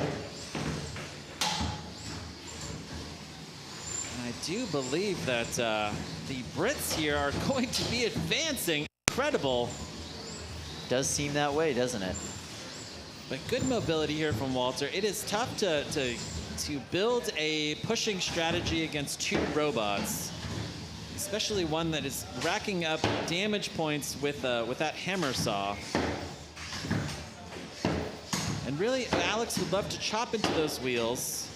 Kyle, I think you might be right. I think that perhaps the hub spinner. Oh, whoa, look at this. Yeah, stuck right there on the side rail. Not allowed to get unstuck. Don't you do it there, Don't you Brett. do it, Bert. Don't you do it, Bert. Don't do it, Bert. You're not allowed to unstick. You're not allowed to. Here we go. 35 seconds left. Is there anything that Jaden can do to rack up points here? He doesn't have a weapon. Not with dominant driving like that from Alex. The drive on Saw Loser is very dominant, able to pick him up and move around. Look how floppy that wedge is on Saw Loser. So floppy. Well, as you said earlier, I didn't know this, but the Brits, they build floppy wedges. They have heavy bots, so he had to print a very thin TPU wedge for this one. Normally the wedge is 10 much thicker. 10 seconds. Good pin here from Ben. Let's go, Ben. Wow. And another good pin. And that is the match, and there is a Saw Loser victory dance. Whoa, look at that big old flip there. Very nice. Dominant performance from Alex Mordieu and Saw Loser 2. Okay. Walter is being pushed to the door. All right, we see our first 2 British builders who have come physically to Norwalk Havoc. Correct. And, and Craig. Well, I mean, he's from North Carolina, all right? The accent says differently. No, I know. He lives in North Carolina. He does live all in right? North Carolina, Okay, he's yes. American. He could have All right. driven here. All right, let's take a quick look at this replay. So Alex Mordieu just going in with this hammer saw. And the weapon on Walter went down early. The weapon from Saw Loser went down shortly thereafter. Because it hit the weapon. But still, they had good pins They here. had so from, many good pins, from such Alex good and Ben. control. This is going to be a quick judge's decision, I think. We're already there. Let's see what they say. Saw Loser, Saw Loser, Saw Loser. The winner is the robot in the red square. All right. And the robot in the red square was, in fact, Saw Loser. Thank you very much. Hey. All right, so Alex Mordieu stays alive in the undefeated bracket. Yeah, Has he goes not on to lost face a single match here yet today. He goes on to face the also undefeated Crashfest in the next round. The winner of that will just sit and wait to see who they face in the finals of this entire tournament. Amazing. Absolutely amazing. So impressive. Let's go over to Allie. She's there with Alex. Oh, Allie, your microphone's off. The undefeated microphone. Here we go. There we go. There we go. Can you do some work on this after you guys fix your battle bot there? All right. You are going on to face another undefeated team after this. You got to be feeling pretty good, but what is your mindset now? I didn't expect to do this well. Like Norwalk, seeing it always looks pretty brutal. So I was expecting to be in pieces by now. All right, and you're not. What kind of damage do you have? There's something up with the hub motor, but hopefully should just be able to take it apart, see what's wrong with it. And then, yeah, I've got spares, so worst comes to the worst, I can just swap it out. All right, sounds like an easy fix for you. Undefeated. We hope that trend continues. We'll see you a little bit later. Thank you so much. I am loving Alex's story here today. Just like coming here from the UK, has been watching Norwalk Havoc for years and performing so well in this competition. Absolutely. Amazing. Yeah, he's got such a great bot. You know, we've seen them perform so well in so many tournaments and so many other places. I love the fact that they've come here and done so well. I know he was very scared at how high-powered the kinetic energy weapons are at Norwalk. He's had a good run in the tournament. He hasn't had to face many of those weapons, but at the same time, he's also done massive amounts of damage in so many of these fights. Absolutely scary robot. All right, let's check in here quickly with Lindsay. Hello, hello. I have a super chat here. Ooh, good. Yeah. This one is from Kylie Lavoie. And they want to say, good luck to the team from Brookings, South Dakota. Here we go, Kylie. Lots of fans for the team from South Dakota. Made a long trek out here. They sure did. Yeah, doing very well in the 30-pound bracket. I think we're going to see a little bit more 30-pound action here coming up shortly, it looks like, which is very exciting. That's pretty much my favorite division in this tournament. So yeah, absolutely. Next in Cage 1, Roadkill versus there they Crimson are. Snow. Here we go. The team from South Dakota facing off a team from Canada. 8, 7, Crimson 6, Snow. 5, 4, 3. A bot that has done very well at Motorama in the past. This is their first time here at Norwalk. The Crimson Snow crossing the box, taking it straight to Roadkill. They'd like to land a huge hit here. I think they're waiting for an opportunity not to hit that undercutter, but wow, they did the thing there. Oh my. And there goes the weapon. The bar from Roadkill is gone. Now Fluffy's gonna come in to see if they can help themselves right here. And the Canadians, they are coming in to kill.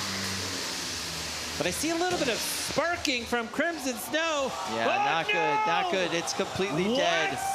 That's not good. What's happening there? There's no drive, there's no weapon. Defeat, snatching defeat from the jaws of victory here. Crimson Snow looks like it could be dead. The kids from South Dakota look like they've survived. I can hear a count out, Kyle.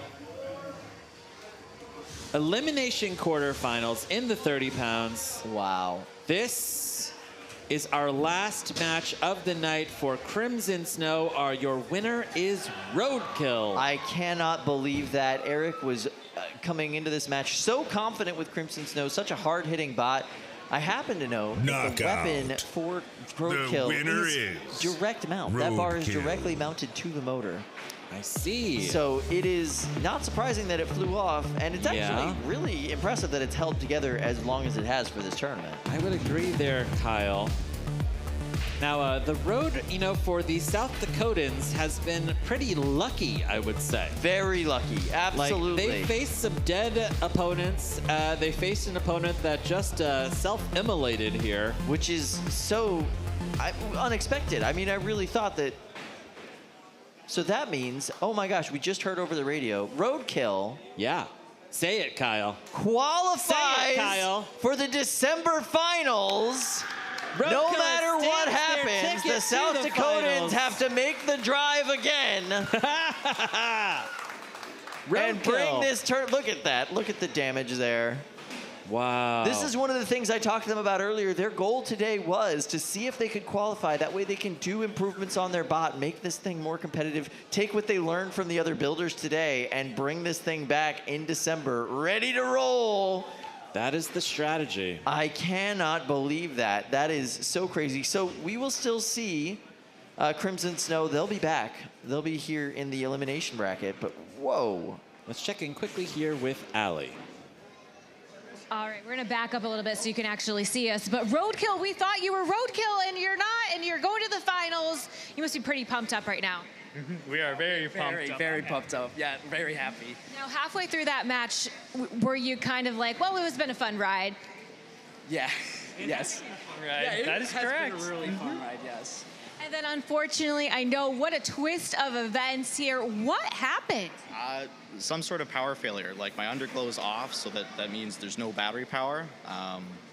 It was functioning up until that point.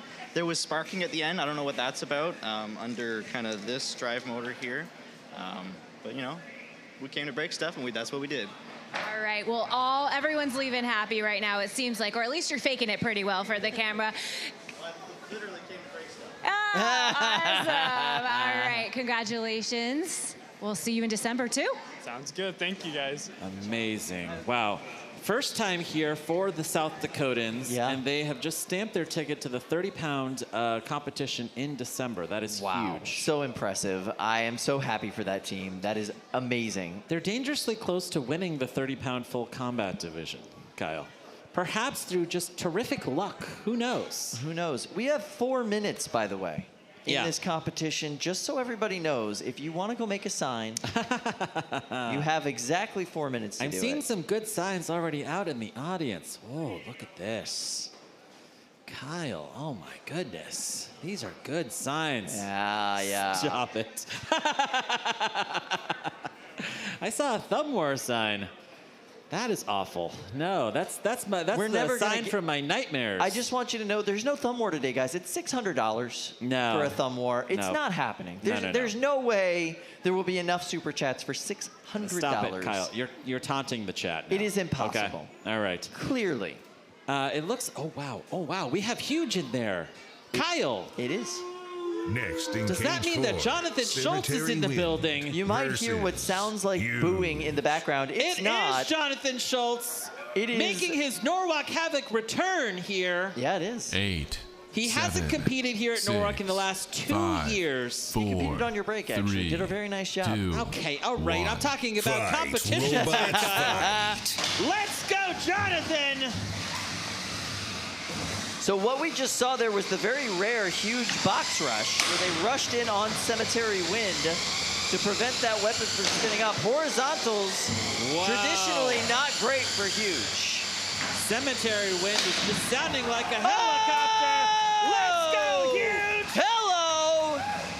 But it looks like the weapon belt on Huge is hanging loose. Yeah, absolutely. But it also looks like Fluffy might have a difficult time unsticking Cemetery Wind in that corner. I'm not sure if they'll be able to. Wow. Huge.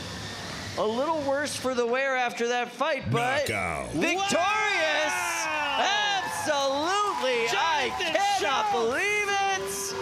Huge! You do not hear the audience booing. You hear all of them yelling huge. Jonathan Schultz, so happy. Let's go, Jonathan. Hey, there he Giving is. And Good. now we've just heard official word. Jonathan Schultz and Huge qualifies for December, ladies and gentlemen. Round of Let's applause. Amazing. Win 2 fights and go home. That's what Jonathan told me when I talked to him earlier today. He's like, look, man, I'm exhausted. All I want to do is win 2 fights and go home. Jonathan, you did it. I hope you stay and hang out, but I totally get it if you don't. Now look at this. That was the hit. Killing Huge's weapon, but it was just enough to eke out the win here against Cemetery Wind, which found itself tipped against the rail, unable to self-right. Bubbles going in there. Not possible, you know? Like, Cemetery Wind is not designed for being flipped over, Kyle. No, not at all. Now, fun fact, this is the same Huge we last saw in 2020 at Motorama. It's just been sitting on the shelf this entire time.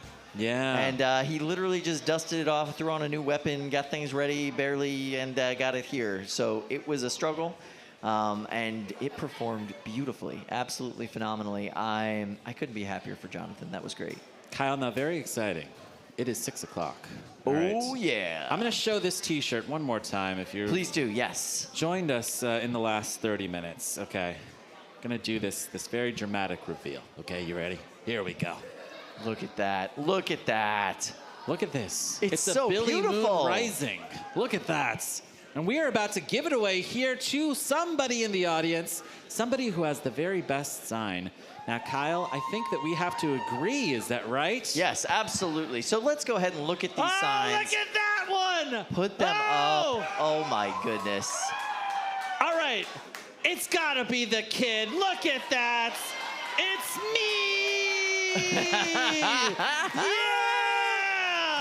All right, come on down. Get down here. All right, yes. here. Absolutely. Oh, Come on that is down. the cutest kid I've ever seen. Young man, come on down. You don't have to bring your sign. You can if you want. It's entirely up to you. All right. You're going to have to grow I into think I this should shirt. go over there. Yeah. Okay, absolutely. I'll be right back. Here we go. No, he's coming over here. He's coming over here. It's going to be fine. There we go. Look at this. There you go. Fantastic sign. I love it. Yeah. He's going to have to grow into that shirt a little bit, but he's going to cherish it all the way until he does. That was amazing. Great work there, buddy. Okay. I love it. I love it. Good job. Fantastic. And that is a true one-of-a-kind. We will never see a T-shirt like that ever again. All right, let's check in here with Allie, who is standing cage side with Jonathan. Well, you know, that boy probably wants to be you one day. Huge, you're kind of a big deal, you're a crowd favorite, and I heard your goal was to win 2 and go home? That's not far off, yeah. So we, a mix of FOMO and a few other things led about 3 weeks ago to pulling this Huge off the shelf where it's lived for a couple years and to come out and do our best and try and have fun.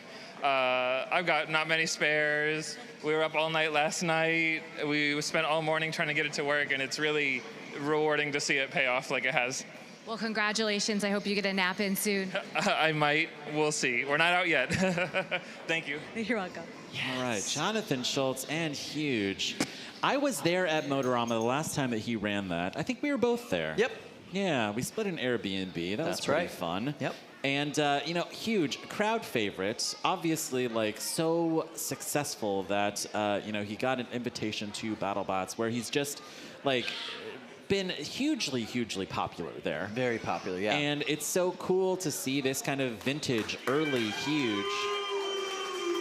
There we go. Crowd favorite and has been for a long time. And you know what? There's like very few things better than seeing Jonathan Schultz smiling after a fight. Like that was just the best. Yeah. All right. So 30-pound division looking interesting. Let's check in quickly with Lindsay, who has a couple of super chats. Hello, Lindsay. Hello, hello. What an exciting fight. And this first super chat is actually about it from Sam Jones. Huge. The chat could not be more excited for the return of Jonathan Schultz and Huge. So what a match. The next one is from Glenn K. Ammo. This is a blanket apology for all the bad jokes and puns I've made today and those yet to come. Thanks for the super fun day, everybody. I love you all. Glenn has been in the chat, I think, since we began this morning. Wow. Awesome. And I'm going to say this to Chris. I don't know if he can hear me right now, but his pun game is rivaled. Wow. I'll say that. Okay. All right. Let's go, Glenn. And then lastly here, we have Times with Rob. Honestly, amazing job, Alex and Ben. True. It takes a lot of courage to go and compete in an American competition, and you're both doing excellently. Yeah. I have to agree. Yeah, agreed 100%. Totally agree with you there, Rob. Alex and Ben have just been tearing through this competition. Doing so well. Bringing us some of the most destructive fights of the day and remaining undefeated. Like, that's fantastic. Huge, by the way, is going to go on to face George in the next round of the tournament. Okay, cool. And the winner of that will just get to sit and wait to see who they actually get to face in the final. Wow. Yeah. Okay. All right, we're going to head over to Cage 2. I see Omnivore versus Shifty. Next in Cage 2, Shifty versus Omnivore. All right, you've got Ryan Klingman. 7.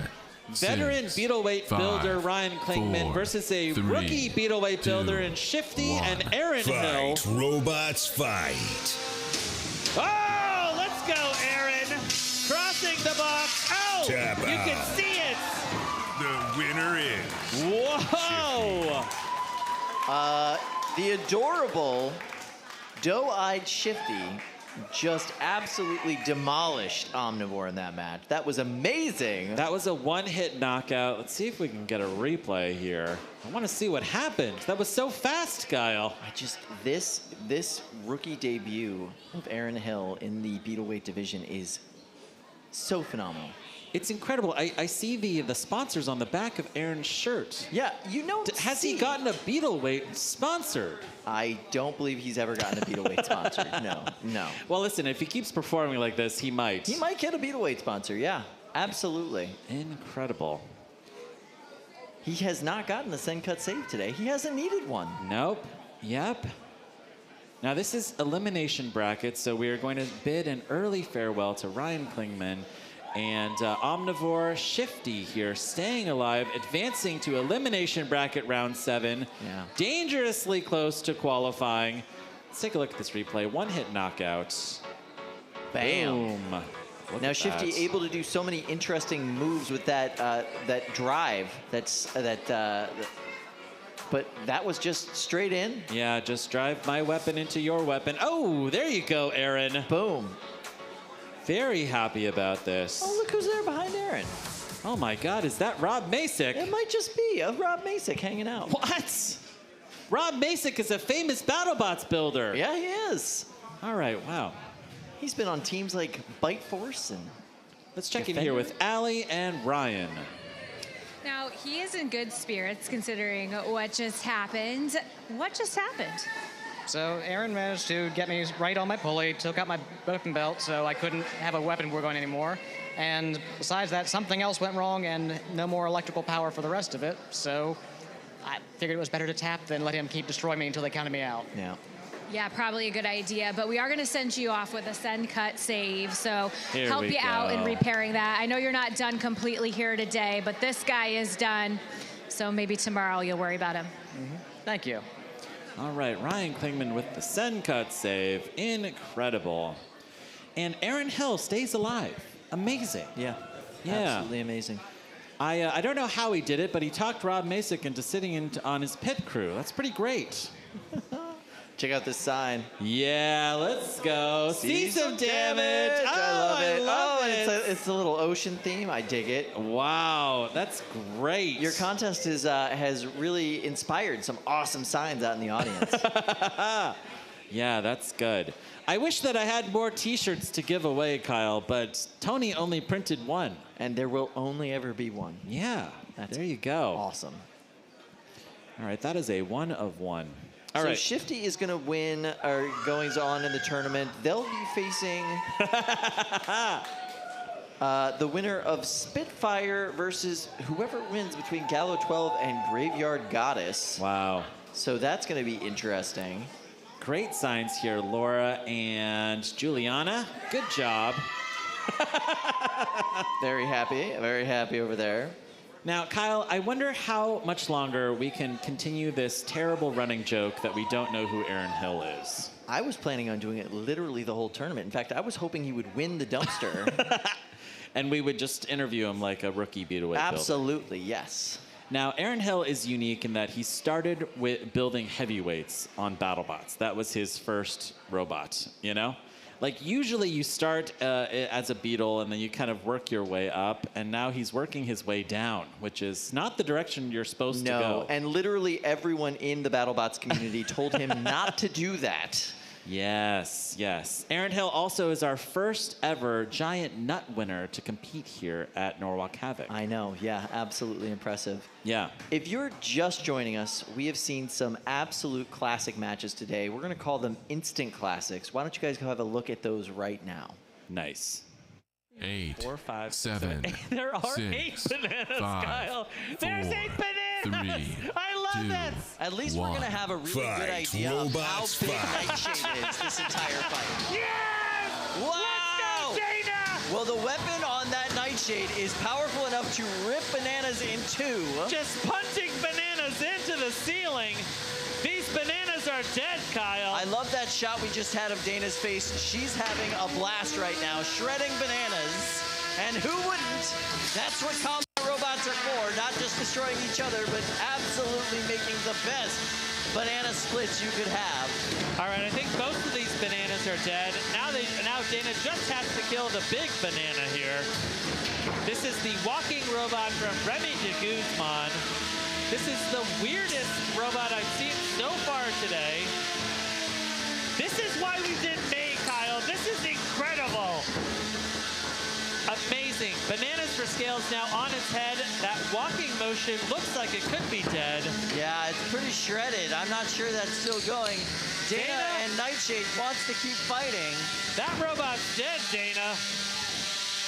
They don't want to tap out, so Dana's going to keep hitting them. That's literally her job in this fight. Perfectly acceptable. Incredible. All right. Wow.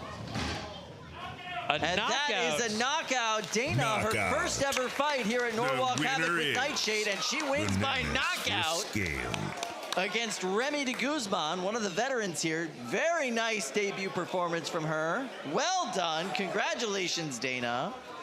Yeah, like you saw kind of the just conventional, like absolutely destructive, like egg beater design of Nightshade going up against plastic bananas, Kyle. Why? Plastic How? bananas and a relatively conventional walker bot. Yeah. There we see Tony D'Ambrosio there, right in front of the stands, giving the people what they want. They want to see 7, 8, 9, 10 bananas, Kyle. And they multiplied in that box as Dana split them into pieces. Amazing.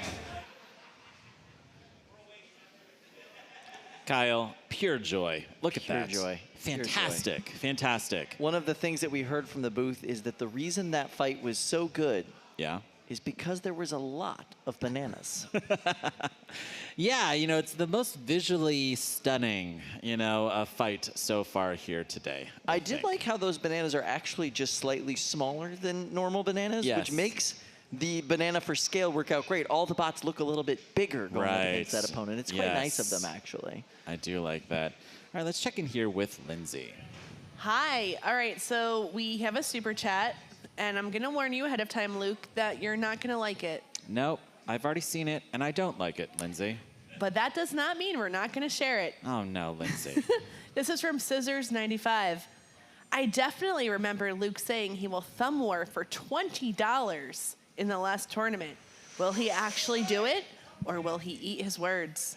Oh, right, because you had your magic sauce. Yeah, I had the magic ninja dust for the last Thumb War. However, I did say that, didn't I? You did, because you really enjoyed it. I think I had like a conditional statement where I said if I can continue to use the magic ninja dust, then my price will drop. Yeah. Did the people want to see me use magic ninja dust? I am like absolutely unbeatable with the magic ninja dust. What do you think, Kyle? It was enjoyable. No, stop. Oh my God, but this is obscene, audience. No. All right. Kyle, I will tell you that I did bring something other than the magic ninja dust this time around. Oh, did you? Do you want to see it? Yeah. I think we have a little bit of time. All right. I can't believe I'm doing so many like props here today. Like this is very odd. Okay. All right. Are you ready? Yeah, of course. Okay. Here we go. I brought a package of rubber ring fingertip grips. All right. So they make your thumb grippier. I got these on Amazon, and they are not in my size. I bought mediums because I just assumed that I have a medium-sized hand, but I think I have like an extra large hand. So you have a little bit of thumb size dysmorphia going on there. There we go. Look at this. Unbeatable. Oh my. Yeah, that is quite tight. Yet again. Look at that. Yeah. I think I might be able to do it, Kyle. You might. But I don't want to do it. I hate thumb wrestling. I don't know if you literally bought. No. A thumb if I'm wrestling going aid. to be forced to thumb wrestle, I'm going to at least win, Kyle. Really? All right? I did talk to William Marchese. He said that he did bring more magic ninja dust. Interesting. But it's a performance-enhancing like substance. I don't feel right about using it. I'm literally unbeatable. Why don't you give your opponent some magic ninja dust, and then it's a fair fight? Oh, okay. Now, Kyle, I was also thinking maybe I would, not me. No, why am I talking about myself doing this? I hate this. Maybe one of us could thumb wrestle somebody from the audience. What do you think? I don't know. Isn't there liability issues with that? I mean, listen, we already I'll know you were literally a vicious thumb crush ward. somebody's thumb, I'll tell you that. All right. Oh, gosh. All right, so here we go. Okay. This is going to be 3 pounds.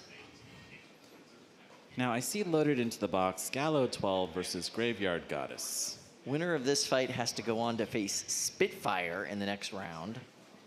Now, I think that we're negotiating here a little bit. Will this match be happening or not, Jim? Interesting. What's happening over there? Next in cage 2, All right, good. We're gonna do it. Graveyard Goddess versus Gallo 12. So there was some discussion that had to happen before this match. 8, Wonder what that was 7, about. 6. Elimination 5, round 5. This is 4, another do or die 3, moment for one of these 2, robots. One of them is going to be going home in 3 minutes or less. Fight. Oh no! Graveyard Goddess cutting its way through the bottom of the box. Wow. Yeah, they have no tolerance on the bottom of that weapon. It is just going straight into the plywood, Kyle. Yeah, it's basically a planer sander at this point, just ripping the paint off of the plywood as it spins up. Incredible. Now here, Gallo 12 builder Andy Holzimer, and he is tangling with the mini-bot here. Graveyard Guardian.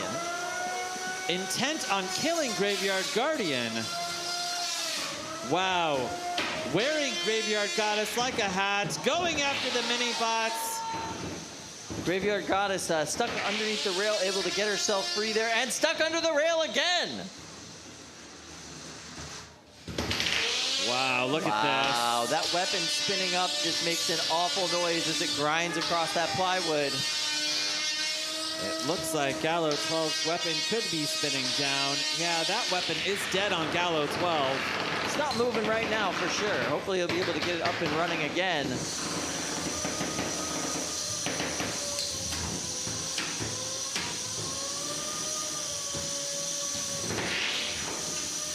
What has happened here? I think the weapon on Gallo 12's come back. Amazing. Mandy here with Graveyard Goddess has got to come up with a winning strategy. That weapon just doesn't look right. Dragging along the floor. Good hit there from Gallo 12 on Graveyard Goddess, and another. Graveyard Goddess on its head.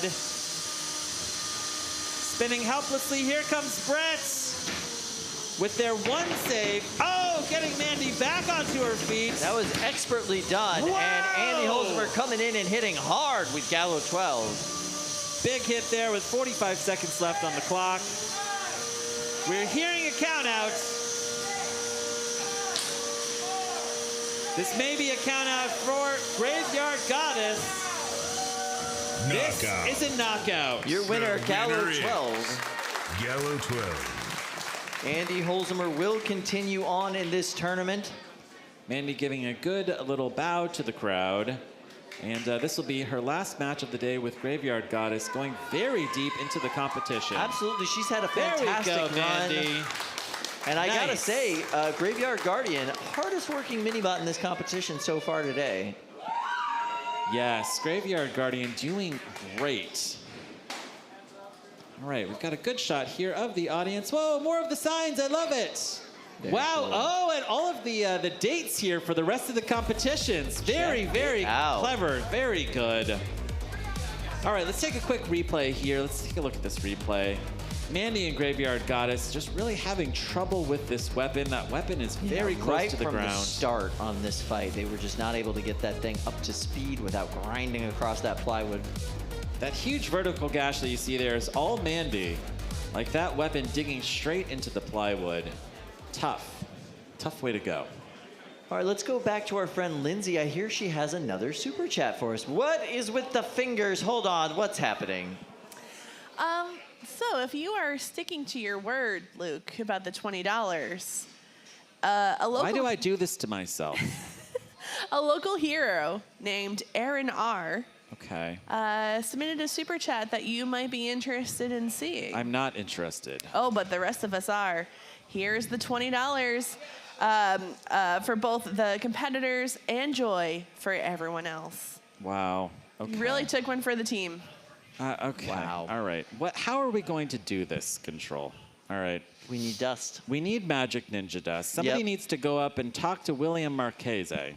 He brought the Magic Ninja dust? He brought the Magic Ninja dust. Okay. Now, like, I guess what? Am I going to thumb wrestle somebody here in the audience? That's up to you. Did they sign a waiver to come across this way? Not sure. Not sure how that works.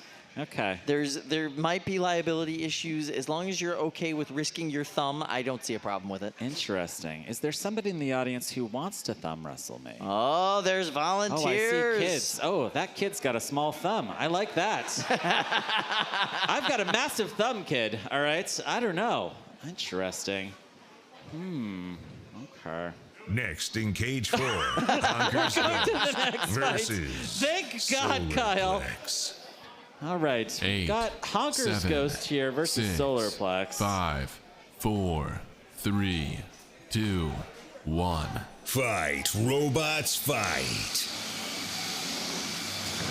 All right. We can see some really good work here from the minibot of Solarplex.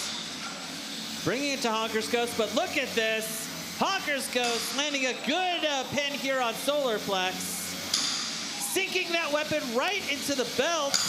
Intent on breaking the belts of Solarplex. Yeah, and I'm not seeing any weapons spin up from Solarplex right now. That is a chonky weapon indeed, Kyle. It is.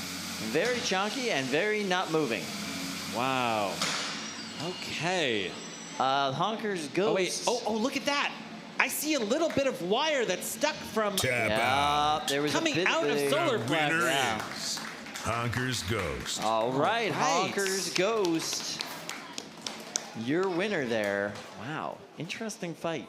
Now, I was a really huge fan of Honker the first time that we saw Honker. It was a very complicated 4-bar, like, overhead attack robot. That's correct, yes, very weird. And if I remember correctly, I believe that Honker went 0-2 in its Norwalk Havoc debut. I think you're right, yeah. Honker's Ghost is doing considerably better in this competition. Also a lot less complicated. I love it. I love it. Absolutely. Yeah, it's nice. So Honker's Ghost is going to be facing the winner of Bugsbee versus Butterside Down. All right, we've got an update here from Lindsay. Let's check in with you. Oh with the fingers Lindsay, again, What is Lindsay. this, Lindsay? We have another super chat, and it's a Okay. good recommendation. However, again, I don't think you'll like it. From VBT Robotics, if we must have a thumb war, Luke needs to take on Rob Masick. Oh my goodness. There are stories about nuts on BattleBots that Rob has tightened that still 20, 50 years later, we're never untightened from the bot because Rob his hand Masick strength is like a is so massive. modern day Viking. He could probably throw me halfway across this arena. Absolutely. I heard he chopped down a tree with half a swing with an axe. Okay. Wow. All right. Now we have two conditional statements. We need somebody to go upstairs, find Rob Masick, ask Rob if he wants to thumb wrestle a random man downstairs. Next in cage 3. Then we have to find first William drink of the Marchese. day versus Get that Wake magic and Bake. ninja dust. It's a lot of steps. All right, so here we go. First drink Okay. of the day. 7. Going up against 6, Wake and Bake. 5, Oddly related 4, bots here. 3, Very strange. 2, 1. Fight, robots, fight. All right. We've got the pinning robot here, a first drink of the day, this large white lifter versus Wake and Bake, the purple and green robots. When I was talking to Tom Farkas, a huge suplex on Bake! That was an awesome suplex. I loved it. Incredible! Tom Farkas is trying desperately to break the spinner on Bake. Going after that robot first, very wisely. Amazing. Now it's going to be tough because Alex Pezza is a great builder. Excellent driver, very good builder, and that is a fast little bot. Incredible. Oh, and I could see him peeling away plastic from the back of first drink of the day. Tom Farkas leaving his arms up there in the air. Oh, and this is a good pin from Angel Vidal and Wake. Oh, there's another good pin.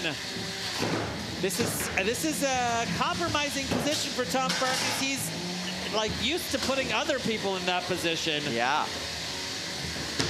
Here comes Bake. Are they fighting one another? What is going on with Wake and Bake? All right, and Alex Pezza and Bake going after the wheels on first drink of the day, ripping off yet another one of those fingers. I have been so impressed at the durability of these RC car wheels that first drink of the day has been running literally all day long. Amazing. Ooh, another good suplex. There you saw when we saw the bottom of first drink of the day, the cable management spaghetti at the bottom of first drink of the day. Absolutely love that cable management style. Yeah. Oh, here we go. Alex getting around to the back of first drink of the day, eating away at that back plate.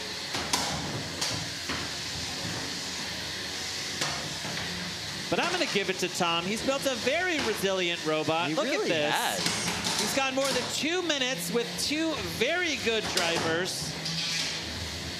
And without a super destructive weapon, he's landed several suplexes. Incredible.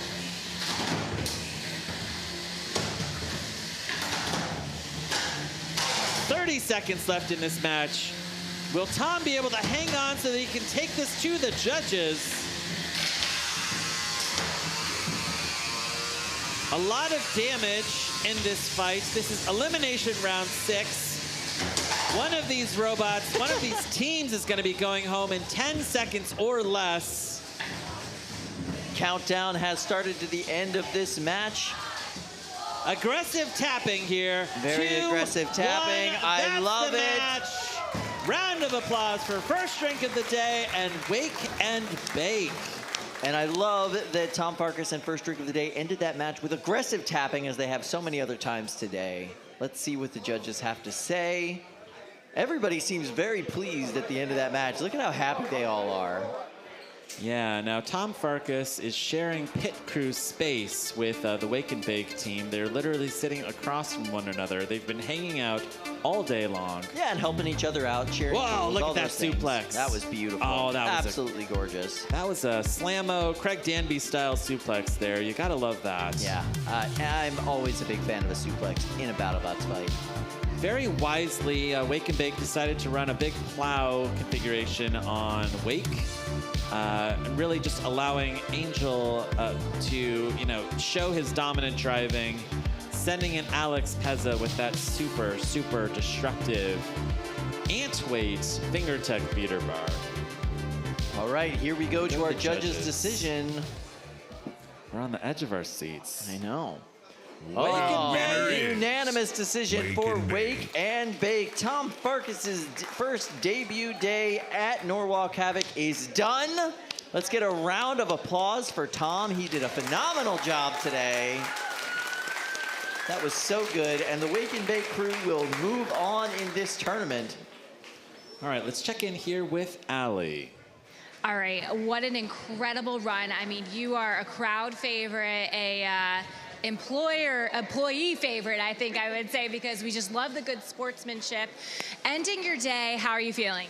It was great. I showed up and expected to get blown up twice. I had one set of spares that I used after my first fight, and it was just, I'm not gonna say lucky, but it survived a lot longer than I thought it would. And I have to ask you, what is your first drink of the day? Ooh, Sam Adams. Well, we know what you're going to do right now. Congratulations. We can't wait to see you back here. All right, thank you very much. All right, it wasn't luck, Tom, it was skill. Look at that. Building an incredibly tough robot, showing amazing driving skills, and really pinning his opponent multiple times, landing some very cinematic suplexes. You have to love that. Wow, and Wake and Bake is gonna go on to face the winner of Inside Job versus Data Collector. Which we're right about to see. Absolutely, Look at this. So excited. They've loaded Inside Job and Data Collector into Cage 2. Elimination bracket round 5 here. Got Joe Fabiani and Inside Job facing off Next in Pearl Cage Gray. 1, Butter Side Down versus Bugsbee. Excited about this match as well. We're gonna go to the big cage here. This is 7, 12-pound action. 6, 5, 4, 3, 2, 1. Fight, robots, fight. All right, Butter Side Down, crossing the box. Oh! Now, Kyle, what are you looking for in this match? Wow! Oh, Did they just embed themselves into the rail there? That looks like they stabbed themselves right into that rail there. Fluffy just knocking them further into the wooden rail. What happened? Look at that. Okay, there we go. And that was Bubbles able to get them unmoored, if you will. Oh! Wow, look at the durability there on these two spinners. Huge hits. I felt that in my teeth, Kyle. But it sounds very quiet in the box. Yeah, is the weapon spinning down on Butter Side Down? Oh, obviously, no. Oh, that burger looks sad, Kyle. Yeah, it is a sad burger. It's already... Here we go! Let's go, Zoe! Nice. Nice work, Zoe. Getting it out of the corner there. There we go. Butter Side Down, heading back over.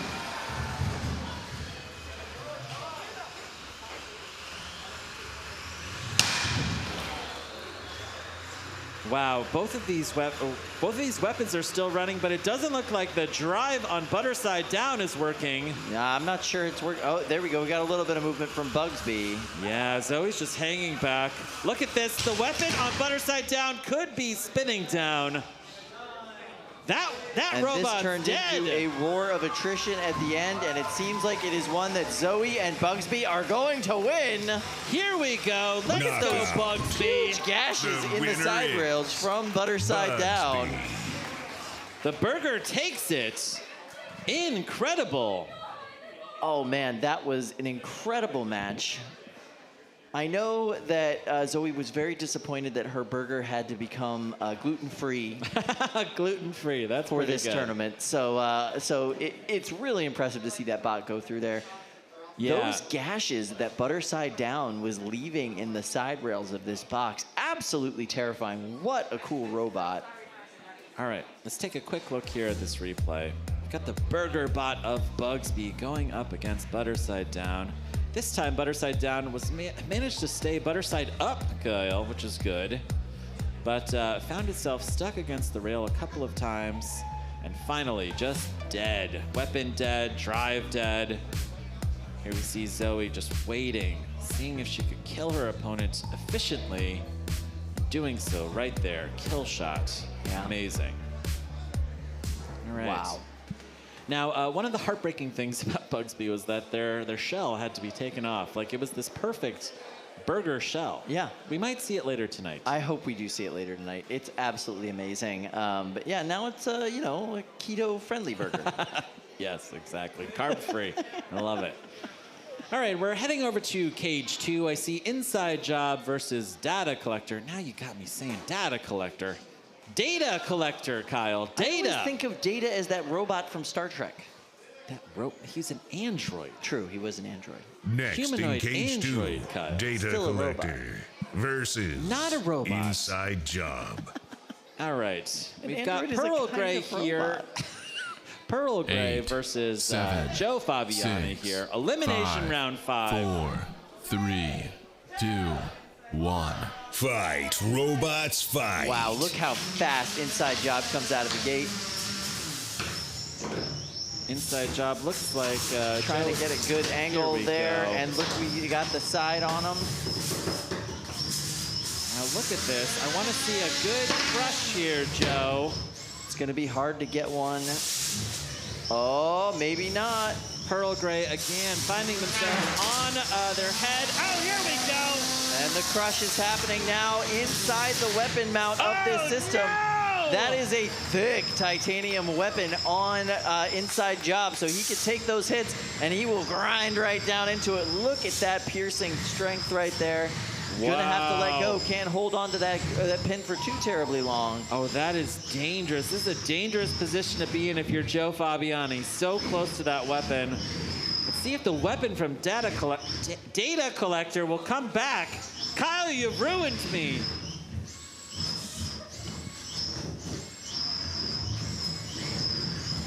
Okay, now they've just extricated themselves. We didn't have to go in there and manually unstick them. Look at this! No, Another that's crush! beautiful. Look at that crush right down into the weapon hub of the Data Collector, and there we go. Joe told me he is just not worried about people's weapons going into his crusher. Pearl Gray just eating away at the side of Joe Fabiani's beak here. Wow! Do you think we're going to see that crushing arm get severed? What do you think, I don't Kyle? think so at all. That is a thick piece of titanium. It will be just fine. Look at that. The crush is coming in now. Wow, look at this. 60 seconds left. This has been a highly technical match, and I can see the crushing arm coming down. Joe Fabiani in the fight of his life here. Elimination round 5. Trying desperately to stay alive here, but showing incredible control. Another good pin. Look at that. Oh, there he goes. He's got around to the back. This is not good. This is not good. No, that's where you don't want the crushing arm to go into. 30 seconds left in this fight. You can see the entire thing spinning down into the bot. Not able to get all the way through that top armor plate. With 20 seconds left, will Pearl be able to spin up their weapon? Data Collector just... Oh no, one Tap more! out. Yeah! Wow! Amazing! Oh my goodness. So knowing what's inside of their bot, they went ahead and tapped out before whatever they didn't want to get pierced got pierced back there. Joe Fabiani building the most successful crusher that we've ever seen in the Beetleweights here at Norwalk Havoc. Absolutely. I love a crusher. I love just that kind of slow crushing, like power. You know it's coming. Down. You know you're about to lose something very crucial in your bot. There's nothing you can do about it. I love it. Nothing you can do about it except tap out. All right, let's take a look here at this replay. Joe Fabiani just showing incredible control in this match, just not afraid to go face first into this very destructive weapon from Data Collector. At one point getting entangled, it's really that beak getting straight into the weapon housing of Data Collector and taking these hits like a champ, Joe. Getting around to the back, but unable to pierce that really thick plastic on the top of Data Collector. And here we go, this was the tap out. Wow.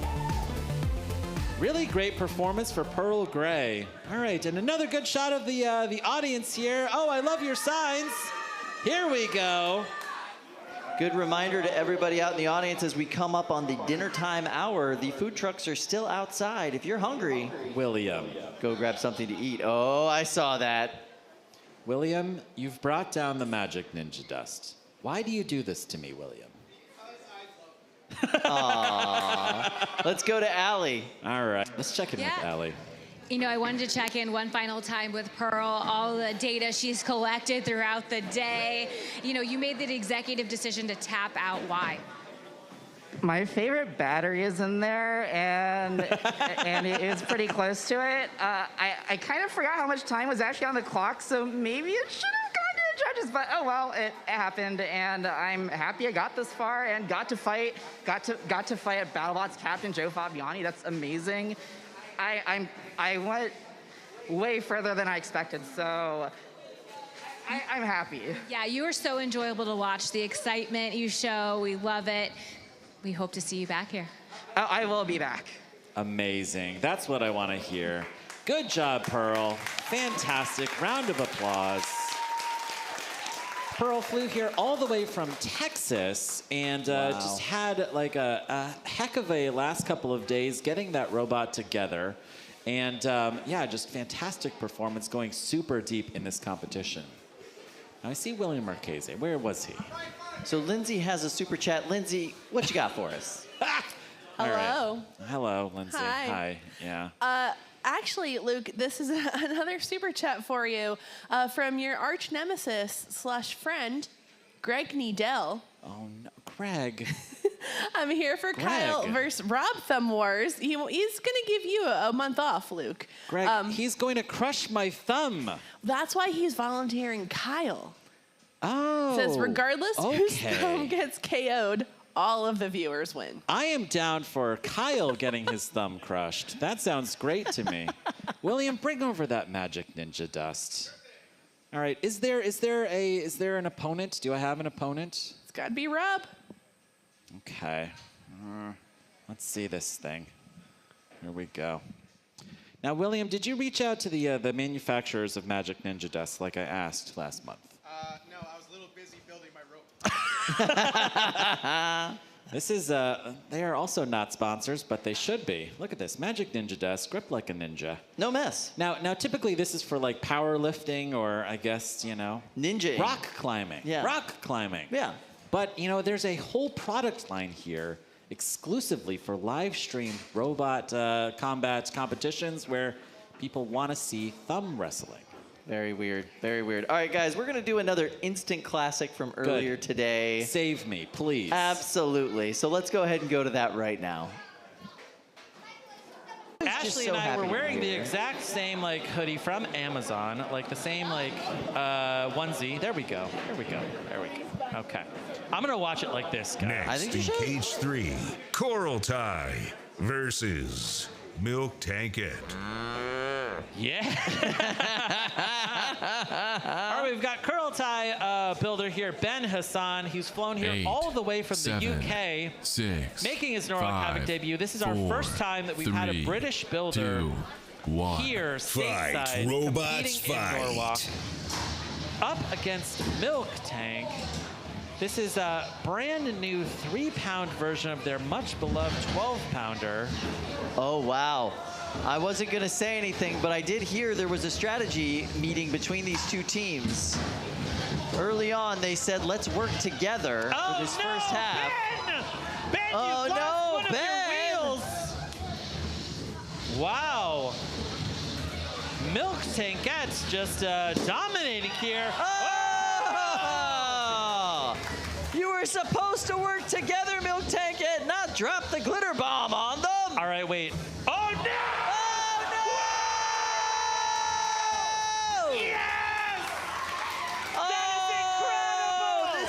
Betrayal if I've ever seen one. These two teams worked together. They coordinated before this fight. They said for the first minute of the fight, let's just team up on Brett the Brick. We're going to try to turn Brett the Brick off. And MilkTankette with Quarlte for just a second, but then immediately turned on them, dropping a glitter bomb inside the bot, and now trying to set them on fire. This is incredible. I love a flame bot, Kyle. This is a heel turn for MilkTankette if I've ever seen one. Wow. I love it. This is a dominant design, Kyle. I think that MilkTankette is winning this. 90 seconds left. Oh my, peeled up a piece of that side plastic there. I do have to say I'm a little concerned that this looks like it may be uncontained, uncontrolled fire, you know? It's as controlled as anything that MilkTank does. Good pin here, okay. Ben down a wheel with his waggle stick here. Being counted out. Ben, welcome to the US, bro. This is great. Ben is one of the founders of Bugglebots in the UK. Absolutely, prolific builder over there. And narrowly escaping the count out here, showing just enough controlled motion to keep this fight alive. MilkTankette successfully pushing its opponent there up against the house bot. And Ashley there is transfixed by the performance. Incredible. 30 seconds left. It looks like all of their gas is gone. All that MilkTankette really needs to do is just stay mobile here. Wow, this is actually quite a bit closer than you think. 10 seconds left. It looks like both of them have escaped the count out. Incredible. This one will go to the judges. I see a little bit of smoke. Yeah, I'm not sure which bot that came out of, honestly. The angle from the camera there was a little deceptive. And that is the end of the match. Wow, flamethrower. Flamethrower and glitter inside the bot. And by the way, glitter is not healthy inside your robot. That's not what you want in there. All right, that was a fantastic match, Kyle. Oh. It's not Kyle. Ah! It's my thumb wrestling nemesis, Ricky Willems. Oh, nemesis is a cruel, cruel world. Listen, Something. Here's the thing. I don't think that I can beat you in a thumb wrestling war without some kind of performance-enhancing substance. Yeah, right. But here's the trouble. We know what happens when you It's like a Pavlovian response. I can already feel my hands sweating. Yeah, the humidity hitting me on this side of the room is something. This is a traumatized hand. Yeah, I wake up at night and it's just I think I'm damp, and it's yeah. There's no coming back. Here's the thing, Ricky. I think Ricky, this is a sad day. I am trying to shake the thumb wrestling. I hate thumb wrestling. So I heard that sometimes you like thumb wrestling. No. I never like thumb wrestling. Okay. I always hate thumb wrestling. Do you sometimes love it too? No. I hate it always. Okay. Every single time. Okay? Yeah. And also love it. Here's the thing. I continue to make promises on the stream. No more promises. No more thumb wrestling, okay? Oh, that's a bold statement. Yeah. The next time it's got to be $1,000, all right? That seems reasonable. I made another promise, Rick. Yeah, this is terrible. They're just flooding out of your mouth. This is terrible. All right, okay. Here's the thing. Tell me the thing. Production is going to give us the green light about whether we are going to be thumb wrestling now or later. Okay. All right. But I guess the thing for you to consider is, do you want to try the magic ninja dust? Well, that's where I was going to go with this, because I think the solution here, we know what happens if we go straight up. Right. You're gonna just crush me. Right. We know what happens. Literally and figuratively. We know what probably happens. emotionally and spiritually. Yes. Yeah. And your children and your children's children and that's so right. on and so forth in perpetuity. Yeah. The question is, we know what happens when you use a performance-enhancing tool. Okay. What happens when we both use performance-enhancing tools? You're going to crush me. Maybe. Yeah. That's science. No, yeah, you're going to crush me. You don't know until you go through the scientific method. You have a hypothesis? It's impossible for you to see this on the live stream, but Ricky's hands are the strongest hands, I think, in the building. Now, I haven't seen Rob Masick's hands. Maybe he's a little bit stronger. I want to see Rob Masick lay down the law on this table. Okay. And I want to see what happens when someone with truly superior firepower shows up, and it doesn't matter what kind of terrible high-tech hand juice steroid thing that you bring. Yeah. I want to see Rob in a straight-up fight just crush your hand like it was made of tissue paper. That's what I think everyone would like to see. I don't know. I'm just putting that out there in the world, and the internet can tell us if that's what they want to see. Ricky, we're going to go to a fight, all right? Oh, well. I've been saved once again by the builders. Yeah. Let's go to Cage 4. Is that right? Are we ready to go in Cage 4? I think we might be. Next in Cage 4, Blackjack versus Bottom Feeder. 8, 7, 6. Ricky, this is elimination 5, round 3. 4, We've got Bottom 3, Feeder from Ryan 2, Klingman and 1. Blackjack built by Drew Davis. It's going to be a fun matchup. Good speed right out of the box from Drew. Driving the silver robot. Oh, that was a big hit. Big hit, but did it do damage? Minibot going flying, that's for sure. I see a huge dent on the front of Blackjack. I think that may have been the undercutter of Bottom Feeder. Oh, a massive hit there. Another big hit, and Blackjack finds himself on its head. Blackjack struggling to move even when right side up, and then another huge hit. But do you hear that? It sounds like Blackjack. Nope, it is still mobile. But it is struggling. Oh, that Minibot eviscerated. Just vaporizing the Minibot. Bottom Feeder really seeming to have some mobility issues here. It's twitchy. Another good hit here. Oh, and there's Blackjack struggling now. Neither one of these robots is enjoying having these big, energetic hits. I'm not seeing that characteristic speed from Drew Davis. Blackjack kind of looks like it gets hit and is stunned for a few moments. You can see that front armor getting caved in on the front of Blackjack. Caved in and bent down. It looks as though that's dragging a little bit and impeding the mobility. This is the first save here from Bubbles. And that means that Drew Davis gets no more saves. Is this robot dead? It looks like it to me. Elimination round 3. It looks like Drew Davis is being counted out. Only a few seconds first left. 12-pounder ever. The weapon is back. But can the drive come back? Knockout. Nope. It's not going to do it. Nope, not enough and a little too late. Bottom Feeder is your winner. Amazing. Blackjack, still a serious robot. Oh, yeah. But Bottom Feeder, those hits, the dents on that front panel, do you happen to know what that front panel is made out of? It looks like some kind of metallic plastic. Is that a thing? It is a thing, but it is not that thing. That is a different thing. What is that? No, I actually don't know if it's a steel. No, I don't know. Yeah, it looks like a thin steel. It looks like a thin steel to me. Yeah. You can see in the replay here, big hit, and we would have seen more sparks coming off if that was a titanium plate, I think. Yeah, yeah. Really, when you're looking, when you're going up against an undercutter, you want to have a big, thick plow on the front so that you can stop that weapon. But there just was not enough strength in that front armor package. The other thing that you could look for is some kind of angling so that you're deflected. Your enemy's deflected and bounces off in some sort of angle.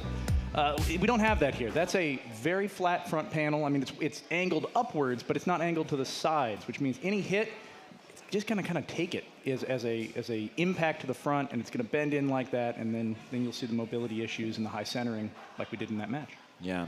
Drew Davis, one of the best builders and best drivers here in this this competition.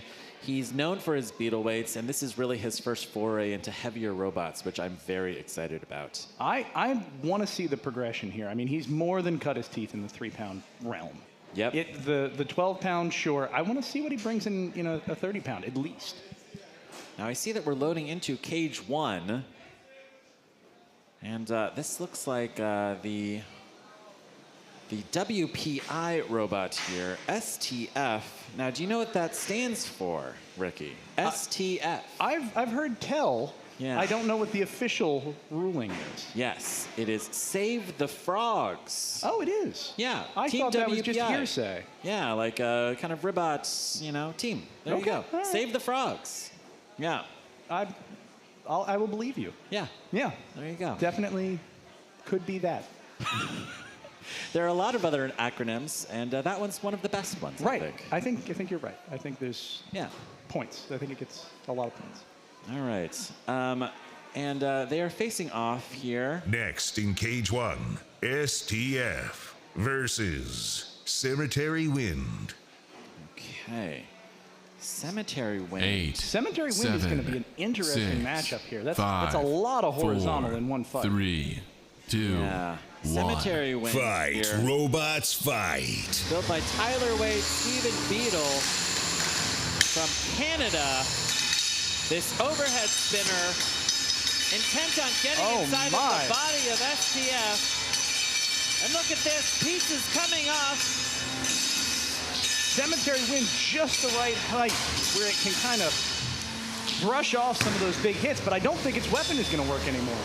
Yeah, we saw an awful lot of robot Whoa! Wow! And that's what Cemetery Wind needs to do. If that weapon's down, chunks coming off. Whoa! They hit themselves, Ricky, peeling up that top plate. What a combination of hits to make that happen. Oh, this is graphic. Oh, no! Look, that blade is held on by nothing whatsoever. The Polywog Minibot trying to get in there and do something, but it all comes down to whether or not... Oh, this is terrible. I think that's the end for Cemetery Wind. Look, it is gruesome. This is cruelty. Someone needs to put a censored sticker right across the middle of that robot. Knockout. Wow. The winner is STF. With that absolutely brutal mangling, STF has qualified for the finals. Wow. For coming back. STF stamping their ticket to the December finals. Team WPI has got to be happy about that. Oh, there it goes. You can see those top bolts coming off. There was no weapon on Cemetery Wind after this point. Yeah. Wow. Did Polywog do that? Were they able to shear off those? Look at this. You can kind of see it just getting spun off. I wonder, is that something where the weapon on STF has just hit it just right? Yeah, or, like mechanically undoing that nut. Is that right? That'd be really funny. Or is someone going to be kicking themselves tonight saying, I wish I had tightened that nut? That's possible. Yeah. Wow, look at this graphic. Oh, this... People shouldn't see this. This is wild. We let children watch this at home, Luke. It looks like it might be an aluminum top plate. I don't know. I'm speculating here, but just the way that got peeled up, it looks like somebody just took like a soda can. Well, when you've got a top bar spinner like that, you don't spend a lot of time armoring the top of your robot. That's really just there to keep the stuff that's inside the robot. Because if your spinner stops spinning, you've got other bigger problems. Yeah, exactly. All right, let's check in here with Allie. It's so funny that you just said keeping the stuff inside the robot, because we are teetering on the edge with this one right here. That was a tough hit, tough loss. Where do you think you could have done anything different, or could you have done anything different? Really, it came down to there was too much damage to the robot for my first fight. I didn't have a lot of time to actually get it all fixed up, so we were kind of struggling along the rest of the day. But I mean, that match went probably as good as it could have, given the fact, and I don't know, finished spectacularly, so I'm happy with it. All right, we're gonna send you off with a send, cut, save from Send, Cut, Send. So hopefully when you have a little more time, you can use this to rebuild, put that back on there. I think that's where it goes. So here you go. Thanks for coming down. Thank you. Thank you very much. All right. You know, the fights we've seen so far, that is definitely deserving of that Sencut save. Yeah, they need it. Yeah. They need more aluminum for their top plates. They just a direct infusion of metal, like a blood transplant. That's Yeah. what this robot needs right now. Yeah, exactly. So I see a little tomfoolery going on in cage number 4. I see Kill Bales in there. Tomfoolery, precisely, yeah. And that must mean that in the red square we've got Spicy Hugs, run by Ty Little. Pardon my French team member Ty Little, facing off against Sable's captain Jameson Go, Overhaul team member Izzy Tsao, and same but different. Ooh, this is gonna be a brutal match. Wow. Next in cage 4, same but different versus Spicy Hugs. Oh, look at 8, this. 7, 6, 5, 4, 3, 2, 1. Fight, robots, fight. And away they go. All right. Spicy Hug's pretty maneuverable considering its style of robot. Oh, nice hit. Now, Ricky, do you see it? It's a miniature Bite Force. A miniature Bite Force? Facing off against a miniature, well, I guess on the same team as a miniature Endgame. And we also have a miniature Hypershock in there. What we need is a miniature Mammoth. I completely agree. But instead, we have this weird U-shaped robot here from Ty Little, this orange striking robot, going after the miniature Endgame first. And doing a pretty good job of it so far. Oh, a huge hit on the miniature Bite Force. Tiny Bite Force struggling with mobility a little bit, and I think, are both of the weapons down? I think that the weapon on Tiny Bite Force is still running, but the weapon on Tiny Endgame is down. Look at the size difference between these robots. It is something, and the weight difference is even more. You know, they're not that dissimilar in size, but you think that machine is twice the weight of each of these smaller competitors. Oh no, Kill Bill on his side. Will doesn't like that. Tragedy has struck. Oh no!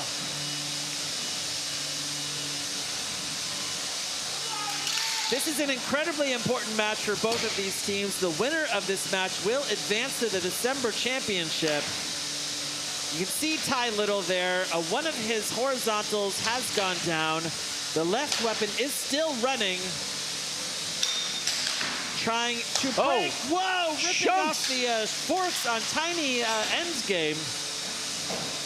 Each one of those weapons is larger than its competitor's individual weapons. So just because one's down. Tap out. There's the end for you. Incredible. Spicy Hugs managed to stay alive here in this fight. This is undefeated semifinals. Ty Little has stamped his ticket to the 12-pound finals in December. Incredible. It's a heck of a run he's on. Yeah, really incredible. Yeah, both his robot and his girlfriend's robot have been doing so well here today. If you're gonna make the trip from Canada, I mean, you're probably gonna put the time in and the effort in to make sure that you can bring here at this replay. Now, the key here for this fight was that the weapon on Tiny Endgame went down pretty early in the fight, and the drive on Tiny Bite Force went down a little bit later. Between the two of them, there was one good robot in there the whole time. But it's not enough. If you can't bring that force to your opponent, then you might as well not have it. Yeah, exactly. All right. You know, like I've always wanted to see a tiny miniature Bite Force here. And Jameson Go has built it. Like, it looks like picture perfect when you go up there and you see it in the pits. Yeah, it's a gorgeous. clone. It's a tiny clone. And a rumor to me was that if you build tiny clones of Bite Force, you might have tiny clones of Bite Force's builder show up as well. Like a miniature Paul Ventimiglia show up, is that right? They're popping out of corners. They're like... good. Yeah, they're like Christmas elves. Right, yeah. That's... How many more miniature Bite Forces do we need to build before we can summon Paul Ventimiglia? Half dozen. That's right. All right, let's go to a quick commercial break. And we'll be right back. All right.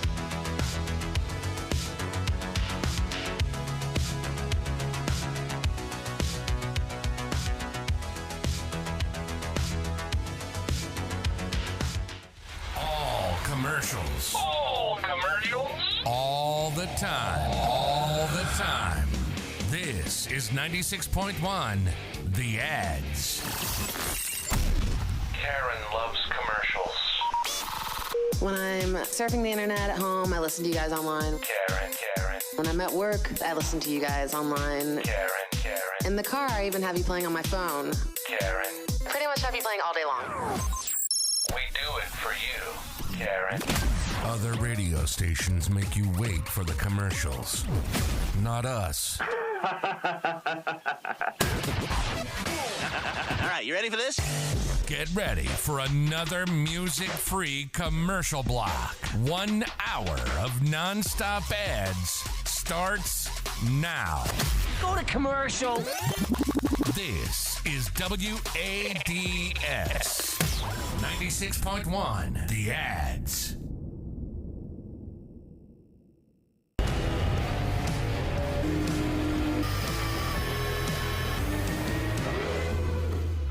So the first part of the process is for us to retrieve your material. We have over 200 materials in stock. Once we grab them, they're going to be loaded onto one of 3 processes: laser, water jet, or CNC router. For laser cutting, we love Amada equipment. This is our 4 kilowatt Ventus machine, which is absolutely amazing. We use it for everything up to about a 1/2 inch in thickness. At this point, your material's been loaded, the G-code has been created on our network, and the last thing to do is hit go. If you choose a material such as carbon fiber or any metal over a 1/2 inch in thickness, it's going to go onto one of our water jets. This is one of our Flow Mach 100s. Super amazing machine, 60,000 PSI of water pressure. It'll cut up to 6 inches in thickness. I don't think we're going to offer that to the public, but it's really incredible what this thing's capable of. Gives us amazing edge quality, and we can cut just about anything with it. For some materials, the best method of cutting is going to be to use one of our custom CNC routers. This machine is great. It'll give amazing edge quality on materials like UHMW and birch plywood. This machine has a 14 horsepower spindle and a 10-place automatic tool changer, so our setup time is measured in seconds, not in minutes. No matter what material you choose, we're going to use the best possible method to give you the highest quality product. After your parts have been cut, if they meet our size and thickness requirements, they'll go through one of our deburring machines. The deburring process will remove minor burrs, dross, or heavy scratches in your part. After deburring, if your part has holes or features that need to be tapped or threaded, they'll come over to our tapping department to be processed. If your parts require bending, they'll come over to our bending department, and most likely they'll be bent on one of our Amada EG series press brakes. They're all servo-driven, super fast, and highly accurate. If you choose powder coating, that's the last step in our process before shipping. We'll clean your part, coat it, bake it, then it's out the door. Finally, we have our shipping department. Your parts are counted, weighed, checked for final QC, then they're boxed up and ready to head out the door. We ship from the facility closest to you to guarantee 2 to 3 day transit. If you have any questions, email us, support@sendcutsend.com. Thanks for watching.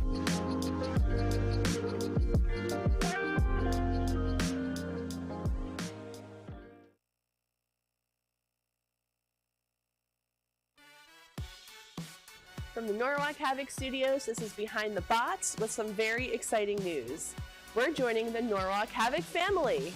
For the last 3 years, it's been our honor and privilege to bring you some of the most exciting combat robotics news, interviews with builders, and mediocre puns.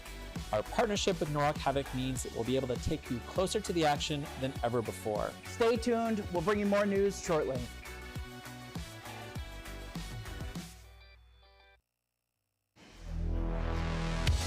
SendCutSend is an online laser and CNC cutting service, the preferred service for many of our builders for their custom robotics parts and supplies.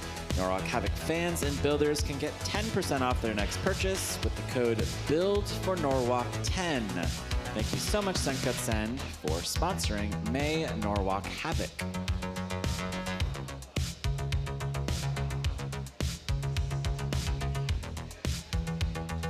Now, Ricky, concerningly, you've changed your outfit. This is a warrior's outfit. Yes, this is a serious, very serious person. It's a serious sport, Ricky. Mm-hmm.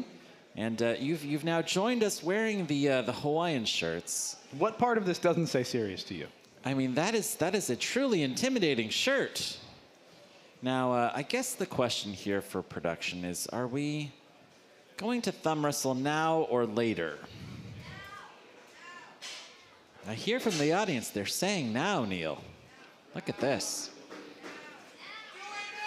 They're calling for it now. Yeah, but the robots are calling for blood, Luke. Yes, that's true. Blood or oil. All right, audience, what do you say? I feel like we're like a Roman gladiator here or something. You know, it's interesting because when you're a gladiator or something, right, this is thumbs up and thumbs down, and I have no idea. I look out and there's thumbs everywhere. Yeah, thumbs They everywhere. could mean anything. Here we go. We've got a good sign there in the audience. Let's go. See some damage. There we go. I love that. All right. Now, exciting news. I've heard from production that they are prepping Cage 1, which means that we have yet another big fight that is being queued up here. Yeah, I see some mini bots entering. Okay. I think this might be a rumble. If you're one of these many British fans in the live chat and you've been calling for a rumble for the last 10 hours... When you've got that many bananas, it's a shame not to rumble. Yep. Sentences that have never been said before, I think. But I'm interested to see what happens. There are a concerning number of bananas in that box there, Ricky. Yeah, at least, let's see, I see 4, but there's been some definite banana attrition throughout this day. What would you say those peripheral items electrical taped to that banana are, Luke? They're on the center banana, is that right? Yeah, the Ricky? center banana. Those look like either... No. I think they might be. No, they're not, Ricky. Mm-hmm. Are those batteries? Yeah, I don't think they are. No? What do you think they are? I think they might be canisters of compressed gas. Oh, CO2 canisters. Correct. Okay. This has become a little more sketchy. Yeah. You gotta love that. Have you ever tried an exploding banana? I haven't. Is that a thing? Do bananas explode, Ricky? It's one of, I think, in like cartoons. You know, Wile E. Coyote eats, like goes to eat a banana and it explodes because it's actually a stick of dynamite or something inside. Right. Yes. And okay. if you're here and you're trying to watch your childhood come true in ways that you never expected, exploding bananas is our. Do you think we're gonna get an explosion here, Rookie? Did you just call me Rookie? No. I have a speech impediment, Ricky. Well, I can't make fun of that, but I know you can't. Just immediate, terminate that line of thought. It's gone. No. Yeah, Ricky, do you think we're going to get an explosion here? I think we're going to have a minor poof. I don't think we're going to have a kaboom. All right. All right. Well, let's see what they have to say about this fight. All right. Let's see if we can get the voice of God here. We've trapped the voice of God in the back, and we just make him say things. Get ready for Robot Rumble! Whoa! A Robot Rumble! Rumble versus Rumble here. All right, looks like we have Ziptide here in the foreground. We have Tiny Brett's. And we've got Candy Striker here. Bananas for scale. There's a lot of scale in this particular arena right now. Amazing. Oh, double teaming that poor Tiny Brett. That poor Tiny Brett with the, oh my gosh, look at this. Ziptide is now finding itself on its head. Don't you talk to my son ever again. I like how Fluffy here is protecting Tiny Brett. That's very nice. Whoa! Oh, a big hit Huge there. hit on Candy Striker. Candy Striper looks like little bits of wheel coming off, but it's still going. Amazing. Right No action on those compressed gas cylinders. Not yet. People are intimidated by the tiny bananas here, Ricky. I would be too. It looks like Ziptide is dead here. And this poor, sad banana with its many CO2 canisters It looks just like limping along. something you'd see in a petri dish. You know, it's got flagella. Oh, that's a good word. Oh, I love it, Ricky. Yeah. Fantastic. Breaking out the big words after 7 o'clock. Gotta love that. Well, our brains still work, Luke. You gotta get them out. All right. I don't know if there's any time, check here. Do we just run them until they start catching on fire, Ricky? That's my approach, and I can only hope that we're all on the same page. I do hear that there's a countdown, but we're not there yet. I want to see a lipo fire, though, Ricky. 60 seconds left here in this rumble. Wow. Oh, no. Oh, no. This is like big sibling versus little sibling. We have weight here. classes for a reason. This is brutal. Fluffy is easily a 350-pound house spot here. Oh, wow. Fluffy is going ham. Fluffy is finally getting into this fight. Fluffy, I don't know if you were invited to the Rumble. Listen, you don't have to invite Fluffy. If Fluffy wants to be in your Rumble, Fluffy comes to your Rumble. Look at Fluffy. Oh, yes. Let's destroy our robots. This is a good use of money. Mm-hmm. But do you see how the TPU is flexing on Candy Striker? That's very cool. The whole thing compresses maybe 50%. Wow. 20 seconds left here. These robots leaving in very different shapes. 7, 6, 5, 4, 3, 2, 1. And that's the end of this Rumble. Everyone drive to the door if you can. If you can't, Fluffy will help you get there. Fluffy is taking a victory spin in its own arena. Now, Ricky, we don't have judges, I think, for the Rumbles, because we respect our judges' time. Do you want to declare a winner? I would... Maybe my heart is with Candy Striper here. Okay. Maybe we could ask the audience. Candy Striker? Do we love Candy Striker? Pretty good. Pretty good. Good. All right. How about... Do we think that the winner instead is Fluffy? Look at that. I think it's... It's clearly a Fluffy win. Yes. Yeah. Which means it's a Norwalk win. Right? Yeah. All right. Let's do yet another instant classic fight from earlier today. Here we go. Two Saw, Two Lose versus Perp-splosion. Perp-splosion, yeah. 8, 7, 6, Saw Loser, of course, 5, built by Alex 4, Mordew, 3, Robot Wars 2, competitor Alex 1. Mordew, Bogobots competitor Alex Mordew. Saw Loser had a great showing in both of those tournaments. It's a bot that's been through a heck of a lot. The British Beetleweight scene is a little bit heavier than the American Beetleweight scene, so he's had to make some design changes to adapt this robot to this tournament. And he's a little worried about those design choices. This Perp-splosion multi-bot situation looks like two pretty powerful vertical spinners here. And they're doing a great job of corralling and controlling this fight. Oh! Oh! Whoa! That weapon stuck right in the top of that side of Perp-splosion. Incredible. The weapon on Saw Loser spins incredibly fast. Well, it's a direct hub-mounted weapon on that arm. So the motor is right there attached to the weapon. It's a direct drive. Now it looks like one of those wheels has come off of the of Saw Loser. Yeah. Giving it a little bit of an impaired mobility. Oh! Amazing! Vicious. Absolutely vicious. Really sending that arm sinking down into his opponent. Alex is doing great. Wow, really just driving backward, like turning that robot into... That match so exciting, the video could barely play. I know, yeah. Now, I did get a chance to go upstairs and see Perplosion, like after that fight, and you would not believe how brutal that match was. Like, Saw Loser coming in, cutting through the top plate, barely missing its batteries, you know? Yeah. Like, we saw, like, that happen with both robots. Like, we were on the edge of, like, two lipo fires, essentially.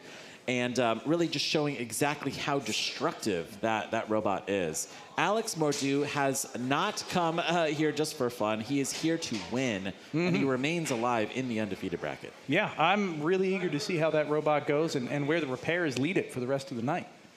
All right, I can see that we've loaded into Cage 2. I see Spitfire versus Gallo 12. This is elimination bracket round 6. We are very, very deep in the competition here. Next in Cage 2, 3-pound weight class, elimination bracket, round 6.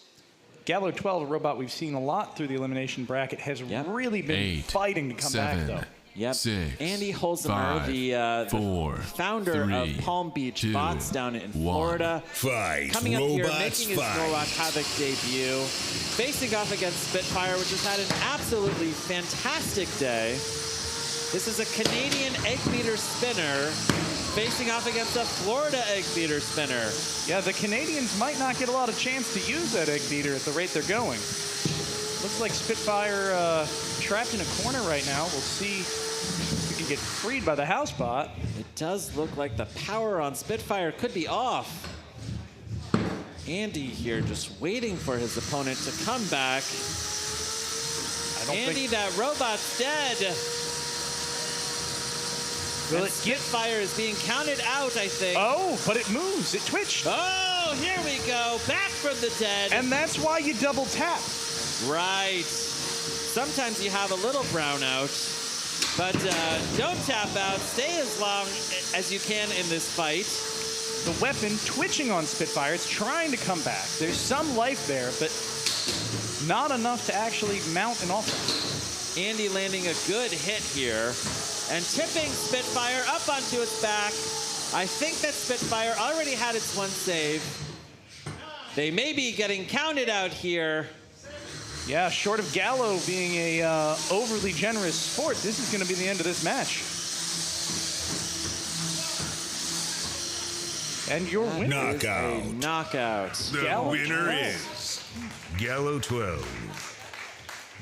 Gallo's 12 staying alive in the elimination bracket. Andy giving a good little wave to the audience. Staying alive.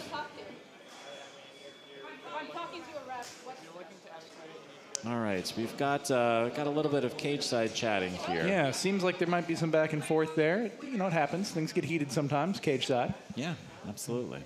You know, we didn't mention this, but we ended up with an extra friend here after that fight. That's true. We have miniature Brett here. I didn't realize some of the, I won't say artwork, some of perhaps the graffiti on this robot. This is a serious robot, not a joke. It's framed nicely on the back. Yeah, on the I back. saw that. What I didn't see is the Brett is my daddy across the side Put here. it on a t-shirt. Brett is my daddy. Yeah, it writes itself. Yeah. Look at that. Yeah. All right, we've got miniature Brett builder here, Theo Hummel. And Theo, is this one of your wheels or is this somebody else's wheel? That's one of my wheels. It's one of your wheels. All right. Gotcha. Well, that's okay, Theo. I think the poetic justice of it is that. Here, let me give you this. Here. Yeah, we need to Theo, get you here on we mic, go. on record here. One of our most colorful builders and characters here. It's Theo. Hello, Theo. Oh, I can hear myself. I don't like that. No, you're sounding great. All right, so why did you build miniature Brett? Like, I'm so curious. So my friend Will, shout out Will. I was trying to shout you out the last stream, but I never got a chance. He's been on the team for a while, and we compete with the bot called PGF. Holds the record for the fastest tap out at 4 seconds. You know, big flex. Big. Big flex. Yeah. Nobody's ever going to beat that, by the way. I'm issuing an open challenge. If anybody wants to beat the tap out record, go ahead and try. There you go.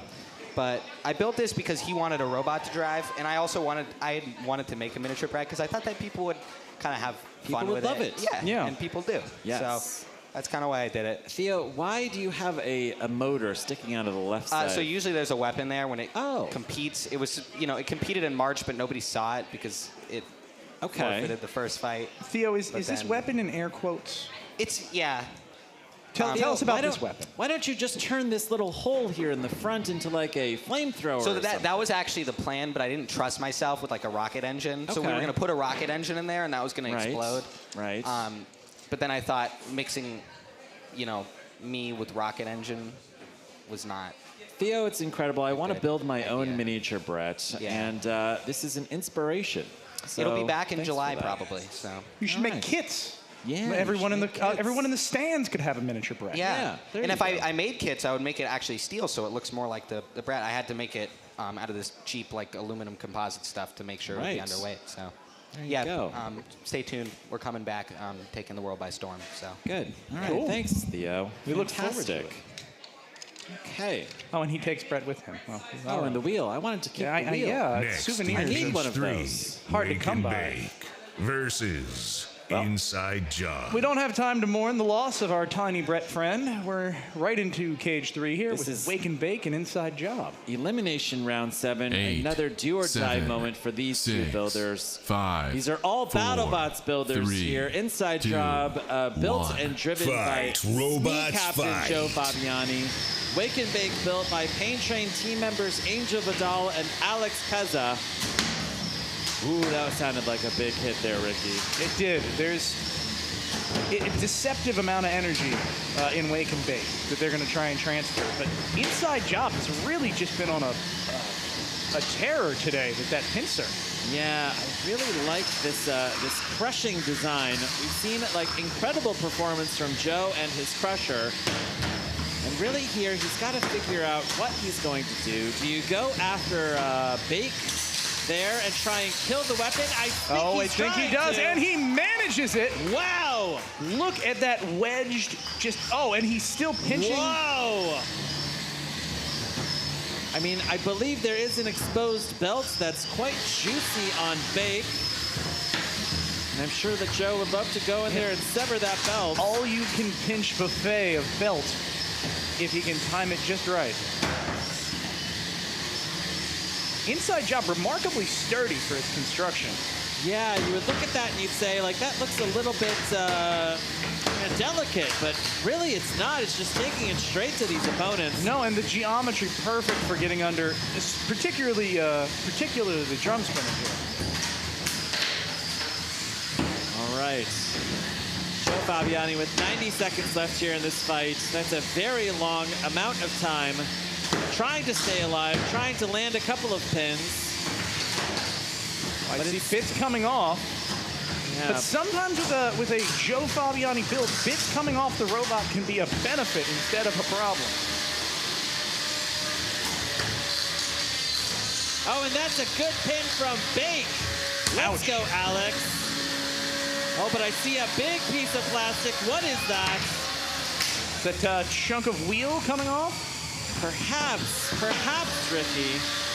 It does look like Wake could be stuck there. The mobility slowly dropping on Inside Job. 45 seconds left. This has been an absolute slugfest. Just non-stop action in this fight. Oh, and there's a pinch, an excellent pinch. That's a good pinch. That's going to be a big factor for both control and aggression. 25 seconds left here. And look at this strategy of ramming half of the robot into the other robot. You can see Bake just peeling off bits of the wheel on Inside Job. But Inside Job using Wake as a weapon is just wonderful to see. Oh, you gotta love it. That's the end of the match. This one will go to the judges. It went the full 3 minutes. Alex Pezza there celebrating with Bake. That's one of those matches you love to see because all the robots involved, I want to say both the robots, but there's 3 of them. Yeah. All of them did what they were designed to do. Yeah. You had great pinches, you had great wedging, you had great multi-combat robot, egg-beatering beatings. Yeah, let's take a look at this. Look, that is a hard thing to pull off. Taking your pincher, putting it right into the mouth of a vicious spinner and stopping it. I know. Look at that. I think that might be a titanium pincher, on it. That's why it was able to kind of take these big hits and just keep on ticking. I think that's an AR pincher. I'm not 100% sure, but it's got that kind of bluish color to it that tells me I think it was heat treated. Okay. I'm not sure. Well, we can ask. And really, I mean, all three of these robots staying very mobile for the full 3 minutes. You know, you got a little bit of action here at the end with Wake being pinched and used as a wedge against its will. Yeah. The winner is Wake and Bake. Across the board. Wow. Listen, we're going to need the judges to take us through this because frankly, I'm surprised it's unanimous, and I want to hear. All right. Let's start here with Dominic. Dominic, your thoughts on this fight? Well, I mean, it was back and forth somewhat, but the pincher didn't really do a ton of damage. So that kind of helped them in that category. And then the control and aggression, they just stayed on top of them. And I didn't think they had as much wiggle room as the inside job. Right, okay. Wake and Bake here, staying alive. Joe or Don, either of the Dorfler brothers, do you have thoughts on this fight? Do you want to share them with us? Sure, I thought it was a real close match. Yeah. You know, damage, I was split. Like they all worked the same they did at the end and the beginning. Control was back and forth. But I think Wake and Bake did a better job using their weapon, being more aggressive, staying on top of the inside job. Okay. Joe, weigh in. I'm going to have to agree with both of the judges. The damage for Wake and Bake was definitely more than inside job. A couple of those pinches definitely did help, but wasn't as the beater, you know, so. But definitely a good match. Well, with the outcome of that judge's decision, you have Wake and Bake as a qualified member of the December finals. Look at this. You guys just qualified. You qualify. Oh, look. Someone get a camera on this, man. Look at the relief, the joy. Fell to his knees, no less. Angel and Alex, let's hear from you. Yeah, it's been a range of emotions. We had you walk over here not knowing, then you said, there's no way we won, this is a joke, to we're gonna crush our next match. Where are we at right now?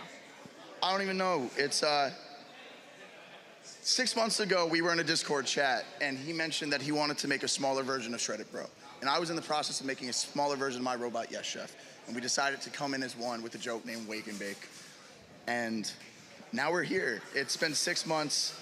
We both, individually, he lives in Boston and I live in New Jersey. We didn't work together. We just met up today for the first time, saw each other's bots, and fought together. We've never driven together before. This is the first time.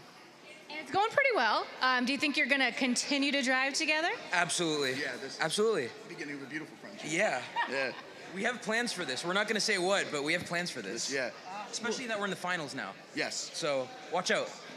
Go enjoy that feeling. Congratulations on the new friendship and the win. Amazing. I know. You see such journeys here, and you see budding friendships like that. How can you not smile? Yeah, all right. Team Shredded here, stamping their ticket to the December finals. We saw Blackbird from Team Shredded, stamp their ticket last month. Amazing. It's a heavy hitter team. Yeah. One of the really cool things about Team Shredded is that they work together, they build together, they have such incredible team camaraderie. When you see them building upstairs, it's all for one for all. You know, like if there's anybody who's having a problem, they jump in to help solve that. They share parts. It's a really, really very special Norwalk Havoc team. And Luke, that's saying something because that already is the spirit here. And for it to be so intense coming from that group that it's notable means that there's really something special going on there. Yeah. They're having great success here. You know, like it's paying off. This is a group of friends who live all over the East Coast. They come here, and this is where they actually come and hang out physically as friends. You know? Right. This is their nexus. Yeah. And it's really cool that we're seeing that kind of homegrown team spirit, team camaraderie coming out of Norwalk Havoc. When you build a community like this, those things happen. And if it's good groups of people, which, my goodness, do we have good groups of people here? Yeah. The groups that sprout out are once-in-a-lifetime kind of things. Yeah. You see like kind of a similar dynamic at play with Team WPI. They also bring a ton of robots. You know, like there's a very interesting nexus that's also coming out around MilkTank, which is really interesting. I've noticed that. Yeah. And I haven't broken into that scene yet. I need to infiltrate my way, but I'm really interested to see. I think they're on the precipice of some really interesting competitive robots. Yeah. Because they spark joy, right? I mean, everything they bring is lovely to watch. Yes. But it's right on the edge of where they could really be a terror, too. It's really interesting because each one of these super teams like has their own feel. You know, like when you think about Team WPI, it's like kind of the Cobra Kai of Norwalk Havoc. Like they are killers. Like they are here to win. Like they want to dominate, right? MilkTank's team is like about being fun and like being joyful and building interesting things that people love, you know, and like not necessarily the most competitive designs. And, you know, like Team Shredded is all about family. You know, like this is the family that we build together. They're the Fast and Furious, like, you know, it's not cars, it's family. That is their team dynamic. Yeah. And it's amazing that people show up and then they gravitate towards these bunches. Yeah. I mean, you get the idea of like, oh, this is the subgroup that is doing the stuff I want to do. Yes. And it's not like you can't jump from one to the other. Right. But yeah, it's so cool to see families of robots evolve out of these, you know, different gene pools. Yeah. Right? Now, they're not here today, but I would say also there's this kind of Omega team that's emerging. I heard they're not a cult. They're not a cult. They're also not a fraternity. Yeah, yeah. Despite the Greek letters. Omega. Right. Yeah. Or letter, I should say. Yeah. Omega's like very interesting because it's all like BattleBots builders and kind of like these like very... I don't know, they have like kind of a twisted sense of humor, I would say. There is definitely Cage one, that kind of sense about them. Ghost Yeah. versus Bugsbee. We're being played off here, Ricky.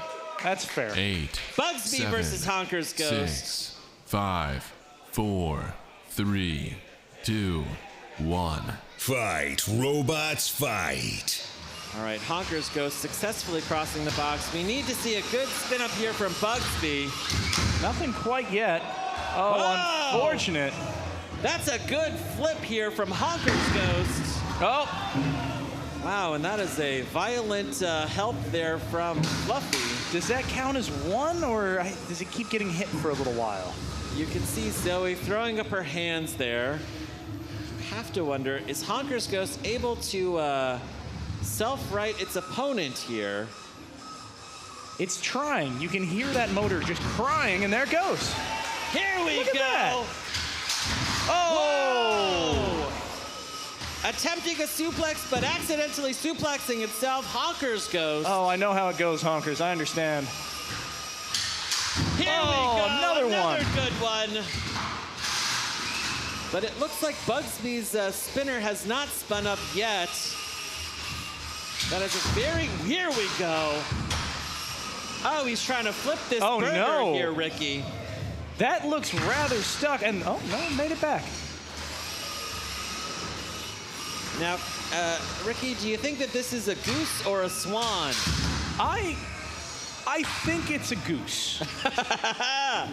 I love it. All right, I hear possibly someone being counted out. Yeah, it's already had its one. So, there's the second save. Controversial second save from Fluffy. And a third save. You know, the first time the save it was not completed. I wonder if that might be the logic there. Okay. All right. You had Honker's Ghost come in and... Whoa! Whoa! Honker! And there's the suplex. Although there we go! All right, this burger finds itself on its head. It's been flipped. I think that's the hit they wanted. Honker's Ghost. Honker's Ghost. The armor coming off the back of it. Wow. I don't know if that's just a knockout piece popping off or what. The winner is Honker's Ghost. All right, we've got a good knockout here from Honker's Ghost. Honker's Ghost going very deep in this competition. Yeah, I don't know that a lot of people expected that. Yeah. But talented builders, and that counts for a lot. Yeah. Let's check out this replay here. Now, the burger didn't get much spin. No, really any spin at all. That motor just did not spin up. So this was not going to be a high-hitting match at any point. We saw Zoe kind of throw up that one hand, just being like, wow, what's going on with my burger? I want it to spin.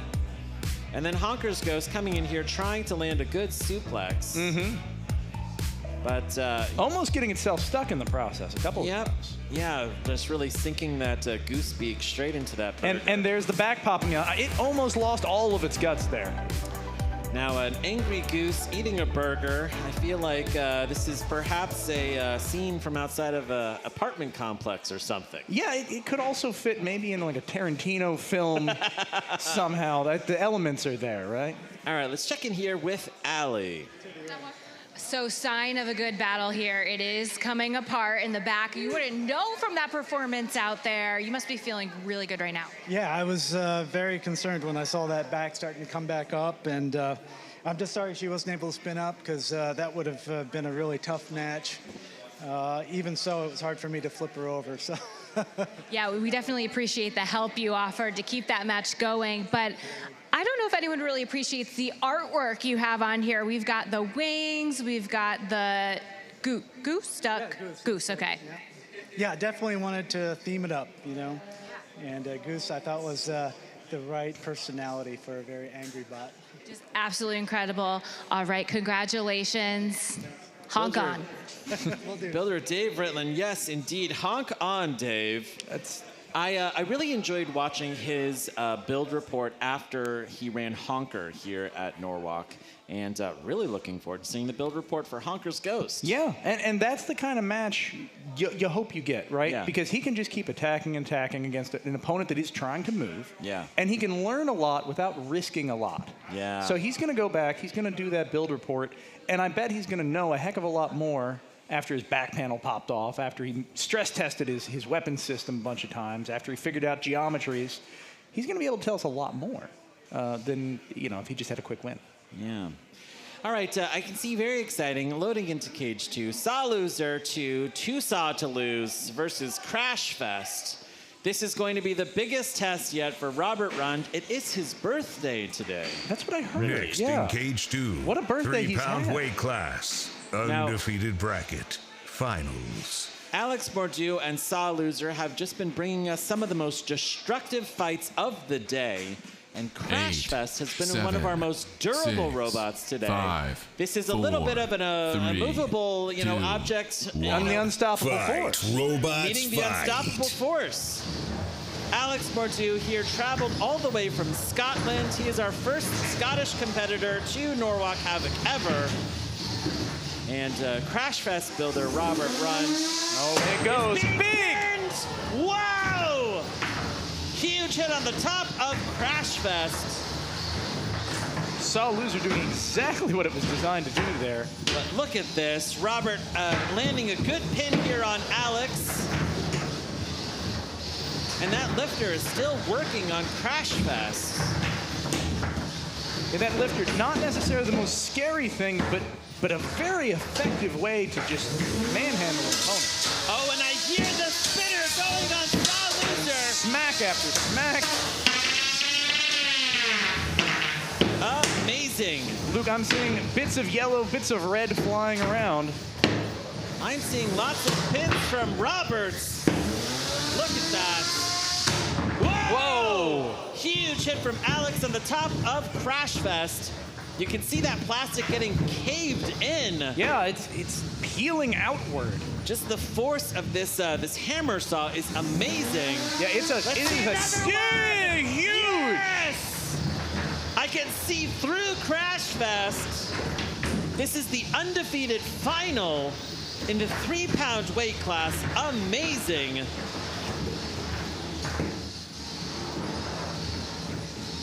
Robert Rund and Alex Mordew have gone undefeated so far, and one of these builders is going to be kicked down into the elimination bracket here shortly. Oh! Whoa! That was so close to a debilitating hit on Crashfest.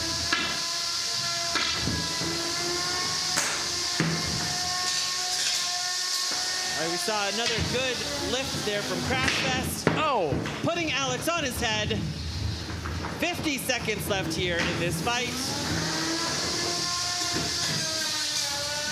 Oh, and another good hit there from Alex.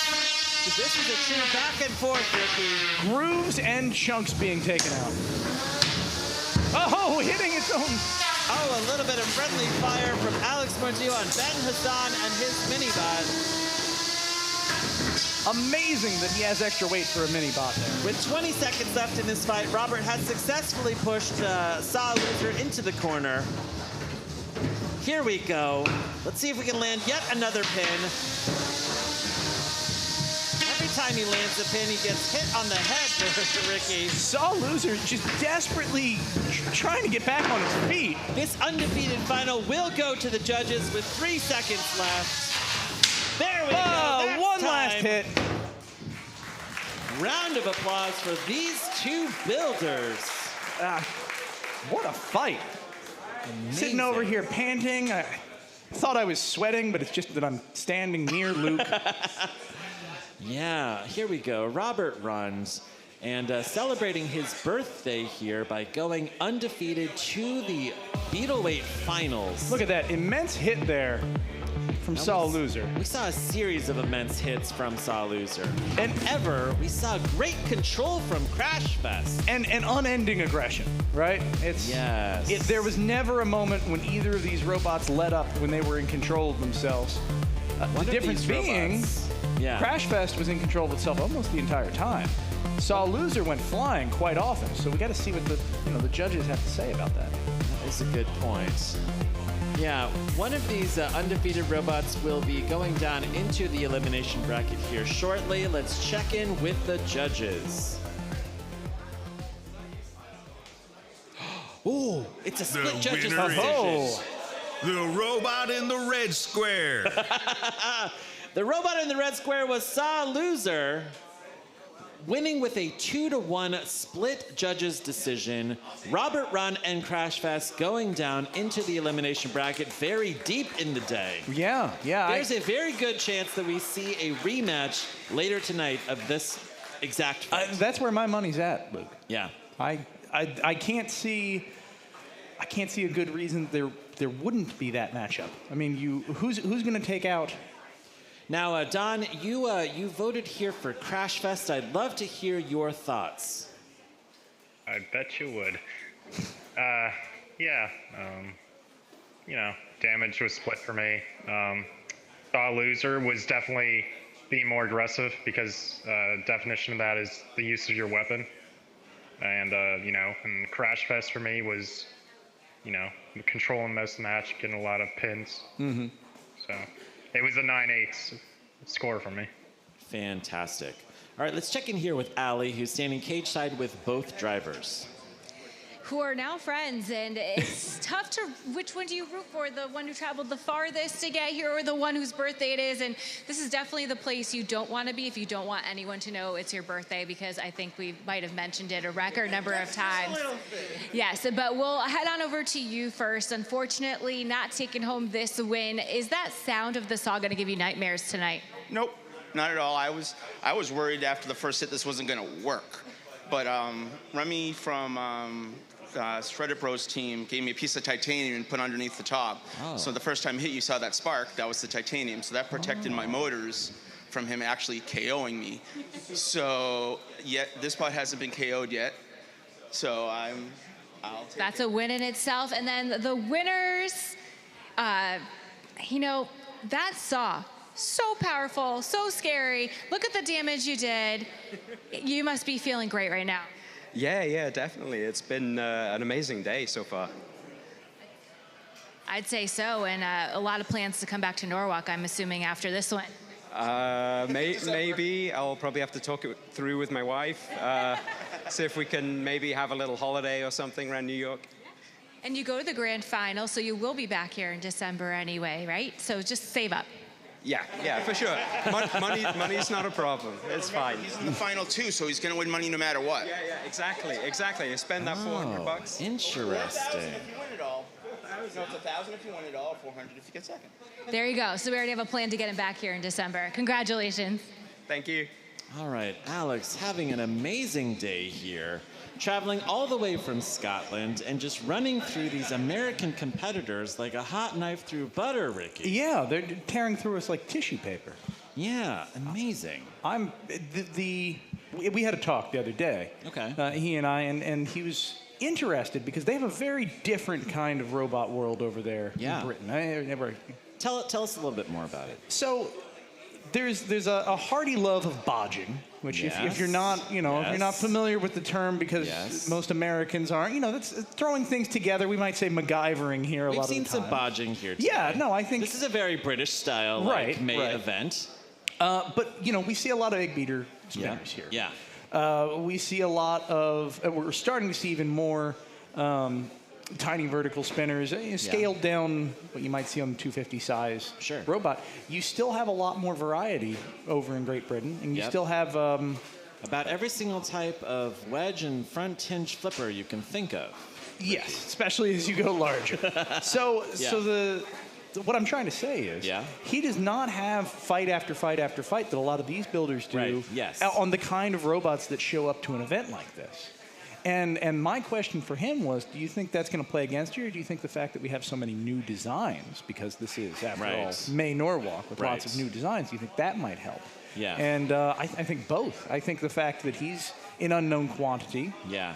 And the fact that there's so many robots here that are a little bit different than what we might call the meta, gave him a wide open ability to soar up the brackets. This is one of the things that I really love about our tournament format here today, because you see incredible robots like Silent Spring, like in our first competition. You see incredible robots like from AVGS, our Brazilian bots, last month. Here, you're seeing great robots from the UK. And you go home and you have to wait for a whole year to wonder what would happen if we put all of the best robots from the entire world into the same bracket. And they fought their way there. Yeah, they earned their spot. Yeah. And talk about suspense when they all come back together later, right? Yeah, we might have, a Brazilian versus a Scottish builder, which is just so cool, And once again, for whatever happy accident, we're here at what becomes the mecca of small robot combat. Yeah. Speaking of excitement, though, and getting ready, Cage 4, I believe. This should be a pretty darn good fight. We've got Dropkick, I believe, and who's our other competitor? Spicy Hugs from Ty Little, and Dropkick here. Our bot from Florida versus Spicy Hugs from Canada, and running the mini bot of Kill Bales over there. Our evil Will Bales. Next in Cage 4, Dropkick versus Spicy Hugs. All right. This 8, 7, undefeated 6, bracket round 5, 4 here. 4, 3. This is the 2, undefeated final. 1. Fight, robots, fight. Wow. Pardon my French builder, Ty Little here in the orange robots, these dual horizontal cutters. Oh, looks like we've lost belts already on Spicy Hugs. Yeah. Whoa! That's concerning. Well, it looks like one of the weapons on Spicy Hugs has gone down. Yes, the right-hand weapon not functioning any longer, but that left hand is nothing to futz with. Now, fun fact, Dropkick has never been knocked out in any of its competitions. That is really incredible. He's either taken it to the judges or he's knocked out his competitor, which is amazing, Rick. Yeah, it really is. It's funny, like Dropkick just looks like a chainsaw killer up against Spicy Hugs, this very cool like custom build. And looks like the weapon here on Dropkick could be suffering. No, I think it's still going. The drive is coming in and out, though. I think it's got some issues with its gearboxes. Oh, and then Spicy Hugs embedded in the wall momentarily. Big hit there from Spicy Hugs. Ooh, another big collision there. This is the 12-pound final. Both of these undefeated. Oh no! Bits Kill and Bales! The hype Hypershock Minibot is in pieces. A fellow Floridian. Yeah, I can't believe it. It's Florida man on Florida man violence. Is that not what you already expect, Luke? And look at this. Dropkick has tipped. Oh, Spicy giant hug. chunk. Whoa. Look at that impact into Spicy Hugs. Tap out. That's a quick The tap out. winner is Dropkick. I mean, Dropkick Wow. was up to its elbows there in Spicy Hugs. Dropkick yet again. Never like look at this. Another knockout. Fantastic. Yeah. And that's what it's built to do, right? Yeah. So I don't know the background, but I'm reminded very deeply. There's Backlash was a competitor on BattleBots years ago, and it has a very Backlash feel to it. Yeah. And it delivers the same kind of big hits. Yeah. You can see there, I think that was the hit that took out the one side of the weapon. I was talking to Dropkick builder Jacob Rogers, and Jacob was saying, he is really inspired by Jim Smentowski and Nightmare. Right. Just that kind of very tall, very chonky blade. Backlash, as I mentioned, is a smaller robot from Jim Smentowski's. Oh, right. Okay. And so there's a rendition of Backlash, and I think maybe a middleweight that is very, very close in form, if not in construction, to Dropkick. And some designs just don't get old. This is kind of timeless. You put a big honking spinner on the front of something, and you just keep hitting, and then you end up with KO after KO. Okay. Look at that damage. Yeah, like peeling up the top plate from Spicy Hugs. So Spicy Hugs is a mostly UHMW construction. It has some metal plates on there, but when you hit just right, you punch right through that UHMW. It kind of bends out of the way, and that's what lets you get that peel on the top plate. Yeah. And when that happens, you almost have to tap. Right. Because you're spilling guts. You're no longer invertible. You've got high centering points. It's all about not letting that big, deep hit happen. Yeah. And then it happened. That was the end. All right, let's check in here with Allie. We were just chatting. He is 4-0 with people tapping out today. Why? What makes this just so darn powerful? Well, I mean, it hits like a ton of bricks. I mean, it's basically Tombstone with the weapon turned sideways. When I built it, that and Nightmare were real inspiration. Jim Smentowski is a local builder in Florida, too, Florida Bot Mafia. And I'm so proud of how this is done. And honestly, me and my opponent both showed that you can make it to the final with a robot that's only built out of UHMW. So big props to him, man. And it was so cool to get to fight the opponent furthest away from me. Without Norwalk, I never would have been able to fight him. So. Love to hear it. You're off to the grand final. Congratulations. Will we see a tap out there? You know it, baby. Let's go. Let's go, Jacob. Look at that. Bringing the Florida man energy here. Yeah, I don't know. I have this sudden, I want to ride a lawnmower to like the local Sheets. And is it Sheets down there? Is that what they've got? Just gas station, whatever it is, pick myself up, a six-pack of something and go home. Now, I've heard over the radio we have a developing story, and Allie has more. Okay. I'm on the edge of my seat. What's going on, Allie? Yeah. Well, we have a rematch, and you saw after their first matchup, there was some talk with the ref between Spitfire, and when I spoke with her, she said that she had said before the countdown even began that her robot wasn't working. She had never hit ready, and then, of course, the match went on, and she had to tap out. So it looks like she has been granted a rematch. We'll see what happens. Okay, wow, the rare rematch here at Norwalk Havoc. Yeah. I guess the driver of Spitfire did not press the ready button, but let's see if she's ready now. Okay. Next in Cage 2, 3-pound weight class, elimination bracket, round 6. 8, 7, 6, 5, 4, 3, 2, 1. Fight, robots, fight. Way they go. Much more aggressive start from Spitfire this time. That's very true, Ricky. And immediately Gallo upending itself in the side. This could be a whole different fight. Yeah. Yeah, Spitfire immediately more aggressive. I wouldn't quite say keeping Gallo on the ropes, but big hits. Huge hit on Gallo 12. Spitfire now pursuing, taking it straight to Brett. You know, if you get a second chance, you can't waste it. No, you don't want to whiff that.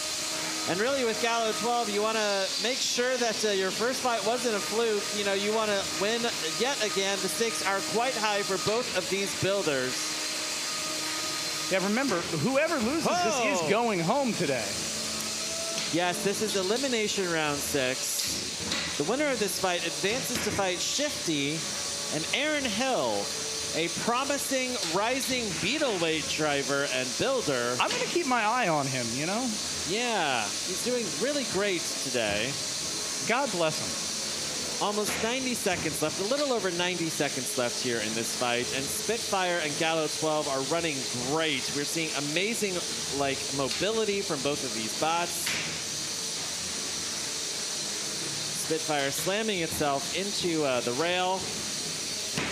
Man, absolutely a whole new fight here. Yeah. You can see that Gallo 12 is on his head. You see the little... Oh, look at that! We're gonna need a vacuum cleaner, Luke. Yeah, there's a whole lot of wood shavings here inside of this box. These egg beaters are really just sanding down this box for us. A lot of gyro from Gallo 12. Ooh! Going weapon on weapon. But Spitfire remained alive less than 60 seconds in this fight. The Canadians really doing their best here. Oh, and he's stuck a little and manages to get a hit anyway. Wow. 45 seconds left. Talk about a slugfest. It's just back and forth with hits. Neither robot giving up an inch. Incredible. 30 seconds left. Ooh. Oh, huge. That was one of Gallo's big hits. And look at that. Tipping Spitfire once again up against the rail. This is a good pin for Gallo 12. All right. Is Spitfire doing the thing? 10 seconds left. Seems it might be, and there's Here we go. Right. 5 seconds in this fight. This one will go to the judges. That's the end of the match. Turn off your weapons and drive to the door. This rare rematch is over. Luke, that rematch had it all. Yeah, that was really quite interesting. I think Spitfire may have pulled this out. Let's take a look here at this replay. Spitfire just taking it straight to Gallo 12, almost like Gallo 12. It seemed almost personal there, Ricky. Yeah, well, like this suffocating drive style from Spitfire. Relentless is the word, I think. Just absolutely relentless. Yeah. Really like intent on not wasting their second shot at this. Now the judges are going to have a lot to think about here, but it really seems like control and aggression went to Spitfire. Both of these robots really running great at the end of that match. Yeah, there were moments when I thought maybe there was some damage. Here we go. It's Spitfire, and... Spitfire! The winner is the robot in the red square. Back from the grave, Spitfire. All right. Amazing. Spitfire winning that rematch and advancing to face Shifty. Let's check in here with Allie and Spitfire. You fought hard for that rematch, and it went in your favor, so you must be feeling pretty good right now. You know, what was your game plan going in round 2? I mean, round 1 wasn't really an accurate representation of how I would ever drive. I was trying to reverse my controls. I wasn't ready when the timer went off, but luckily I was given the chance to rematch. That being said, I never have a plan going in. Hit them first, keep it up, and don't give them the chance. I was actually driving with forward and backward reverse that entire time because I didn't actually fix it correctly. But I'm pretty used to driving the robot backwards, so I just had to tell myself that right side up was backwards and backwards was fine. So I'm glad I was able to put on a good match for everybody. It's unfortunate for my opponent because they had the win. But hopefully at least the second match was more worthwhile for them as well, because it did go the full time and we had a lot of big hits. Well, you're moving on. Congratulations. I know you drove a long way for this competition, so it must feel good to move on. Yeah, thank you. Yeah, we both did. It's really nice that we were able to get a full match. All right. Round of applause for both of these builders, Gallo 12 and Spitfire. Spitfire now advancing to face Aaron Hill and Shifty. Yeah, that should be a fun fight. Yeah.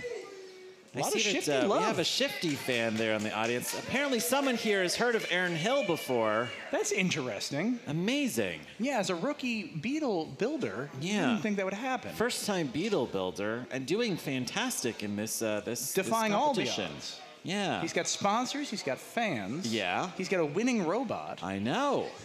He's got something going for him. Yeah. He's got a little je ne sais quoi. Right. Yeah. Yeah. Interesting. Very. Definitely a builder to watch. I think so. Which has got eyes on his robot. That's right. The eyes give you the power. No, I think the eyes are watching him. Oh, I see. see. He's a builder to watch, and so his robots all have of eyes. his robots have eyes, right? Because they watch him. Because they watch him. Yeah. Got it. Okay. It makes perfect sense. Good. You make no sense. Yeah. Yeah. That's good. Okay. It's not. Yeah. All right, so I do have to ask because people have been asking me, Ricky. Oh, what have they been asking? When is Mammoth coming here? Oh, that's a good question. I kind of wanted to get it up here for today, but I've been traveling nonstop since the previous Norwalk. So, Norwalk Havoc founder Austin McCord has been acquiring robots for his bot museum. At a blistering pace. Hugely blistering pace. Yeah, I'm blistered. Yeah. Everywhere. It's terrible. Now, I also heard a special little rumor, I think that it's verified, that Austin was the winning bidder for that big Robot Wars trophy that was... really? That was up for auction. I've heard that same rumor. I believe that's correct, yeah. Yeah. This trophy, you know, it was on auction to raise money for Mark Thorpe, the godfather, kind of like the grandfather of combat robotics. Mm-hmm. And it's really cool that we may have a Robot Wars trophy here at the Bot Museum very soon. Yeah, and you know, as a segue here, we've got a pretty great museum already set up out front. And it's right next to our merch booth, which is shutting down in about 20 minutes for anyone left in the stands. Yeah. If you want to take a look at some of those robots that are out there, figure out where in your head you think this giant statue would be best placed. Yeah. And do it while, you know, checking out a T-shirt or a hat or a sticker. We've got great Now's your team moment. T-shirts out there. We've got stickers with my face on them. I've sold none of them. 0 stickers with my face on them. You know what I have seen though? I've seen a couple of Mammoth shirts out in the flying off crowds. the shelves. Yeah, I don't know about flying off the shelves, but they're bouncing off the shelves or that must feel backflipping good. off the. It's really nice. Yeah. The smiles that people seem to get when seeing that robot do silly robot things is lovely. The team merch on for sale here today is fantastic. It's getting better and better. Like these are actually shirts that I want to wear outside. Yeah. No, I've got a small collection going, and it's practically all I wear now. Yeah. All right, look at this. They've gone to Cage 4. It's the kids from South Dakota versus the kids from WPI. Wow, look at this. We've got the killer from WPI and the very lucky robot from South Dakota. Now, just by sheer luck, South Dakota has been advancing through this bracket. And they have stamped their ticket to the December finals, which is very exciting. And now they have 6+ months to devise a winning strategy and bring back something brand new for December for their robot Roadkill. Perhaps North Dakota. Or South Dakota. No, but if they're going to bring back something different, they have to bring back North Dakota. Yeah. Get the kids from North Dakota to help you out. Yeah. Next in Cage 4, Roadkill versus STF. STF, our mysterious, 8, 7, acronym 6, here. 5, 4, 3, 2, 1. Fight, robots, Let's fight. see if the luck holds up here for Roadkill. This is the elimination semifinal. Whoa! That That's a good start. STF, really a wicked weapon. Now look at that. Roadkill's front armor package has been peeled away. Now its side has been, and that might be it. Yeah. Oh, no, it's back. It's got a lurching start here. Oh, no! STF now pulling off the back of that robot's armor. The guts from Roadkill are hanging out like some dead animal's entrails on the side of the road, Ricky. Oh, no! Oh, its own bits and bobs are being sucked into its weapon. Oh! The weapon's still going, but that drive... All right, we have a LiPo battery that's very exposed here, Ricky. I think we're in for a fun moment if STF can deliver for us. Does STF want to hit a battery, though, Ricky? They're still in the elimination I want bracket. STF to hit a battery for me. Oh, no! It just needs that little whip is around. So close! Oh, here it comes! Any moment! It's how is it this close? Wow! Why? No! What is it? Ricky! It's shaving the battery. It's like an old barber. Oh! South Dakota! I can't believe it. They denied us the LiPo battery fire. It was so teasingly close, Luke. It was so close. Just like changing the shape of that battery ever so slightly. It's been massaged over the course of many moments. Wow. Amazing. The fact that we didn't have a fireball just now. Actually, I'm a little worried because they're going to open that ring. Yes, that's true. They actually need to be careful. Yes, no, that's true. Folks at home, if you ever have a damaged LiPo, if you're playing, I shouldn't say playing, if you're working at home and you have a damaged LiPo, you treat it with respect when you open those doors. Yes, that's true. This thing could go up in flames. So, cage manager, safety manager, let's be very careful here. Let's take a look at this replay. Wow, Roadkill was truly a prophetic name for this robot, which just got its guts sprayed all around the box, facing this just incredible robot from Team WPI. You know, like the scale on this WPI robot is incredible. Yeah, it is a monstrously sized robot. It's very interesting to see so many competitors bringing back cleated wheels, to dig into these plywood floors. Yeah, the fact that we've got plywood floors here really makes it an advantageous choice. Not everywhere has that. Look at these kids from South Dakota denying us the fire. Yeah, This has been a very safe event, which I like. That's good. Still, though. Yeah. Fire, Luke. Yeah, fire. Okay. Fantastic.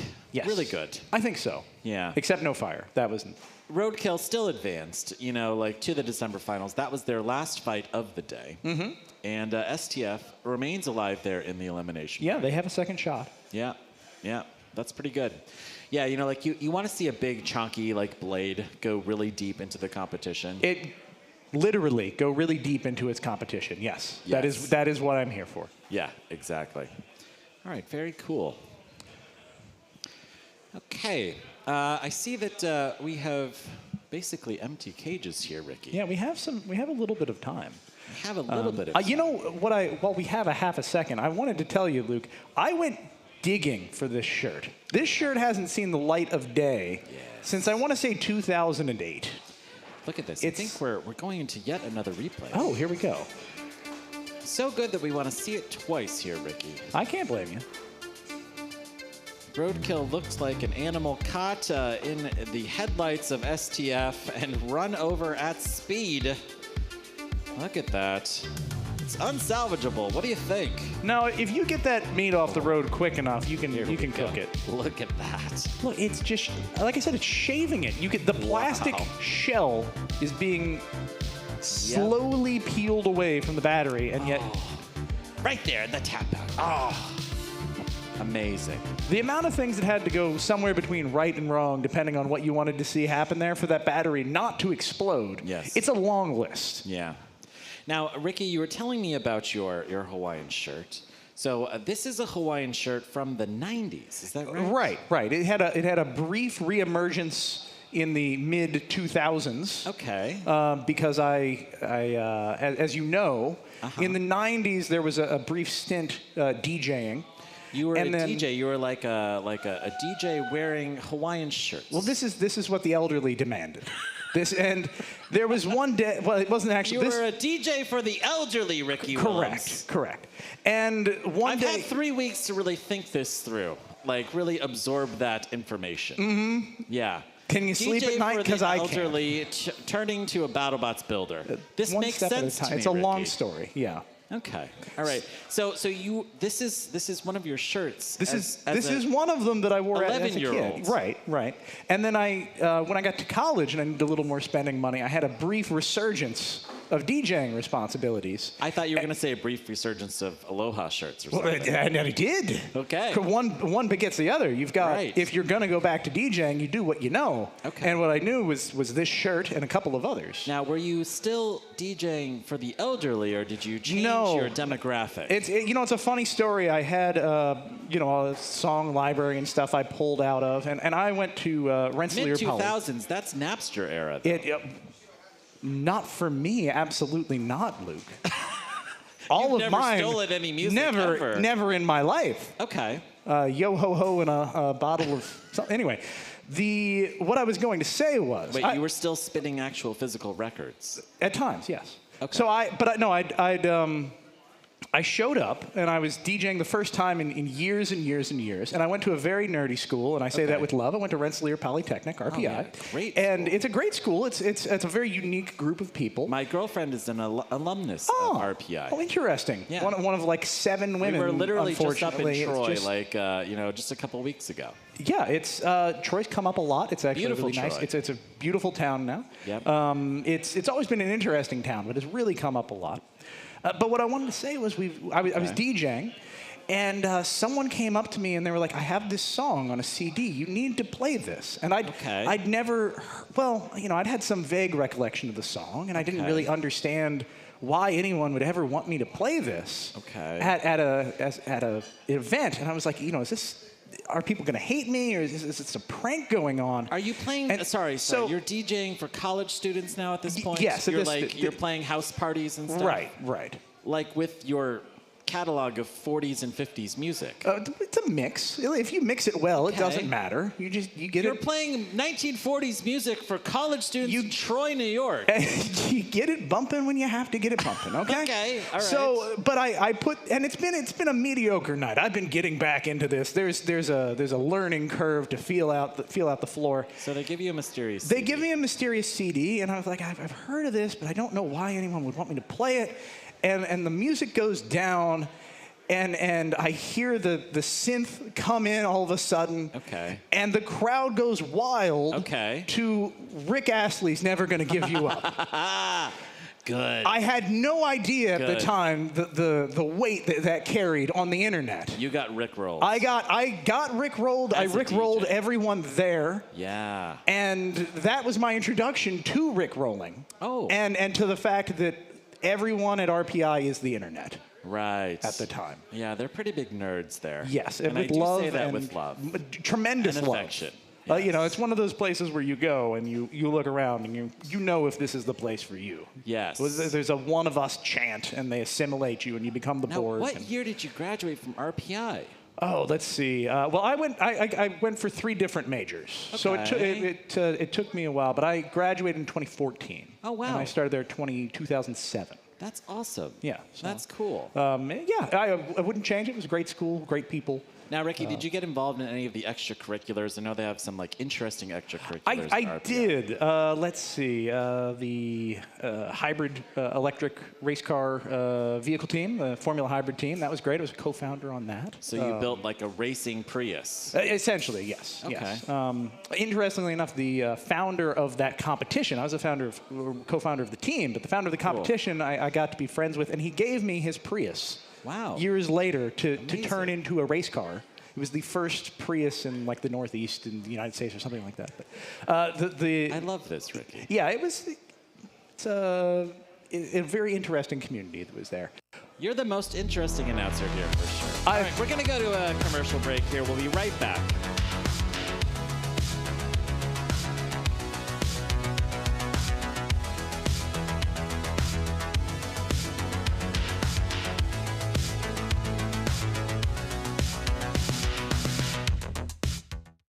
I'm Jake with Senka.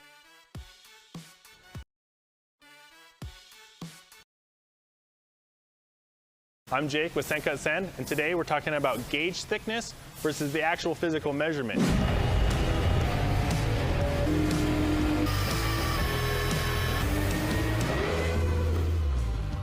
Before we had a way to describe physical measurements, we used gauge charts to describe the thickness of the material. The problem with this is that different materials use different gauge charts, and that's because it's dependent on the density of the material to describe the thickness. Typically, gauge charts go from a gauge of 3 to 30, and as that number goes up, the material thicknesses actually goes down. And since we're using different gauge charts, you can make a mistake of ordering the wrong thickness of material. Steel uses a steel gauge chart, while aluminum, you use an aluminum gauge chart. Let's look at an example of that. If you were to order 10 gauge steel, you're gonna get a physical measurement of 135 thousandths of an inch. Whereas if you order 10 gauge aluminum, you're gonna get a physical measurement of 102 thousandths of an inch. That's a 30 thousandths difference.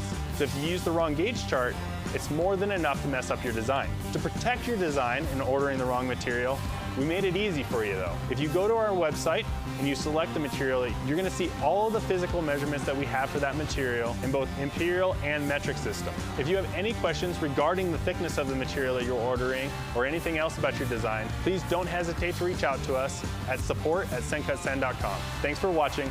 Stay tuned for more.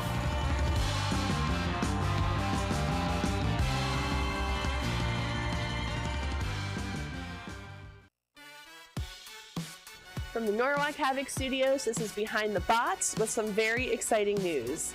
We're joining the Norwalk Havoc family. For the last 3 years, it's been our honor and privilege to bring you some of the most exciting combat robotics news. Interviews with builders and mediocre puns.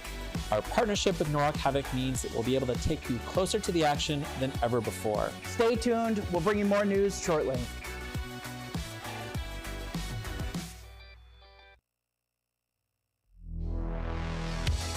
For laser cut parts in metal, wood, plastic, or composites, check out Senkutsen. No minimum quantities, free design feedback, and instant quotes. All made here in the USA with free shipping. Scan the QR code on your screen to get started. Thanks so much, Senkutsen. Ricky, we see this really good night shot here of downtown Norwalk, Connecticut. We are within walking distance of the South Norwalk train station. And a lot of builders who came here today from out of town, they flew into the city and they took the train here to Norwalk and ended up dragging their robots, you know, the 2 or 3 blocks from the train station here to Norwalk. Yeah, there's a complicated trek some folks went on to get here, but honestly, the flying in and then taking a train is pretty darn convenient. If you got to pick a location, Norwalk's not bad. Now, Ricky, very exciting. Next, I in see cage Jonathan one, Schultz there, George standing cage side in cage Huge. 1 against Huge. 8, 7, 6, 5, 4, 3, 2, 1. Fight, robots, Away they fight. go. All right, we've got another robot here for NERC. This is the undefeated finals in the 30-pound weight class. Big hit from Huge. Successfully hitting George onto its head. That's exactly what Huge wants to do. Look at the pocketing on the underside of George. That is all vulnerable, juicy bits that Huge would love to dig into. Now look at this. Sam Petralia from George has found himself up against the rail. Oh! Huge just ramping himself up the back of George. The wheels on George already split. Even if George manages to get upside, right side up again, I don't know that it's going to be able to drive at this point. Fluffy coming in here to mediate, breaking up this fight and trying to unstick George. That is their one unstick. Let's see if Fluffy can do it. George is in a pretty awkward spot. We might have Huge pitch in a little bit, I don't know. Jonathan Schultz here is ready to kill. There's a, it's so close. I think Fluffy can do it. There we go. There you are. Kind of. Yeah, it can move a little, but as I said, that wheel is damaged on George. It's barely going to be able to limp if it can at all. All right, George refuses to tap out. That means that Jonathan has to come here and kill. Oh, good shower of sparks. Sparky. Just eating Tap away. out. There we go. The winner is huge. That's the right move for George here. Yeah, but that's the wrong, emphasis on the word huge. You know, the voice of God really has got to pull out that U. Yeah, it's got to be more like huge. Yeah, you would think, the voice of God would know that at this point. But there's a learning curve for all of us, I suppose. Yeah, that's true.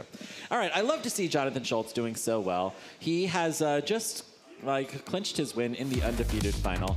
Now it's time for him to face the winner of the elimination bracket in the 30-pound weight class. Look at that in that replay. The impact, the way it has bent the bottom of George. Yeah. You can see the two front plates are no longer in the same plane of existence. Yeah. They are definitely warped out of sync. Yeah, and look at this, huge ramping itself up. Oh, you gotta love that. That is exactly the kind of thing Jonathan likes to do if he gets the opportunity. And doing a sweet little jump off of the back of George.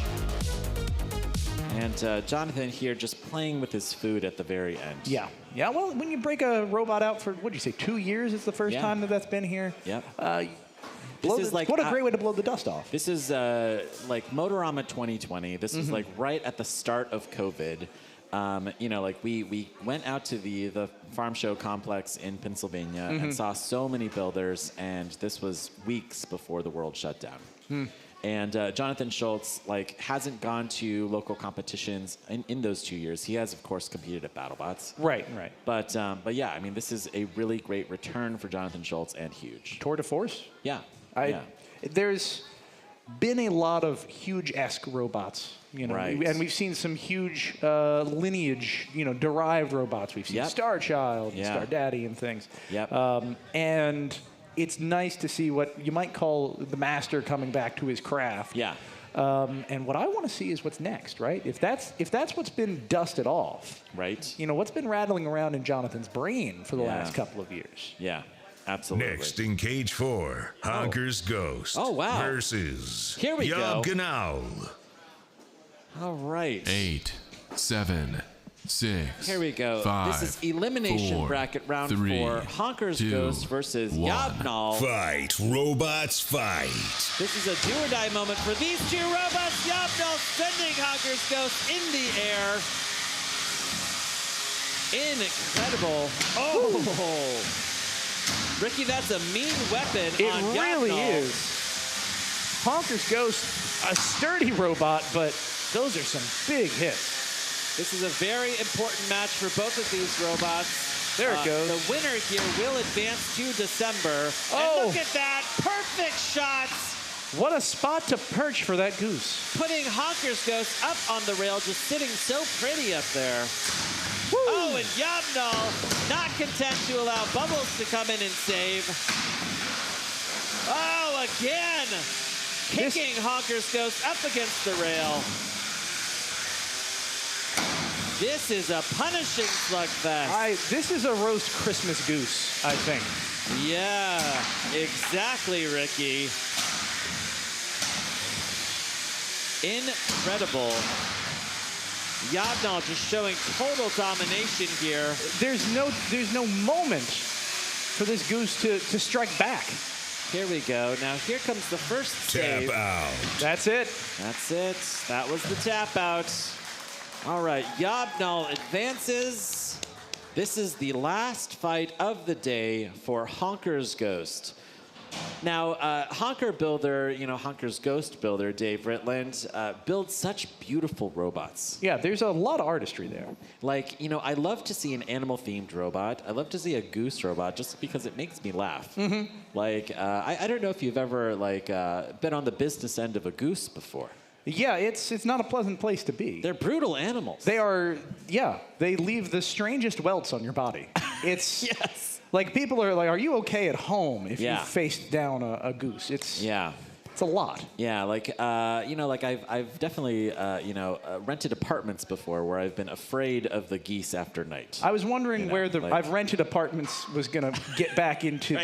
I've rented apartments full of geese. I had a goose roommate. Like some apartments have like a water feature. Sure. Geese like a goose feature, like this, sitting up on the ledge. I needed like a YOB GNOL to like kind of walk me home at night, to get me safely through my front door. Just terrorizing a bodyguard. Yeah. Of reverse longboy. I understand. Yeah. Have you ever seen, a fully grown man in his mid-20s running from his car to his door because the geese just continue to pursue? No, I just see them curled in balls, shaking and crying out for a fox or some sort of alpha predator. I don't know what I did to go on the wrong side of the geese, but they decided. Literally anything. Did you look at them? They're out for blood. Yeah, if you looked at them, if you breathed near them, that's enough. That's all a goose needs. All right, let's check in here with our friend Lindsay. Oh, hello. How are you? Good, Lindsay. How are you? Good. I have a number of super chats here that have been piling up. Okay. Yeah. All right. Oh. So the first one is from Curtis Honeycutt, Bloodsport retrograde team member. Can someone turn down Ricky's shirt? It is so loud. Curtis, are you not a fan of Hawaiian shirts? Curtis, what's the deal? It's time to put on your Hawaiian shirt at home, Curtis. Come to the dark side, put on your Hawaiian shirt, is what they say. What do you say to that? Do you have a response for Curtis? I mean, if it's too much shirt. No, don't strip here. Okay. Okay. All right. Moving on. Back to the Thumb Wars. Luke, super chat for the next Thumb War. LOL. Sorry, Luke. From your friend Lane. Ian. Lane, no. Lane.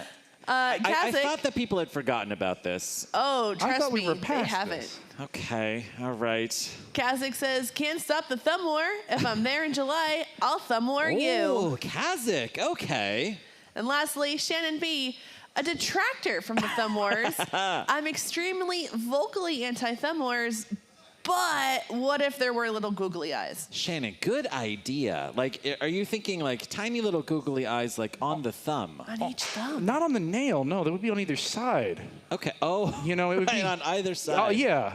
Okay, here's the problem. Like, my thumb is so sweaty that I can't even affix anything. No, they fall thumb. off. They just slide immediately off. Slough. Yeah. Maybe I could draw little eyes. Yeah, that's an idea. Yeah. Yeah, Okay. a Sharpie or some sort of magic marker. Now, production here has prevented us from thumb wrestling for the last 2 hours straight. Yeah, they've put the lockdown on the thumb wrestling situation. So I guess I have to ask Neil. Neil, where are we at in the schedule? Okay. Now, what do you say, Neil? Do you think that it's thumb wrestling time? Neil's the boss, okay? All right. Neil says he's going to think about it. Well, my question is, All right, let's negotiate a little bit. Right. Okay, my here's the negotiation tactic. Here's the thing. All right, yes. I hate thumb wrestling because I don't like losing. Right. Now, I'm not typically a competitive person in any other aspect of my life. Right, but thumbs. I'm usually a pretty cooperative person. Is it all fingers or is it just thumbs? I hate losing to you, Ricky. I don't know why. Interesting. Yeah. I didn't get that sense of hatred. I thought it was just No. I don't hate you. No, of course not. Of course not. No. But like see, here's the thing. It taps into this like really kind of dark side of my personality that I don't really enjoy. There's an evil that comes out. I am not that person. No, but I can feel it over here. I don't like defeating people. Like I'm not a very competitive person. There's that quote about, good men fear the darkness within them. Right. And I think that's what you're running into here. Yes, yeah. All is lost when good men begin thumb wrestling. Right. Yeah. Precisely. It's the world collapses. It's mass hysteria, dogs and cats living together. Any other time that I've played, team sports, I've always been about like we had fun. We did it as a group. Do you think this counts as team sports? No. You said any other time. There's no like hiding from this at all. Like I would never be a boxer. I'm actually pretty intimidated to even drive my combat robot here at Norwalk. Right, well, it's a lot of pressure. Yeah. So this is deeply uncomfortable for me. Right. Like genuinely deeply uncomfortable. I see. Because I go to a dark place and I don't like that. Like, I'm generally a pretty cheerful, joyful person, but I want to kill you, Ricky, when we're doing these. You start speaking in tongues. There's this kind of dark aura that comes over you. Yeah. And I will tell you, I've been racked with guilt because I used the Magic Ninja Dust last month. I'm not going to make a big deal of it. It was incredible. Yeah, it was magic. I would say I would feel better about it if we could both use it. I don't know if that's better though. Okay. Because clearly, here's the downside. Alternatively, you could use the Magic Ninja Dust, and I could use one of my thumb protectors. That has potential. Yeah. Because here's the other side of the coin, right? All right? Before we get back to fights, in a way, you've got a disability here with the drenched. I have the wettest hands If we could figure a way to not give you Magic Ninja Dust, but what I want, Norwalk folks, if we could install bowling alley hand drying stations here at the table, I think all of our problems would go away. We'd be on level. Speak of my enabler, William Marchese is here. He's brought down the Magic Ninja Dust for us. Oh, no. Neil's found the graphic. Here's our record of thumb wrestling. July, September. Look at my face. Look at the grin on Chris. How happy he is to not ever have to do that again. Yeah. I was able to crush Kyle. And look at this. Crushed him again in December. That's the face of a man possessed. Yeah, there is a demonic energy emanating from that screen. It's not good. No. I don't like that person. You should be in jail. I would not parole you, Luke. And then Ricky, Yeah! It's the weird part of the night. Let's go! Oh, that's a fantastic sign. Here we are. Amazing. Together again. All right, I kind of want that sign. Weird parts of the night. Kind of want that sign. Yeah. I want to put it up in my office. That's pretty good. Yeah, I kind of do. All right, leave it for me when you're on your way out. That's fantastic. All right, I see that we've loaded into Cage 2. I have once again talked my way out of a thumb war by stalling. Yes, silver-tongued devil you. I see that it is No, it's not Spitfire. No, I can't quite tell who it is. This is Adam versus, let's see, Backlash Wave. That's correct. All right, Adam versus Backlash Wave. These are two vertical spinners. And we've got this chonky, just devastating vertical spinner from Backlash Wave and William Marchese. There's going to be some big hits in this fight. Yes, yeah. You know what? We've seen a lot of gyro from both of these robots. Like, I'm going to be looking for the gyro here in this fight. I'm wondering if they're going to come out, saws blazing, or if they're going to keep it a little bit toned down. Okay. Because there is some, there's some logic there. If you don't want a gyro, if you're waiting for your other opponent to flinch, you turn that weapon down a little bit. You play it safe. I love how you're giving them actual usable advice here. Sometimes I forget they're in earshot. Yeah, they are can right. Hear you. They are right there. Yeah. So the driver of Adam, the driver of Backlash Wave, if you'd like, spin your weapon down a little bit to reduce gyro. That is a more you know fact. Yeah, I need a rainbow. Mammoth Captain Ricky Willows. The last person who should be giving gyro advice on any robot. Yes. It's something that spins all of 30 miles an hour. But. Yeah. There we go. William is going to actually take that advice. That's fantastic. Or he says he will. Yeah. Now I will say, that is actually quite good advice because everybody kind of goes into the box and they think, I want to spin it at 900 miles an hour. Give me the biggest motor I can. I want to just spin it super fast. Right, and that's not always the right strategy. Yeah. There's a sweet spot depending on your design of a certain number of miles per hour, and it's usually not more than 250 or so. Yeah. And sometimes it's a lot less than that if you've got the right geometry for it. You want a lot of bite. You want to make sure that you get a big hit, and you want to make sure that you're not gyroing everywhere, and all that plays into a holistic design.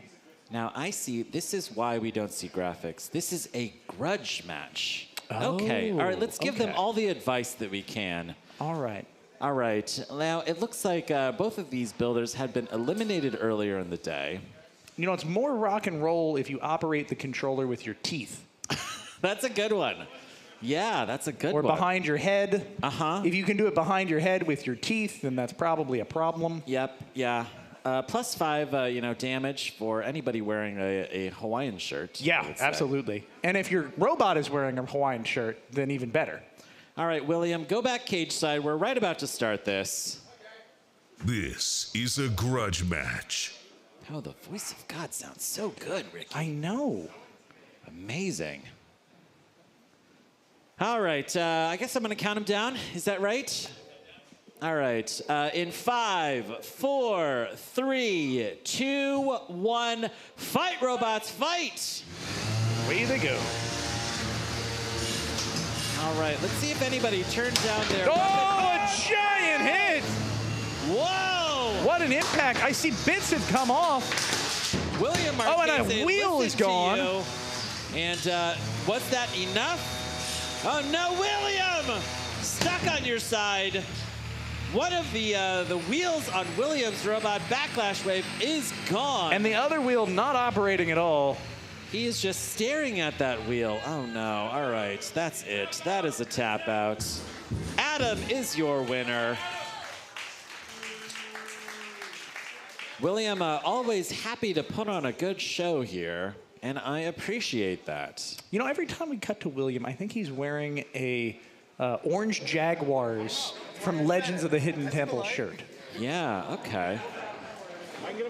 I do have to say that I love the jacket. Yeah, William, the pink pops. Text me the kind of like link to that jacket. Forget texting. It should be in our merch booth. I think that he bought that from like somewhere online. Yeah.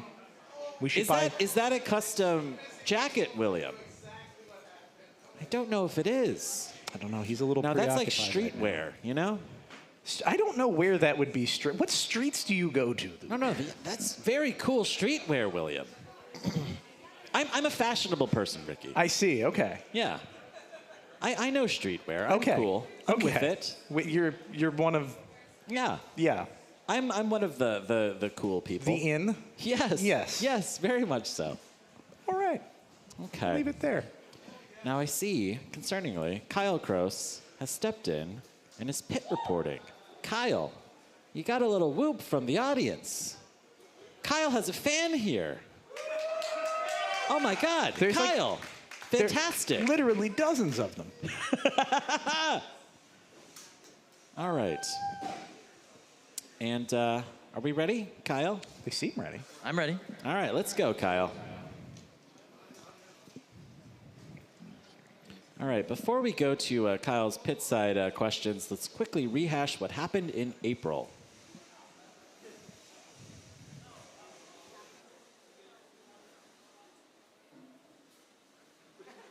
One, two, three, four. I declare a thumb war. Let's get it on! Ricky! All right, let's do this! Ricky! Ricky!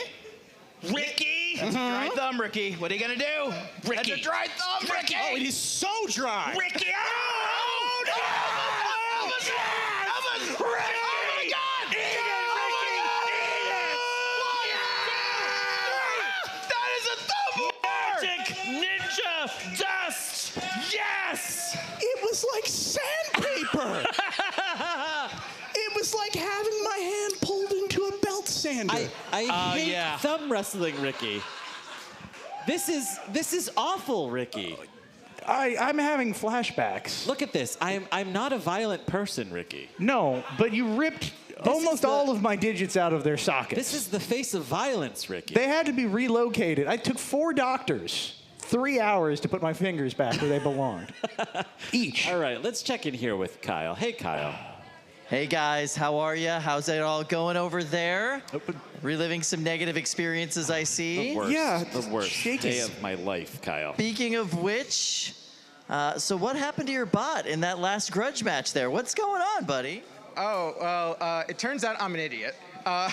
So after my fight with Shifty, I fixed everything that was wrong with the exception of one thing.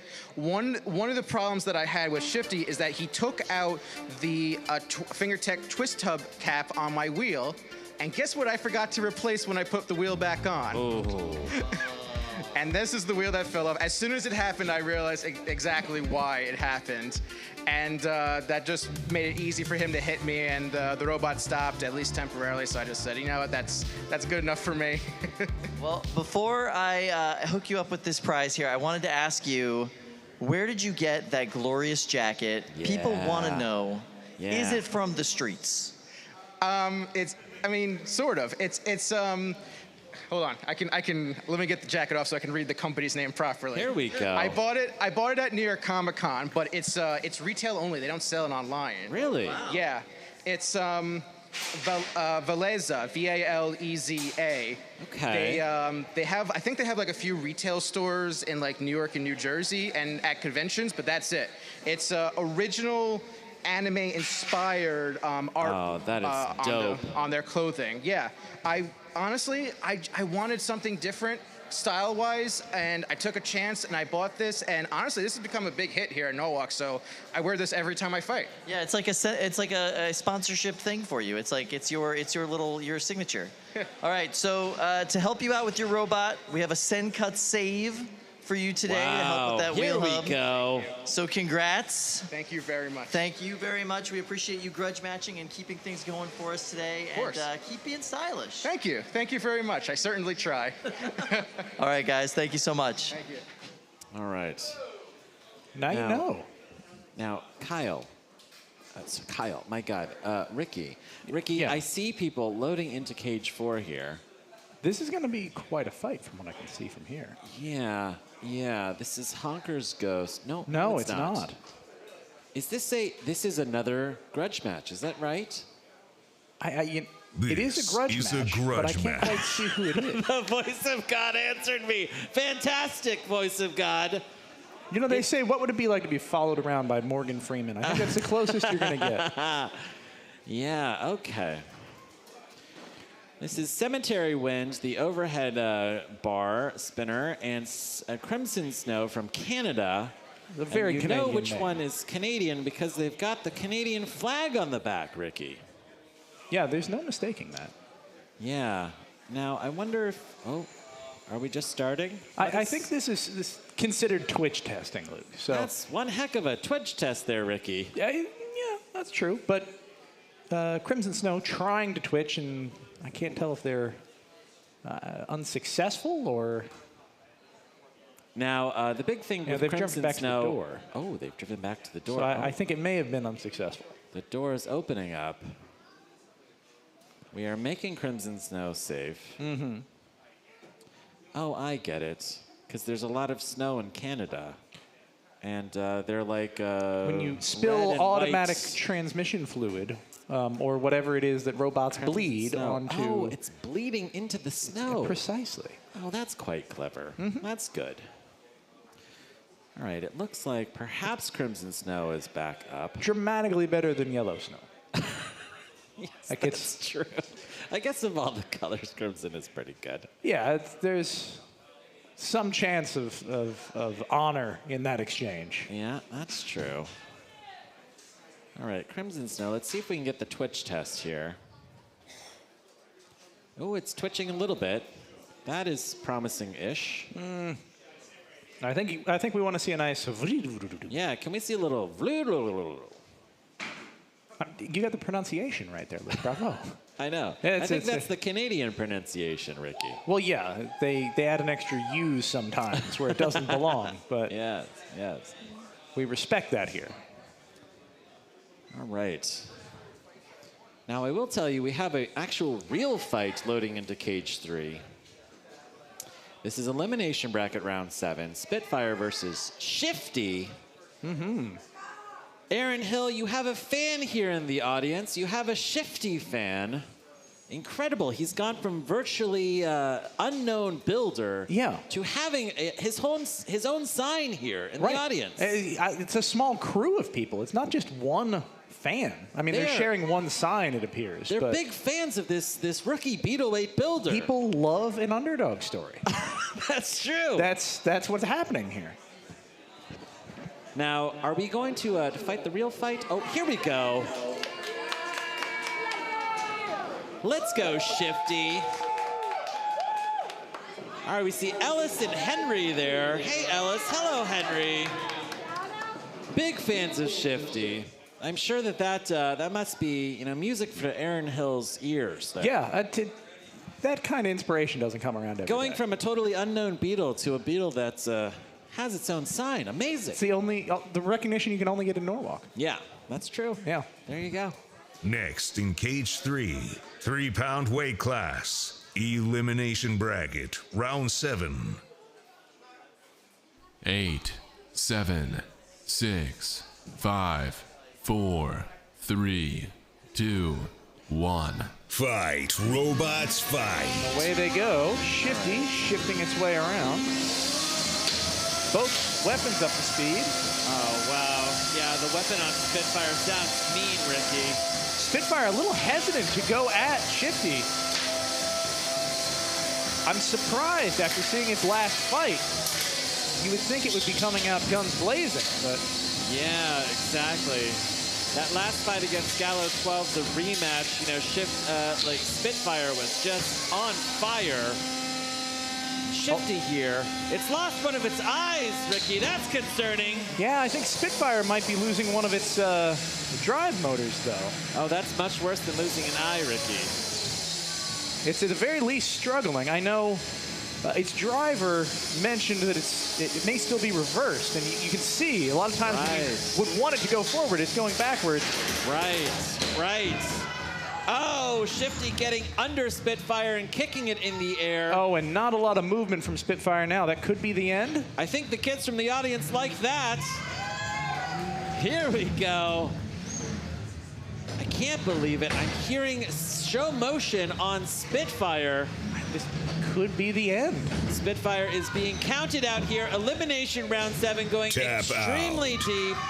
The winner is Shifty. Wow, Aaron Hill. Bravo. With his first Beetle ever going incredibly deep here at Norwalk Havoc.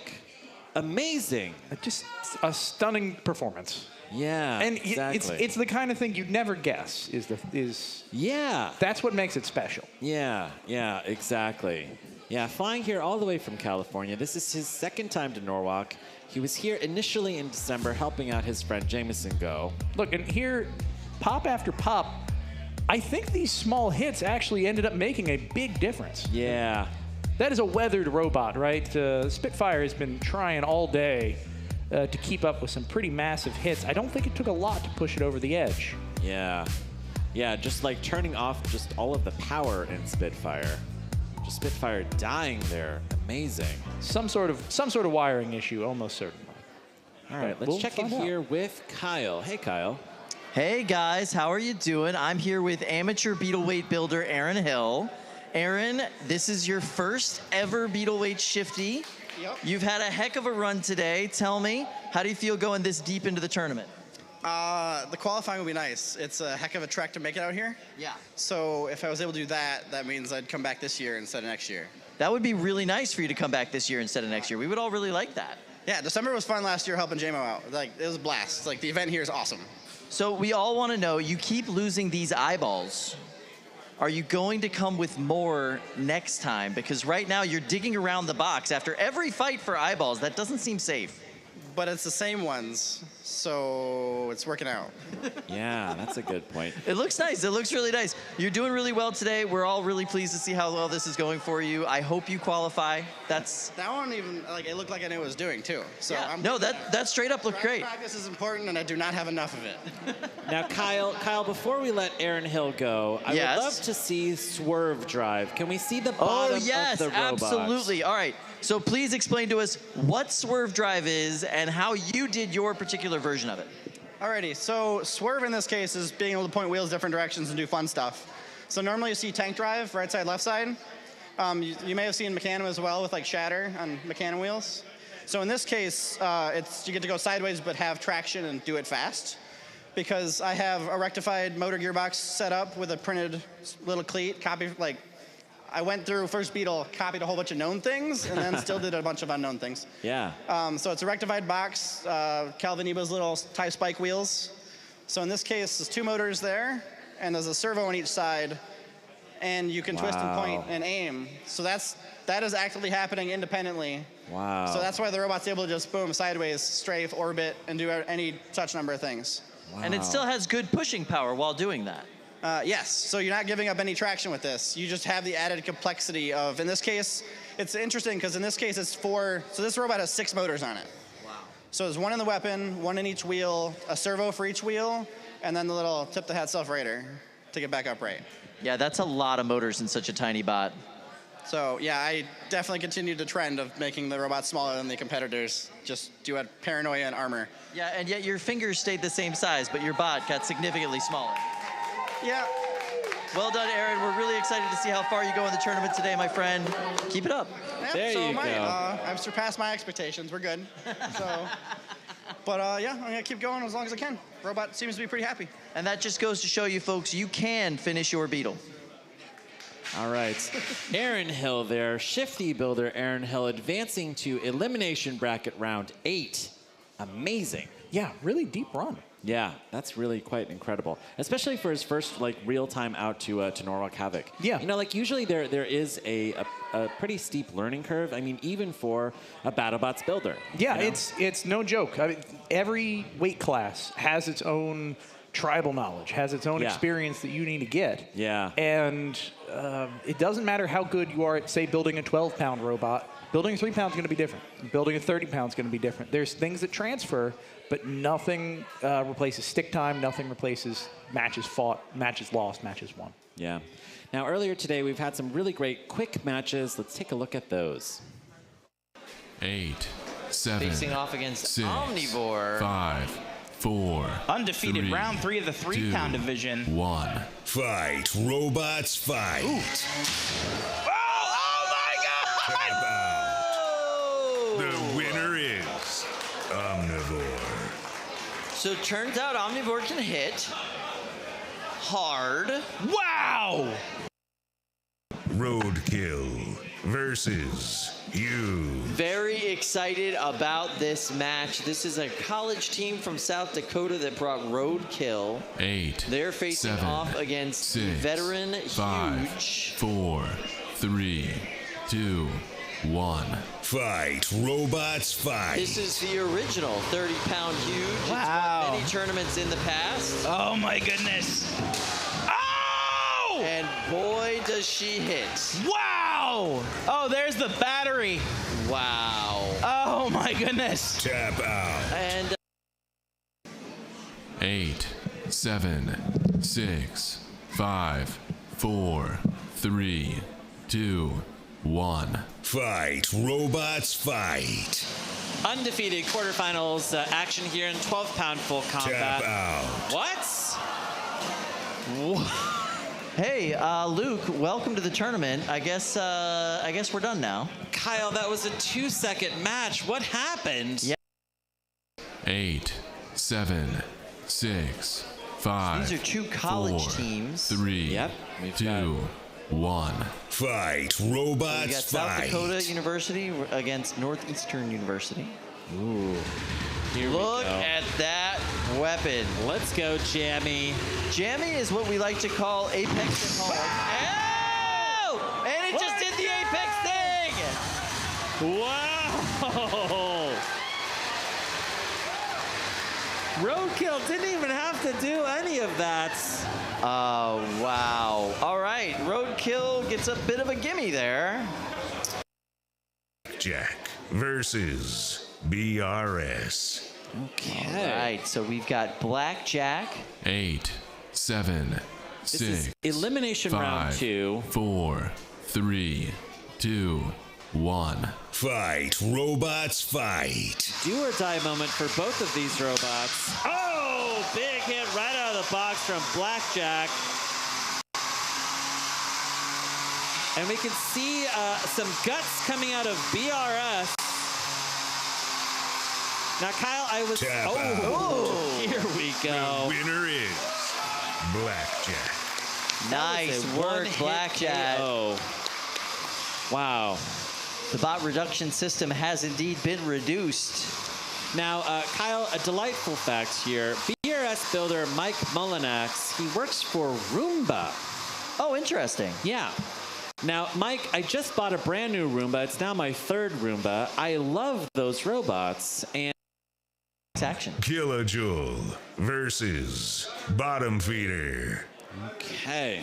I see Ryan Klingman there with Bottom 8, Feeder. 7, facing 6, up against Killajoule. 5, I love the name 4, Killajoule. So smart. 3, These 2, are two 1. undercutters. Fight, robots, fight. We saw some impaired driving from an earlier match from Killajoule.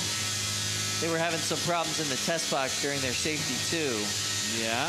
It's just hard to drive this style of bot in a lot of ways. You have to have a very powerful drive just because you have so much force on that front point where the weapon is that you have to be able to kind of push through. And that is exactly what Ryan Klingman didn't want to do. Go weapon on weapon. He's done it now twice. So the winner of this match will go on to fight Blackjack. The loser of this match will be eliminated. Oh, there we go. Nice hit there. Ow! That's supposed to stay inside the robot. All right, I think ironically Killjoule's drive will be much better. Yeah, it's gonna work great now. Yeah, elimination round 2. This is the last fight of the day for Killajoule. Killajoule's such a pretty robot. Killajoule driver David Dreyer from Willoughby, Ohio. He is a graduating Kent State student, and he worked on the pit crew with Business Cat and Big-ish back in March. Got bit by the Norwalk Havoc bug, built this Valkyrie-esque undercutter, brought it back here today for the May event, and is going home early. I'm going to give a good round of applause for Next in Cage 2, Shifty versus Omnivore. All right, you've got Ryan Klingman. 7, Veteran 6, beatweight 5, builder Ryan Klingman 4, versus a 3, rookie beetleweight 2, builder in Shifty and Aaron Hill. Fight, robots, fight. Oh, let's go, Aaron. Crossing the box. Oh, Tap you out. can see it. The winner is Whoa. The adorable doe-eyed Shifty just absolutely demolished Omnivore in that match. That was amazing. That was a one-hit knockout. Let's see. Wow. Incredible. Yeah, so much action in such a short period of time. That's the way to do a highlight reel. Just show me like 35 fights in 4 minutes. Yeah, and each one of them individually just nonstop Super action destructive. Yeah. Yeah. It's been a good day for combat robots. Yeah, yeah. A lot of really hard hits, like a lot of just kind of dumping a huge amount of shock like into your opponent and Tremendous just absolutely amount of killing their electronics. Yeah, and that's something you don't always see when new designs come out. Sometimes people play it conservative first time around, and I got to say I'm a little proud that people would come to a place like Norwalk and just go in guns blazing. Yeah. I mean, it is full send, full time around here for most of the competitors. You've got to love that. All right, let's check in here with Lindsay. Hello, so I'm bringing you a few super chats this time. Cool. So last we heard from Curtis Honeycutt, he says, can we turn down Ricky's shirt? Yes. We now have a follow-up from CHD Returns. Turn Ricky's shirt up more. Yeah, let's go. There you go. I do have some other loud clothing at home. Ooh, all right. From John Everyperson, thank save you, the John. thumbs. Yes. Make a Yes. posable piece. Yes. Yes, John. I think he nailed it. Yeah. And then even better, if you don't want to thumb wrestle, from Gary Branham, all right, no thumb wrestling.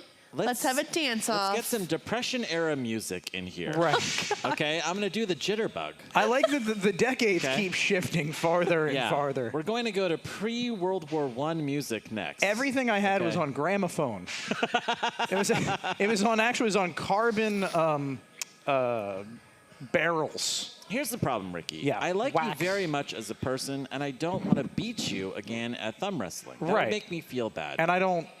Right. And I don't want to lose as well to thumb wrestling. So either outcome is terrible for me. Right. There's no winning here. No.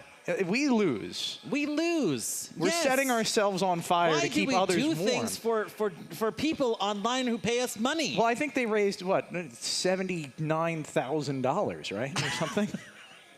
Very close to that. Yeah, it's basically the same amount of money. Yeah. There's zeros. Yeah. And other numbers together. Yeah. I will tell you, last night at dinner, Ricky, Mm-hmm. we went to dinner. We sat next to each other. Yeah, it was nice. We're pals, Mhm, okay? Sure. You know, one of the ideas that came out of dinner, and we're going to have to run this by Kelly and Austin. Yes. But maybe we do like a matching for like all of the super chats, and we donate that money to charity. What do you think? Wouldn't that be nice? Yeah. And not just Thumbs Across America is what you're saying. Not just Thumbs Across America, which is in fact a fake charity. Right. But maybe like actual robot programs for kids. We can still give the fake money to the fake charity. I will tell you, I would feel a little better about thumb wrestling. I would too. If I was raising money for a good cause. You know what actually might be interesting? Okay. Going to the super chats and seeing what they might suggest as a worthy charity. Okay. I wonder if, there might already be a charity that's deserving. Here's a really good idea. Mhm. Okay. We build a Norwalk Havoc spinoff using our corporate resources. Yeah, and you have a corporate credit card, right? Yeah, build a charity called Thumbs Across America, and Mhm. all it does is it supports kids' robotics programs. Yeah. Just like the name is just a total non sequitur. Yeah, it has no nothing one to will do with understand it. it. Yeah. I think it's great. Let's see, and it's TA. Thumbs Across America. TAA. Yeah, TA. TA. Yeah. I like that. Yeah. If Yeah. we had another, I'm going to leave it there. I was going to say if we had another, perhaps like Thumbs maybe, Across Antarctica. Okay. Then it becomes Tata. Okay. And then can we have a for now somehow? Yeah, that's pretty good. It's not, but thank you. All right. Where do we go? Now, if this is your first time here to Norwalk, if you're tuning into the live stream for the first time, let's take a quick look at behind the scenes here at the facility. Ooh, that sugar sweet, you got what I need. Sipping on the potion, all that good emotion, just my kind of heat. Keep it on repeat, tested by the motion. This is the NHRL. Give it up, sweet emotion. Every time, every night, you and I on a roll. Switch it up where I'm going. Stay on the fly, just in time, know the right way to go. I'm on the road, it's my time, taking control of my life. I want to run the red lights, I got to run this show. You always take me so high, you always make the highlights. I love the way we vibe, you're like a centerfold. Ooh, that sugar sweet. Competitors, press your ready button.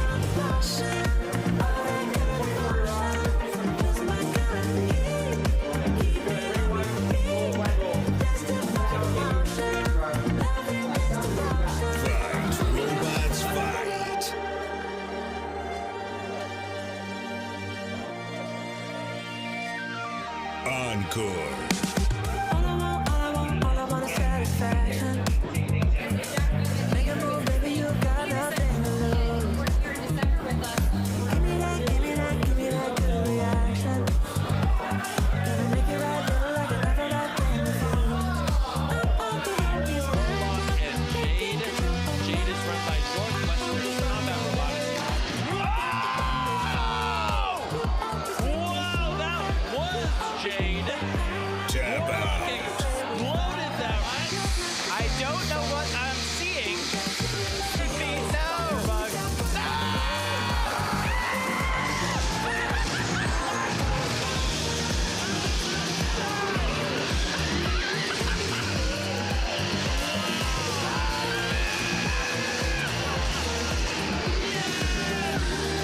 Oh, Casey's done it. Unbelievable. Firebug is torching Spaces. Well, this has just become considerably easier. Lindsay, I think that you dance. Wow, I do not feel safe, Chris. Let's go. Oh, wow.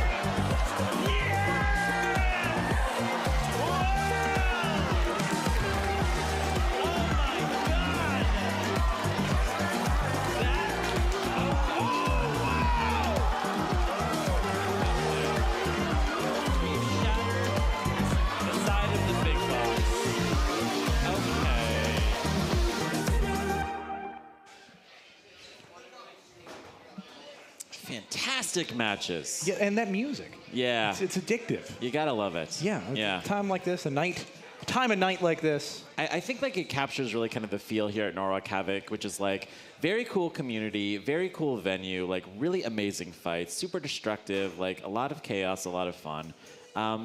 But safety as well, like the music captures the safety. Yeah, the music captures the safety. I see. It's not. It could be the safety dance. They didn't license that. That's true.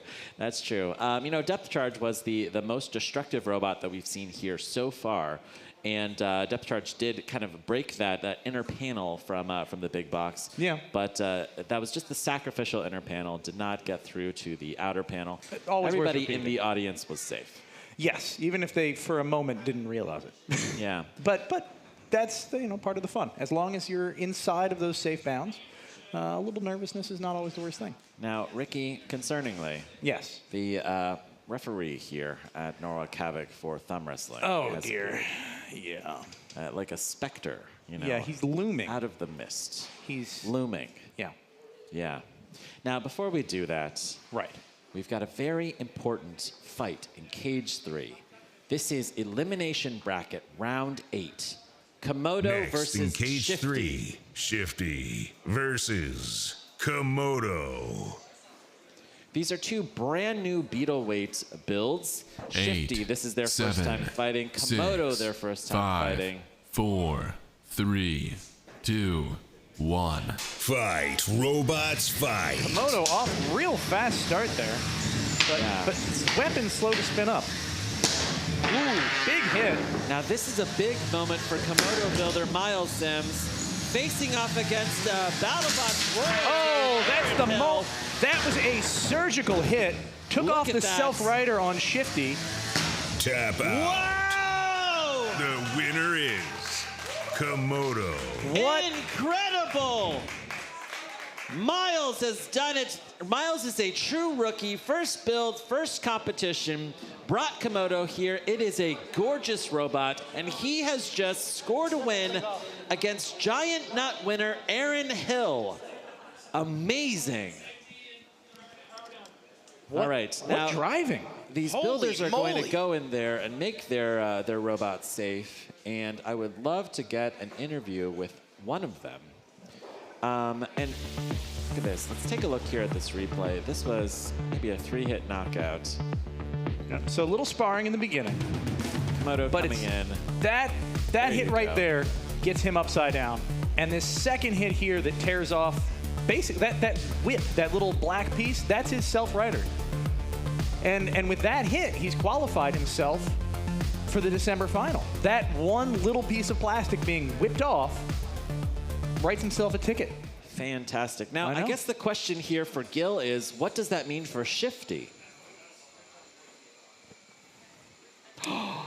Shifty is out. Yeah. At the very end, so Shifty does not qualify for December. Is that right? That's Kyle? correct. Gil? My goodness, How going loopy. dare you? No. Yeah.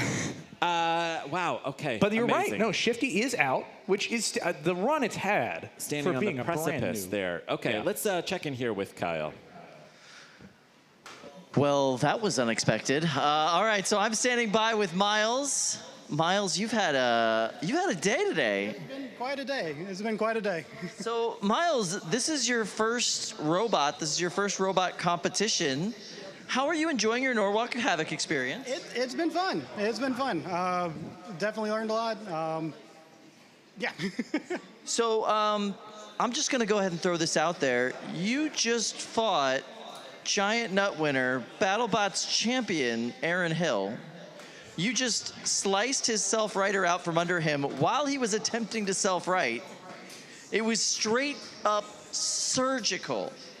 How much of that was intentional? How much of that was just luck? Like, where did that come from?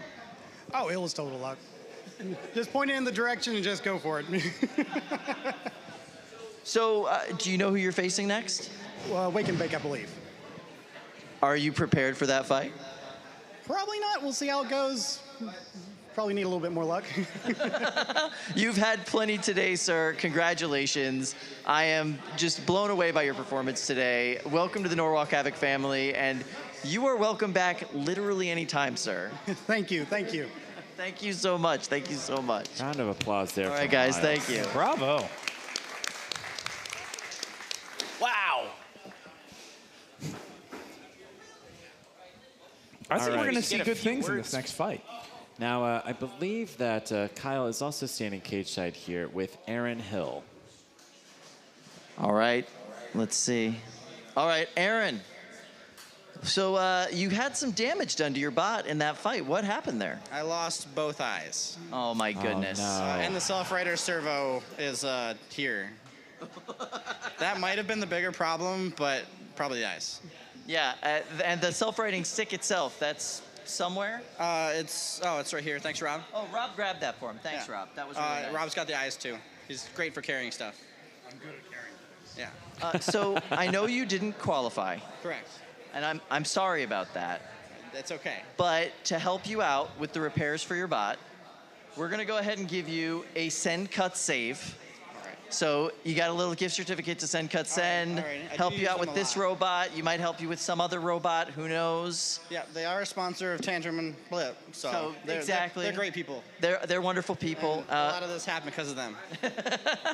Well, thank you so much. We hope you come out again, not just to help JMO, but maybe bring a second one of these or something. The rest of my year fills up real fast with other robots. Imagine that. Yeah. So probably next year. We'll see. All right. Well, we'll see you next year. All Thanks, right. Aaron. Yeah, Round no of problem, applause guys. for Aaron Thank you. Hill. Fantastic. An amazing run. Yeah. And, being denied his ticket to December just on the precipice there of success. Yeah, right on the edge. It happens. It happens to the best of us. Literally. Yeah. We just watched it literally happen to the best of us. Literally the best of us. Mhm. Yeah. All But right. let's see if it happens here. again in cage one. Yeah, let's see cage one. Very interesting. What is loading into cage one? Let's see. It's hard to tell. I can't. It's very green over there. Yes. Yeah, I think the lights change when the fight is ready to go. Enough to get a shot there inside of cage one. Yeah, I've got nothing at all. I can see just like the ears sticking up of something. I see builders standing in cage one. So I can kind of guess who this is. Let's see. No, not on the edge. Edge of my seat. Okay.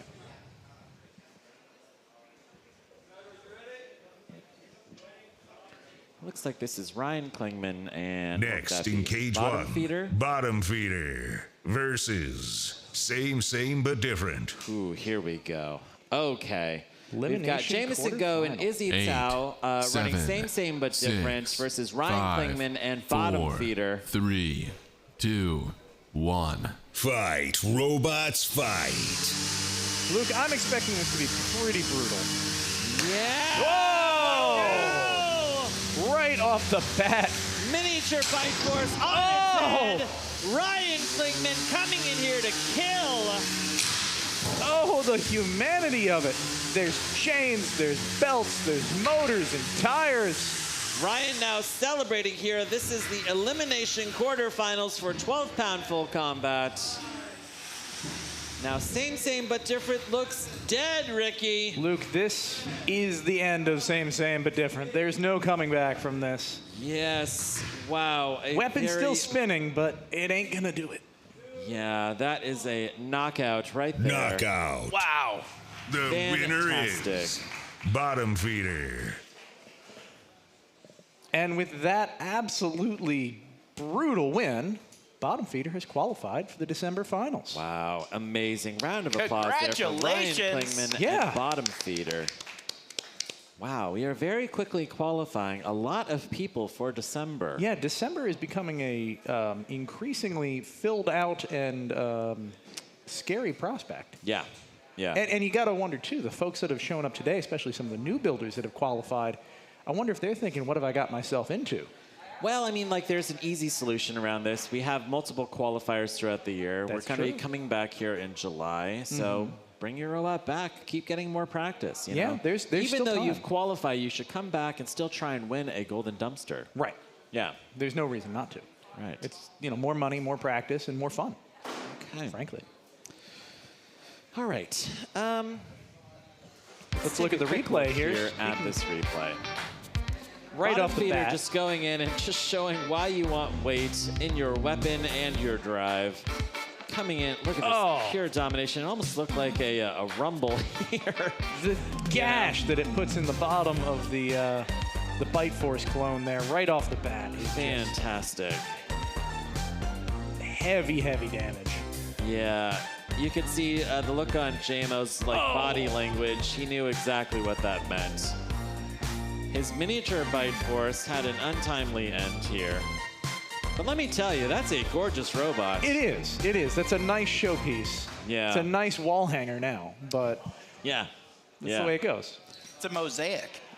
All right, bottom feeder remains alive here. What's that art form where they take the broken pottery and then they put it back together with gold? Yeah. And, you know, it becomes more valuable for having been patched back together. Yeah. That's not going to be that. It's unrelated. Yeah. It just...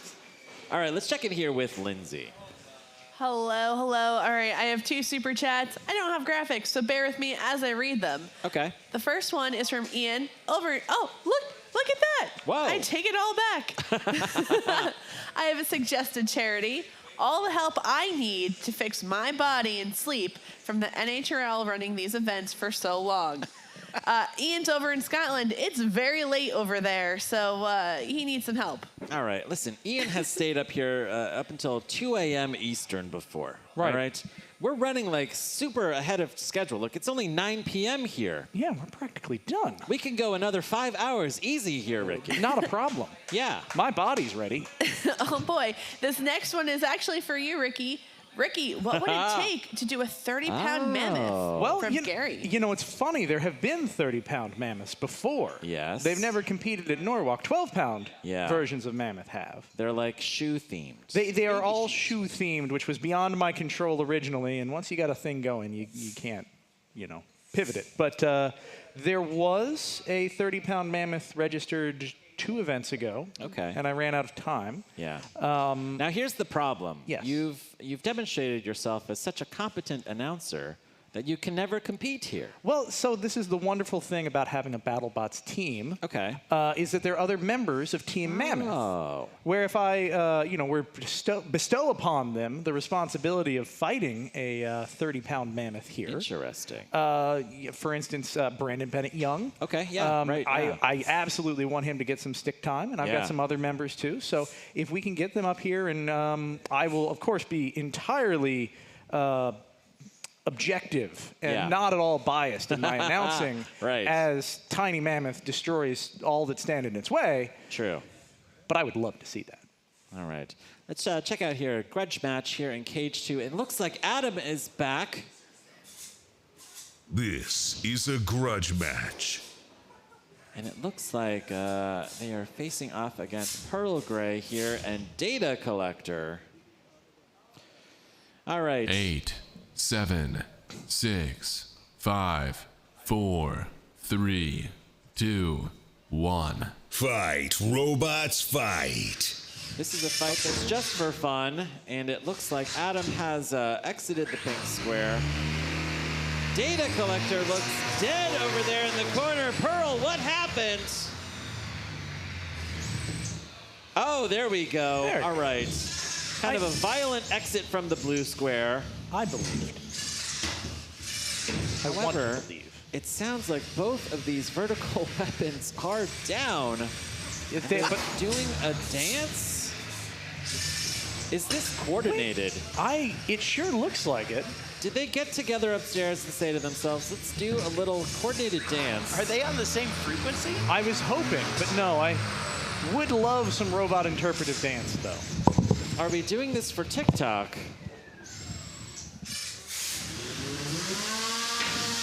Here we go. You can see that PlayStation controller in the hands of Pearl. Oh, the weapons are back. The drive is back. Incredible. There's a lot of anger in these robots, but not a lot of direction. What is happening in this fight? It's an emotional... It is almost like they are on the same frequency. Like when one weapon goes down, the other weapon comes back up. Yeah, This is a mystery. They have this yin and yang kind of vibe going. Yeah, I like how one is black and purple, the other is white and purple. kind of similar geometry on the weapon as well. These custom vertical discs. Yeah, you've got a bizarro version of each other. What is happening here? I've lost all sense of time. I have no idea how much time we have left on this fight. 4 hours. Yeah, time is an illusion, Luke. That's true. I heard that it's a flat disc. That's what Omega told I thought me. it was a cube of some sort. That's what I heard. Time The disc is in the cube. The disc, okay. Yeah. And then is it turtles under that? Now look at this. The weapon on Adam has come back. The weapon on Pearl's robot data collector has gone down. Wow, and Brett is like very active right now. Yeah, he's been roused, and he will not go back quietly into the night. Wow. We've got about 30 seconds left, and have they made contact once, Ricky? Well, you may get your wish now. Here we go. Let's see the contacts. Oh, little chunks, little chews. This is maybe the most destructive fight where two robots haven't touched each other, which is something to be said for that. A lot of gyro walking at times, and not a lot of walking. Amazing. All right. Oh, there you go. That's There's a few good hits. hit on the back of Data Collector. Oh! Hop, bang, boom. Ow. Wow. Time is up. That is the end of the fight, but neither one seems like it wants to stop.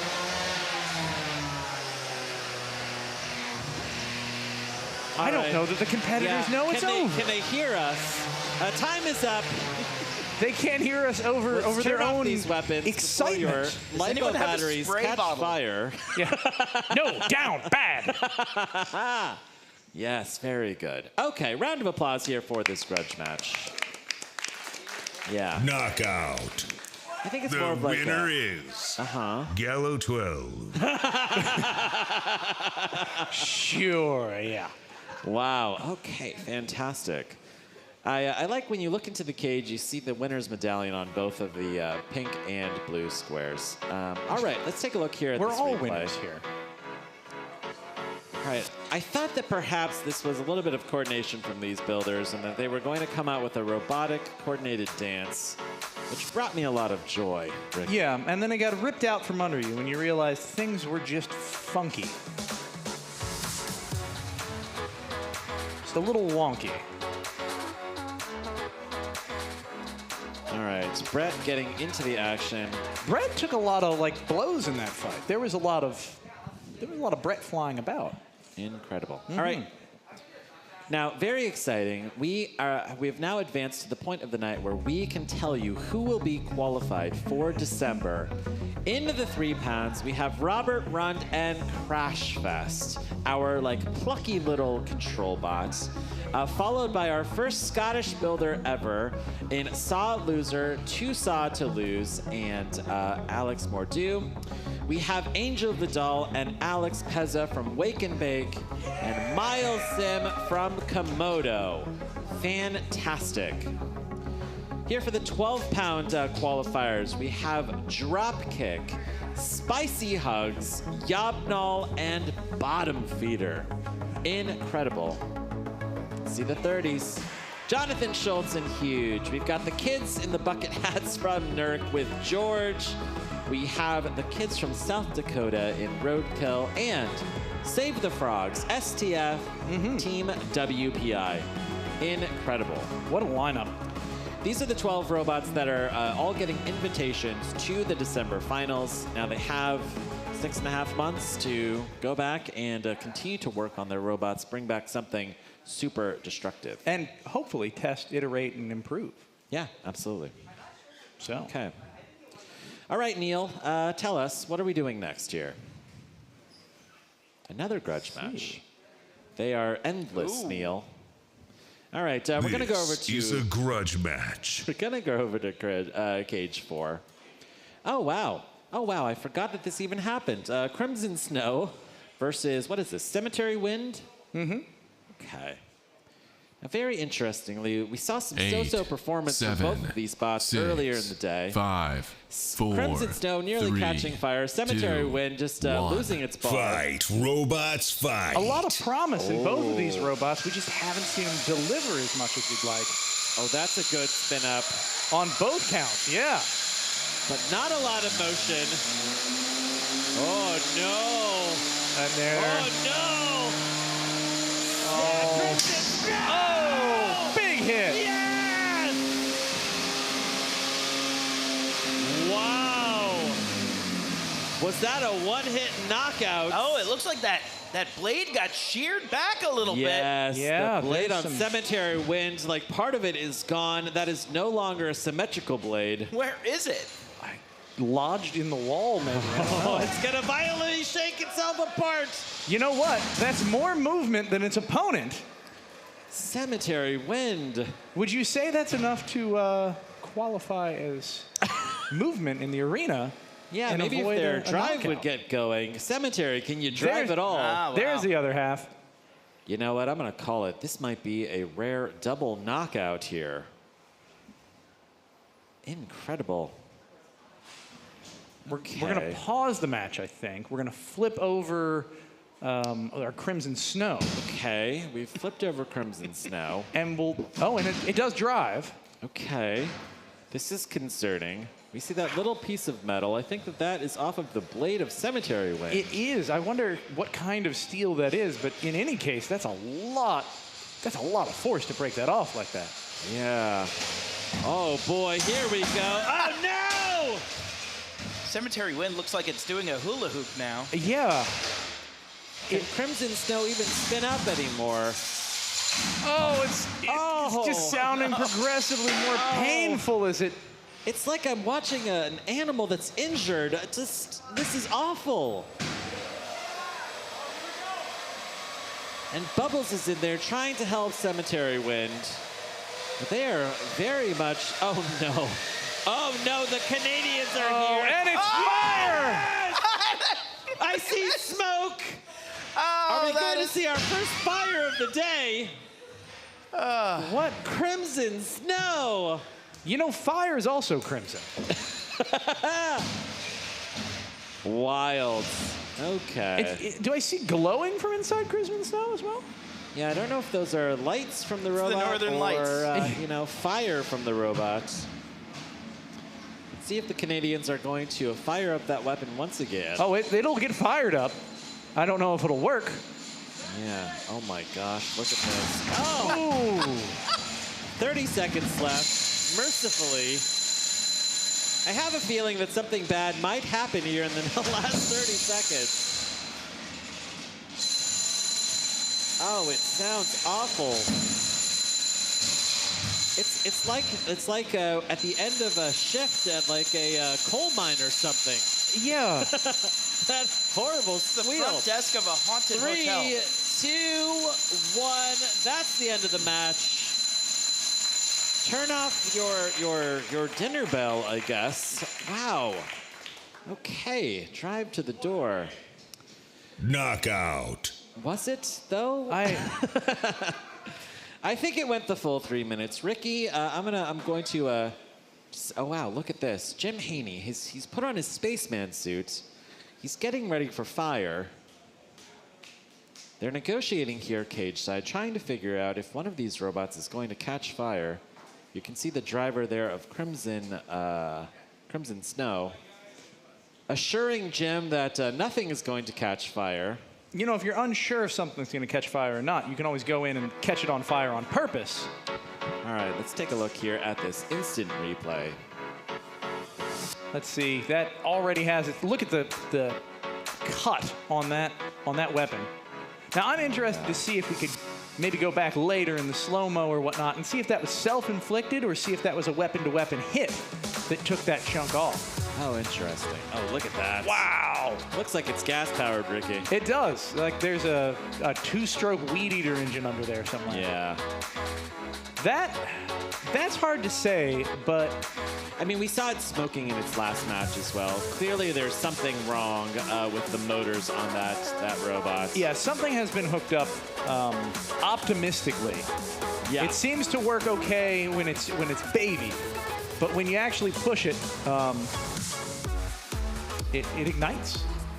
Yeah, like, you really need to have a symmetrical bar on an overhead spinner and really just kind of violently shaking itself. It's pretty tough to watch. It's not where that robot wants to be. Now, Ricky, like, our hands are getting closer and closer. Is that right, Luke? Neil has now delivered some very distressing news. Disturbing, I'd say. Okay. No. Chris, I think this is wait, what is happening here? Oh, I know it's You're happening. gonna choke me out here. No. What? Intimidation? Yeah, it's my secret Hold on. weapon. What? Luke, Wow. Luke. Wait. He's got the power of 2 Aloha shirts. This is unfair. This is double the Aloha that's on. currently Wait. sanctioned by the International Thumb Wars Association. Luke. Yeah, Luke, okay. Hold on. Wait, what is... No. Hold on. Yeah, here Okay. we go. Here Ready? we go. Yeah. All right. Paint me. There you go. Okay, it's going to be a little heavier on this side. There we go. All right. Now, William, I'm really hoping that this is biodegradable and eye safe. What do you think? It's I safe. Is It's not it? you safe. Listen, YouTube live chat, please Google whether this is safe. All right, let me get to the... I believe the arrangement Yeah. was that you had some Yeah. wraps that you were going to put on your finger. Uh-huh. Yeah. Okay. All right. Let me get out these. These are I bought these on Amazon. These are rubber ring fingertip grips. That's what you keep telling me. Okay. And they're in size medium, and apparently I am not a size medium hand. Okay. Oh. Whoa. Wait a second. Cage 3 is ready, Neil. Oh dear. This is elimination bracket round 9. Okay. This is serious. Something serious. It's not us. All right. This is serious. All right, elimination bracket round 9 Next here. in Cage 3, Komodo versus Wake and Bake.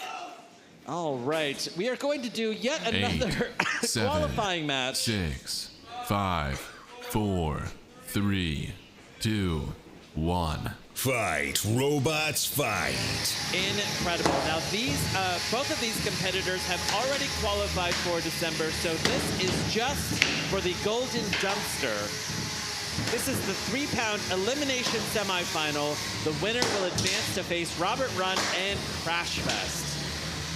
And already very early in this match, we've seen Komodo land a really good hit on Bake. Wow, okay. Really like taking a page out of the Minimizer book and whipping around that devastating horizontal spinner. Remember, that is what that design is intended to do. You bully someone around with the wedge side, and you whip around and smack them when they're unsuspecting. And it's working to an extent, but I think there's some geometry improvements needed here. This is the first time that I've seen Wake and Bake with an opponent, and it hasn't felt like 2 bullies on a tiny bully. You know, Right. Like on a tiny kid. Whoa! Komodo Big really, hit! There goes a wheel. It was already ripping up struggling. the wheel from Bake, and the weapon on Bake is dead. I can't believe it. I think Komodo's doing it. Komodo, this is Komodo's game now. Amazing. Now, the sound that you hear in there is Komodo going after Wake. Oh, and there's and Wake ripping up shedding. yet another wheel. Oh, wait, no, that was the wheel that was earlier. Right. That is a little bit leftover piece of Bake. Of debris. Yeah, exactly. Ooh, big hit there. Oh, that weapon, has it gone down? No, it's just taking a moment. Taking a bulletproof weapon. Taking a Ricky. beat. Amazing. I am so impressed with the the durability of Komodo at this point, especially for a first-time robot. 60 seconds left here in this fight. Look, Komodo's worn about halfway through the wedge on Wake. Yeah, you can see it getting eaten away there. Amazing. Wouldn't we love to see that just torn off? I would love to see it severed in half. That would be incredible. 40 seconds left. Oh, just running into the debris, this dead robot of Bake. With 30 seconds left, it's very clearly a Komodo win here. There's still a lot of time. Oh, and now we've got Don't drive wanna get issues on Wake. Wow. Amazing. Komodo just cleaning up. Wow. We saw incredible performance from Minimizer, and we are seeing incredible performance from Komodo. This one will go to the judges, but I can't say it's going to be much of a decision. Yes, this is a very fast decision indeed. Amazing. Bravo. Round of applause for Miles Sim and Komodo. All right, this one is going to go to the judges, but I think it's very clearly a Komodo win. What do you think here, Ricky? If it doesn't go to Komodo, I will riot. Good. I'm going to join you in rioting, Ricky. It'll be a very small riot, relatively peaceful and ineffectual, but... You two do look like you're ready for a riot, by the way. Yeah, I think... Yes. All right. It is Komodo. Komodo, The winner Komodo. is Look at those numbers. Komodo. All right. Round of applause for Komodo. Miles Sim advancing on to face Robert Run and Crashfest. This is the end of the elimination bracket. Incredible. Okay. All right, let's check in here with Kyle. All right, I'm standing here with Alex and Angel from Wake and Bake. They have had an amazing run today. Gentlemen, so proud of what you guys have been able to accomplish. What was the idea behind this team? What made you think to come up with this crazy concept? So he explained it last time, I'll explain it this time. We both wanted to do a 1 pound version of our bots, or not my bots, so 1 pound Shred It Bro, 1 pound Yes Chef. We're like, all right, since we both want to do it, why not do a multi-bot at Norwalk? And we turned them into 2 pound bots as a joke. We thought they weren't going to do good, and here we are, 4th place. Now you qualified. Now you very well may have to fight Shred It Bro or Yes Chef in December. Yeah. Wow. So I don't know what to say. Just wow. All right, so I gotta ask, that was, you had some chronic wheel issues there. You really got into the weeds fighting that guy. Is there any way you're going to be able to fix these bots with what you have going on right now? Absolutely. So I definitely have some plans for my bot. We've got plans for Bake as well for the finals. You might see something in November from us with this pair. Nice. To practice for the finals, because we want to make sure we have it down with something so big as the finals. But I've got a lot of ideas for this, so keep an eye out. That's so awesome, guys. You did a phenomenal job. I'm just so blown away by what you guys did. Listen, to help with those repairs, send, cut, save. Hey. All right. Let's go. So, Alex, wonderful job. How does it feel to be a member of the team Shred It and riding out with these boys getting this stuff done? It's one of those weird things where 20 years ago, I was 10 watching BattleBots at Comedy Central. And I always wanted to do this, but I was growing up, it was life. And then I didn't know how close Connecticut was to New Jersey. That really what is, and I was like, it's 2 hours, 2.5 hour drive. I could build one of those. I know how to use hand tools, so I had a table saw, I had a bandsaw, I had a drill, and I got some cutting boards, and 3 iterations later, I built the first Yes Chef, and I showed up, and I ended up going 7-2 at my first event. And I went, this is something pretty good. So I made Yes Chef better, and then my next event, my first fight was against Shred It Bro, and I beat Evan Arias. Yeah. And that impressed him, and then I kept showing up to events, and I kept impressing him, and I get a call 2 days before Christmas, and he's like, hey man, I want to ask you to join the team. That's amazing. And now we're here, and I've just been working harder to prove my worth on this team, what I bring, the aggression, all of it. And bringing it full circle, my friend, Miles is in the same position you were just a few months ago, showing up to his first event, going super deep. Yes. And it's incredible that someone like that, I was talking to him on the way down here, and he said, oh, it's my first combat robot event ever. He's from North Carolina. And he's like, I was like, how are you liking it? And he just did not expect to be where he is now. No, and he's amazing. That's the great thing about Norwalk is it proves that anybody, if you have the drive, you want to do this as a hobby, you can. There's nothing stopping you. If you have just the smallest amount of tools, a little bit of money, and some drive, you could show up here and hang with some of your heroes. Yeah. It's fantastic. Amen, guys. Thank you so much. Congratulations. Thank you. Have a good rest of your evening. Thank you. Fantastic. That is such an inspirational message. It really is. Yeah. It's the kind of thing that that keeps you going this time of night. Yeah. Yeah. I wanted to clap, but it would actually be chemical warfare. Oh, you've already put it on, yeah, Ricky. Yeah, well, it was the second and the third coat. All right, and now I feel like a mime. And now, like when you put it on, like what does it feel like? Like, I mean, Well, I felt like I had superpowers. It was, last yeah. I mean, I'm jittery. I think this is mostly illicit drugs. Yeah. And maybe some caffeine. I am starting to go loopy because it's on my face now. Right. You're absorbing it directly into your brain gland. Yeah. And that's how it goes. What you didn't warn me about is it smells like a combination of vodka and public bathroom. All right, Chris. And that's where we found it. Yeah. Okay. All right.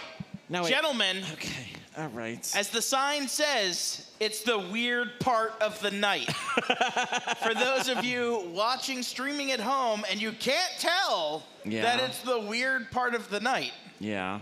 stay tuned. Here we go. I will tell you, whoever sits here in this position is at a disadvantage. That is 'Cause true. You've got to like We do some could- strange. We could potentially go. Okay. Thanks, William.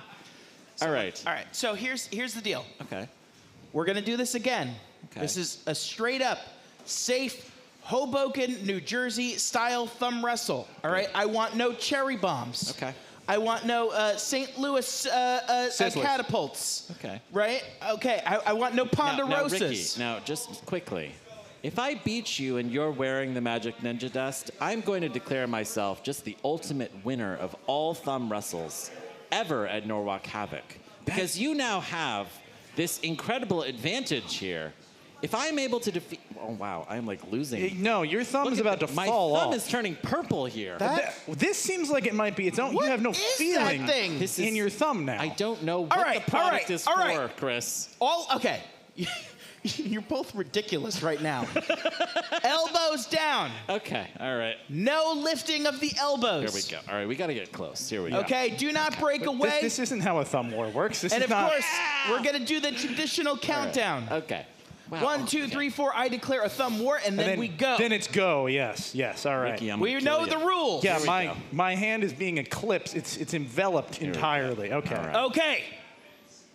Okay. Gentlemen. Count us down. Yes. Here we go. Maybe. 1, 2, 3, 4. I declare a thumb war. Let's get it on. All right, let's go, Ricky. Oh my God, Ricky, you're crushing my hand, Ricky. Okay, no, like this is awful. Oh, there's a pin. There's a pin. He broke free. It's okay. It's All okay. right, let's go. 2.5 minutes left in round 1. I am in incredible pain right now, Look Ricky. at it. It's doubling back. There's so many joints in his thumb. People are cheering on right now. This is wild. This is wild.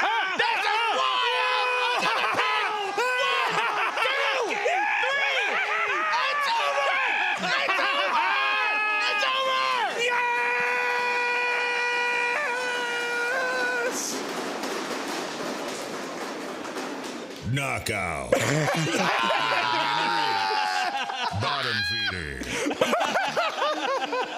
Oh, wow. What a night. It's snowing in Norwalk. Yeah. Okay. That jolly good show. Yeah. This is the last thumb wrestle. Okay. Yeah. I think we've peaked.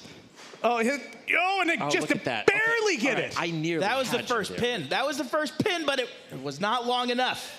You need a 3 count. Look at his face. Look at the anger. Look at the sorrow. Look at the terror. Oh, Ricky, I'm telling you, this magic ninja dust is impossible to escape. No, it is a game changer. This should be legal awful. nowhere. I have to Yeah. get this off my head. Hold on. This is ridiculous. Why did someone let me buy that? My grandmother bought that for me like 20 years ago. That's amazing. That's a mistake. That is amazing. Yeah. It's all I wanted for Christmas. These shirts. All right. So what do we stand at now? Like, I think that I am now at 1 I think you have half as many wins as I do. Yeah, that's right. That's right. Best out of 3. Somewhere like twice as many losses, roundabouts. Maybe we can get the pop-up video from our local statistician, Gil. That's true. Gil, do you have a... Oh, wait. They've come to pay the piper here. Yes, William wants his magic ninja dust back. It's right there. Oh, no, He climbs his way home. I'm revoking your dust right now. No! All right, William has cut me off. Yeah. Okay. There's no way we can bring this back. First off, it's like a class 5 environmental hazard. Yeah. Next, And it's distracting us from the real fight, YOB GNOL versus Bottom Feeder. Wow. All right, here we go. 8. Elimination 7, semifinal. 6, 5, 4, 3, 2, 1. Fight, robots, fight. Oh, that disc is Oh, gone! my goodness! Look at that, right Where off did the the weapon bat. go? Wow, big hit. Bottom feeder, I don't think expected that to be the beginning of that fight. But here it is. What can he do now? Besides hope that YOB GNOL is not able to continue the match, but he's just fired up. You just have to go ham with your face and hope for the best. You're not going to tap out in the elimination semifinal. So I guess not. You just have to hope and pray and take it to him. But YOB GNOL really just delivering punishing hit after punishing hit. Explosive first minute in this elimination semifinal of the 12-pound division. To bottom feeder's credit, they are standing up to these hits incredibly well, minus the whole, the front fell off.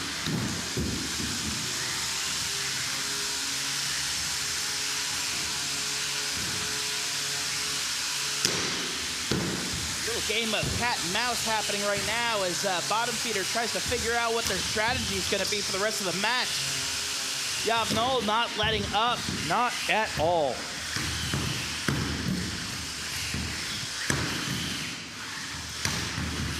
Bottom feeder, generally a very mobile bot, but YOB GNOL doing an incredible job of keeping it, between it and the wall, limiting its mobility options. Definitely a match between two of the more aggressive bots that we've seen today. Yeah, there is no room to stand back and play it safe in this match. Coming up here on our final minute.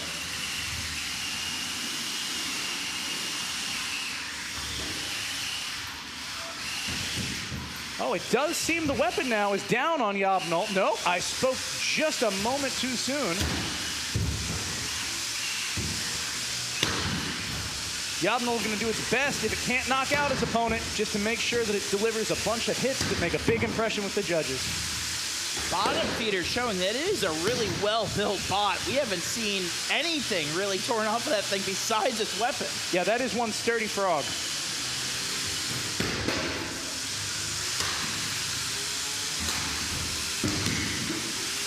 Fish, frog, it's a frog team. Oh, and finally we have a tire gone. A whole hub wheel assembly. But that's why it's four-wheel drive. This might be the most mobile we've seen it. Yeah, it's coming up on our final seconds. This is going to go to the judges incredibly. What an action-packed fight. To be able to go the distance, to go that long without a primary weapon and still keep it coming at your opponent the entire time, that is an impressive showing. What a durable robot. Wow. I see Kyle over there. Maybe we'll be able to get an interview with one of these teams in just a moment here, but let's see if we can cue up some of the highlights of that fight. Here's look at that this first replay. Look, Boom. right, that first big hit, and off it goes like it's a skipping stone. Like it's a top. And there's another angle of it.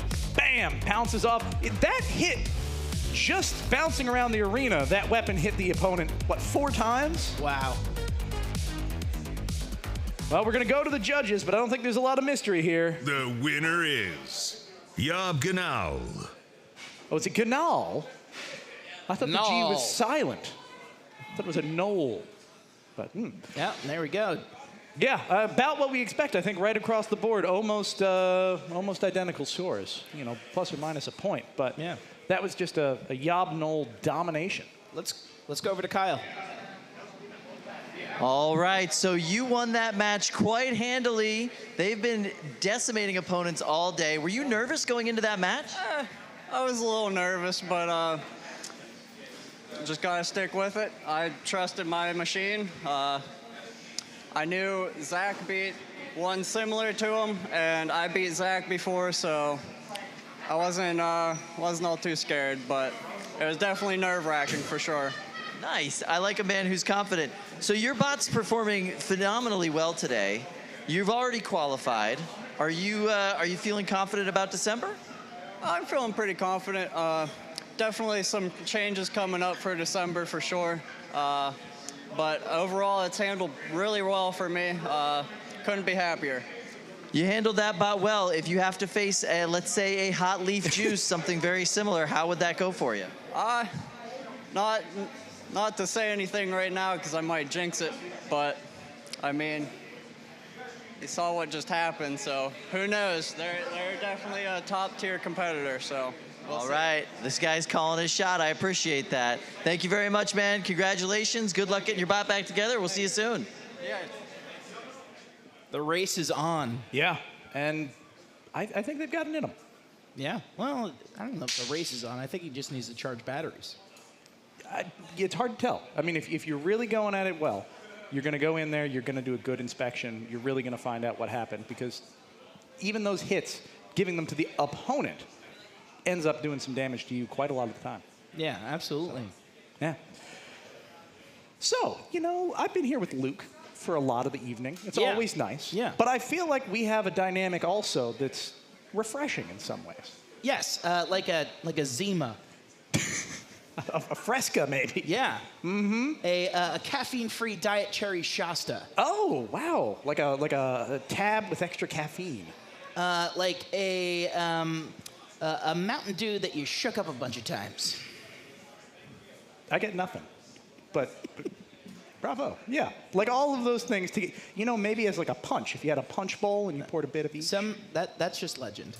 No? That's legend. Okay. Well, I think legend it could be the official Norwalk beverage if we try hard enough. There we go. Don't put us Not in charge hot leaf juice. No, sorry. So speaking of legends, let's head over to Cage 4. It looks like we're going to queue up some kind of rumble. Oh. What do we got going on over there? Can we get a camera in that? Get ready for a robot rumble. Oh, boy. All right, we've got 3 robots plus a house bot. We're gonna count this down. This rumble in 5, 4, 3, 2, 1, fight!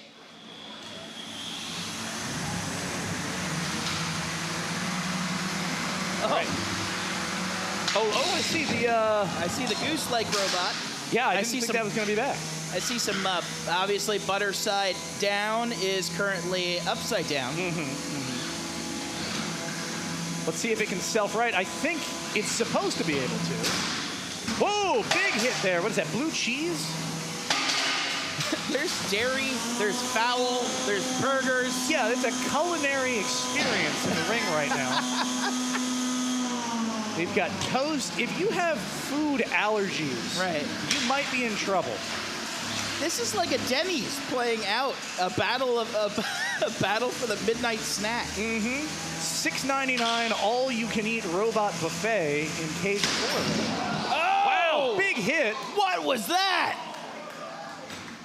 Oh my goodness!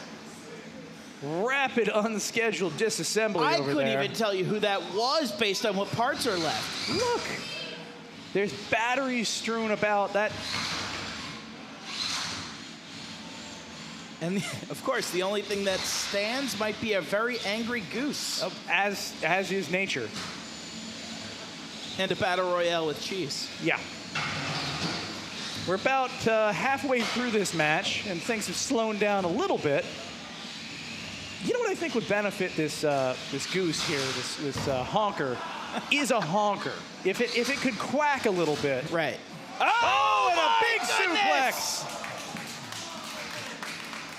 Bravo. Doing what you wanted to do, and then kind of like a tired limp there. Oh, and then a peck. Oh, wow. This is... We got about a minute left, and it's mostly just wondering what this angry goose is going to do to its victims, to anyone that's angered it over the years. For years, you just threw bread at it, but now it's coming back.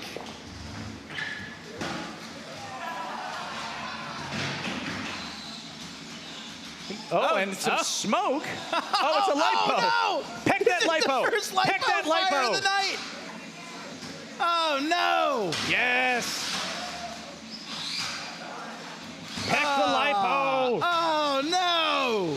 Oh, it's delicious. And we're wafting, and we're wafting. We're trying to turn that fire into a small tornado. There's bits and bobs of robots everywhere. We're coming up on last 7 seconds. 5, 4, 3, 2, 1, and that is your match. That thing's going to smolder for a while, I think. I think that well, you got to smoke your goose. You know, you want it to get that flavor. Usually I go for a hickory or a cherry wood. But lipo is it's a regional thing. It's they say lipos are a lot like lotus blossoms. There are no two that are the same. Interesting. They all taste the same to me. Yes, I will wake up with a sore throat tomorrow. No doubt about it. Well, I will say the ventilation system we have in here is pretty darn good. It's top notch. Yeah. Let's go in here, see if we can see this first. Is this the first bit of fire? Yep. Pinning that lipo under an opponent. It out. Impressive. Yep. Surgical. Truly. Surgical goose. You know, I'm going to get in trouble after this. I don't know if you saw earlier, but I started receiving text messages earlier in the night from my mom, yelling at me, saying, "Stop encouraging fire. You do that enough when you visit me. Like, it's too much. Stop being a pyromaniac." And there's a reason I don't do fire on my robot, right? It's because I can't be trusted with it. I overheard, now I was just enjoying some tacos last night, and I overheard that you had a very interesting history with fire. None of those houses had anything to do with, the fires in them didn't have anything to do with me. Well, two of the 3 fires didn't have anything to do with me. It's okay, because I heard the fire marshal was present. That's a different story. Let's go over to Lindsay with social. I hate to interrupt because it's a hilarious story and it needs to be told. But I do have super chats and the people have spoken. Oh. Yes. So actually, a couple of them are residual Thumb War super chats. Uh-oh. Yeah. We're not doing it again. I'm sorry. It was a big hit, by the way. People are calling it the most epic one in the history of Norwalk. So well done. This is from Shannon B. I see that the magic dust is also advertised for parkour and quote-unquote pole fitness. So some alternatives for you. You know, if you combine the two, it's hardcore parkour. Ooh. Right. So, just something to keep in mind. Scissors95, that Thumb War did not disappoint. Thank you, Scissors. Have to agree. And then this last one from Aaron R.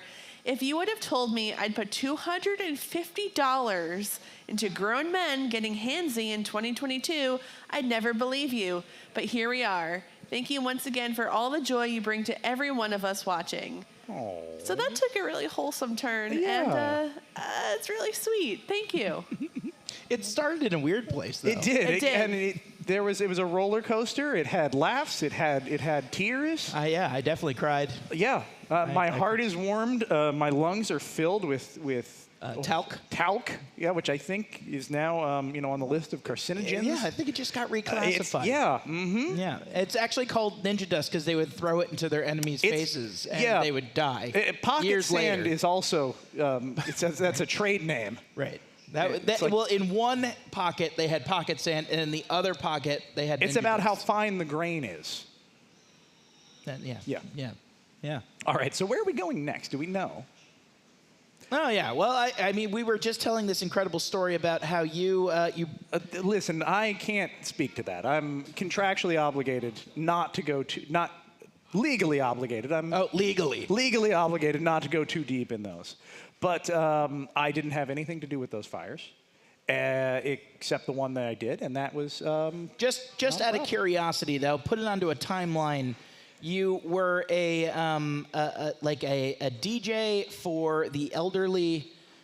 Was your bouts with fire before or after that? It's both. It's some people call it a passion. I like to think of it a vocation.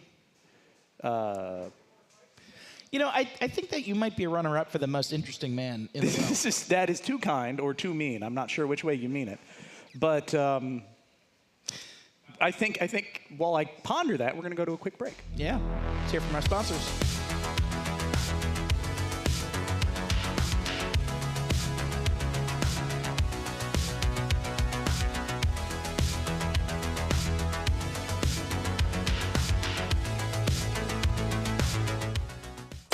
All commercials. All commercials? All the time. All the time. This is 96.1, The Ads. Karen loves commercials. When I'm surfing the internet at home, I listen to you guys online. Karen. When I'm at work, I listen to you guys online. Karen. In the car, I even have you playing on my phone. Karen. Pretty much have you playing all day long. We do it for you, Karen. Other radio stations make you wait for the commercials. Not us. All right, you ready for this? Get ready for another music-free commercial block. 1 hour of non-stop ads starts now. Go to commercial. This is WADS 96.1, The Ads. I'm Jake with Sencut Sen, and today we're talking about the linear deburring process.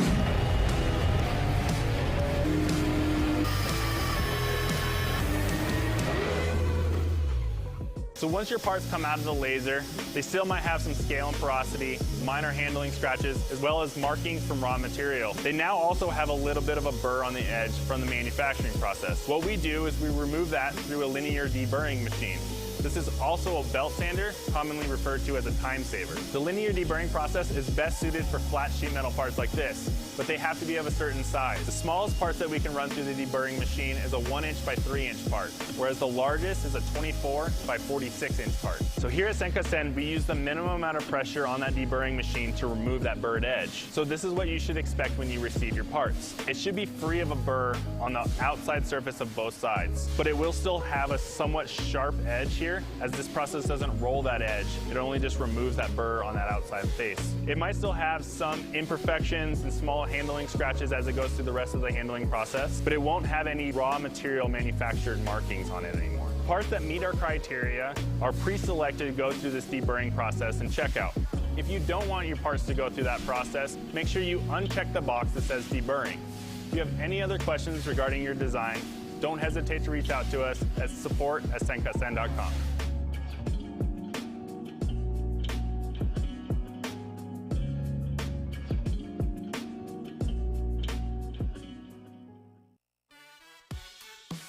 From the Norwalk Havoc Studios, this is Behind the Bots with some very exciting news.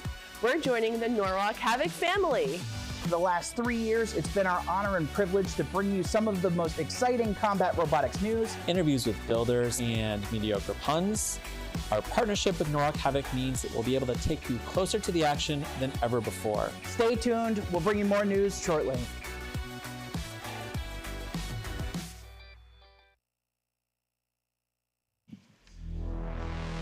Is watching all this robot combat making you want to build your first bot?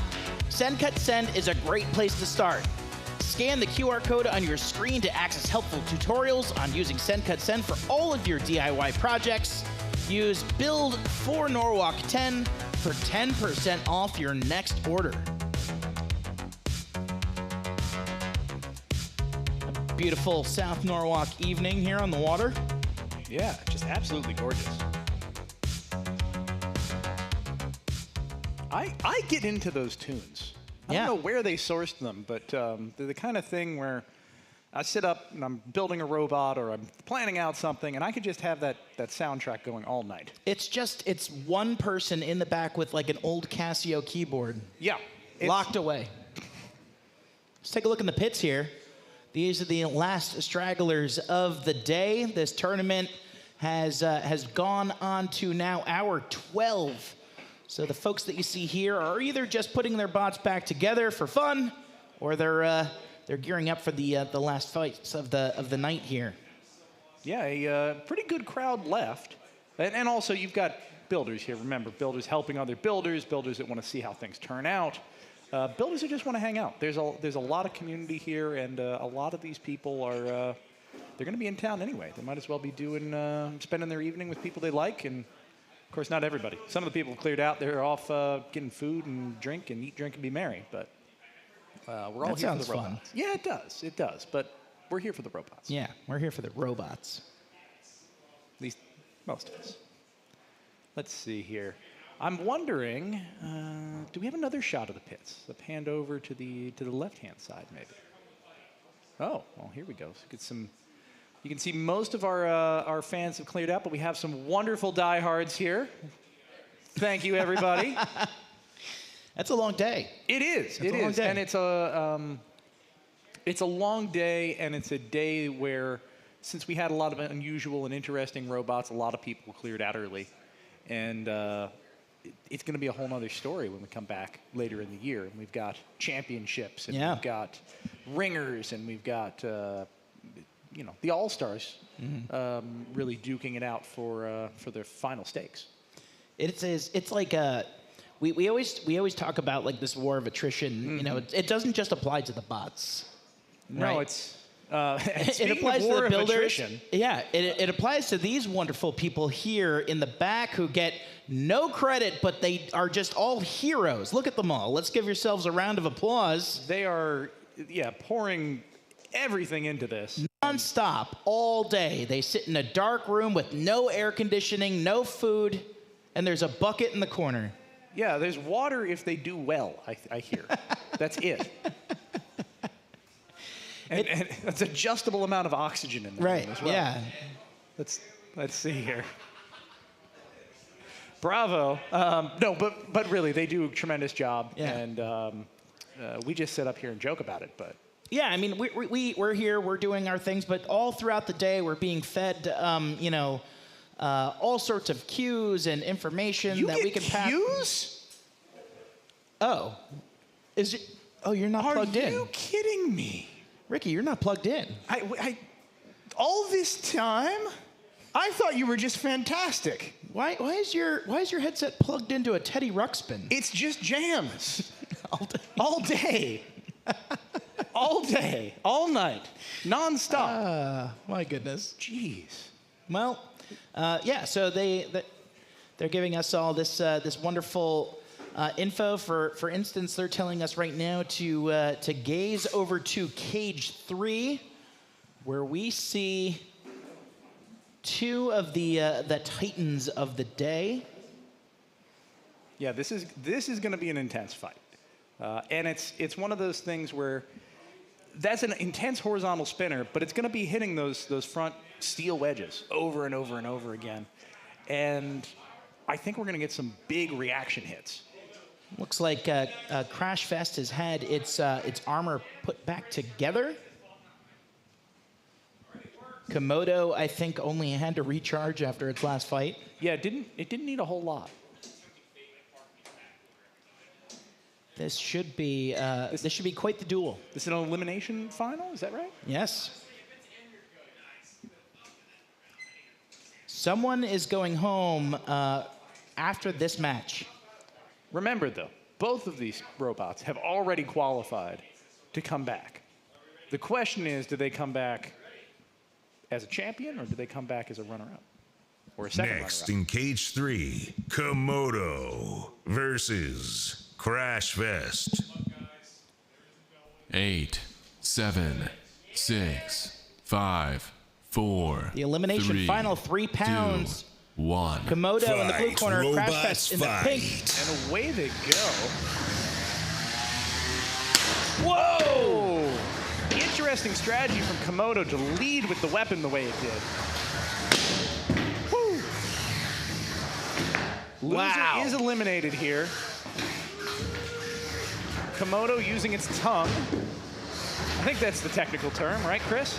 I think so.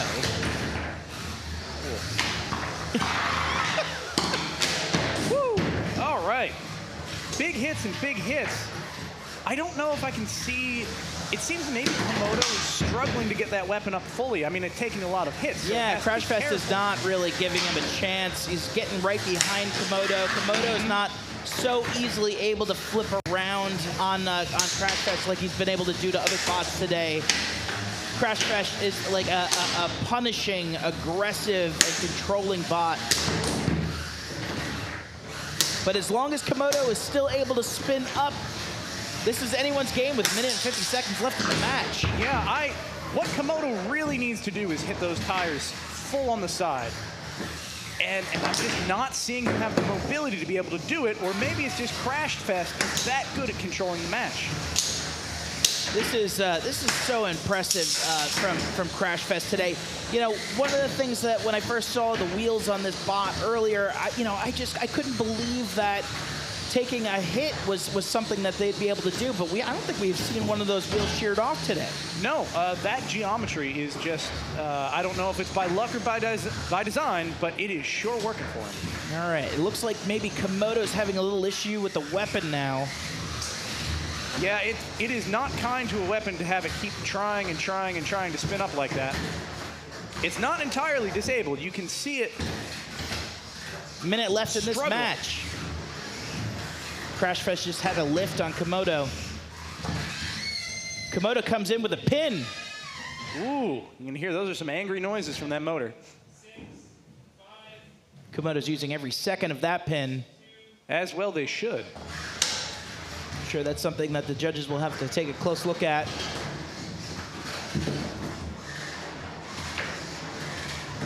Impressive driving from Crashfest. No slouch in Komodo. Yeah, absolutely not.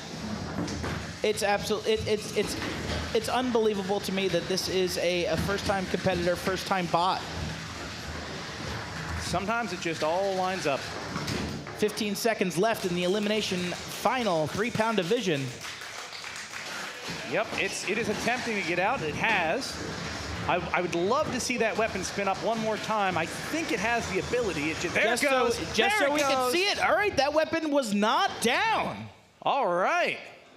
Wow. Well, it's going to go to the judges, and that caught me off guard. I didn't even think the countdown. But it's like he heard you, Ricky. I know. Wow. All right. Gentleman's handshake. Mm-hmm. Mm-hmm. Oh, and there the weapon is spinning after the fight. Let's take a look at some of these big hits. Oh, what a ramp it took there. And there's lots of glancing blows, but the construction on Crashfest is just, it's a perfect foil for Komodo. You can see though, and this is gonna play in with the judges, that weapon on Crashfest is not what did a lot of the damage. So it might not get quite as many damage points as you might anticipate, despite the fact that the weapon was down on Komodo for a lot of the event. He was able to show that thing did come back at the end. That weapon was not down. Yeah. However, it is certainly going to get a lot of control. So let's see. Judge's decision. Here it comes. Crashfest and Komodo, a split decision. There is Crashfest. Interesting. And these your damage runs a full range here between 1 and 5.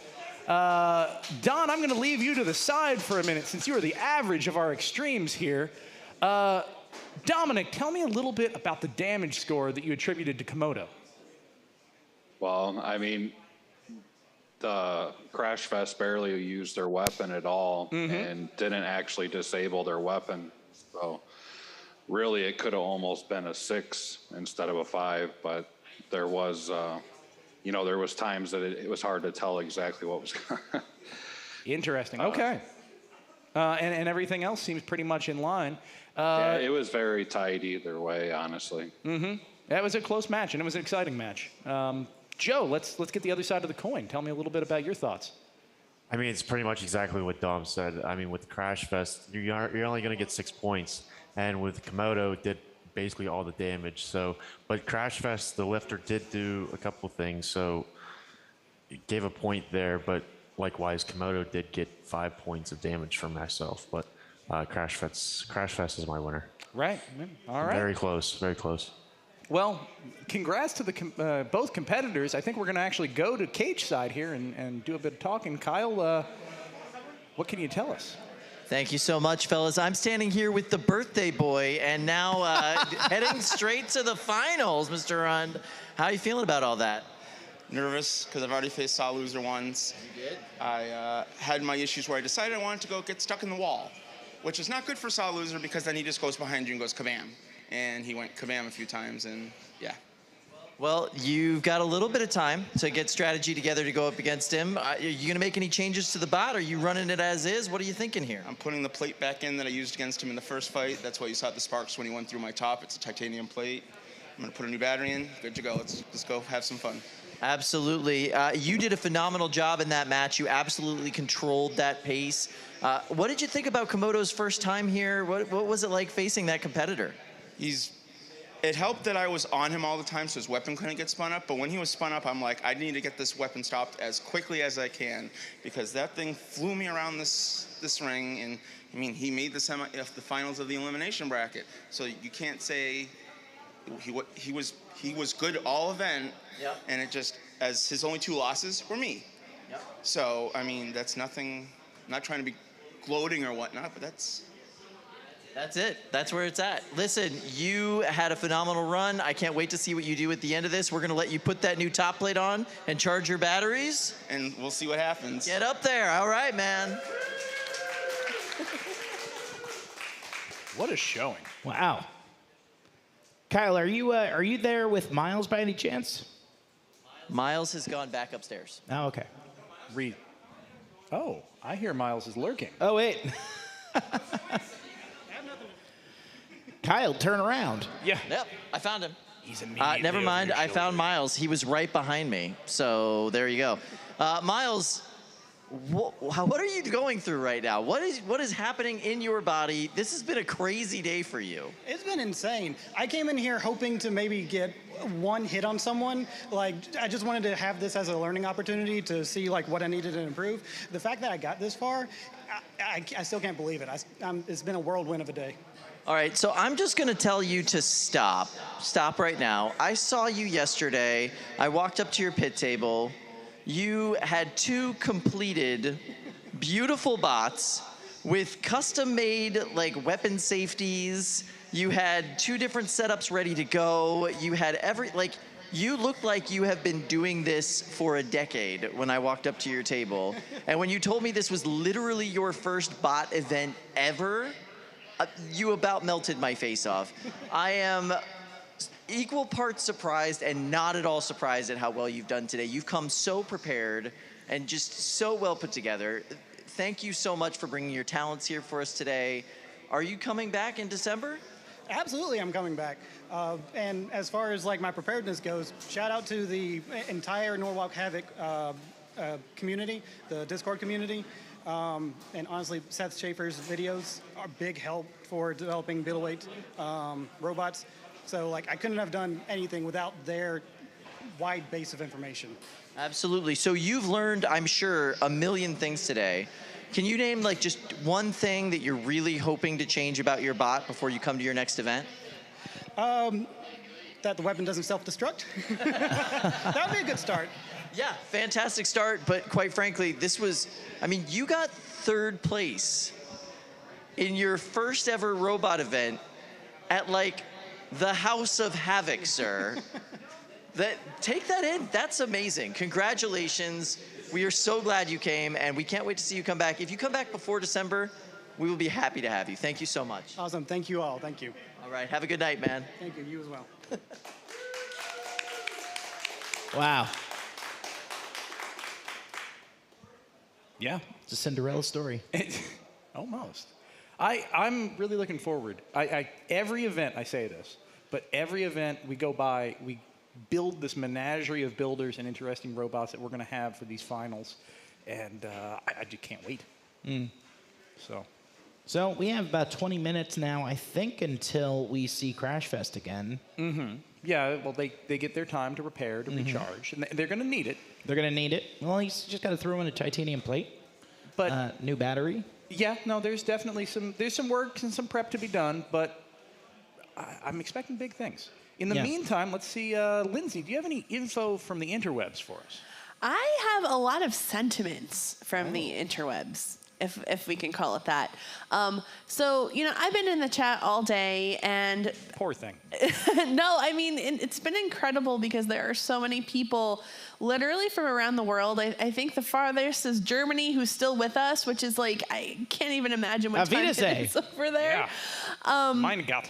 Yeah, but these people have been watching with us all day long, and there have been some personalities who have been competing with us today that have really emerged as, I don't want to say fan favorites, but people who have really stood out as these are newbies, these are people who are brand new and have really impressed the chat. And amongst those are Tom Farkas with first drink of the day, Robert Rund, who's not a rookie, but I mean this is definitely his best showing. Happy birthday, by the way, and Miles Sim. I mean, all of these people have put it all on the line. Pearl Grey, another one. Like these people who have just made such an impression on the people watching at home.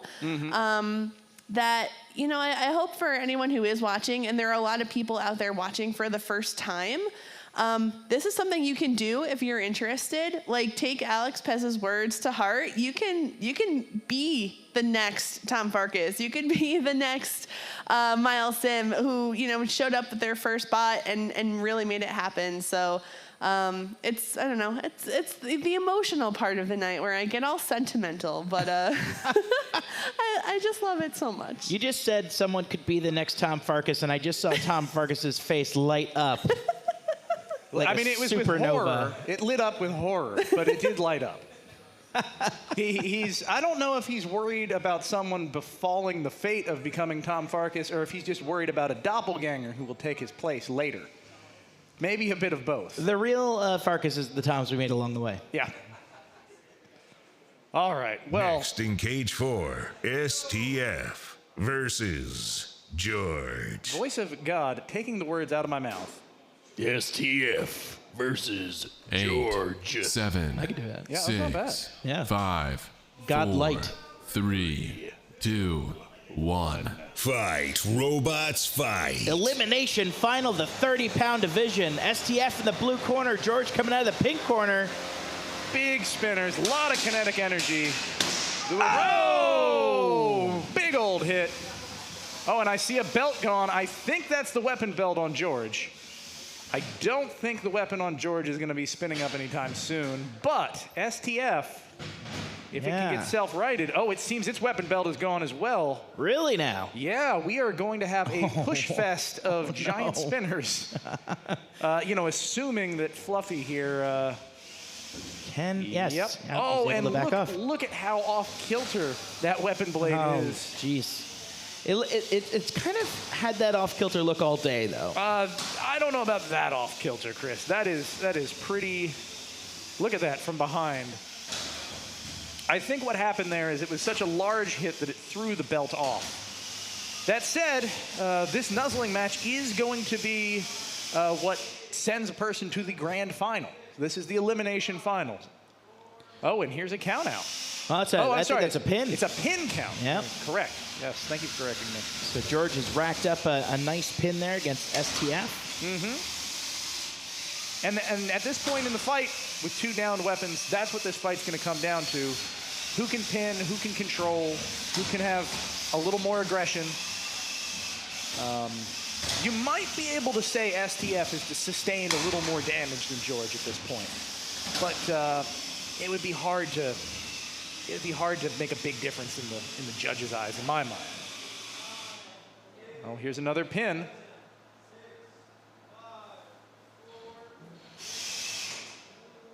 Coming up on 1 minute left now in the elimination final. So it's interesting. Oh, and here's another pin. Wow. It's hard to look for the dominance you usually look for, but in a fight like this counts for a lot, or it can count for a lot.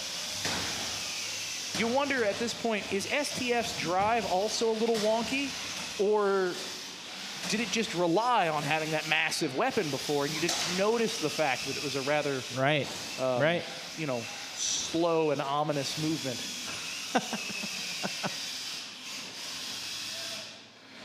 There we go. That's our 4th pin for STF.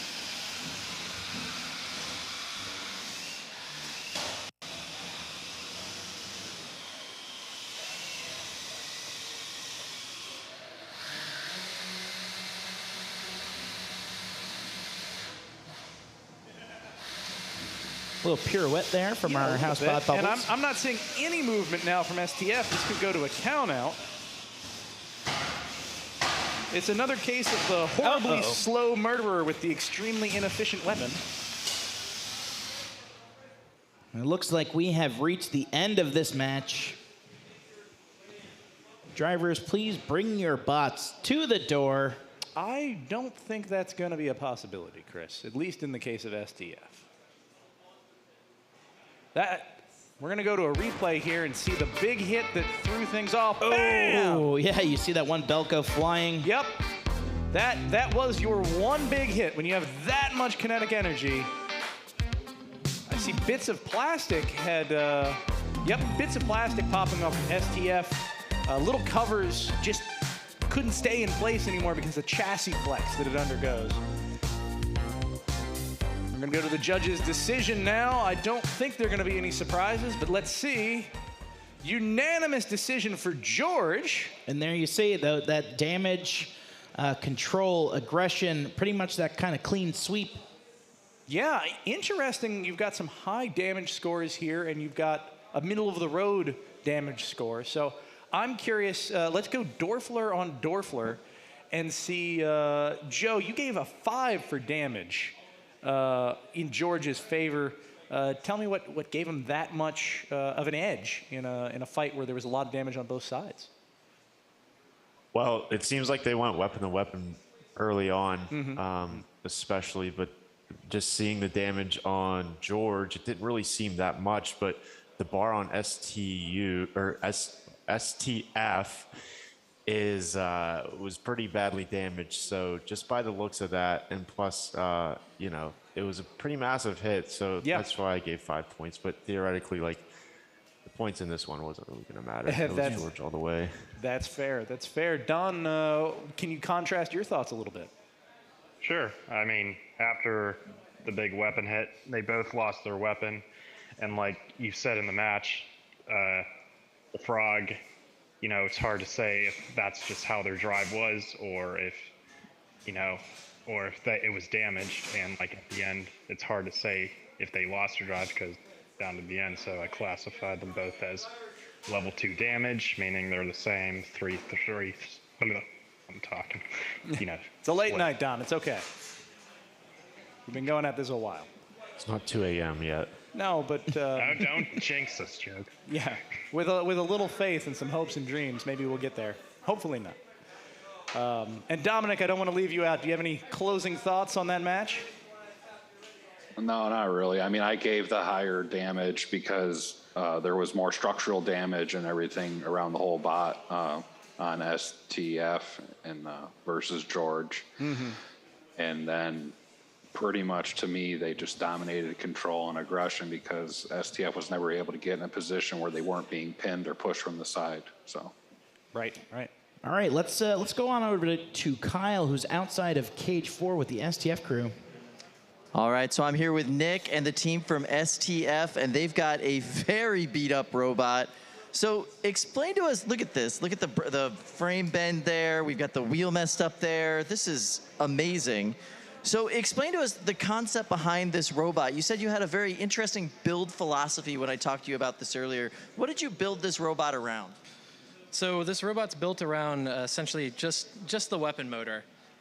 We're using this robot as a platform to test for our heavyweight powertrain. That's awesome. So this is a heavyweight weapon motor that you just toss into a 30 and it's somehow found enough weight to also move it around the box. It barely moves, but yeah. So the wagon wheels were not really an aesthetic choice so much as they were necessary because you really couldn't put anything else on there. Yeah, we don't have much weight for any any sort of wheels. So. And earlier, David was bragging to me about your very expensive titanium backplates, which it appears now that I'm up close is actually just spray painted Lexan or acrylic. Yeah. Flexible titanium. Materials R&D. Yeah. Well, congratulations on qualifying, guys. This is an amazing bot. I absolutely loved watching it in the arena. Are you excited to bring this back in December? Are you going to make any changes to it? What's the thought process? Yeah, so there's going to be a lot of tuning that goes into this weapon. It's probably at like quarter power of what it should be. Oh, wow. And we have a lot of time between now and December to really fine-tune this. Also, the drive gears perpetually stripping out, so we had to move at about maybe a crawl, if you could call it that, should be fixed. Like a small hop? So when it comes back in December, supposedly you'll be able to move, and you're going to be 3/4 more powerful on the weapon? Yeah, I'd say so. I hope so. 4 times as powerful, perhaps. That's terrifying. All right, well, we're really excited to see that, guys. Congratulations, and we'll see you guys soon. Thank you. All right, guys, thank you so much. I'm expecting that robot to leap forward, technically. Next in Cage 1, YOB GNOL. I see what you did there. Versus I totally Spicy get it. Hugs. Yeah, it was a little tongue-in-cheek. 8, 7. Here we go. 6, We're over in Cage 1 with the 5, elimination 4, final of the 12-pound 3, division. 2, YOB GNOL 1. and Spicy Fight, Hugs. robots, fight. There they go. Don't blame me. I voted for Kodo. Woo. Right off the bat, Spicy Hugs flipping YOB GNOL.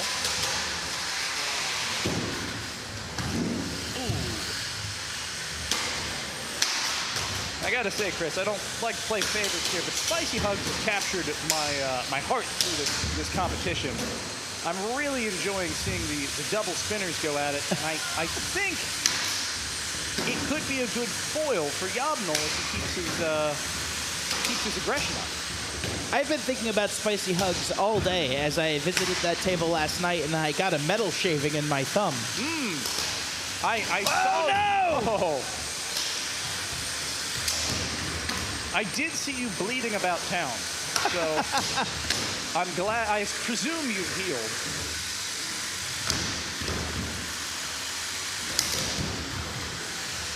See, 2 minutes left in the elimination final. Spicy Hugs has been doing a pretty good job of staying on top of YOB GNOL, but at least one of the weapon spinners is down, if not both.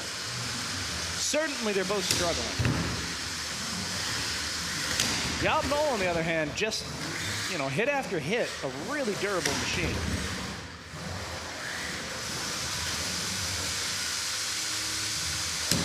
Halfway through the match, and not a lot of aggressive, I shouldn't say aggressive, not a lot of damaging action coming out of Spicy Hugs.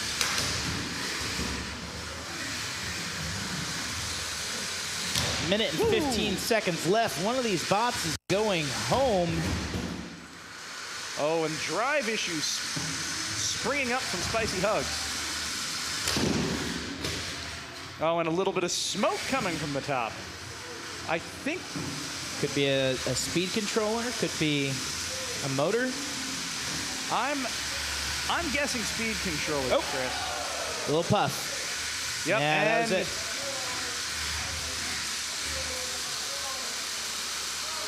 And there's some fire. Yeah, Knockout. And YOB GNOL there to fan the winner flames. YOB GNOL.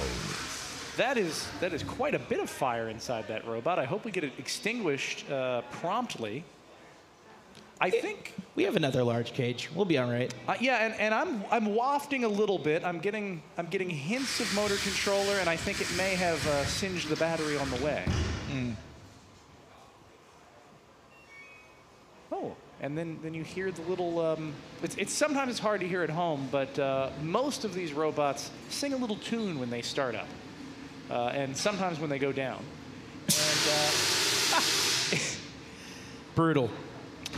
It's always entertaining when you have a robot like this that is on fire, and it can't decide if it wants to live or die, and Right. it will just go back and forth singing you the song of its people. Right. As it clings to the verge of still being functional. So in the replay here, oh, what a poor mini-bot hit.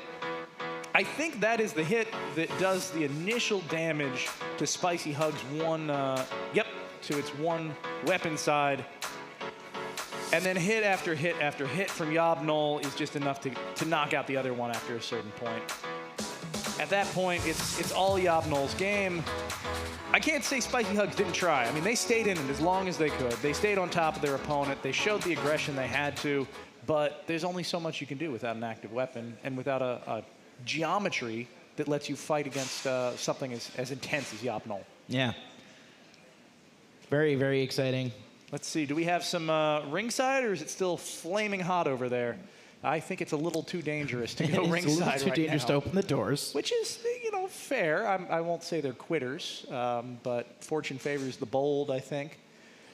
No, seriously, be careful with lipo smoke. Clear the area when you can. Make sure things aren't on fire. Pay no attention to any... The entire Norwalk facility is equipped with an air... like a negative air system that will suck the air right out of your lungs. Yeah, it's one of those things where you don't stand too close to the drains. Right. Or you end up going through like a 2-millimeter hole, a la Alien Resurrection. Right. finale. Yeah. When they throw Spoiler that thing alert. up to 100%, it's like they open a hatch on a space shuttle. Mm-hmm. You go right through. It doesn't matter. This I is hate all it when that horrifying. happens. Yeah, I know. It's a. Let's watch now. This happens almost every event. We're following some NHRL staff here who has this. It looks like a gonk droid, but what? That's not a nice way to talk about the staff. Well, Chris. He is not a gonk droid. So this thing is on 4 wheels. It's filled with sand. They throw the bot or the battery in there, which sand is a fantastic insulator. And then they get it to this large, hangar door, and this is where they can now kind of see what they got going on. And it's now a safe place where they can really identify if the battery is going to make it or not. Yep, it's a relatively fireproof container that at least is good enough to transport safely without having to touch a hot and/or flaming robot. You can get the fumes out. You can get the fire in a place where it's not likely to do any damage. It's a sad day for Spicy Hugs because no one wants sand in their robot, but at least it's safely taken care of. Right. Sand also, some of these if it is a lipo fire, oftentimes you cannot put it out. Right. It doesn't matter if you have the right fire extinguisher or water or anything else. The solution is to bury it and hope for the best and wait for it to burn. Now, generally that doesn't happen. It doesn't mean you shouldn't try with a fire extinguisher. Sometimes you can put it out, but sometimes you need that sand there because it's the only option to deal with the fire risk that presents itself. So I think you bury it or you put a stake through its heart. Yeah, I think decapitation also works, but then you got to get inside of the robot, and then there's this danger that goes along with that. They don't allow silver bullets in Connecticut. Right. It's very strict laws here, so it just leaves the bucket of sand. I think Yeah. you could do a ring of salt. That's only against bad witches. Okay, well, I stand corrected. Do we have a robot called Bad Witch? Because No, that'd be pretty good though. Yeah, I'd be into that. You should have a multi-bot that's bad witch and good witch. I can see that. Yeah. One's a healer class, and one is... One's a white mage, and one's a black mage. And then I want someone coming in as a red mage. Oh, we're gonna get into Final Fantasy. Right, that's what I'm looking for. The mage craft. Right, and with like, all of them should have feathers in their. Not all of the red mages should have feathers in like a fedora. Right. I think fedoras are actually banned at Norwalk. That's the only explanation I can have for not having seen a fleet of fedora-wearing folks. You would think that there'd be 100 of them upstairs. Yeah, not a single one. Not a one. But so I saw a couple berets, but we have an actual Scotsman here. So not Kyle. Kyle is not the Scotsman. He looks like a Scotsman. I'm not a Scotsman. He could be a secret Scotsman, but we're just gonna let him talk about robots. So we've reached the magical part of the evening. Every single fight that we are about to see from this point on is a grand final. We're going to see all three brackets happening at the end of the night here. Happening pretty efficiently. You gotta admit, we're getting pretty good at this around here. And every single one of these is going to be the Zenith match, the grand final. Now that means, since this is a double elimination tournament, if the bot from the elimination bracket wins their fight, they then have to win again in another elimination fight to see if they win the entire tournament, because you have to be in like the undefeated bracket to win the entire tournament. So we could still potentially be here for a little bit longer, but we are definitely seeing the end of this tournament coming very, very, very soon.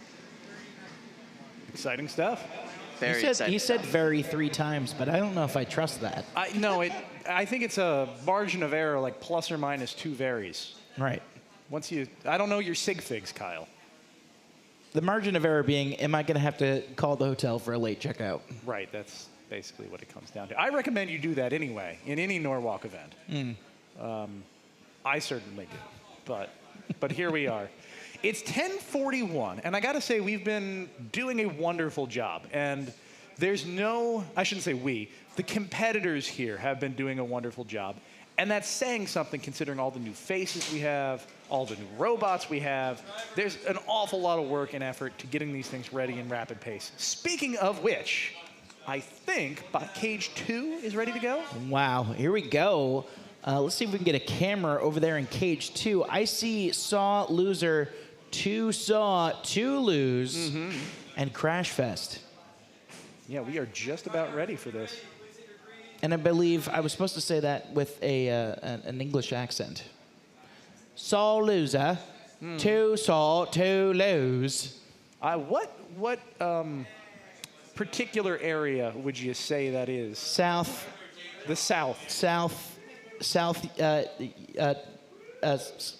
England. South England. South Central England. Got it. You know, there's a wonderful story about Dick Van Dyke and his terrible Cockney accent, where he claimed it was from some strange person that taught him. It was Next totally in authentic. Cage 2, 3-pound weight class, grand finals. All I'm saying is, Chris, you need a backstory. Yeah, I gotta build. 8, I gotta work on my character. 7. Grand 6, Finals, 5, 3-pound 4, division Crashfest in the blue 2, corner. Saw Loser Fight, in the pink robots, corner. Away they go. Crashfest opening right up with a solid pin against the house bot. This could be one of those fights where the mini bot really makes a difference if it's played. Because you've got a control bot, a very effective control bot in Crashfest, and that needs to be disarmed somehow. It's hard to fight that level of control. Ooh. Whoa. And in moments like this, Saw Loser really needs to capitalize on it. Crashfest is just able to get under Saw Loser's front wedge with those long forks. So much energy in the flipping arm on Saw Loser.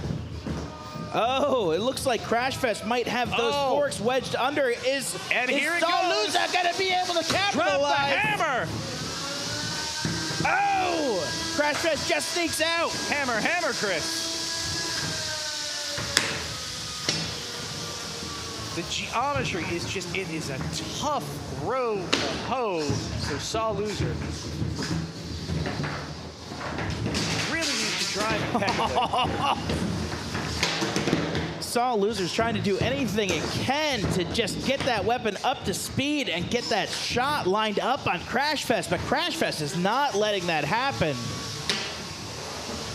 Interesting. Crashfest hasn't had a single KO today. It's all decisions. I don't know how it could.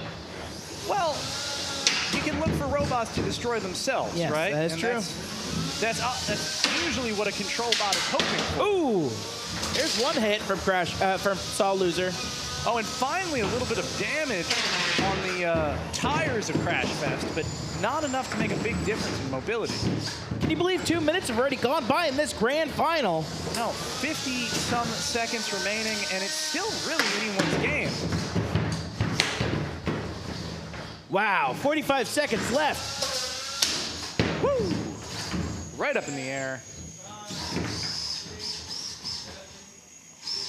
A lot of pins in this match. Crashfest using every second of that 10-second pin. I am hearing sad servo motor noises out of Saw Loser. Now he still gets his one unstick from the house bot. Now 20 seconds remaining after that unstick. Is he gonna be able to get this thing moving? It's gonna be a tough unstick though. This is not an easy self-right for the house bot to help with. It is going to go to the judges, however.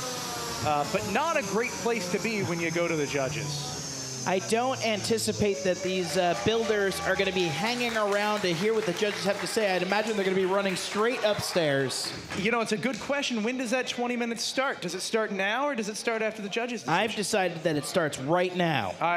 For all of our sanity, I think that's wise. Okay, Gil is telling me that he's wrong.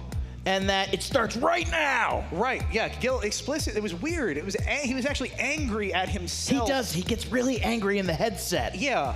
Usually it's directed at you or Luke. Yeah. But today it was himself. He said he was wrong and immediately starts. No, it's the truth of the matter is after the interviews, because we want them to be able to talk about what happened. That is when that 20 minutes starts. So sneaking away early will not help the builders. However, I don't think there's a lot of mystery here on what's going to happen in this judge's decision. We're going to find out. The surprises happen all the time.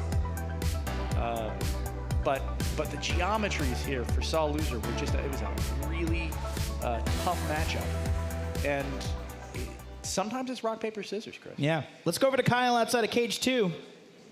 All right, so I am here with Alex Mordew of Saw Loser. 2 Saw, 2 lose. So that was a tough match for you guys. How did that go? How did you feel about it? What's your plans for the second go-around? So that was really bad because I was shaking hands with Evan Arias and I dropped my transmitter. It completely died, it just didn't work at all. So I've had to program that one up as quickly as I could in order to get anything to work at all. The mini-bot, we didn't have another transmitter that would work with that, so it was kind of bodged together. So yeah, I really couldn't control things very well in that at all. Wow, okay. That's super stressful. I am so sorry that happened. Wow, okay. So the reason I asked you to do an interview with us today is because you guys have done some ridiculous amounts of damage in this tournament since you have been here. Most of the pictures I have on my phone from this tournament is damage that you have done to other bots.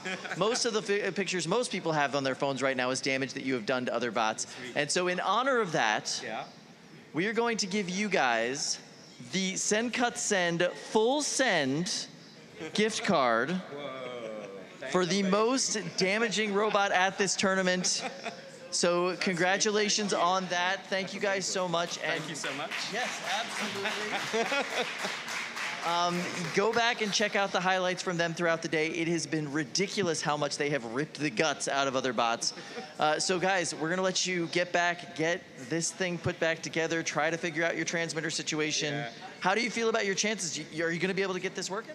Not good, because I think I've stripped the stripped a gearbox as well in there, so it might work. It'll spin, that might be about it. Yeah. All right. Well, we'll see how it goes, guys. Good luck. We'll see you guys out there. Cool, thank you. Well, here we are at the judge's decision. Let's see what the verdict is. The winner is Crashfest. And you can hear the crowd energized, ready to just dump excitement and admiration on Crashfest. I think everyone here is pretty excited for that outcome. Yeah. And there we see that that control that we know Crashfest really just dominated that entire that match. But we did see some interesting contrast between some of the damage points that were awarded. But either way, we have 20 minutes now back on the clock, and we'll see what happens. Yeah, there's always a chance for another upset. The thing that really gets interesting, right, when you take a look at a control bot like Crashfest, is how are the damage points going to be allocated? Because the damage and the aggression particularly, they're dependent somewhat on whether or not that's happening with your active weapon, right? And whether or not that's happening because of something you're actively doing or some sort of passive, strategic approach. And that ends up tilting scores quite a bit because it really comes down to the judgment and the, what is it, jurisprudence? The legal term. Judas Priest. Yeah, the Judas Priest of the judges. So you end up with some variety there. Yeah. And that's part of the reason that there's always a human element in the judging and why we search out qualified judges. So that said, we've got 20 minutes for them to repair. We've got a little bit more time. I noticed something has appeared on our desk. Yeah, this so this is that's a little golden dumpster. Really? Hi. It's so cute. You know, we're going to come back to this golden dumpster, but for now, I'm curious what Lindsay has to report on the internet. Can you tell us what's going on in the forums? Are forums still a thing, Lindsay? What's going on in the chat houses? In the AOL chat rooms. We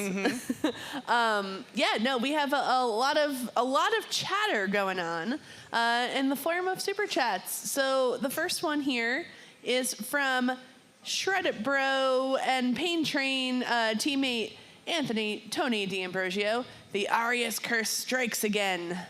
So sorry to hear that about Alex. But so we have some more wholesome chats here from Josh Simpson.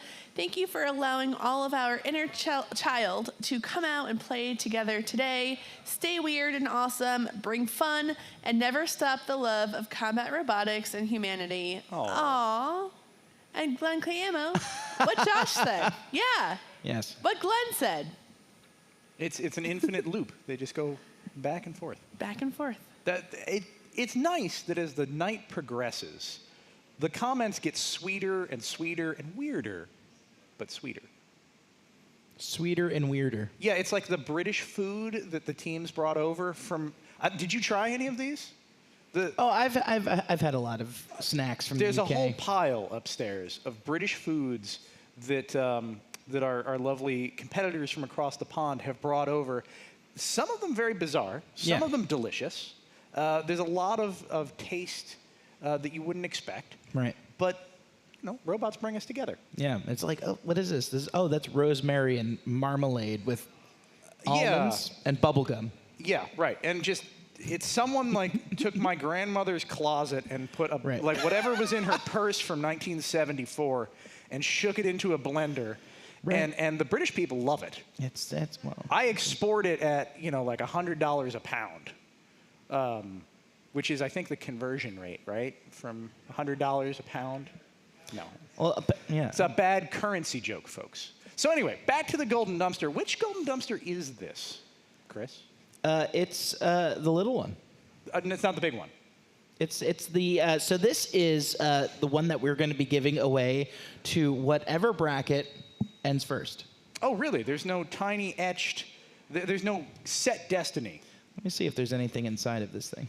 There is not. Besides the hopes and dreams of all of the losing bots. There's today. 4 baby hamsters in here. Oh, that's what those are. Right. They're eating each other. It's horrifying. I don't open that How again. long have they been in there? Days. Yeah, so this is... We need a different dumpster. This is the highly coveted trophy here at Norwalk. Normally, in the past, we would fill these things up with all kinds of probably highly toxic shrapnel. Yeah, the garbage goes in here. It was a literal dumpster for a long time. You would shovel it, and yes, you would get money, sure, but you'd have to go through a pile of glass and metal and filings and lipo fumes condensed into particulate form. Yeah. To get to your money, you had to earn it was all the way at the bottom, glued down. Yeah. It was almost a prank. Austin was just back there laughing hysterically. He did the thing with the fingers, and there was a cat, maybe. Yeah, it was bald. Yeah, of course. Because why? Why wouldn't it be? Why wouldn't it be? It was. He's got henchmen running around. Right. If you got henchmen and you've got a cat and you've got dumpsters full of money, they're going to be bald sphinx, hairless felines. Yeah. They can see, into another dimension. You know that, right? Yeah, I think that's the secret of the time cube. Right. Well, the flat disc with the cube. Right, with the cube and the turtles. And the turtles. Right.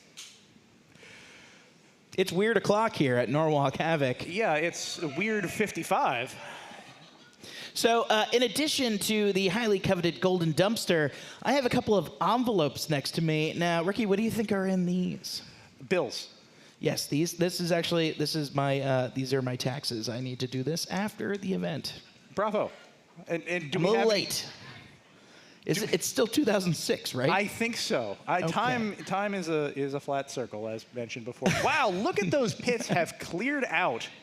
I still see a few robots lurking. I see a Jonathan Schultz somewhere in the background there.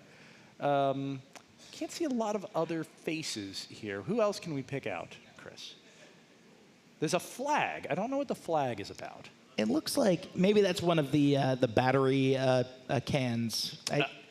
I see. So just like we saw earlier with some of our NHRL staff pushing around that large red gonk droid, there's some cans that have sand in them for emergency battery disposal up there in the pits, which can happen from time to time. They like to try to avoid doing that because a battery fire in the pits will earn you a disqualification. Oh, really? Yes. Interesting. And you get berated. Yeah, the berating is, I think there's a switch involved, like some sort of, yeah. Oh, there we go. Oh, there we go. Well, thank it is. you. It's been the weird part of the night now for a while. Yep. If we keep going, here's a question. Let's say we just kept this event going into the morning. And we didn't stop. Does it stay the weird time of the night? Thumb or it goes rematch? back to it. What is the last word? Win! Thumb match, rematch, win. Let's find out if Lindsay has any intel on win. Lindsay, can you tell us when? Oh, we're not coming through with you, Lindsay. Lindsay, you are. Lindsay, you're on mute. I think you're being Lindsay, you're on censored mute. by the man. Lindsay, you're on mute. We'll come back to Lindsay. Lindsay, can you sign? Oh. No. Unfortunate. I mean, that counts as a. That was two thumbs. She's saying two thumbs, two thumb wars. Right. Hello. Oh, she's back. Hello. Can you hear me? I can hear you. Hello. Hello. So yes, to answer your question about Thumb War when, I'm hearing from production right now. Oh. Right now. No. Yeah. No. No. No. It sounds to me like production said no. I pretended to be production. I'm so sorry. We do have a super chat though from 222 Productions. Had fun today. Backlash Wave was mostly successful and destructive, but he'll be back and he's bringing Siege Dragon's Roar with him. Oh boy, William Marchese. That's a good one. It is. I've been told for sign language that it's always correct if you're understood. They're not grammar strict. If your message gets across, it is a valid sign. I'm not 100% sure on that, but that is what I've been told by people who sign. So I think the fact that you did the thumbs down is certainly you're not fluent, but it's a start. It's ever so slightly more accessible. Although I do think we have closed captions at home, don't we? Do we? Yeah. I think YouTube does it. Provides them, I believe. Yeah. Although if you start throwing out interesting words, you get some interesting closed captions. You know. Yes, this is true. Speaking of weird, speaking of making the night just a little more, maybe spicy, let's say, I think we've got a moment to bring in. We've got lots of competitors here, right? Lots of hobbies, lots of interesting background. One of these interesting side projects, let's see, Pearl Gray. How hot is this? How many Scoville How many units? Scovilles is this? Is this a right now thing? Let's see. It doesn't have a number. It says Fresno Habanero. Is it hot? Data collector. You don't know? Debut edition. Listen, I'm not joking about this. It took me a year of eating Chipotle twice a week to not cry when eating the non-spiced steak. No salsa, no anything. Just like whatever the I know that is totally fabricated because if you ate Chipotle twice a week for a year, you'd be dead. You don't listen. The following segment is brought to you by Chipotle. Chipotle, try the new stuff. It's really good. It was a time in my life, okay? I was breaking out into the world. But I will say, my guess is that if I tried this, that not only will my shirt match the color, but my face is going to match this color. We got to do it. I think we got to do it. We got to do it. I think we got to do it. Does anyone have a cracker or an Oreo? Or do we just drink out of this thing? What kind of madman are you? It's weird o'clock. No, hold on. Okay, Gil's informed me that he has bread. Put a Ritz on the Ritz. Here we go. Okay, there's Ritz. Can someone stand by with like a McFlurry? And McFlurry? Yeah, I need a Shamrock Shake. A Shamrock. Oh my! I'm wafting, and my eyes are watering. Oh, this is a mistake. Okay, what we're gonna do? This is gonna be my approach. That didn't work at all. Okay, let's. Oh, yes. All right, the first one that goes for it. There is 100% chance I'm gonna drink this entire bottle. Here, you gotta dump it on a little bit. Okay, how much? Tell me when. There you go. Ooh. Okay. All right. Right. All right. Okay. Okay. You gotta serve me up too. Oh, I do. Okay. No, seriously though, this milk is mine. You're getting nothing. It smells like bad decisions. All right. Okay. Ready? Yeah. Bottoms up. Yeah. Here we go. Let's do this. 2, 1. Oh my.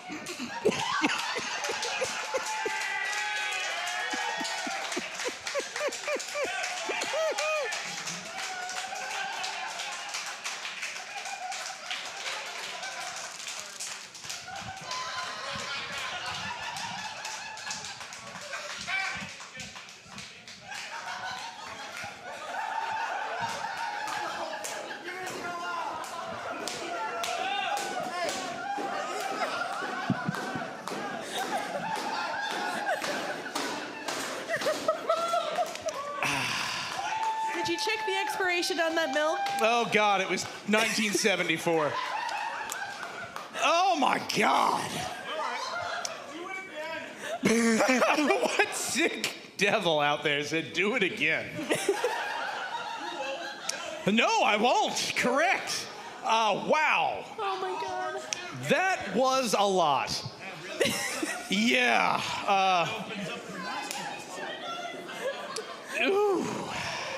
Lordy. I will say, the flavor. You're covered in this stuff. It's on your hands. Ooh. I like the technique, Ricky. You just open up the passage, you let the milk go. That's 1%. Yeah. Frankly, I'm a whole man myself. That is actually slowed down. Yeah. It was gone in 3 gulps. There's me checking the date. Yeah. I feel a little red right now. I feel a little orange. I do feel a little bad that there is no more milk in the building. That was the last. There's no coffee. That was the last quarter gallon, whatever it was. Chris, how hot was that? On like a scale of. Are you gonna be? Yeah. How are your taste buds? How many of them are left? I lost all my taste buds in the Sizzler buffet of 1992. Okay, so you everything have no just tastes idea. like marshmallows now. I have no idea. Okay, all right. What I do know is that my throat is a little on fire. Yeah, that without exaggeration was the hottest thing I've ever eaten. Oh, there it goes. All right. Yeah. Okay. Moments ago. Yeah. You see that? I know when the sauce hit your throat. Yeah. That was it.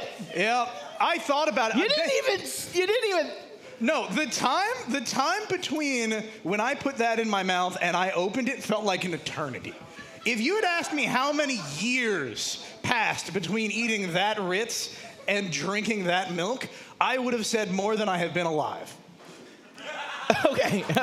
We have Jim on standby with the Windex and towels and the throw-up bucket. I could really use that CO2 fire extinguisher, too, if you want to set that up. Yeah, just immediately into your mouth. Listen, Chris, a solid percentage of my life has been just sit down every evening with an entire large pizza and a gallon of milk, and that's just how I get through my nights. So the fact that they only had a quart for me here and I had to use it to wash down this devil sauce. Yeah. Is that what it's called? No. I'm just saying it's not from this plane of existence. Stop we got another watching replay this. here. Is that what? No one, look at, oh my God, your tongue. You're like a lizard in the desert. You're trying to cool your body by breathing air. And then look, the dissatisfaction when he the look on his face when he realizes he's not getting any milk is heartbreaking. Yeah, that is the shattered look of a broken man as his friend and co-host drinks an entire quart of 1% low-fat milk. It was delicious. That's the best milk I've ever had. I would ask for a carbonated beverage, but I think that would just make things worse at this moment for me. Yeah.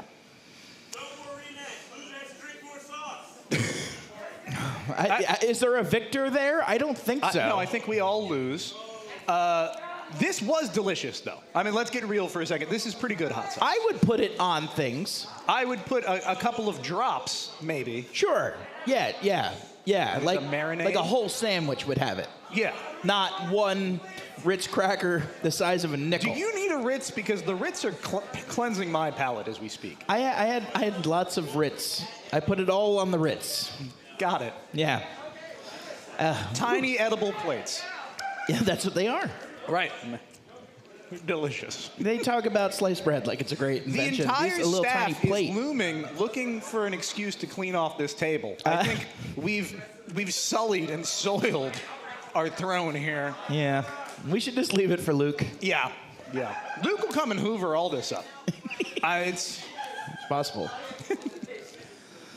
All right. All right, let's let Jim get in here and clean up this desk. Come on. And then you got to hit me, Jim. Come on. Thank you. Thank you. All right. Let's go to break while we clean up and I get a full sponge bath. We'll be back here in just a minute. Stay tuned. Just a merciful escape to a break. Thanks, folks.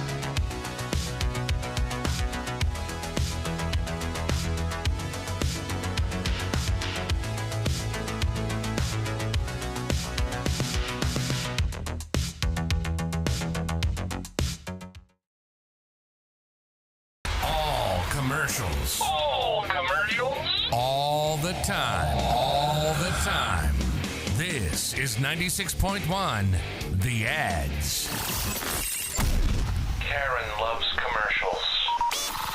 When I'm surfing the internet at home, I listen to you guys online. Karen. When I'm at work, I listen to you guys online. Karen. In the car, I even have you playing on my phone. Karen. Pretty much have you playing all day long. We do it for you, Karen. Other radio stations make you wait for the commercials. Not us. All right, you ready for this? Get ready for another music-free commercial block. 1 hour of non-stop ads starts now. Go to commercial. This is WADS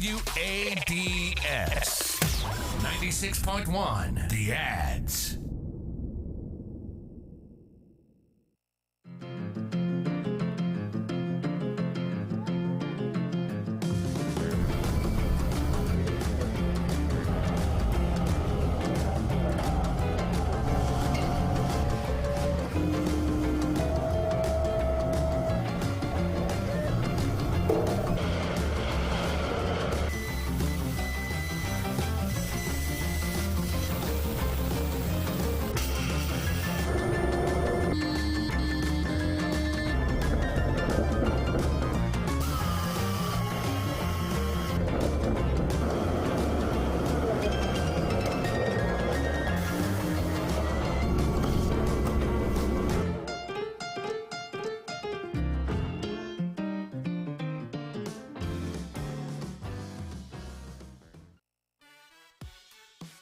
From the Norwalk Havoc Studios, this is Behind the Bots with some very exciting news. We're joining the Norwalk Havoc family. For the last 3 years, it's been our honor and privilege to bring you some of the most exciting combat robotics news, interviews with builders, and mediocre puns. Our partnership with Norwalk Havoc means that we'll be able to take you closer to the action than ever before. Stay tuned, we'll bring you more news shortly.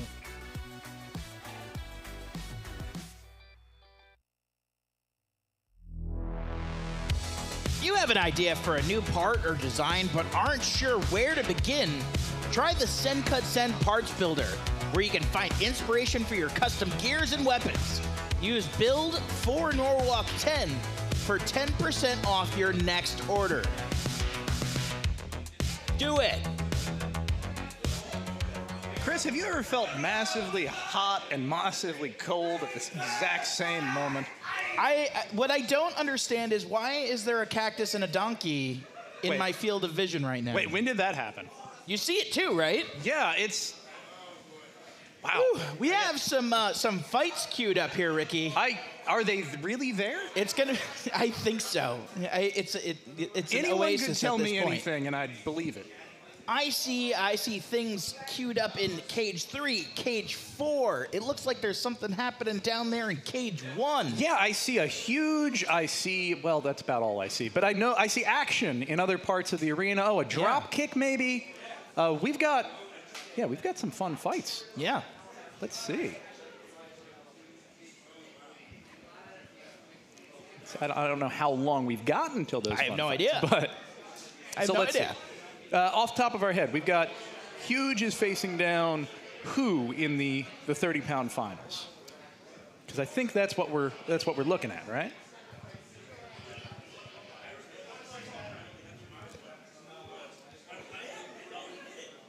Let's see. We're back with the beetle weights as well. That might be the first robot we end up going to. This would be the final match for the Beatles. Mm-hmm. Mm-hmm.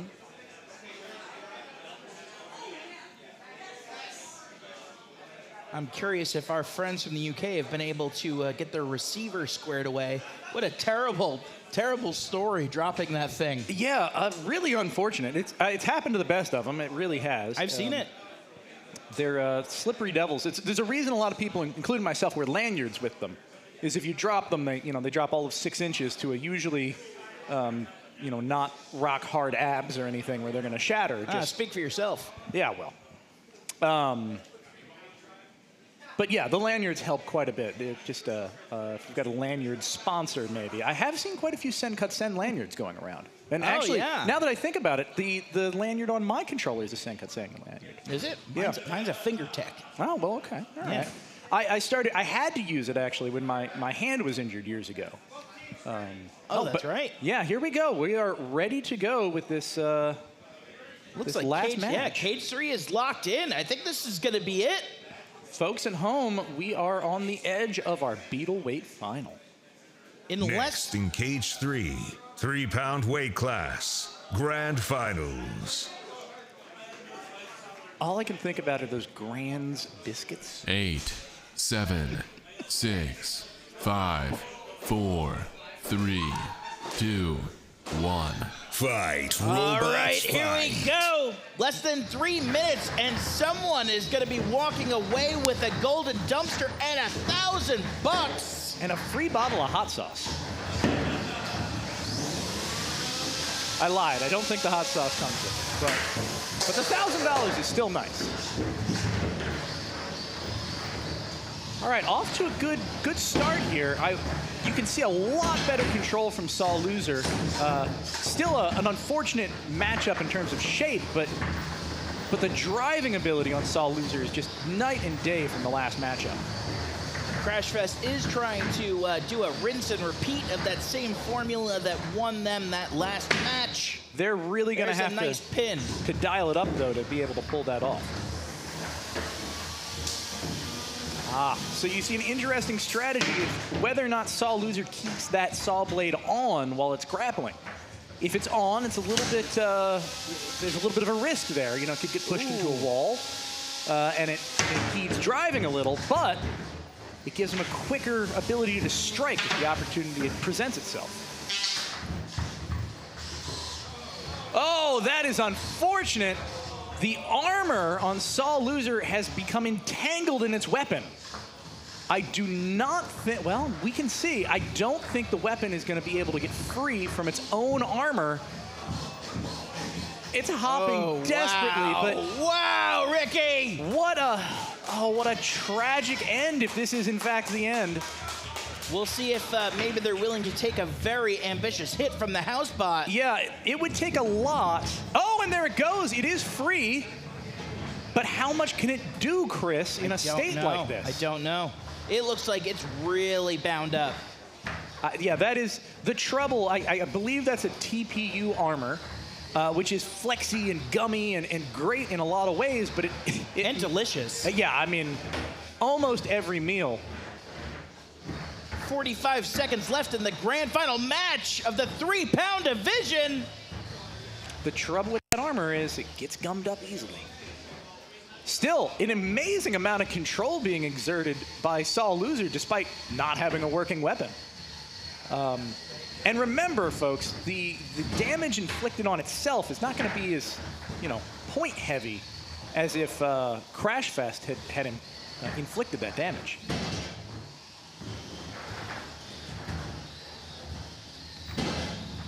You know, Chris, I might go so far as to say that I think Saw Loser is controlling this match better now that it's... Right. It doesn't have to worry about the weapon so much, It doesn't. Right? And the geometry of not having that plow on the front works better. So that's the end of the match. It's going to go to judges. I'm really curious to see what happens with this fight. Judges will decide the fate of where the golden dumpster goes, Ricky. Yeah. Here it is. Hit after hit. Let's see if they've got the slow-mo moment where the armor gets wrapped up in the weapon. Not quite. Just very bad luck, but incredible when they make the best of it in the way they just did. There it is. Just enough flex in that chassis that it was able to reach beyond where it was designed to reach, entangle itself, and it just kept fighting. Judge's decision. I think it could be anyone's game. And there it is. Oh, unanimous decision for Crashfest. Wow. I'm a little bit stunned, Chris.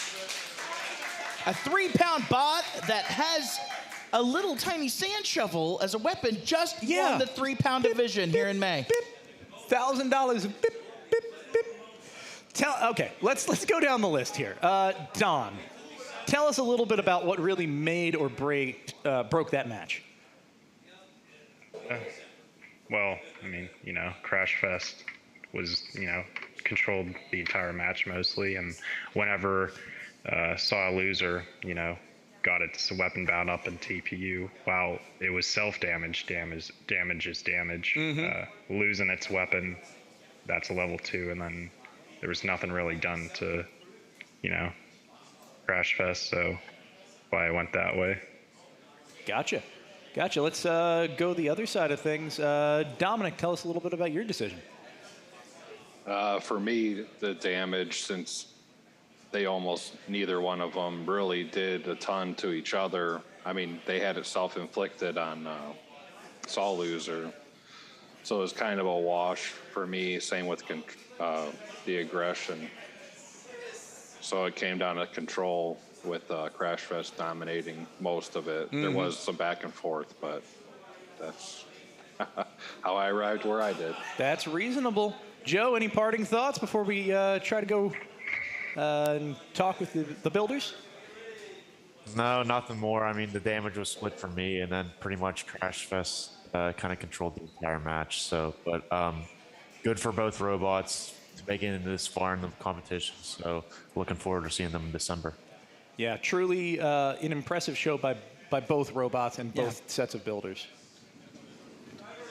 So before we go to our crowning ceremony, we have another fight queued up here in Cage 1. Exciting. Let's see if we can get a camera over there. Thank you, judges. Almost. Oh, this is going to be a fun Next in fight. Cage 1, George versus Huge. 8, 7, 6. Grand 5, Finals, George 4, in the blue corner, 3, Huge in the pink corner. 2, 1. Fight, robots fight. Whoa! Oh, my goodness. And massive hit. Huge doing exactly what Huge wants to do.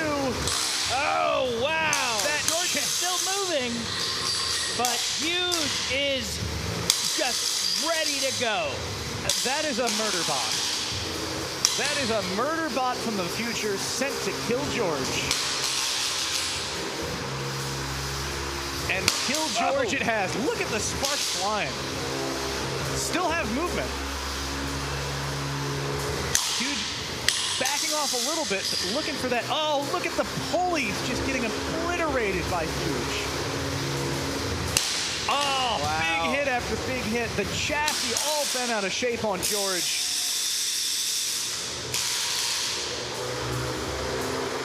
Jonathan Schultz and Huge just a master of doing that Tokyo drift where he can whip those big wheels around and drop that vertical right into you. Yeah, the gyro drop is really an effective tactic when he wants it to be. You can see Huge staring down George. Knockout. And there we have There it. he is. Huge. Little victory dance, well-earned victory dance from Huge. Your victor for the grand finale.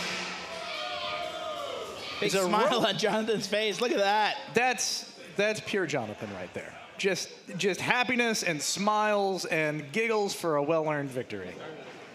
I can't hear him, but I'm assuming there are giggles.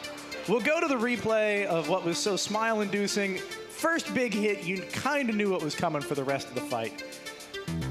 One after another. The fact that he can combo these hits and not get bounced back shows the kind of control and the kind of reserve that Jonathan as a driver has. He could have hit 5 times as hard probably and gone flying across the arena himself, but he wants to line those hits up one after another, show that he's in control, preserve his own robot, put on a good show, and win handedly. And that takes a lot. It takes a lot of confidence, takes a lot of experience. And, there's a reason that Huge is a champion, and half of that is the robot and half of that is the driver. Awesome. Yeah. Awesome. So, with that said, we are getting so many fights this late in the night, back to back to back. I love it. Almost ready to go to Cage 4. Can we get a camera over there? I think we can. Do we have a camera ready for Cage 4? We can get this garbage out of here. Apparently we don't have a camera ready for Cage 4. But what a fight. Yeah. I'm excited to give that dumpster. I'm excited to give every dumpster tonight. First off, I don't generally. Just drop off $1,000. Like that's kind of cool to begin with. You don't usually just hand people dumpsters. Not with that attitude. Yeah, that's a good point. You know that tossing dumpsters has been the testing method for Mammoth the last couple of years. Like the full-size dumpsters? The half-size. Next in cage 4, YOB GNOL versus Dropkick. Oh my, here we go. Cage 4 8, action. 7. Grand finals, 12-pound. YOB GNOL in the blue 4, corner. Dropkick 3, in the pink corner. 2, 1. Fight, robots, fight. Oh my goodness, Ricky! Big initial hit, I'm predicting. This is a good matchup for Dropkick if Dropkick can get that hit just right. If it can't, oh!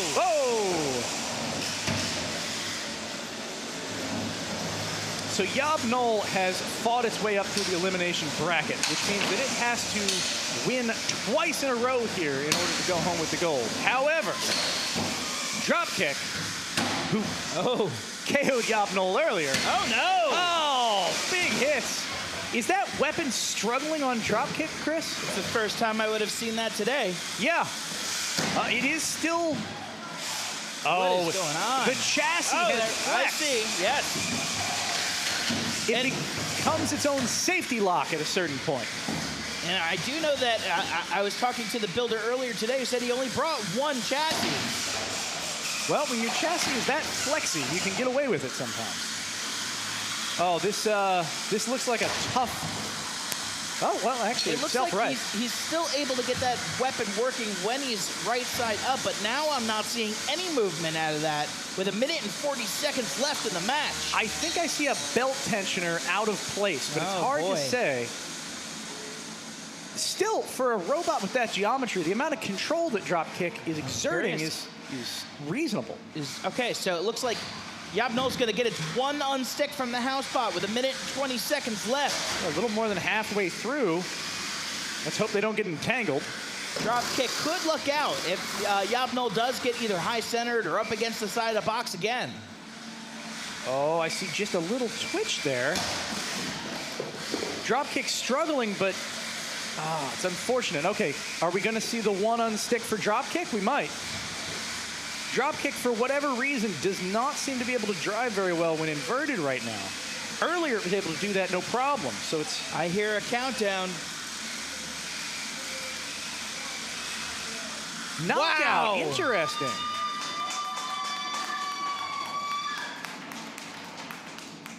Did Dropkick have its one freebie? Yeah, it looked like right at the end, the house bot tried to get Dropkick moving. It was an attempt. Yeah. It was just a failed attempt. Interesting. Okay. It just wasn't getting the traction when it was in that inverted stance. The winner is YOB GNOL. All right. Well, you know what that means, Chris. What does that mean? Well, it means that we've got another 20 minutes. Yeah. Because YOB GNOL fought its way up through the elimination bracket. Has to win twice because Dropkick it has to have a double elimination, has to have that option. So they're going to go back, they're going to make repairs, they're going to charge batteries, and what are we going to do with another 20 minutes? I'm worried that this crowd is going to make us like swallow batteries or something.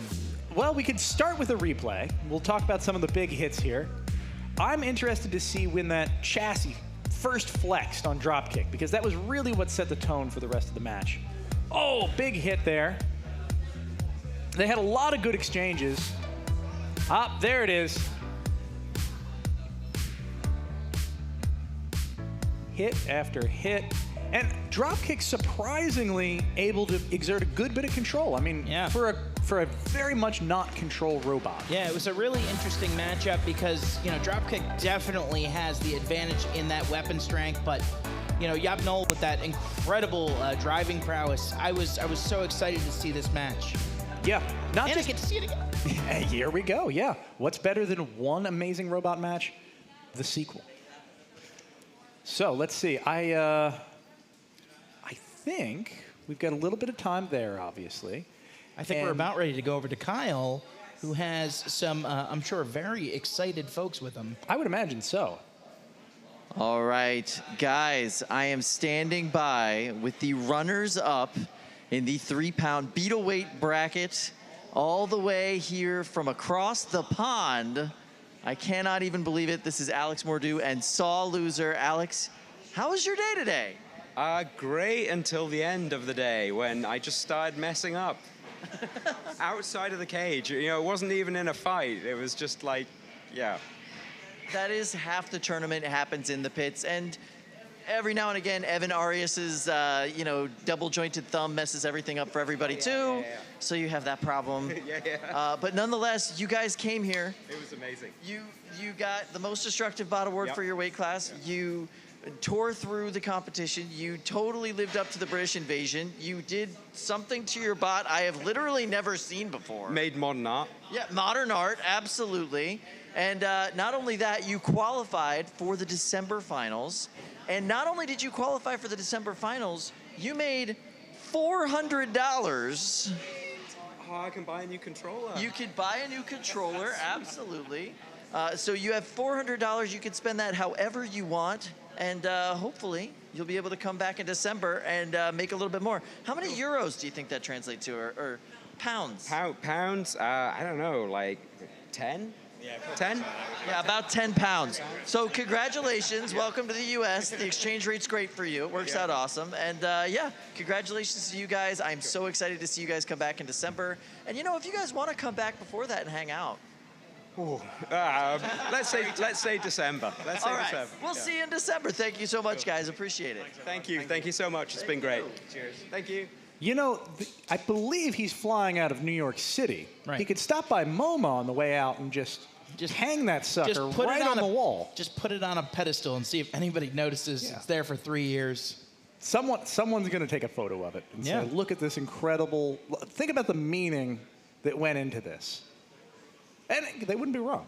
The effort, the meaning, the I mean, a lot of these bots are works of art. They truly are. Like, I say it in a joking term, but like, fantastic, beautiful pieces here. Yeah, they start with design files. It takes hours and hours of work and labor and toiling, and what do you have? You have something beautiful that is functional at the end. Yeah, and then we destroy them. And then we destroy them. Non-stop.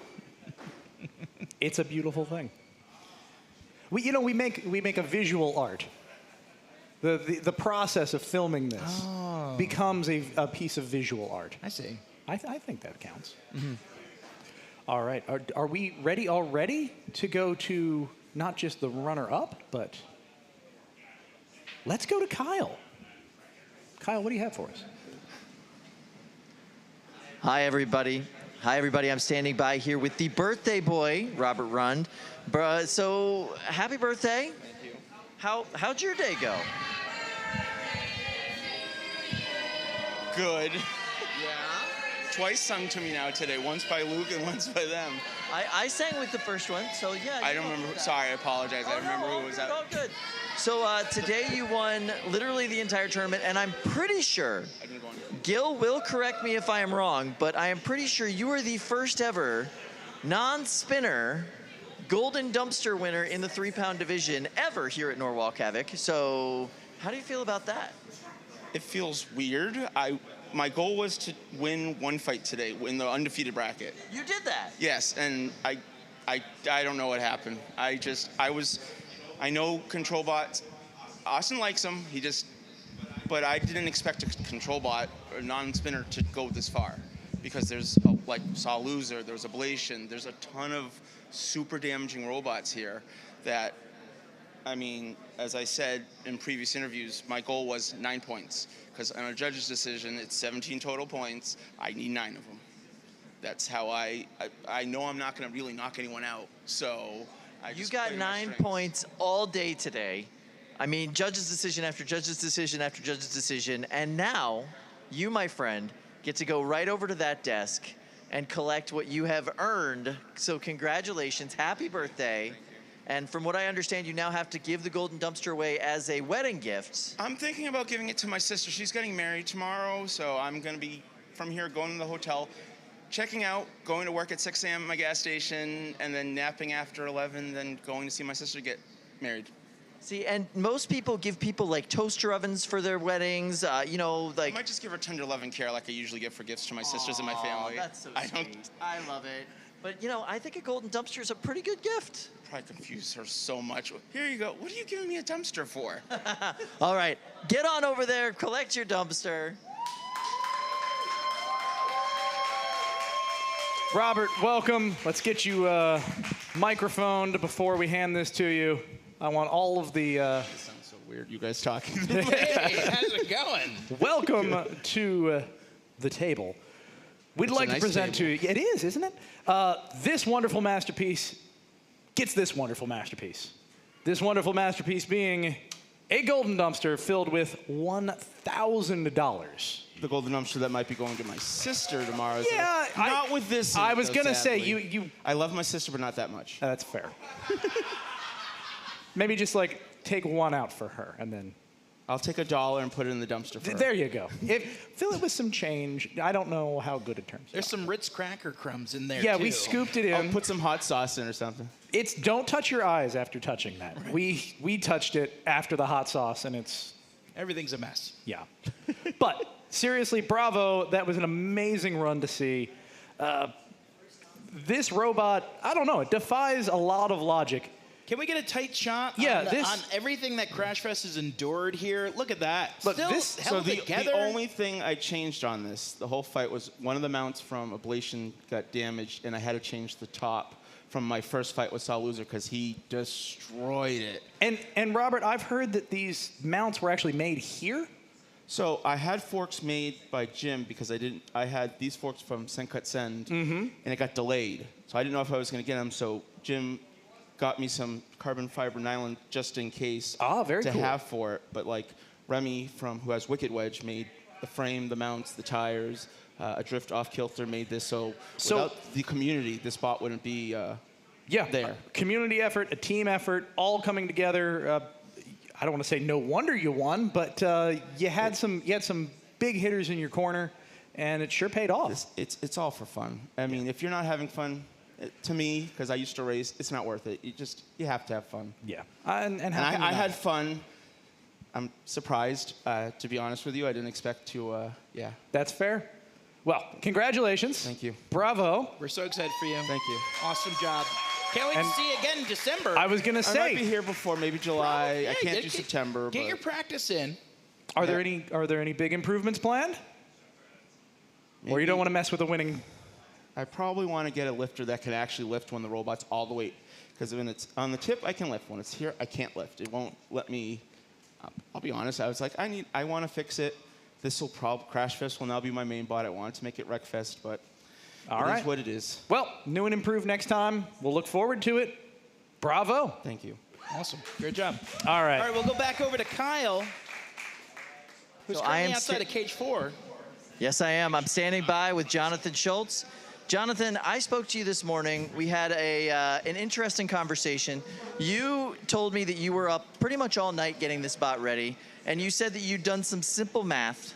And by your simple math, you said, I want to do 2 fights, I want to qualify, and I want to go to bed. I'm exhausted. It is now 11:39 p.m. You are still here. You did qualify. I did qualify. You got that part, but what else happened? Well, once you win your first 2, it's really easy to say I'll leave after 3. And then I think we only had 4. Like, it's really all a blur.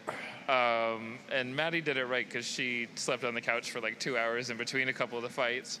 But yeah, it was just kind of getting caught up in like the adrenaline of the day and not wanting to miss out on what seemed like a good chance. He was just working better than it ever has before. So. It was amazing. One of the other things that I noticed, you talked to me this morning about how you brought material for and even drew out new wheels for the bot. You were ready to go with those new wheels. Did those ever end up going on the robot? They never did. I think that was some of the stuff that got caught up in the lack of focus on the day from no sleep and a little too much Mountain Dew and coffee. It's just... They never happened. We'd see the next fight. We didn't think we needed them. Next thing you know, it's 10 o'clock at night, and I still have the plastic, so it's ready for December, I think. So those were the wheels, correct me if I'm wrong, that were like your anti-horizontal wheels that you ran in 2020 Motorama. Yes, and sporting hot glue damage from 2020 Motorama, where it went 0-2, getting destroyed by 2 members of the team Deadlift on BattleBots with great 30-pounders, and they exposed a lot of weaknesses, which we fixed for this. And we went into this preparation with a whole to-do list: thicker blades, hit harder, a lot cleaner electronics, and besides the hours of panic this morning trying to solve one gremlin, it worked out pretty well. So you're coming back now in December. Maybe maybe sometime before that. Who knows? You don't live that far. No, I'm only an hour away, but they need to stop overlapping Norwalks with weddings I'm scheduled to go to. Oh, yeah. Because then I got to pick. And I'm like, you're not giving me $1,000. But Norwalk is, so. I love that.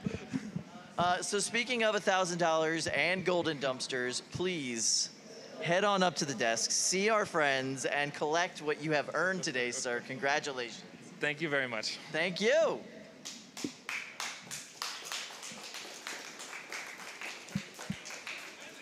Jonathan, welcome. Here you are.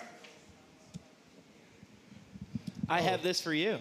Well, thank you very much. This is a golden dumpster with $1,000 in it. Yeah. What a return to form. I was going to say, if we want to go back in my day on some of this stuff, I did get a dumpster in 2019. It was larger, and it was full of garbage. And I'm kind of appreciative there's no garbage in here this time. Yeah, if you think $1,000 is garbage, then there Well, are it was other- like $1,000 cash on top of everything they swept out of the arena that day. That's why they had the bigger dumpsters. Right. So are you going to nest the smaller dumpster inside of the larger dumpster? I left a lot of the trash in it, and I've used it for tiny, huge parts and broken stuff since. That's not a good thing. It's a dumpster. I think it'll sit nicely right on top of the other one, but this part will. Like the away. little angel on the shoulder. Exactly. All right. Well, congratulations. Awesome run. And Thank you very much. It was a lot of fun to be back. A lot of fun to see the new, what Norwalk is now. What do you think overall?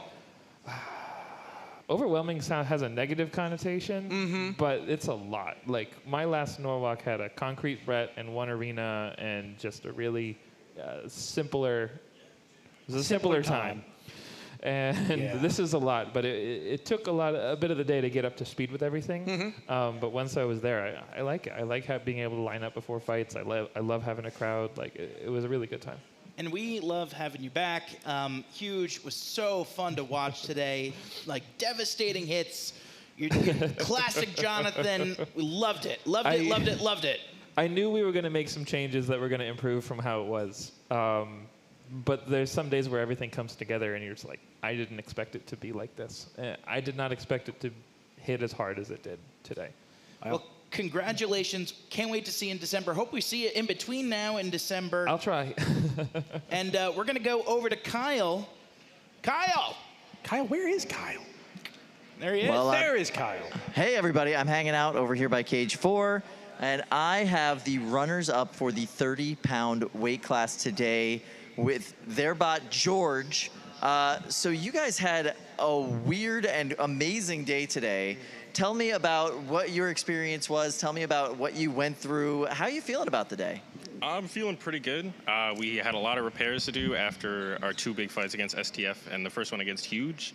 It's been kind of crazy nonstop since then, but I want to give a huge shout out to my team at Angelina. The guys in the shop, Eamon, the rest of them, they were so helpful, seriously. The shop guys here are absolutely wonderful.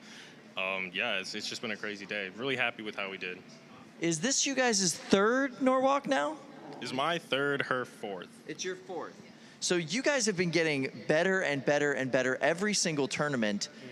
Are you coming back next time? And if you do, are you leaving with the dumpster? Oh, man, I don't know about that. There's some great robots out there.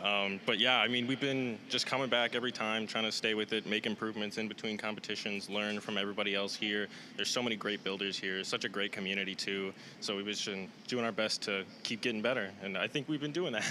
You have been. You've been absolutely grinding since you came here, putting out amazing performances. You guys did absolutely phenomenal today. Congratulations on that, guys. You have won $400 You are the runners-up. Congratulations. It's gonna pay for our flight home. Exactly. And we'll be seeing you guys again next time? Hopefully, yeah. We'll see. I'm graduating, so this might be my last competition for a while, at least with NURC. But she'll be back, I'm pretty sure. So She'll yeah. be back, and you qualified for December. Yeah. So graduating or not. We'll have to see. We'll have to see. All right. Congratulations, guys. Thank you guys so much. Thank you. All right. Have a good evening. You as well. All right, we've got the last few stragglers in the pits getting ready for that last fight. Stark. Look at it. Yeah, it is cleared out pretty well, but there's still some work to do.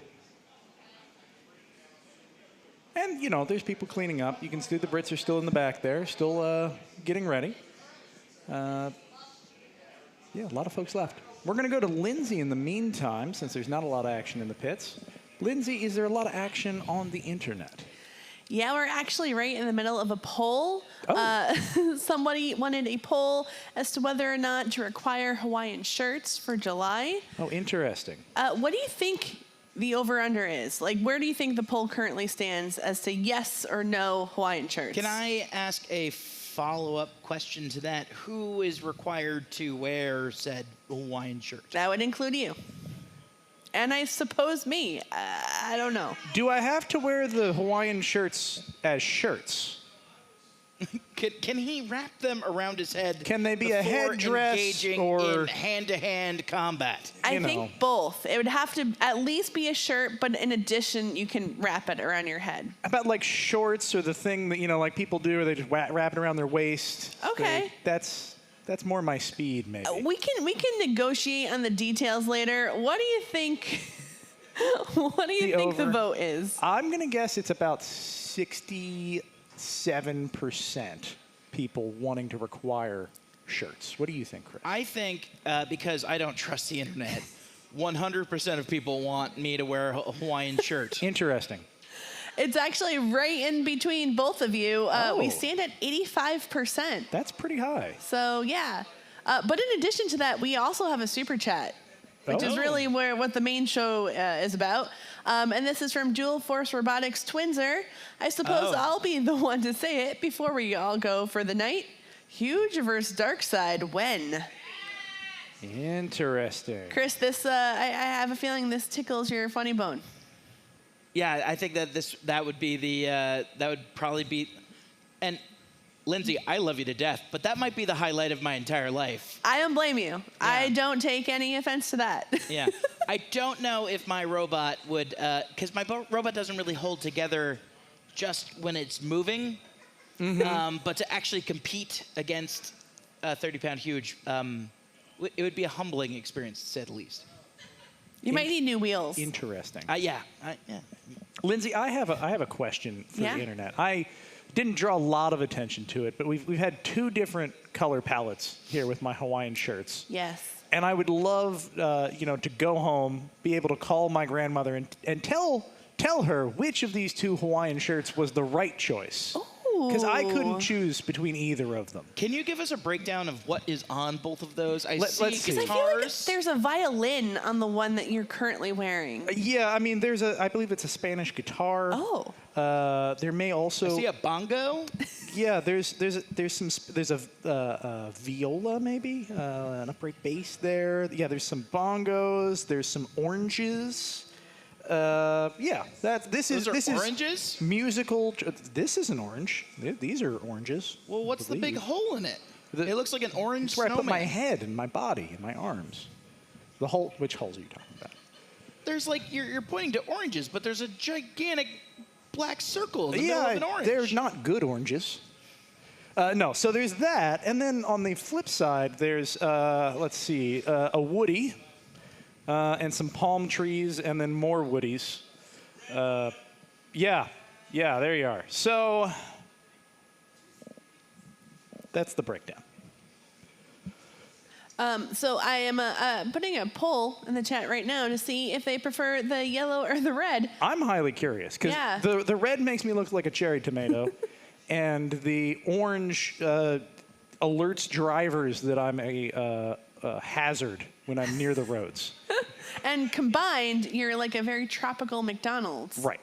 Yeah. which that was my nickname for years. I think Tropical both McDonald's. of, to be honest, I think both of the shirts alert people around you. They make them very skeptical of my Yes. presence. Yes. All right, we have very early returns. I feel like Steve. Oh my God, I forget his name. But I feel like I'm on election night. 538 reporting. Steve here. Kornacki. Steve Kornacki reporting very early returns from Maricopa County.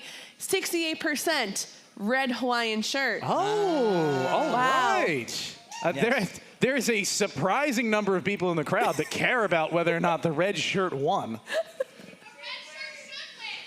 Wow. Doubling down hard. Okay, well, I'll burn this, and I'll wear the red shirt to every wedding, funeral, and christening I'm ever invited to. And one that's all of those. Yeah, it's a big day. So. Coming up Thank here you, on Lindsay. midnight, going on to, what is that? Hour 14. We've had a incredible day here. Crazy of day. Course, probably the most intense battle that we saw.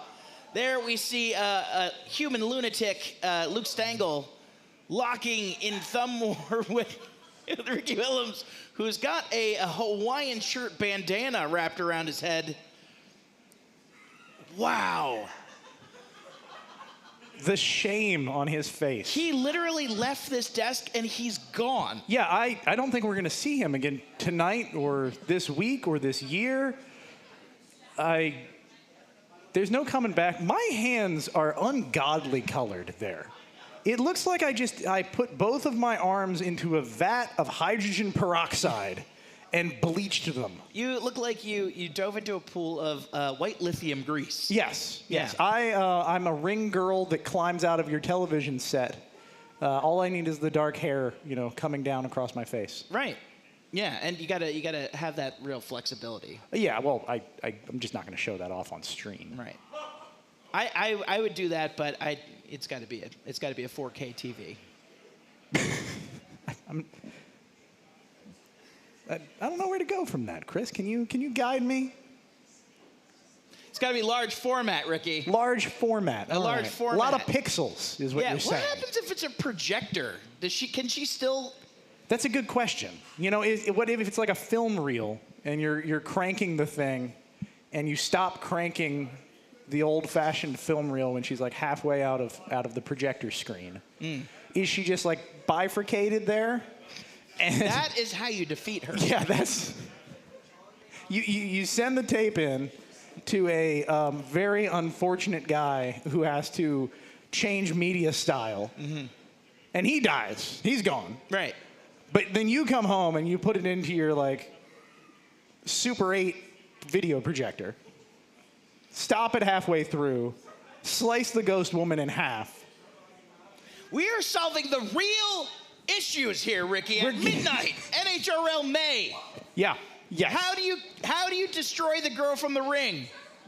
With antiquated technology. Good apparently. editing. Yeah. That's how you do it. If you're just joining us and you have absolutely no idea what we're talking about, welcome to the club. Let's show you some robot stuff. Ooh, that sugar sweet. You got what I need. Sipping on the potion. All that good emotion. Just my kind of heat. Keep it on repeat. Tested by the motion. This is the NHRL. Live it up, sweet emotion. Every time, every night, you and I on a roll. Switch it up where I'm going. Stay on the fly, just in time, know the right way to go. I'm on the road, it's my time, taking control of my life. I want to run the red lights, I got to run this show. You always take me so high, you always make the highlights. I love the way we vibe, you're like a centerfold. Ooh, that sugar sweet. Competitors, press your ready button.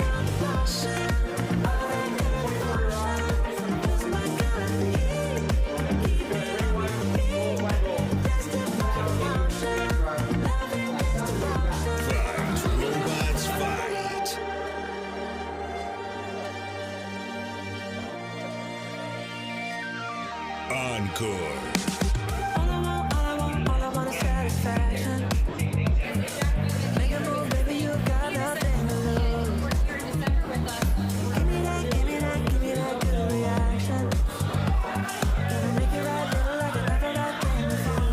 I'm on the road, this And Jade is run by Northwestern Combat Robotics. Wow, that was Jade. Tap out. Exploded that. I don't know what I'm seeing.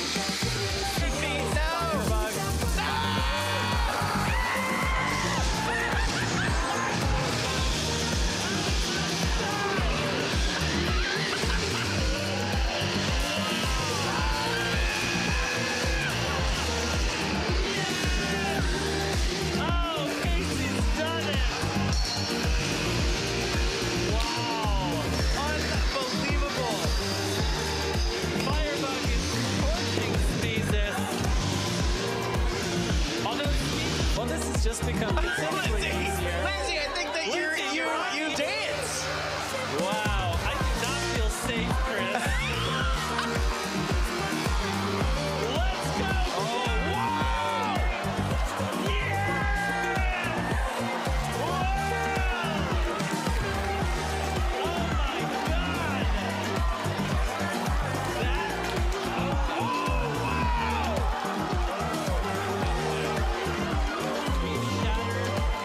The side of the big box.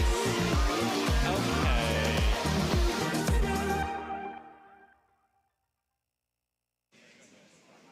All right. A little bit of what happens here at Norwalk. Yeah, a little behind the scenes, a little recap. Really just gives you a feel for the night. Yeah, I realize now watching that when there are firebots, I can't control myself. No, and why would you? That's a good point. That's why we don't give you the fire extinguisher. That's why they don't give me the fire extinguisher. We know why they don't give you the fire extinguisher. That's true. There's a history there, but there's a reason that we pay other people to do that, and they keep us safe while we reap the benefits.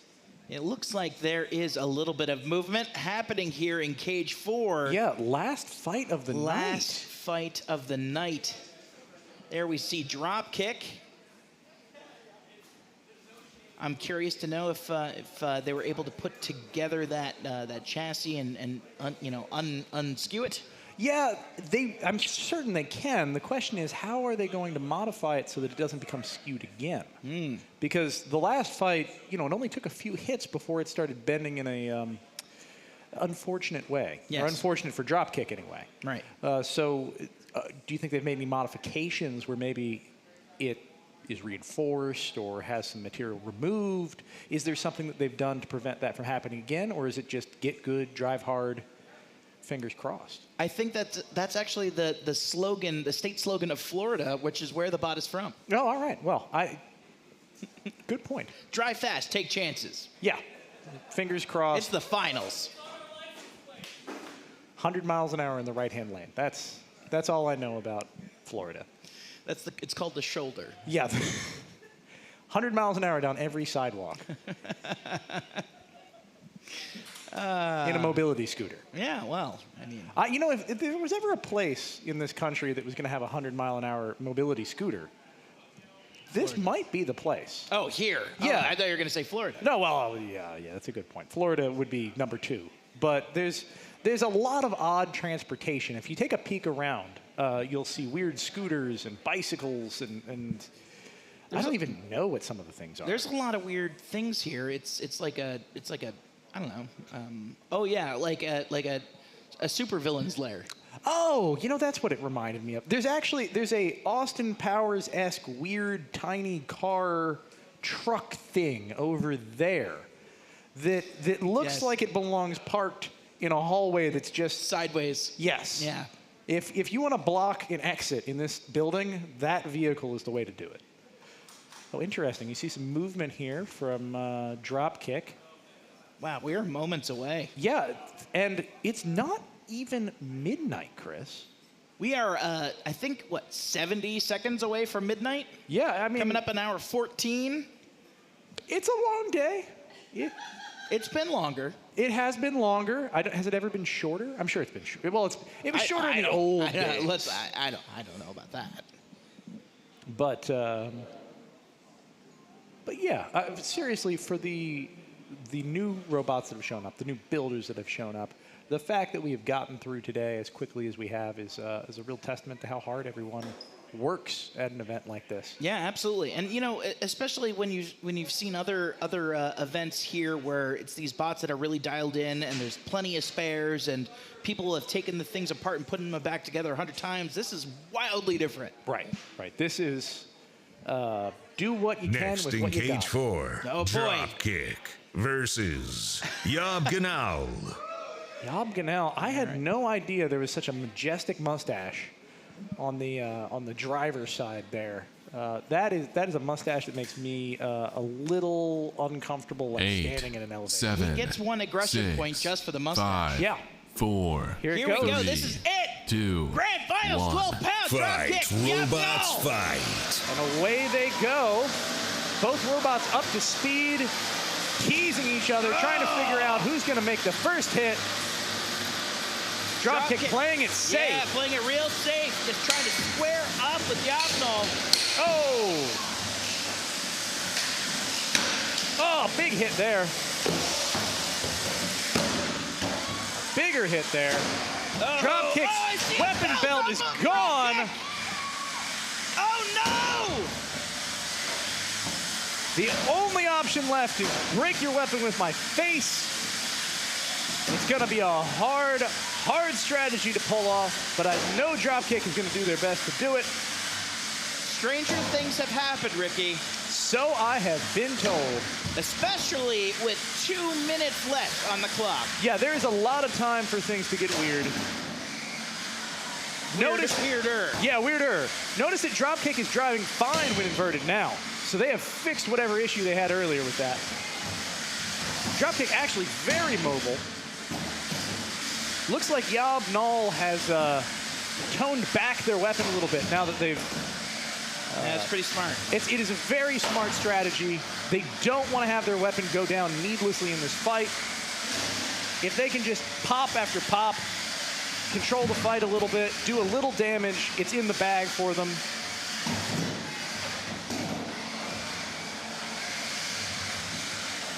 But that's a big if. Yeah. Especially Jacob is no slouch when it comes to driving.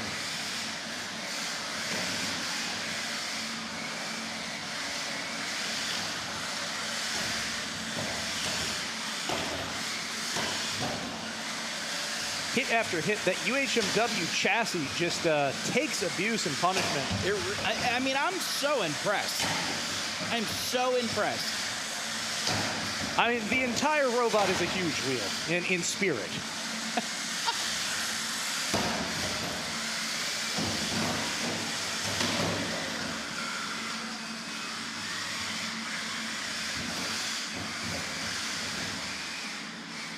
Nice pin there from YOB GNOL. Yeah, that is definitely asserting dominance. Weapon is off, but I don't believe that weapon is down on YOB GNOL.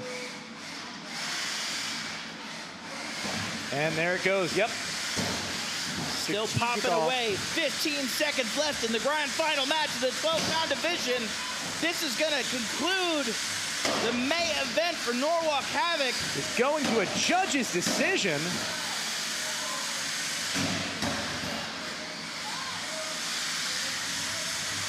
And that is your match. Ladies and gentlemen, your 12-pound grand finals are going to the judges at just after midnight, 12:03 a.m. You can see a sense of relief. We're going to go to the replays here. There's one of the first big hits. So that wasn't quite there yet where that belt came off. No, it survived a couple. I think that was the hit. That was it. That chassis flexed so much in that exchange that it just popped that belt like it wasn't there. Popped it right out of place. And both competitors, excellent driving for the remainder of the fight. it's just so hard to come back from a weapon dying that early. Yeah. And especially dying that early without a lot of damage beforehand. We're going to go to the judges. Let's see. YOB GNOL across the board. Your champion for the night. Your grand final winner. The crowd is going wild, Chris. They are going nuts. For midnight, they are going nuts. Your winner is YOB GNOL. Incredible. Absolutely incredible. Judges, can you walk us through some of your thoughts on it? Dominic? Yeah, pretty much. I mean, the damage all went to YOB GNOL because they got the other guy's weapon, and they never stopped working any other way, and they controlled the pace of the fight, even though there was some aggression shown by drop kick because they, were continually trying to point towards them, but they just couldn't win any of the exchanges. Yep. All right, I think we can go to Kyle, right? Yeah, let's go to Kyle. Hey, fellas. All right, so I am standing by with the runner-up in the 12-pound division. You know, this bot performed beautifully today. Yeah. How did you get this bot here today? I heard there might be something going on with that. So there was some craziness. I'm not going to be cheap next time around. I'm going to ship it out here instead of... I drug this through LaGuardia. It hung out in Harlem for about an hour and a half. It ate at a bodega with me, and then it took the metro, and the luggage weighed about 41 pounds, and I lugged it all over New York and Connecticut, and then I walked it down the street here by myself, and I must have looked really funny doing it, but I had so much fun. At the end, I just didn't have enough time, and I'm far away from home. I can't wait till tomorrow. I get to see my family who's watching this. Thank you so much. I get home around 6 o'clock. I'm going to eat dinner with my family. I'm going to have a good time. And I'm going to wipe my tears with, $400, $600? I don't even care. You made $400. That way you can actually ship your bot back here in December when you come back. So in December, you've been talking trash this whole tournament. Oh, yeah. You've been talking yourself up this whole tournament. Are you calling your shot for December? Who are you going after when you come back? Don, I'm coming for you. Yes, I love it. Oh, that makes me so happy. All right, so here you are, sir. Well-earned $400, and we are so excited to see One last note. I cut all these parts out by hand. None of this was catted except for the weapon. Next time around, it's all getting machined out, but pretty good for a robot I made in my garage with my dad. And Dad, thank you so much. You're the best dad ever. So supportive, and I love you so much. That was the best ever. Awesome, man. We are so excited to see you come back in December. Thank you so much. And yeah, there you go, runner up. And you're going to go talk to a really awesome champ now. Let's go. That's exactly right. That's exactly right. All right. Love you guys. Wow, heartwarming on many levels. That was so wonderful. It really was. Class act. Yeah, definitely. Let's go though. I think we have someone even more winninger.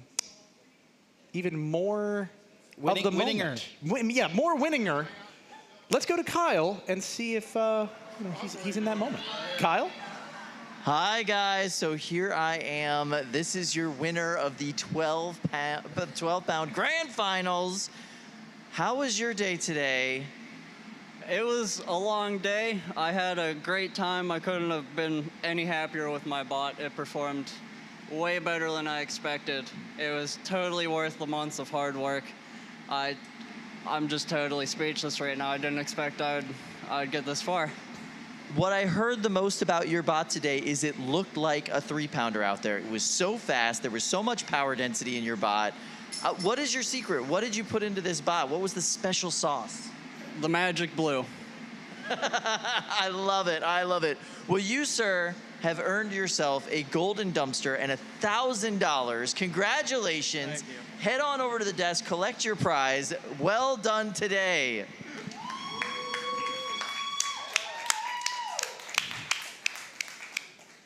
All right. Welcome to the desk. Let's get you mic'd up. That's part of the requirement if you want the $1,000. All right, there we go. How's that feel?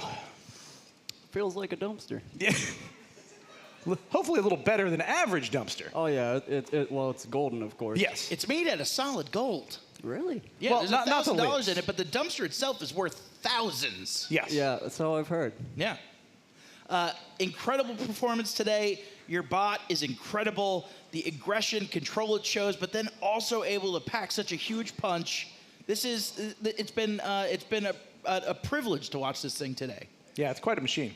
I'm glad it performed well for you guys. I just wanted to come out here and make people happy, put on a good show. Any other thoughts on what you're going to be doing this year leading up to December? So I got a few changes in mind. Definitely learned a lot about it over the day, but I think I can come back better and stronger. That's awesome. Well, congratulations. You earned every red cent inside of that dumpster. We can't wait to see YOB GNOL again. Can't wait to see you in December. Yeah, it's going to be incredible. I can't wait to see it in December either. Fantastic. Yeah, bravo. Thank you. Well done. Last champion of the night. And I think to everyone at home, that's pretty much the show. We'll see you again in July. Thanks for joining us. This has been great. Thank you all.